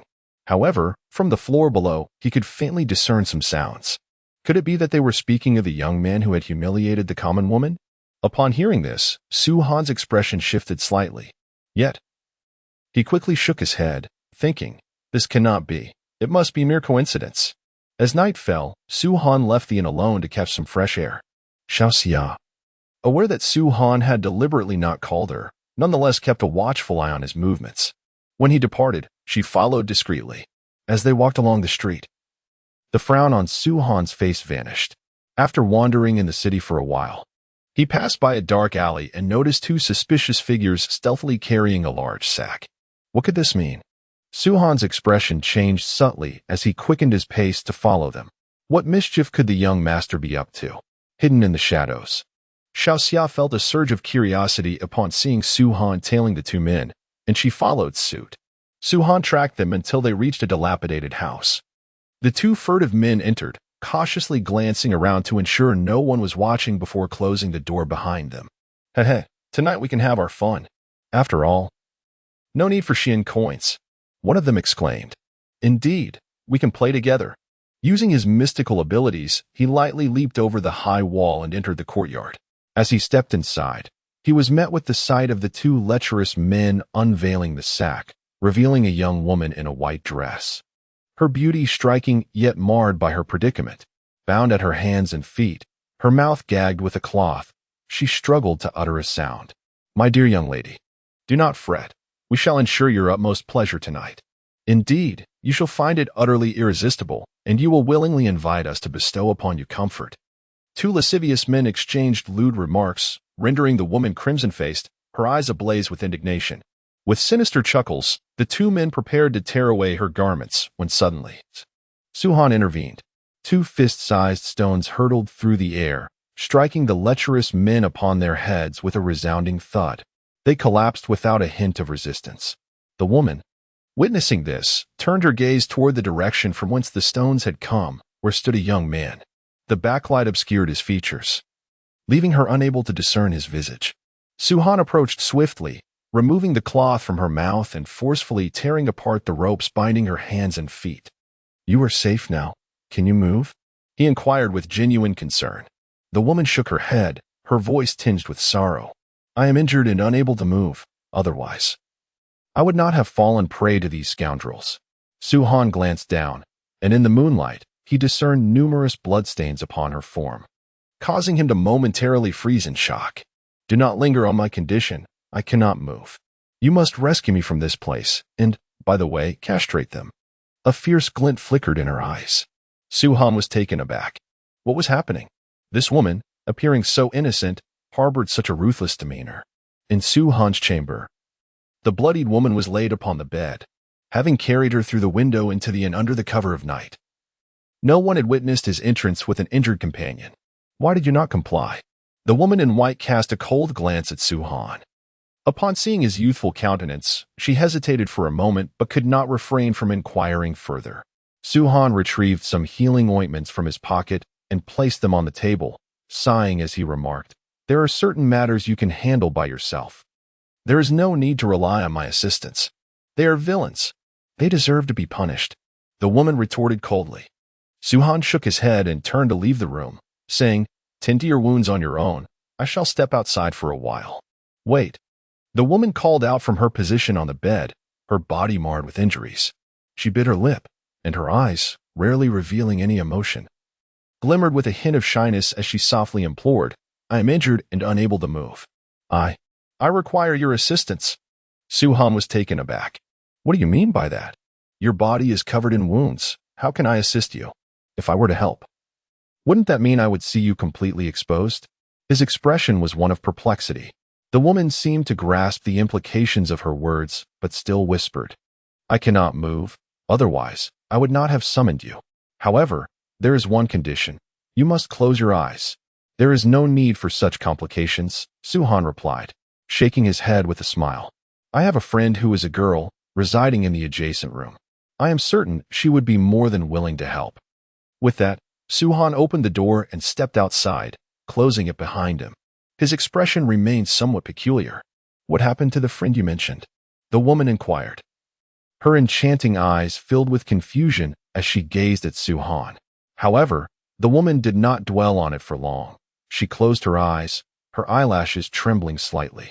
With her lips pressed tightly together, she spoke softly, "You may proceed, but do not act inappropriately. Otherwise, I shall ensure you suffer a fate worse than death."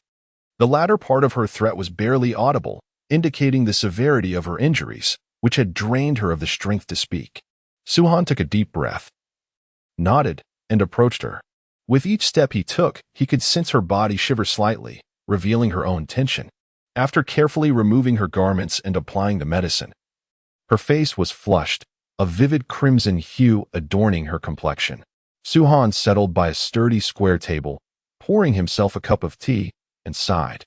"I am curious to know what sort of assassin you encountered to inflict such harm upon your exquisite form." The woman in white bore no intact skin, her body marred by both old and fresh wounds, a sight so shocking that it left Su-han, newly arrived from Lingchu City, utterly astounded. "You need not inquire further." After the medicine was applied, the woman regained a modicum of strength, lying on the bed, her expression clouded with worry. "Very well. I shan't pry further. Once you recover, you may leave." Su-han drank his tea and contemplated pouring a cup for her, but when she declined, he resigned himself to sitting cross-legged on the floor, preparing to meditate. "Do you intend to spend the entire night like this?" the woman asked, glancing at Su-han with curiosity. "What else would you have me do? Share a bed with you?" Su-han responded with an exasperated sigh. Upon hearing this, the woman bit her lip, pondering for a moment before shyly whispering, "You may come up." "Huh." Su-han felt as though there was something amiss with his ears. He quickly lifted his head, casting a strange glance at the unfamiliar woman before him, swallowing hard. "You can join me for the night. You have helped me. If I were to take your bed as well, my conscience would not allow it." The woman turned her face away, murmuring softly. A flicker of discomfort crossed Su-han's lips, yet he resolved to share the bed with the beautiful stranger. Well, rather, to endure it for just one night. No overthinking, and no turning over for any reason. Otherwise, the woman's words trailed off into silence. Su-han nodded, taking his place on the edge of the bed. The night passed in silence, and dawn arrived. A series of knocks echoed from outside the door, rousing both Su-han and the woman in white. "Someone's here," Su-han thought, momentarily startled. Could it be Xiao Xiao? How typical of her to appear only now, at such a critical moment. He instinctively turned to get out of bed, but inadvertently grasped something soft. "Huh!" Su-han exclaimed in surprise, only to receive a sharp slap across his left cheek. Looking at the woman in white, her modesty and fury evident as she covered her chest, he realized he had made a grave mistake, and it was no wonder she was so upset. Feigning nonchalance, he stepped out of bed and opened the door, revealing Xiao Xiao standing before him. "Xiao Xiao, I came looking for you last night. Where were you?" Su-han complained. Xiao Xiao giggled and replied, "Young master, I was just having a bit of fun last night, exploring and encountering some fascinating things. What brings you to seek me out?" Su Han shook his head. He had intended to address matters, but now they seemed trivial. Young master, what are you trying to hide? Let Xiaoxia in. Xiaoxia attempted to slip past Su Han's body to enter the room, but he blocked her path with his figure, much to her displeasure. Young master, you aren't hiding a woman in there, are you? Xiaoxia questioned suspiciously, her eyes darting towards the interior. Su Han's face flushed with embarrassment as he whispered, No, no, no.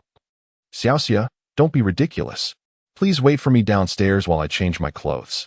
Before he could finish his sentence, Xiaoxia had already slipped through the gap on his left and into the room. Soon after, she complained, Young master, you're just trying to frighten me. There's nothing in here except a faint scent of medicine and a hint of blood. Have you been hurt? Su Han entered the room, glancing around but finding no trace of the woman in white. Feeling puzzled yet relieved, he chuckled. How could that be? That fellow from yesterday couldn't have harmed me. That's a relief. A flicker of something unusual sparkled in Xiaoxia's eyes. She turned to say something, but was interrupted by the entrance of two men and a woman. Who are you? What do you want in my room? Su Han stepped forward, scrutinizing the newcomers with a cold gaze. Do you know this person? The man at the back pulled out a disheveled woman, directing a piercing look at Su Han as he questioned her. That's him. That's the one along with that woman who killed the young man named Incheng. The woman's eyes flickered nervously, avoiding contact with Su Han and Xiaoxia, her voice trembling. What else do you have to say? The leading woman confronted Su Han defiantly, demanding answers. Who are you? Su Han fell into silence, taken aback by the unexpected turn of events that unfolded so suddenly. Indeed, as Xiaoxia had warned, that woman's tongue was far from restrained. She had betrayed him. It was worth noting that he had risked his life to assist her. How could she? Humph. The woman at the forefront scoffed. We are disciples of the Qixin sect's initial academy. I am Liao Kaiying. To my left is Wu Deming, and to my right is Zhang Guoxing. The individual you have slain was our companion, a fellow disciple of the Qixin sect, named Incheng. We have already located Incheng's corpse. What now? With the evidence in hand, do you still intend to deny your guilt? Xiaoxia shook her head, asserting, Is it not somewhat hasty to pin such a grave accusation solely on her ramblings? Do not attempt to wriggle out of this. Liao Kaiying seized the woman, whose face bore visible bruises, and coldly demanded, Speak. Who killed Incheng? What method was employed? Very well. Liao Kaiying tossed the woman to her companion on the left and sneered. Now, do you have anything further to say? Xiaoxia smiled gently, turning to Su Han, and said, Young master, please present the token. The token? The Xuanji token? Did you not mention that it should not be shown casually? Why bring it out now? Though puzzled, Su Han complied and retrieved the Xuanji token, holding it aloft. Upon seeing the Xuanji token in Su Han's hand, Liao Kaiying and her companions immediately fell to their knees in panic. Such a powerful item. Su Han stared at the three kneeling before him, momentarily taken aback, pondering. So this Xuanji token is indeed so formidable. In the future, traversing within the Red Xuan Zone will undoubtedly be quite impressive, won't it? Now, are you aware of our true identities? Regarding the matter of Incheng's demise, we were not privy to such information, and that deranged woman, under whose instructions she acted, dared to slander us. I trust you know how to deal with her fate? Xiaoxia stated coldly from her elevated position. Indeed, indeed. Liao Kaiying nodded repeatedly, too intimidated to retort. The Xiankong order is in extreme existence. All disciples from the initial, middle, or inner courts must show utmost reverence, or face the consequences according to the sect's regulations. This is a solemn vow that has been upheld by the leaders of the Red Xuan Zone throughout the ages. Are you not leaving yet? Xiaoxia admonished the three individuals kneeling before her. Without delay, Liao Kaiying and the others hurriedly carried away the woman who had accused Su Han and Xiaoxia from Su Han's chamber. Xiaoxia, what will happen to that woman? Su Han asked with evident concern. Alas, a case of ingratitude. Su Han sighed and followed Xiaoxia downstairs for breakfast. They sat across from each other, sharing their morning meal. Xiaoxia, why did you want me to? Young master, there is no need for further inquiries. My actions are intended to free us from entanglements, but it has exposed the Xiankong order. There is no need for concern, young master, with my presence. There will be no issues. Xiaoxia replied with a light laugh as she savored her meal. Su-Han chose to remain silent, pondering about the woman in white, still bewildered about how she had departed and where she had gone. As night fell, Su-Han lay alone in bed, the sheets stained with blood. Yet unnoticed by Xiaoxia, the metallic scent of blood mingled with a delicate hint of feminine fragrance, creating an alluring atmosphere. Is it you? Have you not left? Su-Han swiftly sat up, his eyes brightening as he beheld the breathtaking woman before him, now adorned in a pristine white garment, his spirit uplifted. So beautiful! He gazed at the transformed figure, his thoughts soaring. I have come to bid you farewell. Thank you for saving me and for the precious medicine you provided. In just one night, my injuries have healed significantly. The woman in white, with her clear eyes, gazed deeply into Su-Han's own. Her cheeks slightly flushed as she spoke softly. That was merely a small effort, nothing to be concerned about, Su-Han replied, shaking his head with a gentle smile. Regardless of how you perceive it, to me, you are a benefactor of immeasurable worth. I shall repay your kindness in the future. The woman in white nodded earnestly, casting a lingering glance into Su-Han's eyes before turning towards the window. Are you leaving? Su-Han quickly rose, his bare feet touching the wooden floor, urgency in his voice. Could you tell me your name? So she departed through the window. No wonder she vanished so swiftly. Su-Han observed the slightly swaying wooden window, a soft chuckle escaping his lips. He then turned back, reclined on the bed, inhaling the faint scent of the woman, and drifted into a beautiful slumber. The following morning, Su-Han awoke early, but Xiaoxia remained asleep. He quickly completed his morning routine and gently knocked on Xiaoxia's door. Upon her opening it, they descended together to enjoy breakfast, tidied their belongings, and set forth on their journey once more. Xiao, yesterday I overheard some individuals discussing the initial courtyard of the Qixin sect. What does it signify? Su-Han found himself rather perplexed. Hadn't it been previously mentioned?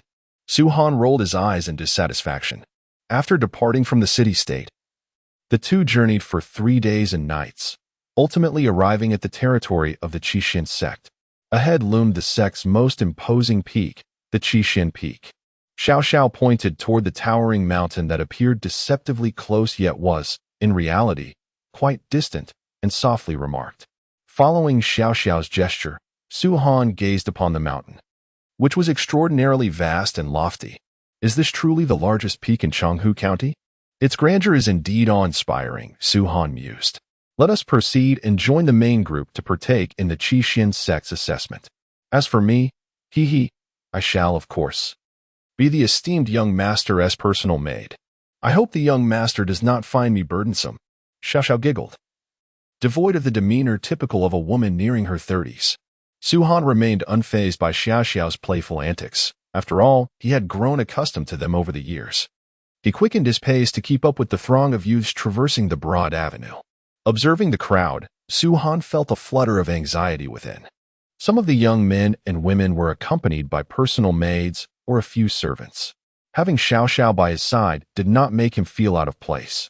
As they walked, Su-Han overheard numerous tidbits regarding the recruitment of disciples by the Qixin sect, including the notion of favoritism. It appeared that having a relative or acquaintance in a position of power within the sect could significantly enhance one's chances of success in the assessment.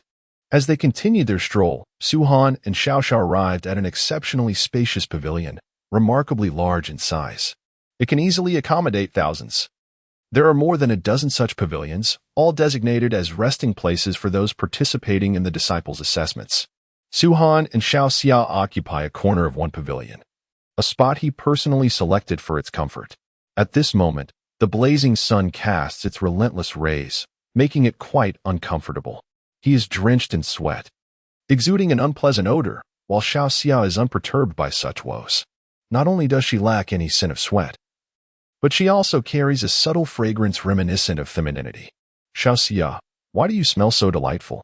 Su-Han inquires, seated back-to-back with her on a rectangular stone bench. His curiosity piqued. Xiao's cheeks flush with a hint of embarrassment. It's natural, no need to fuss over it, she replies. Hey. At that moment, a gruff voice suddenly pierces the air beside Su-Han. He turns to see a robust young man towering over him, regarding him with an air of superiority, as though he were merely an insignificant insect. Is there something you need? Su-han's impression of the man is far from favorable, and he harbors no desire to engage. Yet curiosity gnaws at him. What could this fellow want? Is this made for sale? The burly man boasts with a haughty laugh. 30,000 Xian coins. His words immediately capture the attention of those around them. This young man is in serious trouble. He has caught the eye of Li Dazhuang, a notorious figure. It's said he possesses formidable strength, having reached mid-blood realm at merely 15. He should not be underestimated. Whispers ripple through the crowd. Su-han furrows his brow, taking a moment to scrutinize the extravagantly dressed, menacing-faced Li Dazhuang, and then shakes his head resolutely.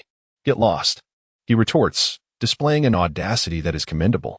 Li Dazhuang let out a cold laugh and waved his hand behind him. Four burly figures approached. Brotherly, the four young men greeted him with utmost respect. Loosen this brat up a bit. Li Dazhuang mocked with a sneer, pointing at Su-han, and issued his command without any courtesy. Do not be too heavy-handed. Just knock out all his teeth. I am quite reasonable and believe in winning others over with virtue. This is absolutely permissible. One of the youths, possessing a rather unsavory appearance, strode confidently towards Su-han. Without uttering a word, he extended his right hand towards Su-han's neck.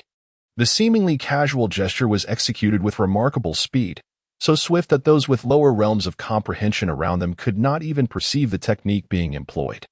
Without so much as a glance, Su-han retaliated with a powerful punch, deflecting the youth's hand. At the same time, he raised his right foot and delivered a swift kick to the young man's groin. With a resounding thud, the young man was sent flying, crashing to the ground with a grievous injury, moaning in agony while clutching his groin, his face turning a deep shade of purple. Waste. What are you all staring at? Hurry up. Li Dazhuang, enraged at the sight of his subordinate injured, shouted at the remaining three men. Upon hearing his call, they exchanged glances and rushed towards Su-han in unison, only to be swiftly dispatched by Su-han's fists and feet, suffering similar injuries to their groins. After dealing with the four unknown assailants, Su-han rose to his feet, advancing menacingly towards Li Dazhuang. Humph! You insolent brat! Do not think you can disrespect me without facing the consequences. Even if you were to beg on your knees for me to purchase your servant for amusement, I would no longer afford you any courtesy, Li Dazhuang declared fiercely, his expression growing increasingly severe as he summoned the profound energy within him. Unleashing the aura of a mid-stage blood realm cultivator, poised to strike down Su-han at any moment. You are utterly weak. Su-han shook his head and unleashed a punch, which landed squarely on Li Dazhuang's chest. Bang! Li Dazhuang was sent flying, soaring over the pavilion and landing awkwardly on the grass beyond, collapsing in a most undignified manner, with several dry blades of grass caught in his mouth. Spit. Li Dazhuang's face flushed with humiliation as he forcefully expelled the parched grass from his mouth, struggling to rise but failing miserably, feeling his legs buckle beneath him. He crashed to the ground once more, his expression mortified. Brother, impressive indeed.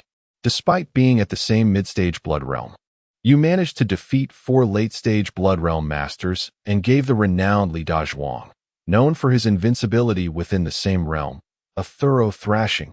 Truly remarkable. Not far away, a young man clad in a black robe sat cross-legged on the ground, gazing at Su-han with genuine admiration. Remarkable. My foot. A voice interjected. You all see this brother's triumph as exhilarating and gratifying, yet you fail to recognize the formidable background Li Dazhuang possesses. It is rumored that his arrogance stems from a significant relative within the Qixin sect, a relative who holds the esteemed position of an elder in the initial academy. Offending Li Dazhuang is indeed quite imprudent. And so what? This is the Qixin sect. Does that elder dare to openly conspire against this young man? The young man clad in black spoke with palpable disdain. Surely, no one would dare to conspire against him, but whether he can succeed in this disciple assessment remains uncertain. I've heard through the grapevine that the examiner bears the surname Li, so you might want to consider your options wisely, he elaborated. His gaze towards Su-han was laced with a profound sense of sympathy. Pay him no mind. If that elder from the initial academy truly dares to create difficulties for you, I will surely leverage all my connections to vindicate you. The young man in black declared nonchalantly to Su-han. May I inquire your name, kind sir? Su-han, sensing the reliability and sincerity of this black-clad youth, noted that amidst the crowd, he was the only one bold enough to speak up. It seemed he possessed both a formidable background and a commendable sense of justice, qualities worthy of fostering a friendship. Suhan silently acknowledged the virtue of the young man in black, finding it commendable. Well, I am Zhang Ji from Zhang City. May I ask how you are referred to, young brother? The black-clad Zhang Ji replied with a cheerful demeanor. Suhan, from Lingchu City. Suhan responded with a slight smile. Xiao Xia, however, remained indifferent to Suhan's social interactions, keeping her eyes closed and ignoring everything around her. As their conversation unfolded, Suhan and Zhang Ji exchanged numerous insights, learning much about one another. It turned out that this fellow was the son of the city lord of Zhang City, a privileged heir who had indulged in a life of leisure, showing little interest in the cultivation of martial arts. He had been compelled by his father to come to Qixin sect to experience life beyond the comforts of home. Accompanying him was a formidable warrior at the late stage of the heart realm. Rest assured, my young brother Suhan, even if elderly from the initial academy were to arrive, I am confident that this formidable expert by my side could easily fend him off. Zhang Ji laughed heartily. There is no need for concern, brother Zhang. I can handle this matter on my own, Suhan replied, recalling the Xin Jiling surely, if he revealed the token. Elderly from the initial academy would kneel before him without hesitation. Which scoundrel dares to bully my nephew, Li Dazhuang? As soon as Suhan's words fell, a powerful and resonant roar echoed throughout the pavilion. Those who had not yet ascended to the realm of heart's enlightenment felt as though they had been struck by lightning, their chests resounding ominously with a terrifying intensity. Such swiftness! Suhan murmured under his breath, and at that moment, a middle-aged man with flowing white hair turned his ear towards him and approached. Uncle, it is this wretch who dared to ambush me. Truly infuriating. Otherwise, I would have certainly beaten him to the point where his own mother wouldn't recognize him, Li Dazhuang exclaimed, clutching his swollen left cheek in indignation. Upon hearing this, all present cast disdainful glances at the blustering Li Dazhuang, yet none chose to speak further. Just then, as Zhang Ji was about to rise, he was restrained by an elder who pressed down on his left shoulder, rendering him immobile. Master, what are you doing? Zhang Ji furrowed his brow deeply, expressing his dissatisfaction to the elder who held him down. The elder merely shook his head in silence, clearly wary of the man referred to as uncle by Li Dazhuang. What is your name? The middle-aged man with white hair approached with a grim expression, his gaze fixed intently on Suhan, emanating a chilling and sinister aura. Suhan rose to his feet, gazing quietly at the middle-aged man before him. He spoke with a measured tone. It was Li Dazhuang who first summoned others to humiliate me and subsequently ordered an assault upon me. Why do you not inquire about the circumstances but instead hastily cast blame upon me? As an elder of the Qixin sect, should you not uphold justice? Do you seek to act out of personal interest? Chapter 41. Elders was Su faced with Elder Li's attempt to capture him. Suhan felt a flicker of surprise. Yet it was within the realm of his expectations, since the adversary dared to take action in front of the crowd to defend his nephew. It was inevitable that he would strike swiftly. However, Suhan felt no fear. With a sudden burst of resolve, he rose and channeled all his profound energy into his right fist, launching a powerful blow towards the advancing hand of his opponent. Overreaching, Elderly scoffed, quickening his grip. With a resounding clap, Suhan was sent flying from the pavilion. Just as he was about to crash to the ground, a fleeting azure figure caught him mid-air. Young master, are you unharmed? Xiao Xia steadied Suhan, circulating her profound energy around him. Upon confirming that he was merely experiencing a surge of blood energy without any significant injury, she felt a wave of relief wash over her. Suhan shook his head, assuring her he was fine. He turned his gaze towards Elderly, who had hastily exited the pavilion, his expression darkened. Elderly was a formidable figure at the later stage of the heart realm, and with Suhan's current cultivation at the mid-stage of the blood realm. He knew he was no match for him.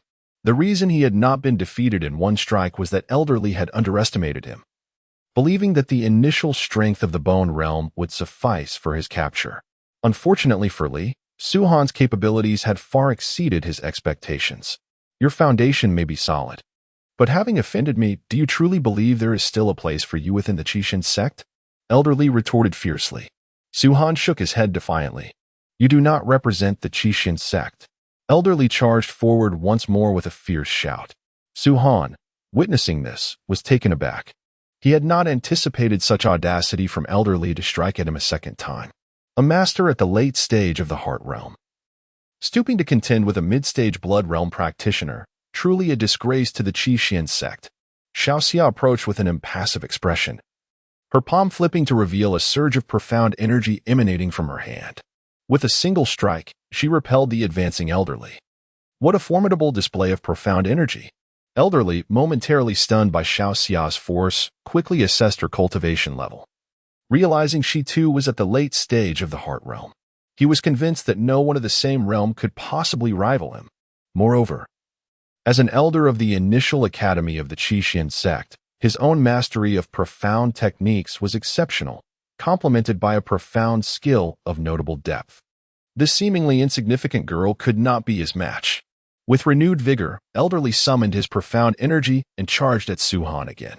Truly, a display of disrespect for the Elderly. Xiaoxia's expression darkened with disdain. She held little regard for the Qixin sect, having only heard scattered rumors from the fairy Miaoying. Now, witnessing the egregious demeanor of the elder from the initial academy, her aversion towards the Qixin sect intensified significantly. Begone! Xiaoxia exclaimed sharply, advancing once more to unleash another palm strike. Bang! Elderly was once again sent staggering back several paces, his blood surging, his face flushed. After being thwarted twice, even the thickest of skins would feel a tinge of embarrassment, and being repelled on 2 occasions was undeniably a loss of face for the elder. Very well indeed. Elderly's countenance darkened as he coldly declared, with the next move, you shall comprehend the true disparity between us. Such audacity. Xiao regarded him with utter disdain, completely underestimating Elderly. Su-Han, standing behind Xiao, felt a sense of helplessness at the unexpected turn of events. However, he was not afraid. He possessed a trump card. Should Xiao falter, he could readily produce the Xuanji Ling. He believed that once the Xuanji Ling was revealed, any significant issue would be trivialized. With a shout, Elderly unleashed the profound energy within him, causing the small stones, grassroots, and wild flowers on the ground to ascend silently, as if the force of gravity had been reversed, an astonishing spectacle. Observing this, Xiao furrowed her brow slightly, shaking her head as she cautiously pushed Su-Han a few steps back. Young master, be wary and evade. I shall have no time to attend to you shortly. At this, Su-Han, noticing Xiaoxiao's seriousness, contemplated revealing the Xuanji Ling. Just then, a cold feminine voice resonated. Stop. At the sound, all gazes turned toward its source. Descending gracefully from the gates of Qixin sect was a woman clad in white, resembling a celestial being. Beauty. That was the immediate impression shared by all. Yet Su-Han's expression grew peculiar. The woman approaching was none other than Zhuosu, the one he had rescued that night. What was she doing here? Su-Han was perplexed. Dressed in flowing white, her long hair danced with the wind, exuding an ethereal grace that captivated everyone present. Elder Zhuo. It is Elder Zhuo. Someone exclaimed, astonished. Upon the moment Elderly beheld Zhuosu's arrival, a fleeting expression of trepidation crossed his visage, swiftly dissipating. Elderly stood before Su-Han as Zhuosu approached, casting a cursory glance at Su-Han before addressing the venerable Elderly with an air of indifference, inquiring, Might I ask why Elderly is enraged enough to act against a disciple who has yet to be initiated into the sect? This individual has harmed my nephew. Should I not defend my kin? Elderly retorted, his brow arching in impatience. Oh? Zhuosu regarded Su-Han intently and softly inquired, Might I ask what transpired between this young brother and Elderly's nephew? What prompted such an assault upon your nephew? Caught off guard by the question, Elderly found himself at a loss for words. With a smirk, the elder's nephew had attempted to coerce Su-Han into selling his accompanying maid, to which Su-Han had firmly refused. Consequently, Elderly's nephew commanded his subordinates to deal with Su-Han, only to find himself at the receiving end of a reprimand from Su-Han. Indeed, he had it coming, cackled the figure in black, Zhang Ji. This proclamation elicited a chorus of laughter from those surrounding them. Upon hearing this, Elder Li's countenance flushed crimson, and he offered a slight bow to Zhusu, apologizing. It seems I was overly concerned for my nephew's safety, resulting in this misunderstanding. I admit, I acted impulsively. A palpable sense of fear enveloped the onlookers as they regarded Elder Li. To uphold righteousness even against one's kin. How cold-hearted this Elder Li has become. Yet, they mused. Such folly is indeed the fate of that foolish Li Dazhuang.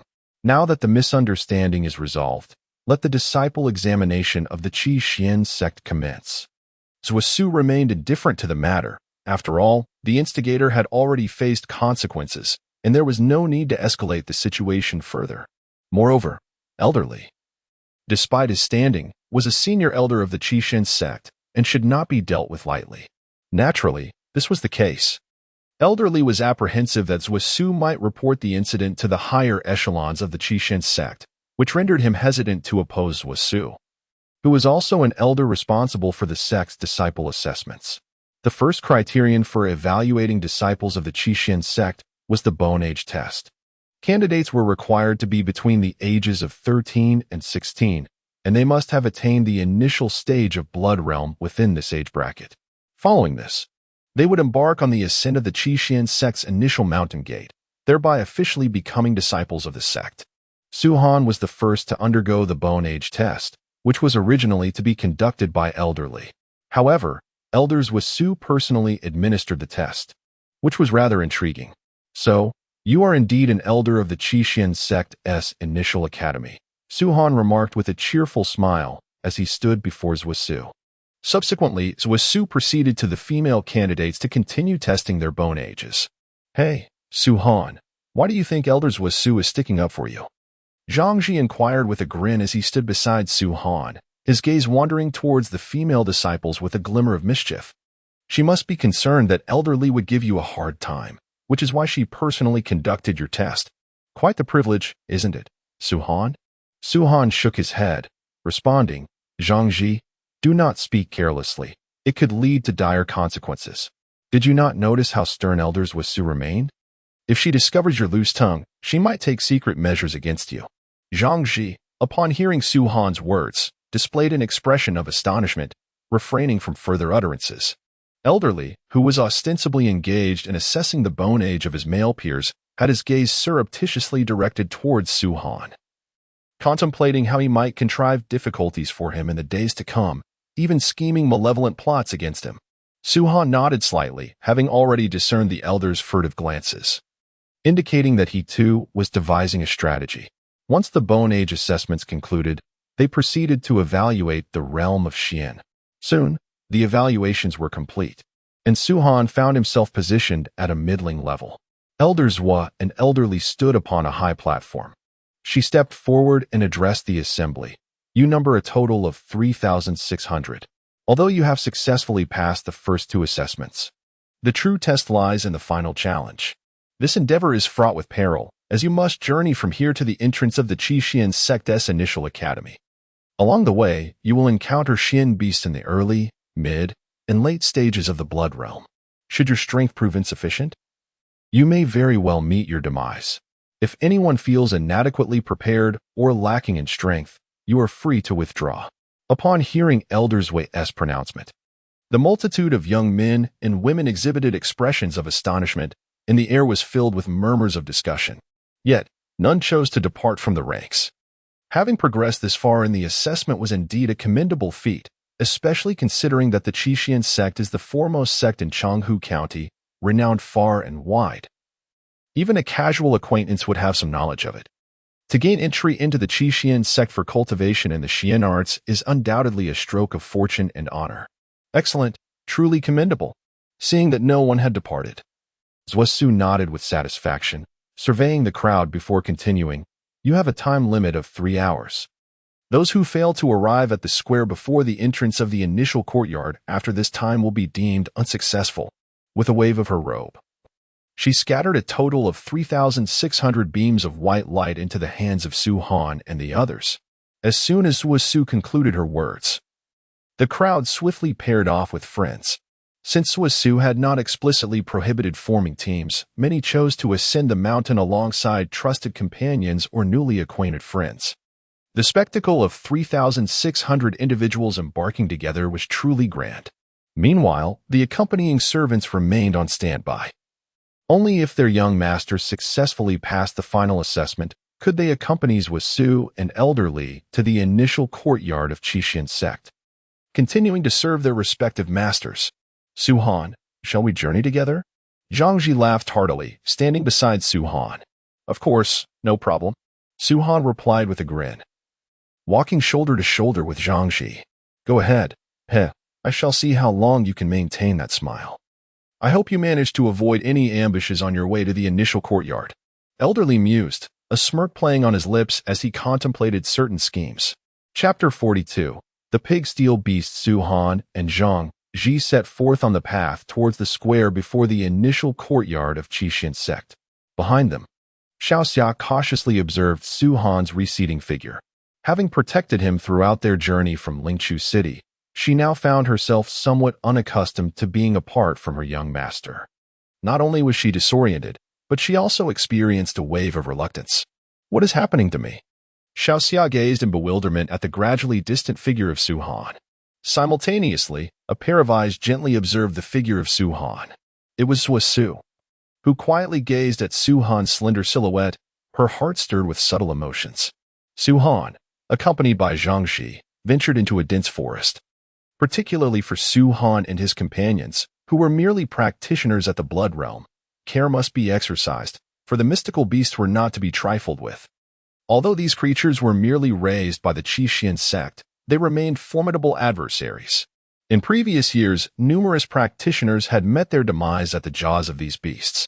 To gain entry into the Qixin sect, one must endure the trials of bloodshed to qualify as a disciple of the initial academy. Otherwise, one would find it exceedingly challenging to thrive within the sect, unable to independently complete even the most basic tasks. To aspire to become a disciple of the Qixin sect necessitates a certain level of resolve, without the willingness to face death. One is wholly unqualified to join the ranks of the sect. Su Han and Zhang Ji quickly caught up with the main group, yet they soon diverged from it. Su Han, why must we separate? Zhang Ji questioned, perplexed by Su Han's decision. Would it not be safer to journey together towards the plaza in front of the initial academy? Su Han shook his head, responding, that is not feasible. While traveling with the crowd may seem safer, upon careful consideration, it is, in fact, more perilous. With so many people, disregarding the threat of mystical beast attacks. Should there be any malevolent practitioners among the throng intent on harming us, we would surely be oblivious to our impending doom. Furthermore, the greater the number, the larger the target. Within this forest, the mystical beasts are indeed numerous, and should a horde emerge, the larger group would become even more vulnerable. Upon hearing Su Han's meticulous analysis, Zhang Ji extended his thumb in commendation, exclaiming, Brother Su Han, your insights are sufficient to spare me countless years of study and many a detour. Brother Zhang, you flatter me, Su Han replied with a faint smile. The two set forth once more, treading cautiously. At the slightest hint of danger, they would swiftly ascend to the lofty branches of towering trees, only proceeding after ensuring their safety through careful observation. As moments ticked by, a full half-hour elapsed without encountering a single mystical beast. Zhang Ji's admiration for Su Han's decisions grew ever stronger. However, just as they confirmed their safety and descended from the treetops, Su Han's expression changed dramatically. The ground quaked violently, and suddenly, a creature resembling a porcupine, covered in spines, with 4 blood-red eyes and 8 legs, charged forth. The earth trembled under the assault of this peculiar 3-meter-tall black beast. This is bad. It's a Blood Realm Phase 1 pig steel beast. Su Han, having thoroughly studied the ancestral texts of the Su family, recognized the features of the approaching creature. He was astonished to encounter such a formidable opponent. What? A Blood Realm Phase 1 pig steel beast. Good heavens. Zhang Ji, upon hearing Su Han's explanation, broke into a sweat, his legs trembling in evident fear of the beast. Perplexed, Su Han grasped the immobilized Zhang Ji, propelling himself upward with great force to the top of an ancient tree that had stood for decades. Bang! The ancient tree beneath them swayed dangerously as the spiny black pig steel beast collided with it. Had it not been for Su-han wielding his mystical energy to firmly grasp the treetop, the impact could have easily sent both of them plummeting to the ground. To his astonishment, it was the iron boar. How unfortunate! Truly, how unfortunate! Zhang Ji was drenched in cold sweat, murmuring in fear and trepidation. Su-han, puzzled by his demeanor, urgently inquired, "What is it? Is there something amiss with this iron boar?" "Not just amiss, it is utterly terrifying." Zhang Ji's eyes reflected profound dread as he quickly replied, "Although the iron boar can only cultivate to the initial blood realm at its highest profound level, its defensive capabilities are astonishing, and its speed is remarkable, making it difficult for ordinary practitioners to approach. Particularly, its sharp black fur possesses a power not inferior to that of spirit-level profound weapons. Tell me, how can such a profound beast not be fearsome?" As soon as Zhang Ji finished speaking, Su-han drew the dagger concealed on his left calf and stepped forward, leaping downwards. "Hey, Su-han, don't seek death. Come back up." Zhang Ji, alarmed at Su-han's reckless descent, sensed his determination to confront the iron boar. He was anxious. He had just warned Su-han about the beast's terrifying nature, yet Su-han paid no heed and continued his descent to engage the fearsome creature, which was tantamount to courting death. Unbeknownst to Zhang Ji, Su-han was resolute in his decision to confront the significant threat posed by the iron boar. As he plummeted, his gaze remained fixed on the beast, which was relentlessly charging towards the ancient tree where Zhang Ji stood, causing him increasing alarm. Meanwhile, Su-han gripped his dagger tightly and charged at the iron boar. As he drew near, he infused the dagger with the profound technique of the morning sun, the dominant sword of Yang. Hiss. The blade cleaved at the head of the steel boar beast, yet it merely grazed its surface without inflicting a single wound. Flames flickered ominously, creating a terrifying tableau. How formidable! Su-han's hand, gripping the sword, trembled slightly, filled with astonishment. Harnessing the recoil, he swiftly retreated to the side. The steel boar beast, incensed by the audacity of the attack, became even more volatile. Its filthy nostrils exhaled 2 plumes of heavy, hot air, and its forelegs pounded the soft, dark earth. With a whoosh, it charged fiercely at Su-han.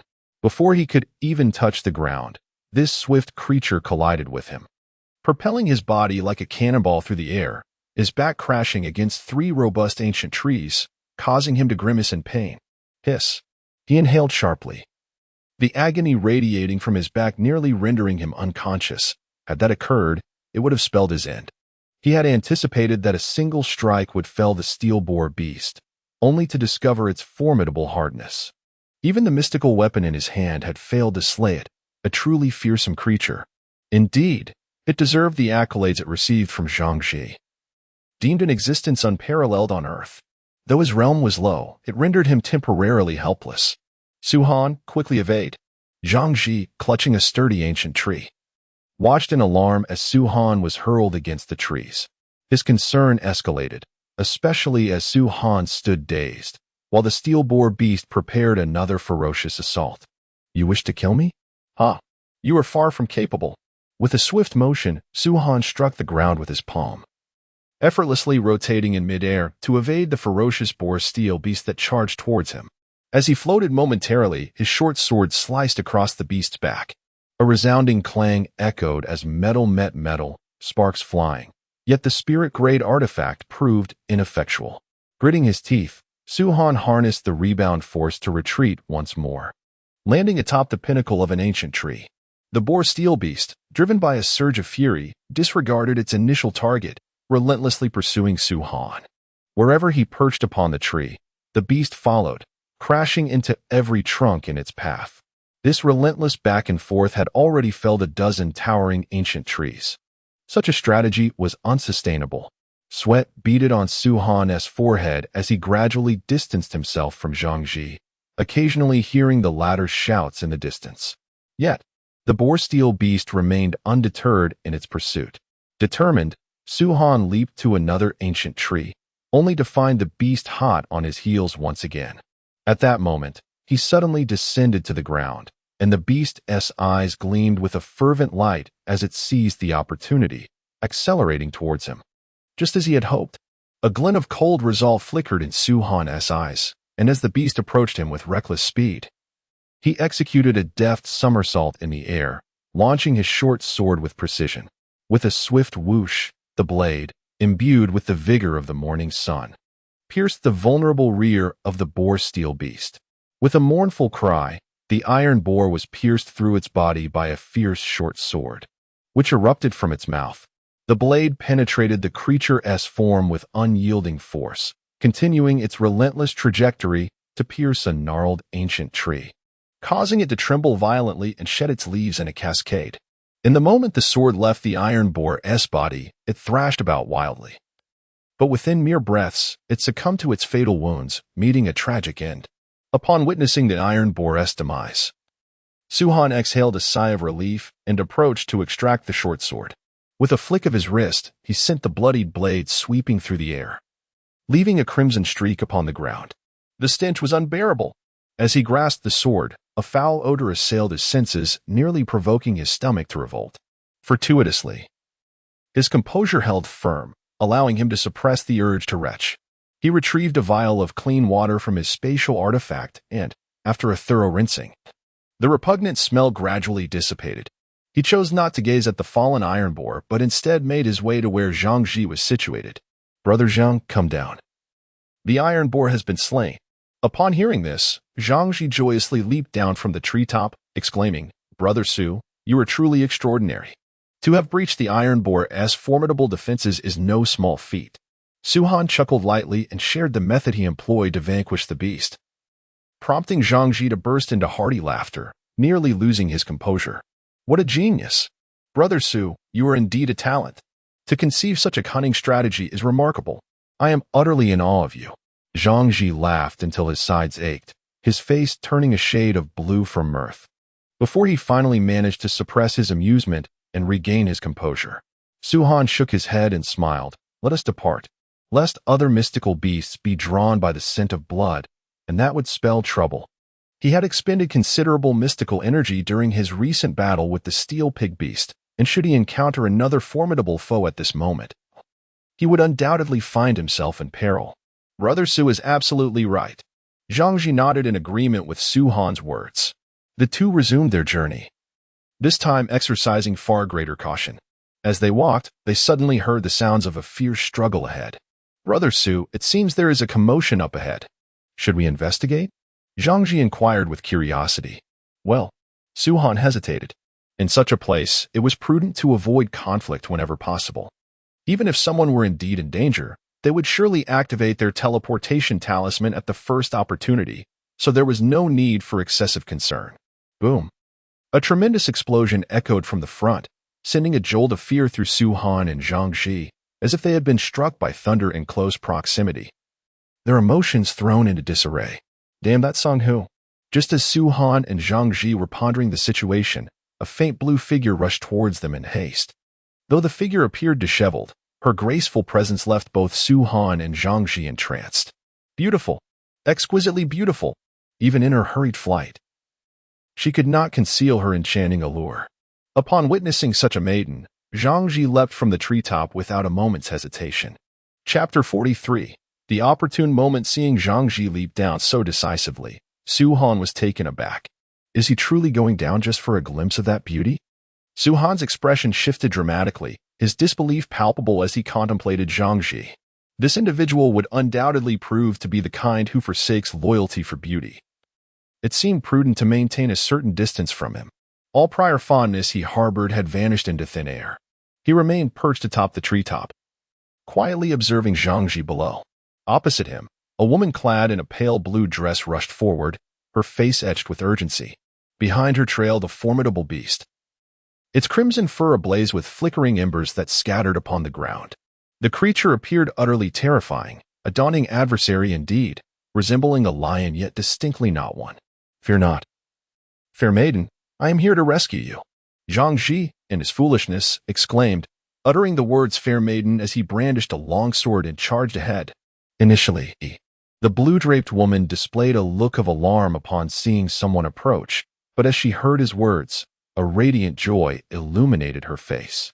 "A good person. This individual is a good person," He intends to assist me against the beast.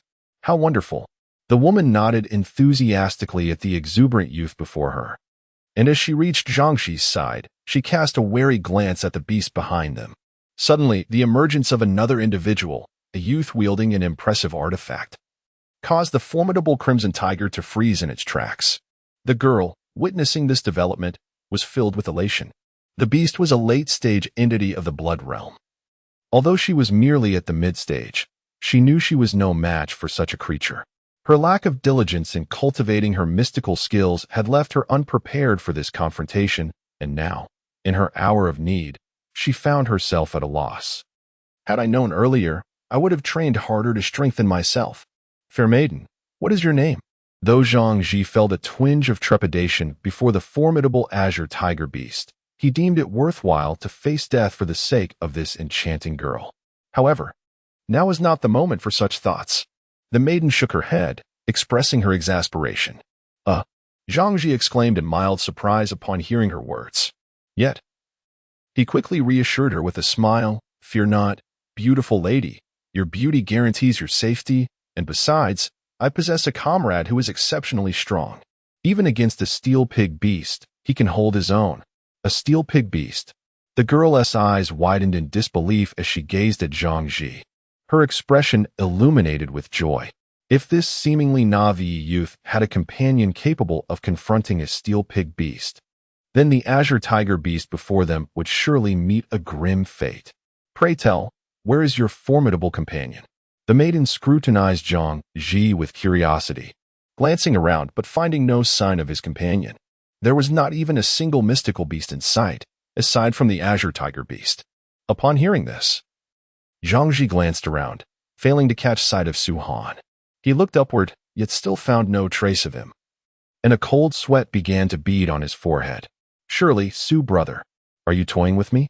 Zhang Ji inwardly cursed, having mentally scolded Su Han's ancestors several times over. Nevertheless, he puffed out his chest, casting a fierce glare at the azure tiger beast, and softly reassured the fragrant maiden beside him. Fear not, together we shall vanquish this azure tiger beast. It can only be this way. The young girl had been observing the boy's expression, and upon witnessing the fluctuations on his face, she sighed internally, realizing something significant. Perhaps it was the boy's companions who, upon seeing the azure tiger beast before them, had chosen to flee. Alas, what a spineless creature. They claimed to be formidable beings who could slay the pig steel beast. What's your nonsense? The girl steadied her heart and gazed at the azure tiger beast across from her. As it glared at them with cold intensity, a flicker of trepidation crept into her heart. Earlier, she had thought she could triumph over the azure tiger beast, yet nearly met her demise at its hands. Now, however, the situation was different. She had an ally. The boy exuded an aura of formidable mystical energy, suggesting he was a skilled practitioner at the mid-blood realm. With that in mind, they could surely confront the azure tiger beast together. With this thought, the girl's anxious heart began to settle considerably. Roar. In an instant, the azure tiger beast propelled itself forward with a powerful leap. Be cautious. The flames emanating from this azure tiger beast are extraordinarily fierce. I learned that the hard way. The girl quickly sprang into action, leaping onto an ancient tree to evade the beast's reckless charge. Zhang Ji nodded in agreement, mirroring the girl's actions as he ascended an ancient tree, standing atop its branches while regarding the azure tiger beast below with a grave expression. The ground beneath them bore the terrifying marks of the beast's passage, showing charred, smoking footprints. From these prints, a noxious odor wafted forth, causing Zhang Ji to feel a wave of nausea. At that moment, the azure tiger, a mystical beast, suddenly collided with the roots of the ancient tree where Zhang Ji stood. With a thunderous crash, the entire tree was uprooted. Caught off guard, Zhang Ji lost his footing and plummeted from the fractured treetop, his heart racing with trepidation. Oh no! Save me! Brother Su, help me! I don't want to die! I don't want to die! Brother Su, save me! Save me! He had inadvertently been knocked down, bitterly amused yet exceedingly anxious. Should he land on the back of the azure tiger, or even graze its skin, he would undoubtedly be incinerated instantly. Thus, he shouted desperately, disregarding his dignity. Surely, Brother Su had concealed himself nearby, and had not ventured far. It had to be so. The young woman, upon hearing Zhang Ji's cries, was initially startled. But upon realizing it was he who had fallen, her astonishment deepened. Really? Is he that inept? To be frightened to tears by the azure tiger? She thought. Rolling her eyes, with a swift flick of her wrist, she thrust her sword, which pierced the sleeve of Zhang Ji's garment. The blade's force pinning him to a higher branch of the tree, approximately 3 to 4 meters above the ground. He was safe for the moment. The young woman then leaped down to divert the azure tiger's attention. Despite the boy's foolishness, he possessed a good heart, and she could not bear to stand idly by while he faced peril. Moreover, the very reason he was forsaken by his comrades was his assistance to her, which had attracted the ire of the Zhanghu Xin beast. In light of this event, she developed a fleeting fondness for the youth, prompting her to cast aside her sword and expose herself to danger, placing herself in the beast's line of sight. Roar! The Zhanghu Xin beast, witnessing the return of the girl it had previously vanquished, slammed its front left foot onto the ground, sending clouds of dust into the air, followed by a blast of heated breath from its nostrils. Whoosh! It transformed into a crimson blur, charging towards the girl with an unstoppable force. This is bad, the girl thought to herself, sensing the impending doom. She turned and fled, her speed impressive, yet still insufficient to evade the relentless pursuit of the Zhanghu Xin beast. At this rate, it was only a matter of time before she would be caught. Alas, if this continues, I shall find myself in dire straits once more. Frustrated, she bit her lip, her mind heavy with despair. However, she invoked a certain arcane technique, instantaneously quickening her pace. From atop an ancient tree, Suhan observed the unfolding scene with quiet contemplation. When Zhang Ji had fallen, he had already been prepared to intervene. Yet, the girl had astonishingly managed to launch her sword with such precision, rescuing Zhang Ji in the process. Impressive. Such was Suhan's assessment of the azure-clad maiden. Since you possess such a spirit of gratitude, you may yet survive. With a slight smile gracing his lips, Suhan swiftly followed after the fleeing girl. He believed that assisting her at the opportune moment would suffice. After a few minutes of pursuit, the girl found herself cornered before 2 massive boulders, forced into a precarious situation by the relentless Zhanghu Xin beast. The path had vanished entirely. It was over. The young girl softly uttered these words, turning to gaze at the pursuing azure tiger spirit beast behind her, her heart filled with despair. Why was this wretched creature so relentless in its pursuit? What could possibly be its motive? Did this azure tiger spirit beast find her beauty irresistible, compelling it to chase her without respite? She pondered, perplexed. However, this was not the moment for such thoughts. The beast was upon her once more. She needed to devise a plan to eliminate it. With determination, she fixed her gaze upon the azure tiger spirit beast, a sinister intent flickering in her eyes. In an instant, the beast leaped from the underbrush, no longer hesitating, and charged towards her with ferocity. The very ground trembled beneath the force of its advance, echoing with a resounding thud. Come on. If you seek death, then come. The girl's eyes sparkled with resolve as she channeled her inner energy to its utmost limits. In a fleeting moment, she evaded the beast's brutal charge, only to find herself singed by its crimson flames, which seared through her garments, leaving a charred mark upon her left shoulder. This was dire. The girl gasped in horror, employing a certain mystical technique to suppress the injury on her shoulder. Enduring the excruciating pain, she dashed to the side, hoping to escape with her life. Yet, the azure tiger spirit beast seemed to comprehend her intentions, swiftly pivoting to pursue her once again. How infuriating! The young girl emitted a plaintive cry, filled with profound grievance. She was merely a delicate maiden, accustomed to solitude.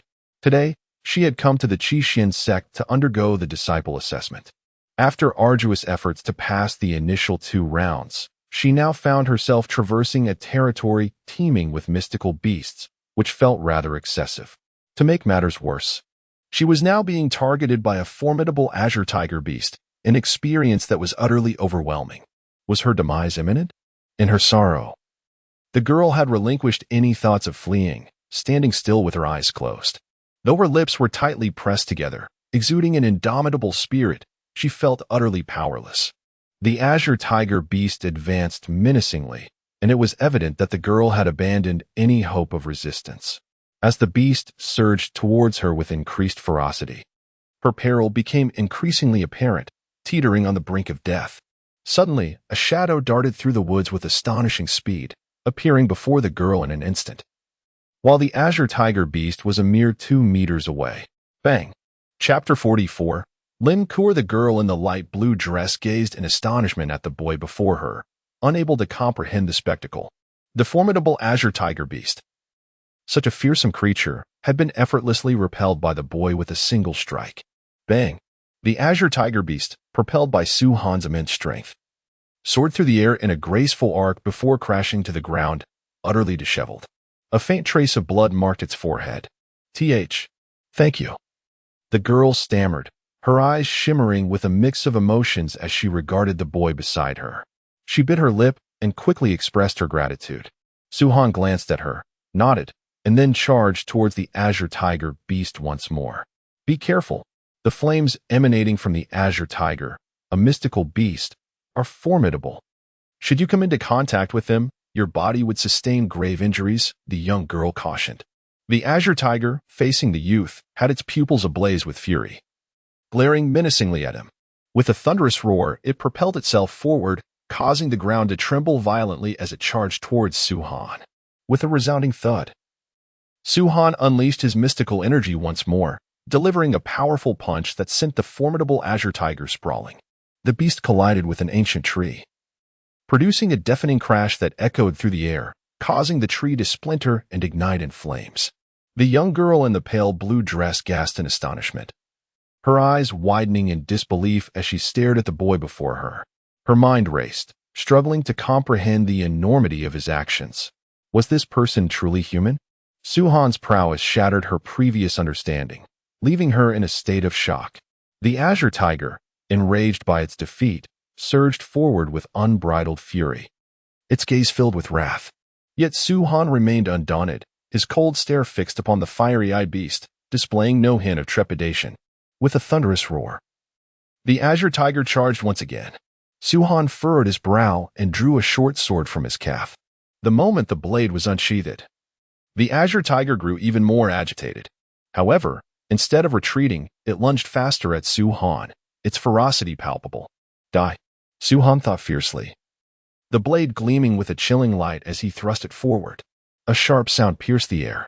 The azure tiger mystic beast bore a gash upon its flank, a testament to Su Han's cunning evasion of its lethal assault, followed by a swift counterattack. With a sudden burst, a torrent of crimson blood erupted, splattering upon the ground and painting a scene of horror. The girl in the pale blue dress stood transfixed, her gaze fixated on Su Han's earlier act of assassinating with such chilling ferocity, such overwhelming dominance, and such unyielding strength. She was utterly captivated. Was this not the epitome of the ideal youth she had long yearned for? Surely, this young man was destined to become a figure of great significance in the future. With a sigh, the girl in the pale blue attire regarded Su Han with newfound tenderness. Such a young man was indeed her choice. The azure tiger mystic beast, having been wounded in its flank, seethed with uncontainable fury, its pupils ablaze with wrath, wishing nothing more than to obliterate Su Han on the spot. Anger? Su Han internally scoffed. He flicked his wrist, casting aside the short sword, disdainfully approaching the azure tiger mystic beast step by step. As he drew near, the creature recoiled in palpable fear, its gaze filled with trepidation. Clearly, it had begun to dread Su Han. What is this? No longer eager to spill blood? Where has that murderous intent vanished to? Only seeking to prey on the weak. Su Han's voice dripped with cold mockery. The azure tiger mystic beast seemed to comprehend his taunt, abruptly halting its retreat, its eyes narrowing with indignation, burning with a desire for mutual destruction. Excellent. Su Han nodded, internally commending the beast, and with a sudden thrust of his foot against the ground, he propelled himself towards the azure tiger mystic beast in an instant. Roar. The azure tiger spirit let out a fierce roar and charged towards Su Han with tremendous force, creating a sound that pierced the air. Thud. The collision between the tiger and the man resonated loudly. A girl clad in a pale blue dress witnessed this extraordinary event, a human. At the mid-stage of the Blood Realm, boldly confronting a fierce azure tiger spirit.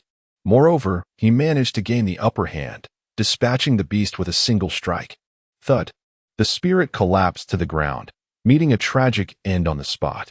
Such a spectacle was indeed remarkable. Clapping her hands, the girl swiftly approached Su-han, gazing at him intently.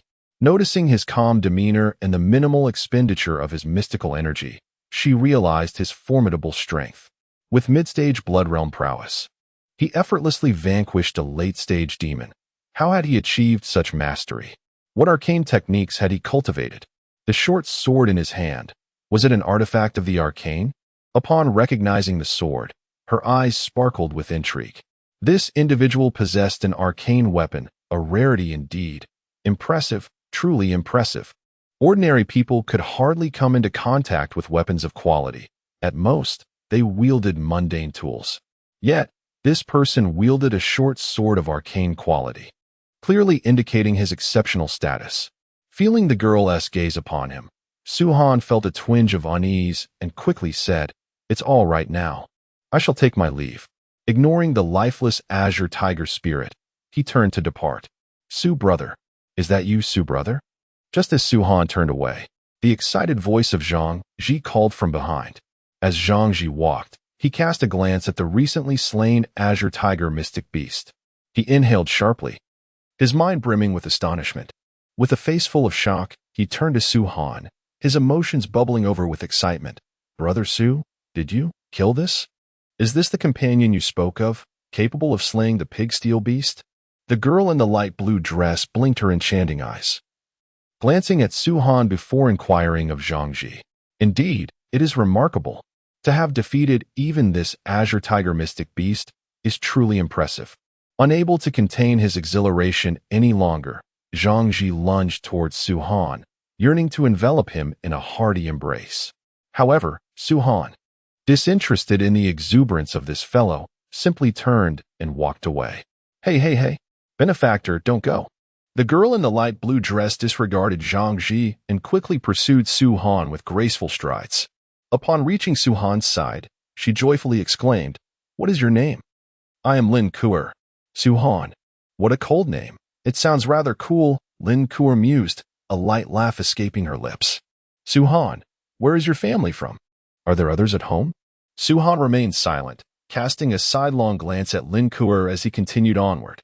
Noticing his indifference, Lin Kuer paused momentarily in surprise but, undeterred by his aloofness, fell in step beside him, embodying a vivacious and spirited beauty. Meanwhile, Zhang Ji stood rooted in place, observing the enchanting girl before him as he endeavored to engage Su-han in conversation, seeking to break the ice. A troubling thought crossed his mind. Could it be? Despite my fervent efforts, I have failed to capture the attention of this lovely maiden, while Brother Su seems to have effortlessly won her over. Where exactly lies the disparity? What shortcomings does this young master possess? This seems rather peculiar, does it not? Alas, Zhang Ji felt a profound sorrow within, his heart heavy with anguish. Silently, he trailed behind. Su-han continued onward, accompanied by Zhang Ji and the enchanting Lin Kuer. Along their journey, whenever they encountered any mystical beasts, Su-han swiftly vanquished them, actions that utterly captivated Lin Kuer. As for Zhang Ji, he mirrored Lin Kuer, merely idling by her side. Upon reaching a dense thicket, Su-han abruptly halted his advance. "Brother Su, what troubles you? Why the sudden pause?" Zhang Ji inquired softly, crouching beside Su-han. Su-han made a gesture for silence, indicating with his hand for him to look ahead. Zhang Ji pushed aside some underbrush to gaze forward. Lin Kuer, too, cautiously peered ahead. Not far off, two robust young men were seen, each wielding a spirit-level mystical weapon, seemingly awaiting someone. Just as Su-han was taken aback, one of the young men spoke. "I wonder why that Su-han has yet to arrive? We've been waiting here for ages.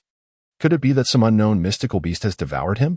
Alas, perhaps we should ascend the mountain, lest we miss our chance at the initial academy. Let us wait a little longer. If this task remains unfulfilled, Elderly will surely be displeased with us." Very well.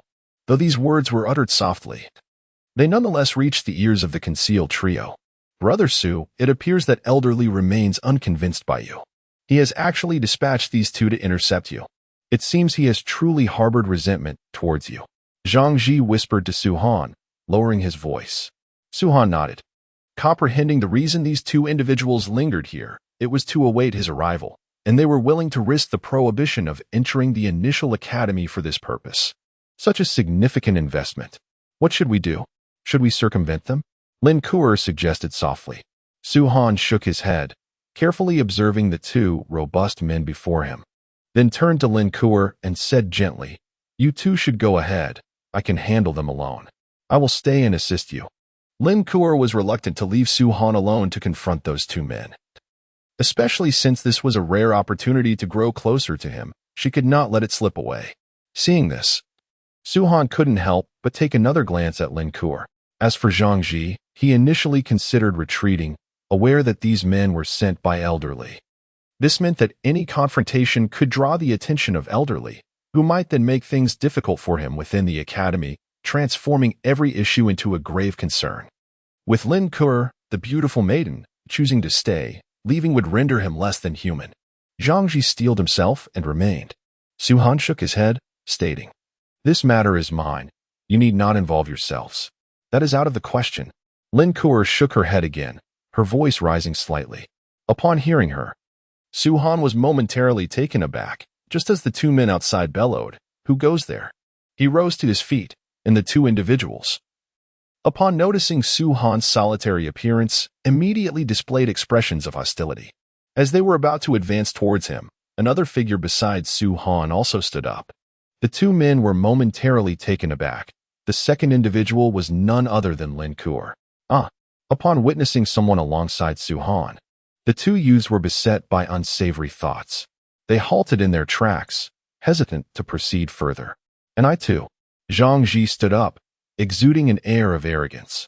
Brother Su can contend with the formidable pig steel beast, as well as that celestial tiger Xian beast. He truly is an extraordinary force. Thus, having Su Han by his side assuredly meant they could navigate perilous situations, while perhaps even garnering some favor from the enchanting Lin Kuo. Why not seize the opportunity? "Three of them," one of the youths exclaimed, a hint of trepidation creeping into his voice. "We are merely resting here for a moment.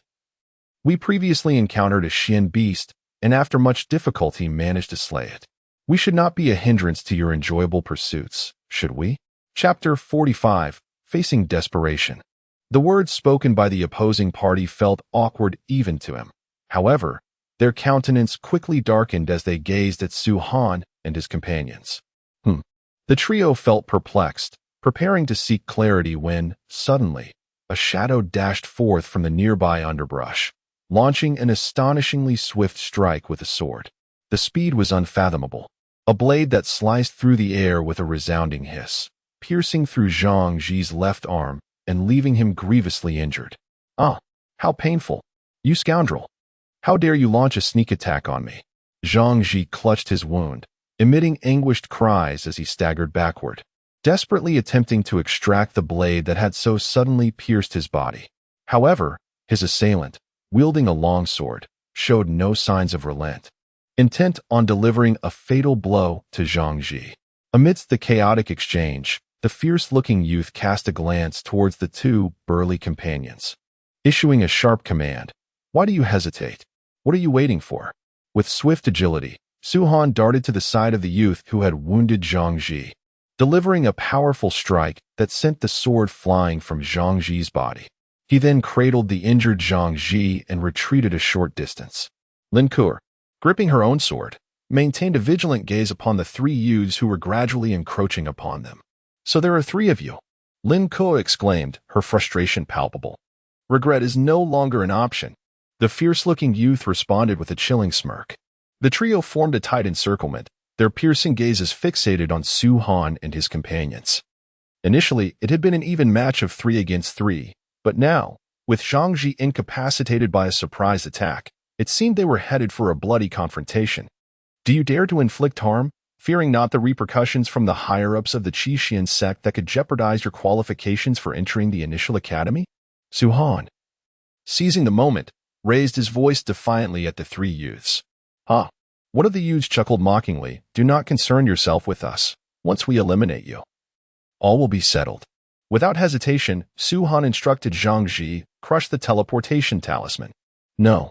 Zhang Ji protested vehemently. If I shatter the teleportation talisman, I will forfeit my chance to enter the initial academy. I would rather die than make such a choice. Zhang Ji remained steadfast in his resolve regarding this matter. Sigh. Su Han supported the severely injured Zhang Ji, observing as the area around his eyes gradually turned a pale purple, an ominous thought creeping into his mind. Poisoned. How dare you resort to such treachery? Su Han's anger flared. Despite Zhang Ji's slight lecherousness and his somewhat ungrateful disposition, it was not yet his time to perish here. In light of this, Su Han found himself reluctantly acquiescing. Lin Kuo, filled with indignation, exclaimed, Are you truly so reckless? Do you not fear the wrath of the Qixin sect, who would annihilate you? It matters not. The Qixin sect shall remain oblivious to your demise at our hands. A fierce young man stepped forward, sneering, Once you are dead, this incident will vanish without a trace. Thus, it shall never reach the ears of the higher-ups in the Qixin sect. Therefore, I implore you to embrace death. With that, the malevolent youth lunged at Su Han and his companions, while the other two youths followed suit simultaneously. Get to safety. Su Han hurled Zhang Ji behind him, causing him to collide with an ancient tree. The already injured Zhang Ji winced in pain as his wounded arm struck the trunk, gritting his teeth in discomfort yet refraining from approaching Su Han. Bang! Lin Kuo engaged in combat with an approaching youth, only to be violently repelled by his formidable strike. Crashing into an ancient tree, she lay on the ground, unable to move, her mouth stained with blood. Damn it!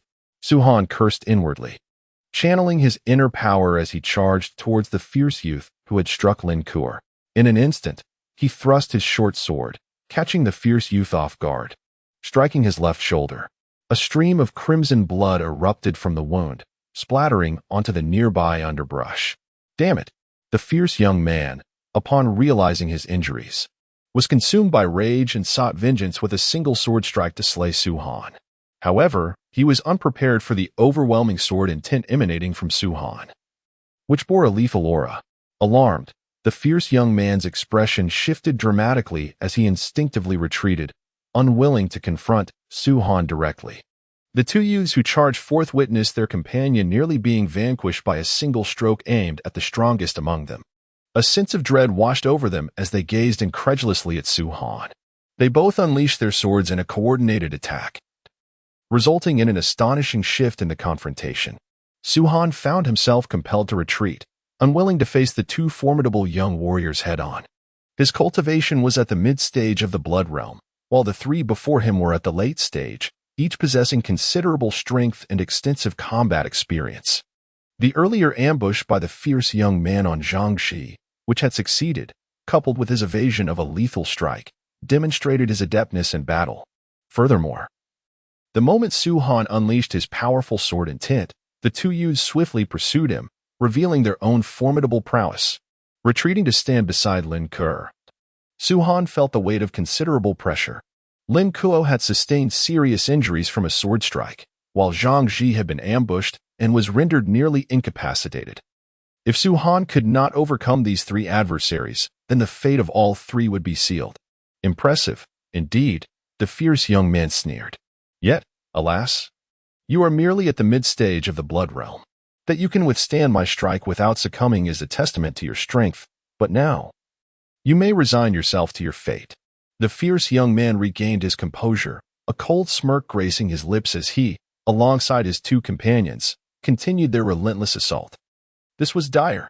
Su Han found himself at a distinct disadvantage, facing three adversaries alone. However, he invoked the sacred dragon true formula, continuously drawing upon the ambient profound energy to sustain his own strength for battle. Had his opponents chosen to attack him separately, he might have seized an opportunity to break through. Yet, the intensity of their combined swordsmanship escalated with each strike, their seamless coordination rendering it impossible for him to unleash his profound techniques. Should he attempt to do so, he risked being annihilated in the process. Break, he shouted inwardly. Channeling his profound energy to its maximum capacity, managing to force the relentless youth back by 3 or 4 steps. What a formidable adversary! The more the fierce young man engaged Su Han, the more he sensed the latter's immense potential. Thus, he pondered, having already crossed paths with Su Han. It was imperative to eliminate him, otherwise, he would surely face retaliation in the future. Even during a mission outside the sect, Su Han could ambush him, leading to a mysterious demise. He was acutely aware that, in terms of combat prowess, he stood no chance against Su Han alone. This realization fueled his resolve, prompting him to employ ruthless and merciless techniques, determined to eradicate Su Han without fail. Boom. Caught off guard, Su Han was suddenly struck by a lethal intent from his opponent, causing him to be propelled against an ancient tree, his back colliding with its sturdy trunk, causing the massive tree to sway and leaves to scatter around him. Apologies, but regardless of your exceptional combat experience or the remarkable talent of your cultivation, before you have truly matured, you will undoubtedly be no match for us. The sinister young man sneered repeatedly as he approached Su Han, his expression filled with disdain. Observing this, Su Han straightened his posture and retorted with a cold smile. Is that so? Let the three of you make your move. I shall demonstrate what a true genius is. Upon hearing this, the three opponents were taken aback. In truth, for Su Han to engage them in battle to this extent was unprecedented. They had never encountered such a formidable and powerful youth before. The Su Han before them was astonishingly impressive and terrifying. Regardless of the outcome, they felt compelled to eliminate Su Han. For failure to do so would surely result in retaliation. Su Han. Lin Kuo struggled to lean against a tree, her gaze fixed on Su Han with great difficulty. She wished to aid him, yet found herself utterly powerless in the face of such circumstances, which bred a deep sense of guilt within her. A profound feeling of helplessness gradually took root in her heart. Zhang Ji shared a similar sentiment at this moment. He looked at Su Han with a sense of admiration. Although the three had laid an ambush for Su Han, he possessed the skill to escape this situation and evade their pursuit. However, the presence of Lin Kuo made him feel immense pressure, preventing him from fleeing. Thus, the typically selfish Zhang Ji also found himself grappling with feelings of guilt. Chapter 46. A life hanging by a thread. The young men on both sides quickly closed in. Once the matter concerning Su Han is resolved, significant changes may unfold. To avoid prolonged uncertainties, they have decided to eliminate Su Han first before dealing with the other two individuals. Resolute in their determination, they launched a collective assault on Su Han, leaving him no opportunity for counterattack. This bold approach prompted a cold glint in Su Han's eyes as he advanced without hesitation, instilling shock among the trio charging towards him. However, the three, all in the late stages of the blood realm, believed that subduing an insignificant boy would be an effortless task. Clang! The trio drew their swords in unison, aiming to assassinate Su Han, yet in that fleeting moment, he retaliated with a swift thrust of his own blade. Though it was a short sword, it effectively parried all three of their strikes. Simultaneously, Su Han activated the holy dragon true art within him, causing a sudden surge in his combat prowess as he unleashed the morning sun's radiance. A wave of spiritual energy erupted, causing the swords of the three adversaries to vibrate ominously. Their hands trembled around their weapons, seemingly affected by an unseen, terrifying force that threatened to sever their grip at any moment. Alarmed, the three were taken aback, hastily relinquishing their swords to avoid the risk of losing their right hands to this mysterious power. Yet, Su Han had been anticipating this very moment. He abruptly lifted his head, his expression frigid, and with a powerful thrust of his legs, he deftly deflected the three swords. In a flash, he moved like a phantom, swiftly positioning himself before the three young men. Kill! A surge of murderous intent surged within him as he thrust his blade, targeting the weakest youth on the left. The man with a menacing countenance gasped in horror upon witnessing this, yet regrettably, he was unable to save his comrade in time. Su Han moved with astonishing speed, his sword gleaming with a chilling light. With a swift horizontal sweep, a sharp sound echoed as the head of the third man was cleanly severed, soaring through the air, while blood gushed forth from the decapitated body, pooling on the ground. Once he had dealt with one foe, Su Han dared not linger and swiftly retreated. Having killed a man, you still wished to flee. I shall end you, roared the fierce young man, his features twisted with rage. His inner energy surged, and an aura of malevolence surrounded him as he pursued Su-han, charging forward with determination. The second young man mirrored this fervor. Though not blood brothers, their bond was akin to that of kin. With the third man slain, they could not allow Su-han to escape unpunished. Vengeance for their fallen comrade was imperative. Seeing the imminent threat, Su-han hastily retreated. Yet he could not evade the vicious strike of the enraged man. With a swift motion, the man's sword pierced through, leaving a deep gash across Su-han's left arm, blood spurting forth in a vivid spray. This is dire. Before he could fully comprehend his predicament, another figure emerged before him. Realizing the gravity of the situation, he desperately raised his short sword in defense. The clash resonated as he was violently hurled backward, soaring several meters before crashing into multiple ancient trees, sustaining significant injuries. Second brother, let us strike together and avenge the third. The furious man urged his companion, who nodded in agreement, tightening his grip on the sword as he advanced towards Su-han once more. Caught off guard and surrounded by both adversaries, Su-han found himself in a precarious situation. You certainly possess skill, boy, taunted the first man. To have slain one of us while ensnared by our trio is impressive, yet alas, you now lack the capacity to fight back. The menacing figure sneered repeatedly, fixating his gaze upon Su-han, and remarked with a sinister grin. Su-han remained vigilant against the two, unwilling to relax his guard. It was not yet time to declare defeat. He still had his ultimate technique yet to unveil.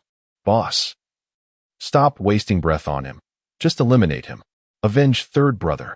And while you're at it, take that woman too. Make sure to deal with third brother's share. The second man spoke in a coarse and brutish tone. Indeed, a splendid suggestion. The menacing youth echoed, and both erupted into hearty laughter. You underestimate me far too much.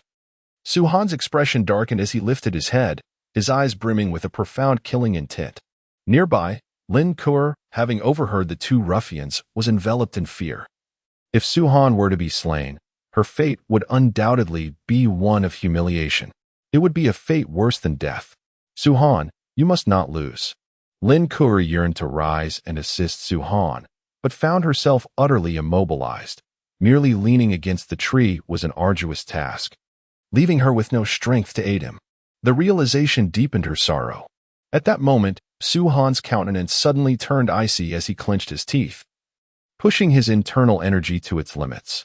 An extraordinary aura of power surged forth from within him. Not good. This fellow intends to break through to the profound realm. We must stop him.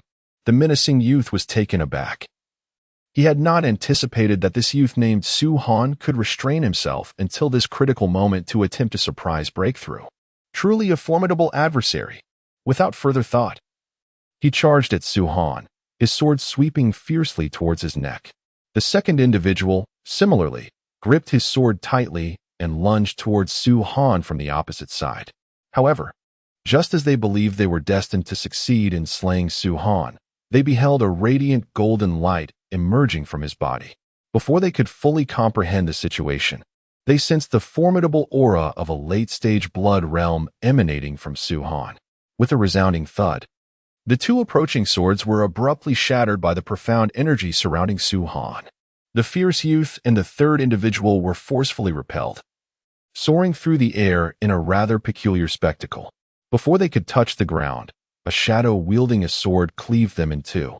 The thuds of their falls echoed, painting a grim tableau of demise. After dispatching these two adversaries, Su-han finally exhaled, feeling a profound sense of resignation. His entire reservoir of profound energy had been depleted, causing him to collapse onto the ground. Approximately half an hour later, Su-han regained consciousness, his nostrils filled with the delightful scent of milk. Upon opening his eyes, he was met with an exquisite and flawless visage. Upon closer inspection, it was the fair face of Lin Kuo. As Su-han sat up, he realized that Lin Kuo had been using her lap as his pillow. No wonder a faint floral fragrance wafted into his senses, leaving him somewhat bewildered, his thoughts in disarray. You're awake, Lin Kuo exclaimed joyfully. How long was I unconscious? Su-han inquired, feeling a heaviness in his head and a lack of strength throughout his body. Just half an hour, Lin Kuo replied softly. Su Han nodded and glanced towards Zhang Ji, who was vigilantly surveying their surroundings. After a brief respite of half an hour, Zhang Ji and Lin Kuo regained some strength. Let us depart. We must hasten to the initial academy, lest the assessment period conclude, Su Han declared as he rose to his feet, only to find his legs weaken, threatening to topple him. Observing this, Lin Kuo acted swiftly, reaching out to catch Su Han in her embrace. Yet, upon doing so, she sensed an awkwardness, as Su Han had inadvertently collided with her. You. Lin Kuo was on the verge of anger, feeling that certain sensitive areas of her body had been violated. However, she recalled the considerable efforts Su Han had exerted on her behalf. Had it not been for him, she would undoubtedly have been grievously harmed by those two despicable individuals, perhaps even subjected to humiliation beyond endurance. Breathe. Remain calm, she reminded herself, striving to muster a semblance of a smile. Su Han felt a wave of embarrassment wash over him. Supported by Lin Kuo, he found himself at a loss for words, awkwardly ensnared in her embrace, devoid of the strength to extricate himself and reliant on her for support. In this moment, he envisioned Lin Kuo's frustration as she held him up, outwardly composed, yet inwardly berating him mercilessly. Su Han, my brother, you have awakened. Zhang Ji approached swiftly, smiling at Su Han. Nodding, Su Han replied, We must quicken our pace towards the Qixuan sect's initial academy. Otherwise, we risk disqualification, losing even the chance to enter. Indeed, Zhang Ji and Lin Kuo both acknowledged the gravity of the situation. Their hesitation to leave immediately stemmed from concerns for Su Han's well-being. Even with Zhang Ji's assistance, their safety remained precarious. Should they encounter a formidable mystical beast along the way, there would indeed be no time to tend to Su Han. Thus, they chose to remain stationary, awaiting his awakening. Now that he has regained consciousness, they are poised to continue their journey. Let us proceed. I shall support you. Initially, Lin Kuo intended for Zhang Ji to assist Su Han, considering the recent events. However, upon reflection, she felt an overwhelming sense of indebtedness to Su Han and, suppressing her frustration, took the initiative to aid him. Zhang Ji, naturally envious of this display, remained silent. Earlier, in her desire to ensure Su Han's comfort, Lin Kuo had even offered him her lap as a pillow. This was quite remarkable. What did it signify? It indicated that Lin Kuo harbored feelings for Su Han. After all, what other reason could there be for such a significant sacrifice? With this thought, he sighed and walked ahead alone, while Lin Kuo supported Su Han's right arm as they moved forward. Approximately 10 minutes into their journey, they encountered a mystical beast. Although this creature was merely at the initial stage of the blood realm, it was beyond the capabilities of the trio at that moment. Su Han had expended nearly all of his mystical energy, and in a critical moment, had even broken through to the mystic realm, inflicting considerable harm upon himself. Lin Kuo, having sustained severe injuries in the previous battle, was currently devoid of any fighting capacity. As for Zhang Ji, he was somewhat inept, with an injured arm. He was hardly a formidable opponent. A howl pierced the air. Before them stood a wolf-like mystical beast known as the Steel Wolf, renowned for its incredible speed and sharp offensive capabilities. How unfortunate it was to encounter a steel wolf at the onset of the blood realm during such dire circumstances. Zhang Ji grimaced, gripping his longsword with palpable distress. Su Han took a deep breath, straightened his posture, and drew a short sword from his calf, preparing for battle. However, Lin Kuo interjected, suggesting that Zhang Ji should resolve the matter himself. In Chapter 47, Su's fury ignited. I can handle this. Rest assured, Zhang Ji declared resolutely, his voice low. Su Han and Lin Kuo stood by, quietly observing Zhang Ji as he confronted the ferocious wolf before them. With a thunderous roar, the wolf, bloodied and fierce, bore the marks of its previous kills, be it an unknown human or a mystical beast, indicating its malevolence. Typically, mystical beasts were devoid of any benevolence, often embodying terror and brutality.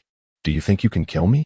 Zhang Ji initially glanced at Su Han and Lin Kuo before darting forward with remarkable speed, transforming into a blur as he charged at the wolf.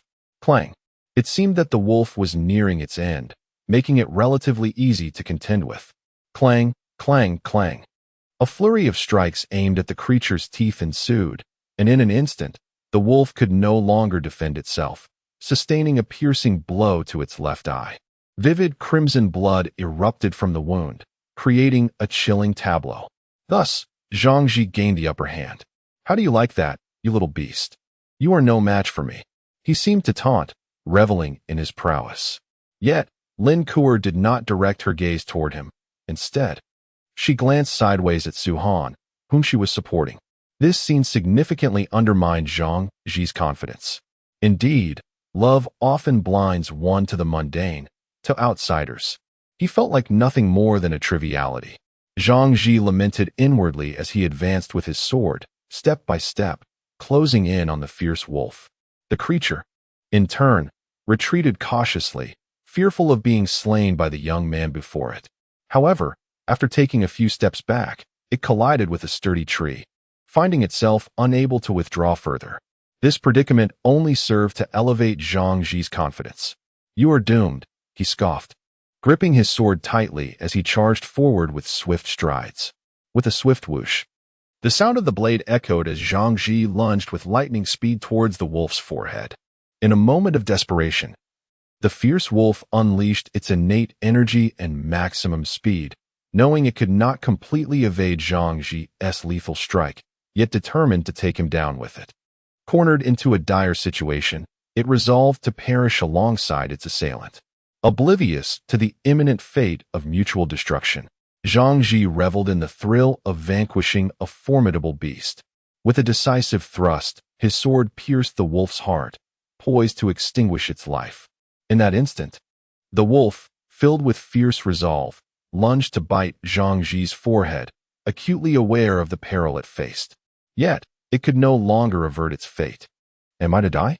Zhang Ji's expression shifted dramatically, shock flooding his mind. However, just then, a sudden sound pierced the air, and the wolf, which was about to sink its teeth into Zhang Ji, was struck by a dark flash. Its body was propelled away from the sword's thrust, emitting a whooshing sound as it was pinned against the ancient tree by an unseen force. Upon witnessing the demise of the ferocious wolf, Zhang Ji felt a quiet sense of relief wash over him. He turned his gaze towards Su Han, just in time to see him retract his right hand, which had been used to hurl an object. A faint trickle of blood escaped from the corner of Su Han's mouth, indicating that the earlier maneuver had indeed exacerbated his old wounds. "Are you all right?" Zhang Ji sincerely expressed his gratitude towards Su Han. Without his intervention, Zhang Ji would have faced certain death, thus his appreciation was inevitable. Su Han gently shook his head, coughed softly, and replied in a muted tone, "I am fine." However, barely finishing his words, another trace of blood seeped forth. "You mustn't speak recklessly. You fought valiantly against 3 formidable opponents in the Blood Realm's later stages. And now you are gravely weakened. Please refrain from such impulsiveness," Lin Kuo said with concern as she gazed at Su Han. Nodding in acknowledgement, Su Han, with Lin Kuo's support, made his way towards the fallen wolf. Zhang Ji, perceiving Su Han's intention to retrieve the short sword that had been used to vanquish the beast, swiftly drew the weapon. With the wolf stripped of its support, it fell to the ground with a thud. "Here, brother Su Han, you have once again saved my life," Zhang Ji said with a smile as he handed Su Han his sword. Su Han nodded in acceptance, but he struggled to steady the blade, causing it to clatter to the ground. "I shall assist you," Lin Kuo said, bending down to retrieve the fallen sword while still supporting Su Han. She deftly placed the weapon against his calf. Observing this, Su Han finally exhaled in relief and, glancing at Lin Kuo and then at Zhang Ji, softly urged, "Let us depart. We truly have no time to waste." Indeed, Lin Kuo responded with a nod. Zhang Ji also affirmed with a nod, taking the lead to forge a path forward. Su Han, utterly exhausted, required their protection. Both Zhang Ji and Lin Kuo understood this. Previously, Su Han had shielded them, and now it was their turn to safeguard him. After advancing for a considerable distance, they encountered a mystical beast, which was swiftly dispatched by Zhang Ji.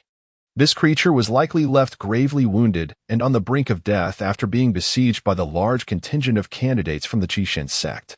It had been nearing its end, and rather than succumbing peacefully, It had fixated on Su Han and his companions, perceiving them as isolated humans and harboring a vengeful intent, desperately seeking to drag someone down with it. However, it was unexpectedly vanquished by Zhang Ji with a single stroke of his sword. Soon, they arrived at the plaza before the gates of the initial academy. To their surprise, a voice emerged from the crowd, laced with sarcasm, commenting on their timely arrival. Su Han and his companions paid little heed to it. They sought a nearby spot where they could quietly assist Su Han in meditating on the ground, allowing him to recuperate in peace. Elders Wasu also noticed their presence and approached without hesitation, inquiring with Lin Kuer about Su Han's injuries. Lin Kuer briefly recounted the events, attributing the cause of the injuries solely to the attack by the mystical beast. However, Elders Wasu could sense a far more grave aura emanating from Su Han. His injuries bore an intensity that suggested human involvement. The only individuals who could have inflicted such harm on Su Han at this proximity were the disciples from the assessment of the Qishan sect who had yet to enter the sect. Realizing this, Wasu cast a chilling glare at the disciples gathered for the sect's assessment and coldly demanded, "Who among you stealthily attacked Su Han?" This proclamation immediately sparked a commotion among those present. An attack has been launched against the future disciples participating in the sect examination. Many were struck with disbelief. Standing before the entrance of the initial academy, Elder Li's expression darkened considerably. He had believed that the three individuals could undoubtedly eliminate Su Han. Yet he never anticipated that this fellow would possess such tenacity and remain unscathed. And what of the three individuals? Could they have already perished? Contemplating this, Elder Li's demeanor shifted, becoming exceedingly grave. Wasu observed that everyone remained silent, with no one daring to step forward. Even if one had assaulted Su Han, any rational individual would refrain from revealing themselves, wouldn't they? With this thought, Wasu lowered her stance and inquired of Su Han, "Who, pray tell, has harmed you?" Upon hearing this, Su Han slowly opened his eyes and gazed deeply into Wasu's. From her eyes, he discerned an authentic fury, palpable and devoid of artifice. Nevertheless, he shook his head gently and replied, "It was no one who attacked me. Rather, I was injured by a mystical beast and was simply overwhelmed. It was those two who aided me, enabling my escape." Upon realizing Su Han's reluctance to speak the truth, Wasu furrowed her brow and then remarked, "Very well." From Su Han's eyes, Wasu detected a glimmer of resolve, suggesting that he intended to confront the assailants on his own. With that, she decided to concern herself no further. Rising to her feet, Wasu approached Elder Li, who stood upon the platform. She glanced at him. His expression was somewhat displeased, yet she did not dwell on it. "Ladies and gentlemen," Wasu began to address the assembly. "You have successfully passed the 3 assessments and have arrived here. Essentially, you are now disciples of our initial academy. You may now accompany your attendants to settle into the academy. Each of you possesses a specific courtyard. However, it is imperative to adhere to the regulations of the initial courtyard. There are numerous matters that must not be trifled with, and it is forbidden to intrude upon others' courtyards. Should any mishap occur, the intruder shall be expelled from the Red Shin sect. Thus, I urge you to conduct yourselves wisely. Now, I present to you the rules of the initial courtyard, which you must remember diligently." While Wasu was speaking, many disciples of the initial courtyard of the Red Shin sect handed over the substantial regulations to Su Han and the others. Su Han did not lift the weighty tome himself. It was Lin Kuer who assisted him. Once all matters were settled, Wasu instructed the disciples of the initial courtyard to distribute the courtyard attire and a token representing their identity as disciples. Following this, the allocation of individual courtyards commenced. Some disciples with connections were swiftly accommodated, while others without such ties had to wait from a distance. However, Su Han and Lin Kuer were able to arrange their residences promptly through Elder Wasu's influence. As for Zhang Ji, he had his own network, so he was not a concern. Under Wasu's guidance, Su Han and Lin Kuo arrived at their respective courtyards, which were adjacent to one another. "This is the healing medicine," Wasu said, retrieving a vial from within his robes and handing it to Su Han. Su Han graciously accepted it with a smile. "I will visit you later. Make sure to rest well. Remember, that token corresponds to your courtyard. Upon entering, You can activate the concealed array within the token, which will effectively safeguard you. Su-han listened attentively to Su's words and nodded earnestly. Chapter 48. Nearly deceived before long, Xiao Xiao arrived in the courtyard. Young master, are you all right? I heard you sustained serious injuries. How do you feel now? In the courtyard, Su-han was supported by Xiao Xiao as they made their way towards the house. It's nothing, just minor injuries, Su-han replied nonchalantly. With Xiao Xiao's assistance, he reached the room and sat cross-legged on the bed. Young master, are you going to heal now? Xiao Xiao inquired with concern, her enchanting eyes wide with worry. Su-han nodded and smiled. With my cultivation technique, I shall be completely restored within 2 hours. Yes, I believe in your talent, young master. Xiao Xiao nodded and stepped outside. Observing her departure, he settled onto the bed, closed his eyes, and gradually began to cultivate the sacred dragon true formula. Time passed slowly, and before long, 2 hours had elapsed. Su-han awakened from his meditative state. You are awake, young master. Here is some lotus seed porridge. Please drink it while it's warm. Xiao Xiao lifted the bowl of porridge that had been placed on the bedside and handed it to Su-han. He graciously accepted it and started to eat. After finishing the porridge, he set down the bowl and turned to the expectant Xiao Xiao, smiling as he said, As you hoped, I have fully recovered from my injuries, and my energy has returned significantly. That's wonderful. Upon hearing Su-han's words, Xiao Xiao's previously anxious heart felt much lighter.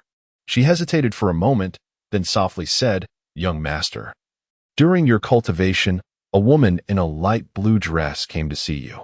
However, I did not pay her any mind. She claimed to be Lin Kuo, an important friend of yours, though I cannot ascertain the truth of her words. Lin Kuo? Indeed, she is a friend of mine, whom I encountered on the path to the initial courtyard square during the assessment. She possesses a commendable character, exhibiting great loyalty. If it were not for her, perhaps. Su-han briefly recounted the events he had faced along the way.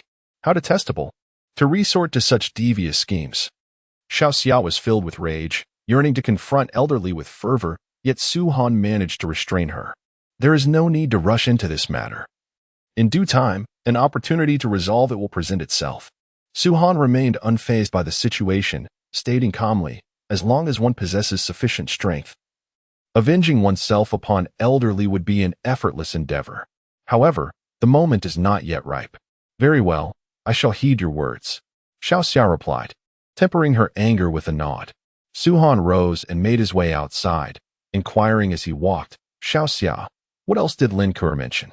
She expressed a desire for you to visit her whenever you have the chance. Xiao Xia hesitated momentarily before divulging. Su-han nodded and exited the courtyard, proceeding towards the neighboring residence with Xiao Xia closely trailing behind. Upon arriving before Lin Kuo's courtyard, he called out, Lin Kuo, are you there? The words echoed, and almost instantly, Lin Kuo's urgent voice responded from within.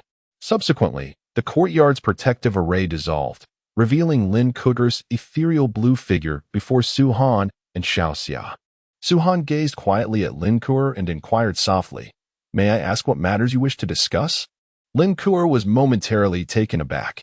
Upon seeing Xiao Xia, a realization dawned upon her. With a light chuckle, she remarked, No, I merely wish to ascertain whether your injuries have healed. Now that I see you safe and sound, I am both surprised and delighted. Su-han nodded in response and proceeded towards the exit. Lin Kuo closed the courtyard's mystical array and followed Su-han and Xiao Xia outside. Su-han, where are you headed? Lin Kuo inquired with curiosity. He gestured towards the dining hall of the initial courtyard and softly replied, I intend to grab a bite to eat. Would you care to join me? Yes, I would. Lin Kuo quickly responded. In truth, Su-han had already consumed a bowl of lotus seed porridge prepared by Xiao Xia. Yet he still felt unsatisfied and wished to explore further. Additionally, he wanted to familiarize himself with the surroundings and observe the dining hall's ambience. If time permitted, he could explore other areas of the initial courtyard. However, certain clandestine locations, as stipulated in the courtyard's regulations, were strictly off-limits. Venturing into them could lead to unforeseen consequences, potentially resulting in death. Even if one were to escape unharmed, they would undoubtedly face punishment from the initial courtyard. The trio made their way towards the dining hall, walking for approximately 10 minutes until they finally arrived at the spacious venue. It was evening, and many patrons were present, primarily new disciples of the initial courtyard.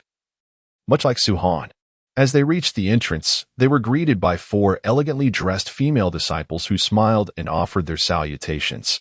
"Young master, those 4 girls are exceptionally beautiful," Xiaoxia whispered into Suhan's ear as they entered the dining hall.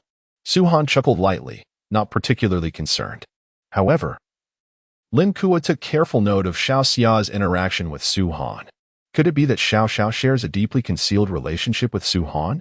Moreover, how is it possible for Suhan to recover so swiftly within merely 2 hours? Given the severity of his injuries, it seems implausible. Could he possess extraordinary skills? Lin Kuo gazed at the retreating figures of Suhan and Xiao, her eyes gradually clouding with confusion. Suddenly, she felt something beneath her foot, and a wretched sound echoed around the trio. "Do you not have eyes? How dare you tread upon me?" A sharp, piercing voice reached the ears of those nearby. Suhan turned to see the source of the commotion, discovering a girl of exquisite beauty, her face marred by fury. She pointed her fair hand at Lin Kuo, swiftly rebuking, "You little wretch. After committing an error, do you not know to apologize? Do you wish to ruin your standing at the initial academy? Do you have any idea who I am? I apologize. It was my mistake." Lin Kuo felt stifled by the onslaught of insults, but still offered a sincere apology. "Humph. Now you choose to apologize. It's too late." The girl, incensed, continued her tirade against Lin Kuo. Suhan stepped in front of Lin Kuo, his expression earnest as he addressed the girl who had been trodden upon. "I am truly sorry. My friend has caused you trouble, and I believe a proper apology is in order. How about this? I would like to invite you to a meal. Perhaps that could. Do you take me for a beggar?" The girl was even more incensed upon hearing Suhan's words. Suhan was momentarily taken aback, not expecting that her sincere apology would be so utterly devalued by the other party. "Truly, one could say you possess a certain ruthlessness. It was you who deliberately extended your foot, causing Lin Kuo to stumble upon it, only to subsequently seek confrontation and show no mercy. How impressive." Xiaoxia could not allow Suhan to be bullied, especially since she had indeed witnessed the beautiful girl intentionally stretch her foot out for the distracted Lin Kuo to step on. Now, to turn around and falsely accuse others was a masterstroke of cunning. The motives behind such actions remained a mystery. What? Such individuals exist in this world. Upon hearing Xiaoxia's words, a chorus of discontent arose from those around them.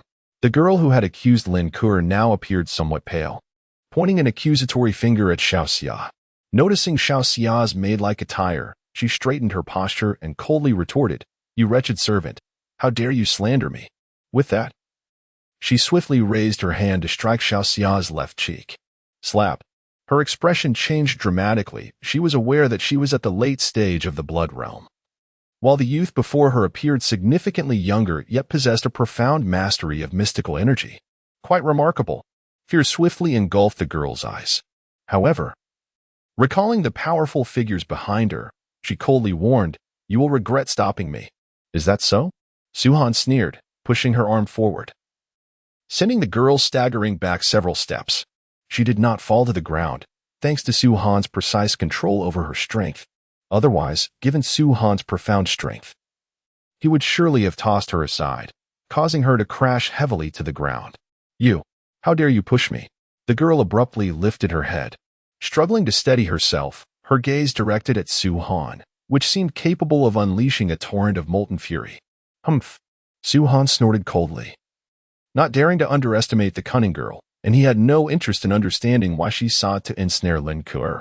Meanwhile, Lin Kuo was pulled aside by Suhan to place their order.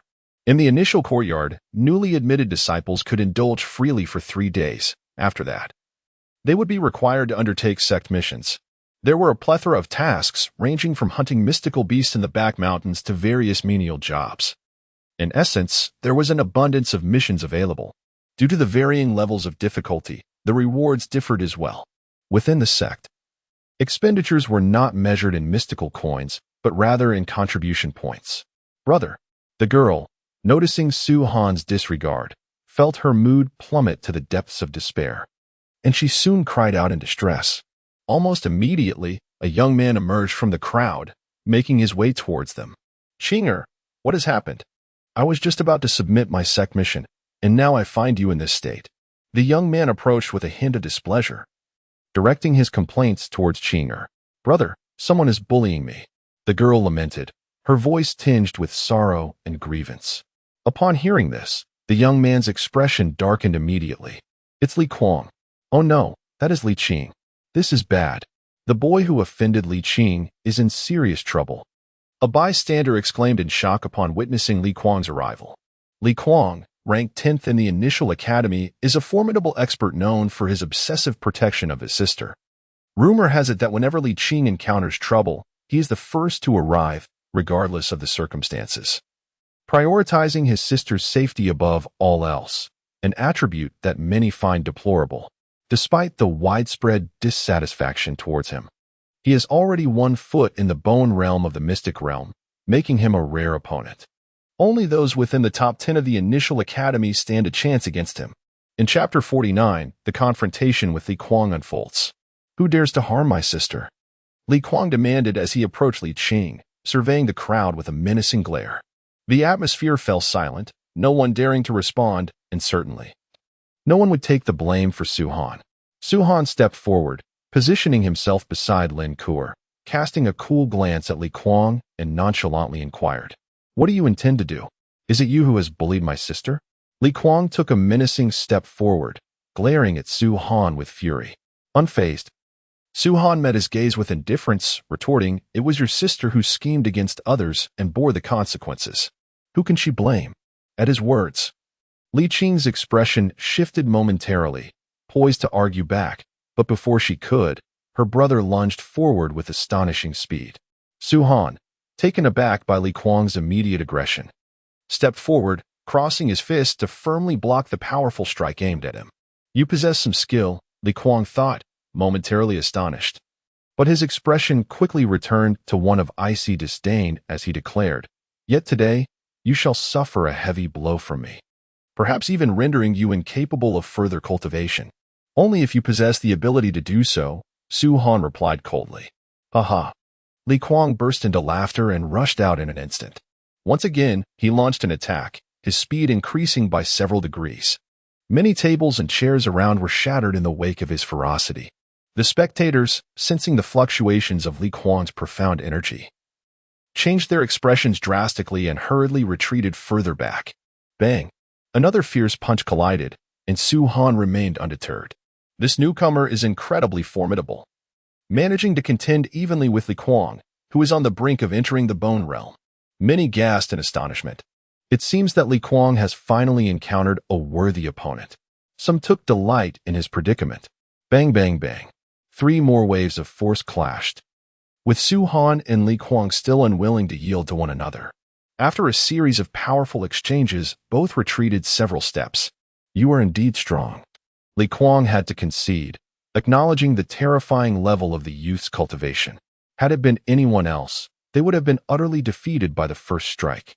Yet this young man before him could engage in such a prolonged struggle. His formidable strength truly astonished Li Kuang. However, he quickly cast a grim look at the youth, sneering, "You are strong. Given enough time, you might surpass me. Unfortunately, you will not have that chance." With a cold laugh, Li Kuang felt the surge of profound energy within him, his hands pressed together. As his expression darkened, he slowly parted his hands, unleashing waves of profound energy that seemed capable of obliterating anything in their path. Yet, the scene before him was entirely different. Su Han placed his left hand behind his back, while his right hand formed a sharp sword intent with 2 fingers. Both Li Kuang and Su Han were executing their powerful moves, intent on annihilating one another. "With this move, you shall face utter defeat." Li Kuang raised his head and cast a cold smile at Su Han. Unfazed by the mocking expression before him, Su Han replied nonchalantly, "Is that so? I am quite eager to ascertain the extent of your prowess. Furthermore, you will not have the opportunity to triumph over me." As he spoke, Su Han charged forward with astonishing speed, almost beyond belief. "Young master, Do you truly believe you can conquer an impending bone realm practitioner? Xiao Xia gazed at her master, a hint of exasperation in her voice. If it weren't for his meddlesome nature, such troubles would never have arisen. However, to turn a blind eye was not in his character. At this moment, although the young master had reached the latter stages of the blood realm, it still fell short, insufficient for negotiating on equal terms with the master. Yet, the master could not afford to wait much longer. Xiao Xiao's thoughts spiraled. Her eyes filled with helplessness as she glanced at Su Han's retreating figure, her heart laden with concern. Su Han. Lin Kuo was deeply worried about Lin Sheng's safety, knowing that Su Han had stepped forward for her twice. Surely, he must be greatly troubled by her predicament. After all, it was indeed quite a hassle. Were it not for her, Su Han would undoubtedly face far fewer troubles. As this thought crossed her mind, Lin Kuo's expression gradually tightened with anxiety. Su Han was someone she held in high regard. If he were to develop ill feelings towards her because of this, perhaps he might distance himself from her? With this realization, Lin Kuo felt a wave of unease wash over her. Kill. Su Han and Li Kuang unleashed their successfully cultivated mystical techniques with formidable force. In an instant, waves of mystical energy surged, even lifting the ground beneath them as they collided. The scene was nothing short of terrifying. The ground where they stood was ravaged by their immense power, creating a horrifying spectacle. Not only that, but nearby tables, chairs, and decorations were swept away by the chaotic turbulence generated by their clash. The thunderous roar of explosions echoed through the air, and the surrounding destruction intensified. Both Su Han and Li Kuang were propelled backward by the shockwave, resulting in a chilling sight. Neither could claim superiority over the other. Gasps of astonishment filled the air. It was truly unbelievable. Su Han, astonishingly, was able to stand toe-to-toe with Li Kuang, who ranked prominently in the initial academy standings. This individual was undeniably formidable, brimming with potential. Should Li Kuang fail to incapacitate him, he would certainly face the risk of being countered by Su Han in the future. At that moment, Su Han maintained an outward calm, yet internally he felt immense pressure. Though he could match Li Kuang in strength, he was acutely aware of the overwhelming sense of oppression emanating from his opponent. A sigh escaped his heart as he felt his hands tremble. Li Kuang's strength was undeniably formidable, but still insufficient. If he were to exert his full power, he could undoubtedly defeat Li Kuang before him. However, the situation had not escalated to the point of life and death. Furthermore, he sensed that despite Su Han's youthful appearance, his strength was truly not to be underestimated. Brother, disable his hands. Li Qing suddenly approached Li Kuang and spoke sternly. Upon hearing her words, Li Kuang's expression shifted, but he quickly shook his head and replied in a hushed tone, "This person possesses formidable strength, therefore, I cannot." At this, Li Qing immediately protested. "No, brother, you no longer care for me. You don't care for Xiaoqing anymore." Woa. To everyone's astonishment, Li Qing began to cry openly. He sensed that Su Han's power was indeed overwhelming. Until he could ascertain Su Han's true capabilities, he could not act recklessly, particularly in a life-and-death scenario. Within the initial courtyard of the Qixin sect, one must never casually take the life of a fellow disciple. While inflicting injury or incapacitating them might be permissible, he could never bear the sin of killing a fellow brother. Otherwise, he would be subjected to the sect's regulations. Reflecting on this, Li Kuang shook his head and spoke softly to his sister. "Sister, the situation need not escalate to that extent. Above all, do not act impulsively. This young man is extraordinary. Even I do not possess absolute confidence in defeating him. Additionally, I have expended considerable energy today while hunting that half-step bone realm beast. Otherwise, perhaps it is best to let matters lie for now and avoid creating an irreparable situation." Upon hearing this, Li Qing's expression fluctuated greatly, but in the end, she acquiesced. "All right," she said reluctantly, lowering her gaze to speak softly to her brother. Seeing this, Li Kuang finally let out a sigh of relief. He had been genuinely fearful that his sister would be unforgiving and insist that he, as usual, cripple their opponent. Now, his sister had finally shown some understanding towards him. In truth, Li Qing had not developed a newfound empathy for her brother. Rather, She too had realized that Su Han was indeed no ordinary adversary. In the past, my brother could easily dispatch his opponents with just a few swift strikes. Today, however, he was compelled to resort to advanced techniques and still could not overcome his adversary.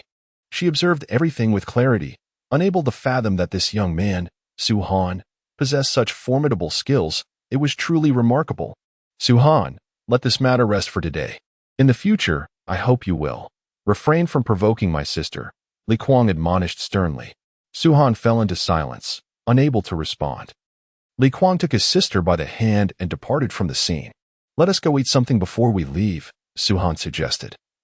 Casting a glance at the guilt-ridden Lin Kuo, she nodded obediently and followed Su Han, along with Xiao Xia, to the dining area. In a secluded corner, Zhuo Su observed the entire confrontation between Su Han and Li Kuang. She clearly recognized Li Kuang's strength. His combat prowess was unmatched among his peers. Yet, Su Han had entered the Qixin sect's initial academy a year later than Li Kuang. Although it was merely a year, that time had been sufficient for him to acquire a wealth of cultivation knowledge and extensive combat experience within the academy. Remarkable. This was Zhuo Su's assessment of Su Han. She gazed at his departing figure, her thoughts tangled, murmuring softly to herself before turning away. Zhuo Su elder, please come in, Su Han said as he activated the courtyard's mystical formation to welcome Zhuo Su inside. This formation was, to Zhuo Su, rather trivial. The three of them settled in the courtyard, and Su Han quickly inquired, may I ask, Elder Zhuo Su, what brings you to me? I have a question for you. Zhuo Su replied earnestly. Were you attacked, and were those assailants specifically arranged by Elder Li? Why won't you allow me to assist you? Zhuo Su inquired, furrowing her brow softly. Su Han shook his head, smiling gently. You are you, and I am I. If you could accompany me throughout my life, then I would gladly accept your help for vengeance. If not, then I shall resolve this matter on my own. Very well, I shall respect your decision.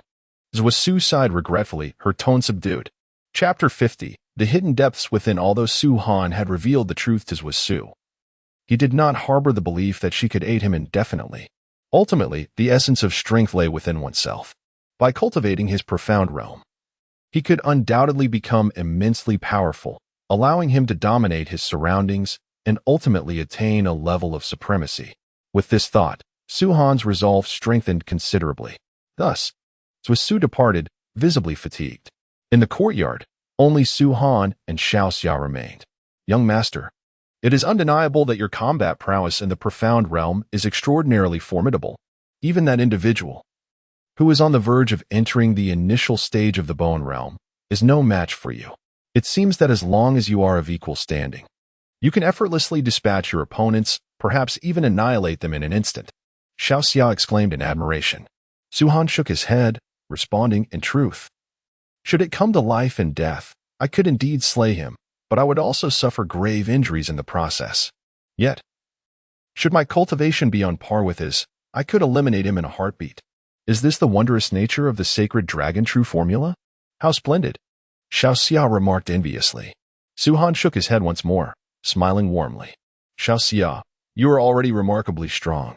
However, I have not transcended my limits for a decade. Young master, what do you suggest I do? Xiao Summer lowered her head, feeling quite aggrieved, devoid of any happiness.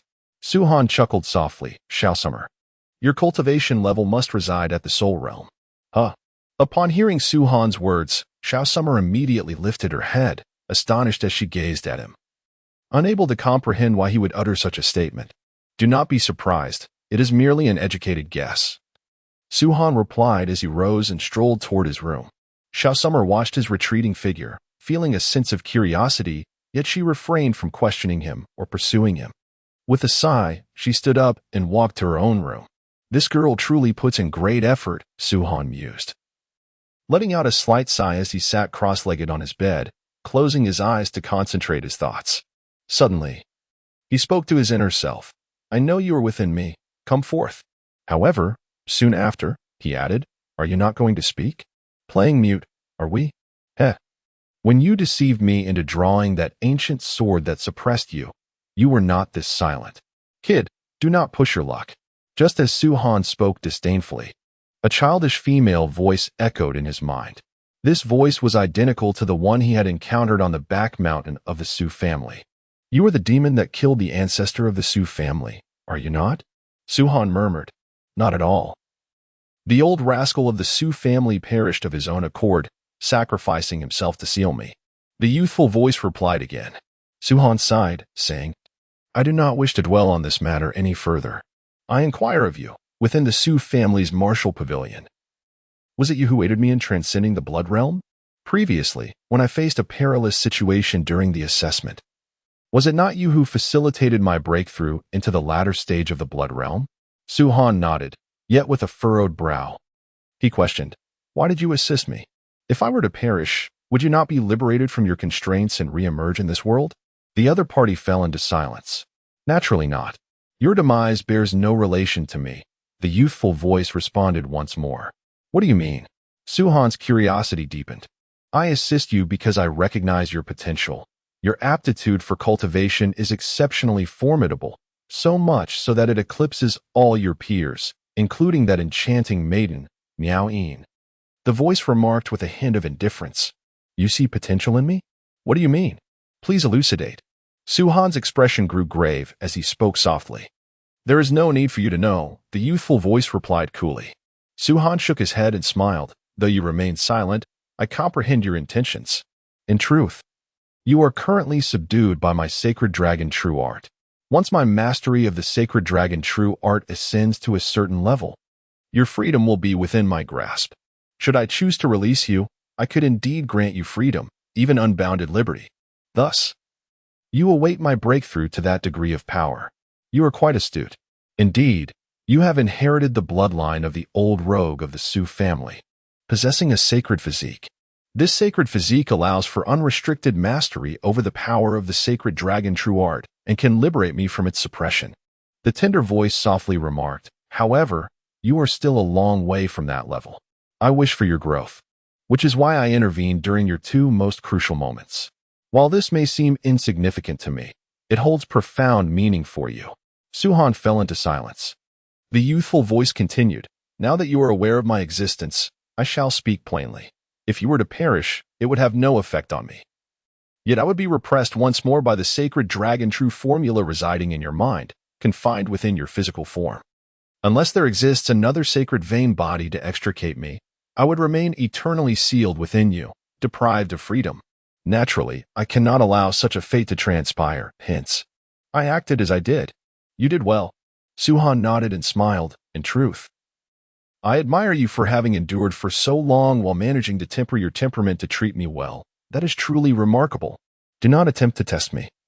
It offers you no benefit," the youthful voice retorted coldly. Suhan shook his head and replied with a smile, "All right, since you possess such a fiery disposition, I shall refrain from interfering.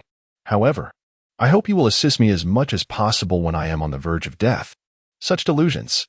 The youthful voice dismissed Suhan's plea without a second thought. Each time she aided him, it drained a significant portion of her mental energy, and the more she expended, the weaker her body became. In short, she aimed to conserve her strength as much as possible. However, this Suhan dares to threaten her so brazenly.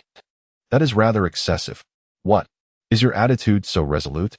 Suhan's expression darkened. "What do you intend to do?" The young girl's voice grew urgent. Suhan replied with a smile, "I do not intend anything, merely observing that you seem to lack a bit of confidence." Chapter 51. The second move of the Xin Yang dominating sword not confident? The young girl scoffed. "You are the last person who should utter such words to me. Were it not for my assistance in overcoming the depletion of your sacred veins, how could you possibly possess such profound energy?" "Perhaps not," Suhan replied nonchalantly. "In truth, this is my own fortune. Your fortune is merely my deception?" The young girl continued her mockery. "Say what you will." Suhan shook his head, gazing at the wall ahead, murmuring, "If I were to perish, you cannot fathom how many years you would have to wait for your freedom. I do not ask for much. I only hope you can assist me at a critical moment. You will never know how feeble my current strength is. Moreover, with every use, it diminishes. Once all my power is expended, I will meet my end." The young girl spoke softly, her emotions a complex tapestry that Suhan could not decipher. Suhan inquired. Who exactly are you? What is your identity? You are clearly a demon. To be suppressed by the founder of the Su family, you must possess an extraordinary background. Speak of it. The long night is upon us, and I shall keep you company. After a lengthy silence, she finally responded, Since you wish to know, I shall reveal it to you. Suhan sat quietly, awaiting the young girl's words. The youthful maiden let out a heavy sigh before speaking. The progenitor of your Su family was originally a formidable and terrifying being of the Saint Realm. The Saint Realm is a state of existence where the body is imperishable and the spirit is immortal. It is indeed a powerful realm, exceedingly rare, and during my era, it was beyond comprehension. You too are of the Saint Realm, are you not? Suddenly, Suhan interjected, Indeed. The maiden replied softly, Yes, that is correct. She continued, Although my explanation of the Saint Realm may not resonate with you, I have a profound sense that you can glean something from it, particularly regarding your own understanding of the mystical realm. The extent of your advancement rests solely upon your capacity for comprehension. Suhan nodded in acknowledgement. The maiden elaborated, A millennium ago, our demon tribe was at its zenith of power. Under the leadership of the 10,000 Demons Empress, we launched an incursion into the human realm. A brutal war of conquest ensued, during which the demon tribe decimated the human race, leaving them with no means of resistance. At that time, the human race was already in decline, lacking the strength to fight back. Just as our demon forces were on the verge of overwhelming all opposition and claiming ultimate victory, your progenitor rose from among the humans. The 10,000 Demons Empress regarded him with utmost seriousness. For 3 days and nights, the 10,000 Demons Empress battled against the progenitor of the Su family, resulting in a decisive injury to him. Just as she was about to slay the last hope of the human race, the progenitor unleashed the complete sacred dragon true art. The demon army was thrown into disarray, with many perishing or wounded. Even the 10,000 Demons Empress was subdued by the sacred dragon true art. You are not, by any chance, the 10,000 Demons Empress, are you? Suhan's eyes widened in confusion. He considered it an unspoken acknowledgement. However, the youthful girl quickly interjected, No, I am not the queen of all demons, but rather the treasured sword of the queen. A sword? A mystical weapon? Suhan's gaze narrowed in disbelief, yet he did not doubt the girl's words. She had no reason to deceive him, for it would serve no purpose. Even if she were to mislead him, he would remain indifferent. I have followed the queen of all demons for many years, and I have long been connected to her. As long as she is alive, I will surely sense her presence. But, ever since I awakened, I have not felt any connection to the queen. Is she dead? Suhan sighed softly. No. The youthful girl exclaimed with fervor, That is absolutely impossible. The queen of all demons cannot be dead. She would never perish so easily. How could the queen possibly die so effortlessly? It is simply inconceivable. The girl whispered, I firmly believe that the queen of all demons exists. She must exist. But did you not say that as long as the queen is alive, you would certainly be able to sense her presence? Suhan refrained from completing his thought, fearing that the girl might harbor ill intentions toward him. If she were to attack him, could he withstand it? Or would the power of the sacred dragon technique be sufficient to suppress her? Such questions tangled in Suhan's mind, leaving him restless. The youthful girl asserted, I am but a sword, dedicated to guarding my master. If I cannot protect my master, then my existence is devoid of meaning. Therefore, as long as I am alive, my master must also be alive. What kind of logic is this? Suhan was filled with questions.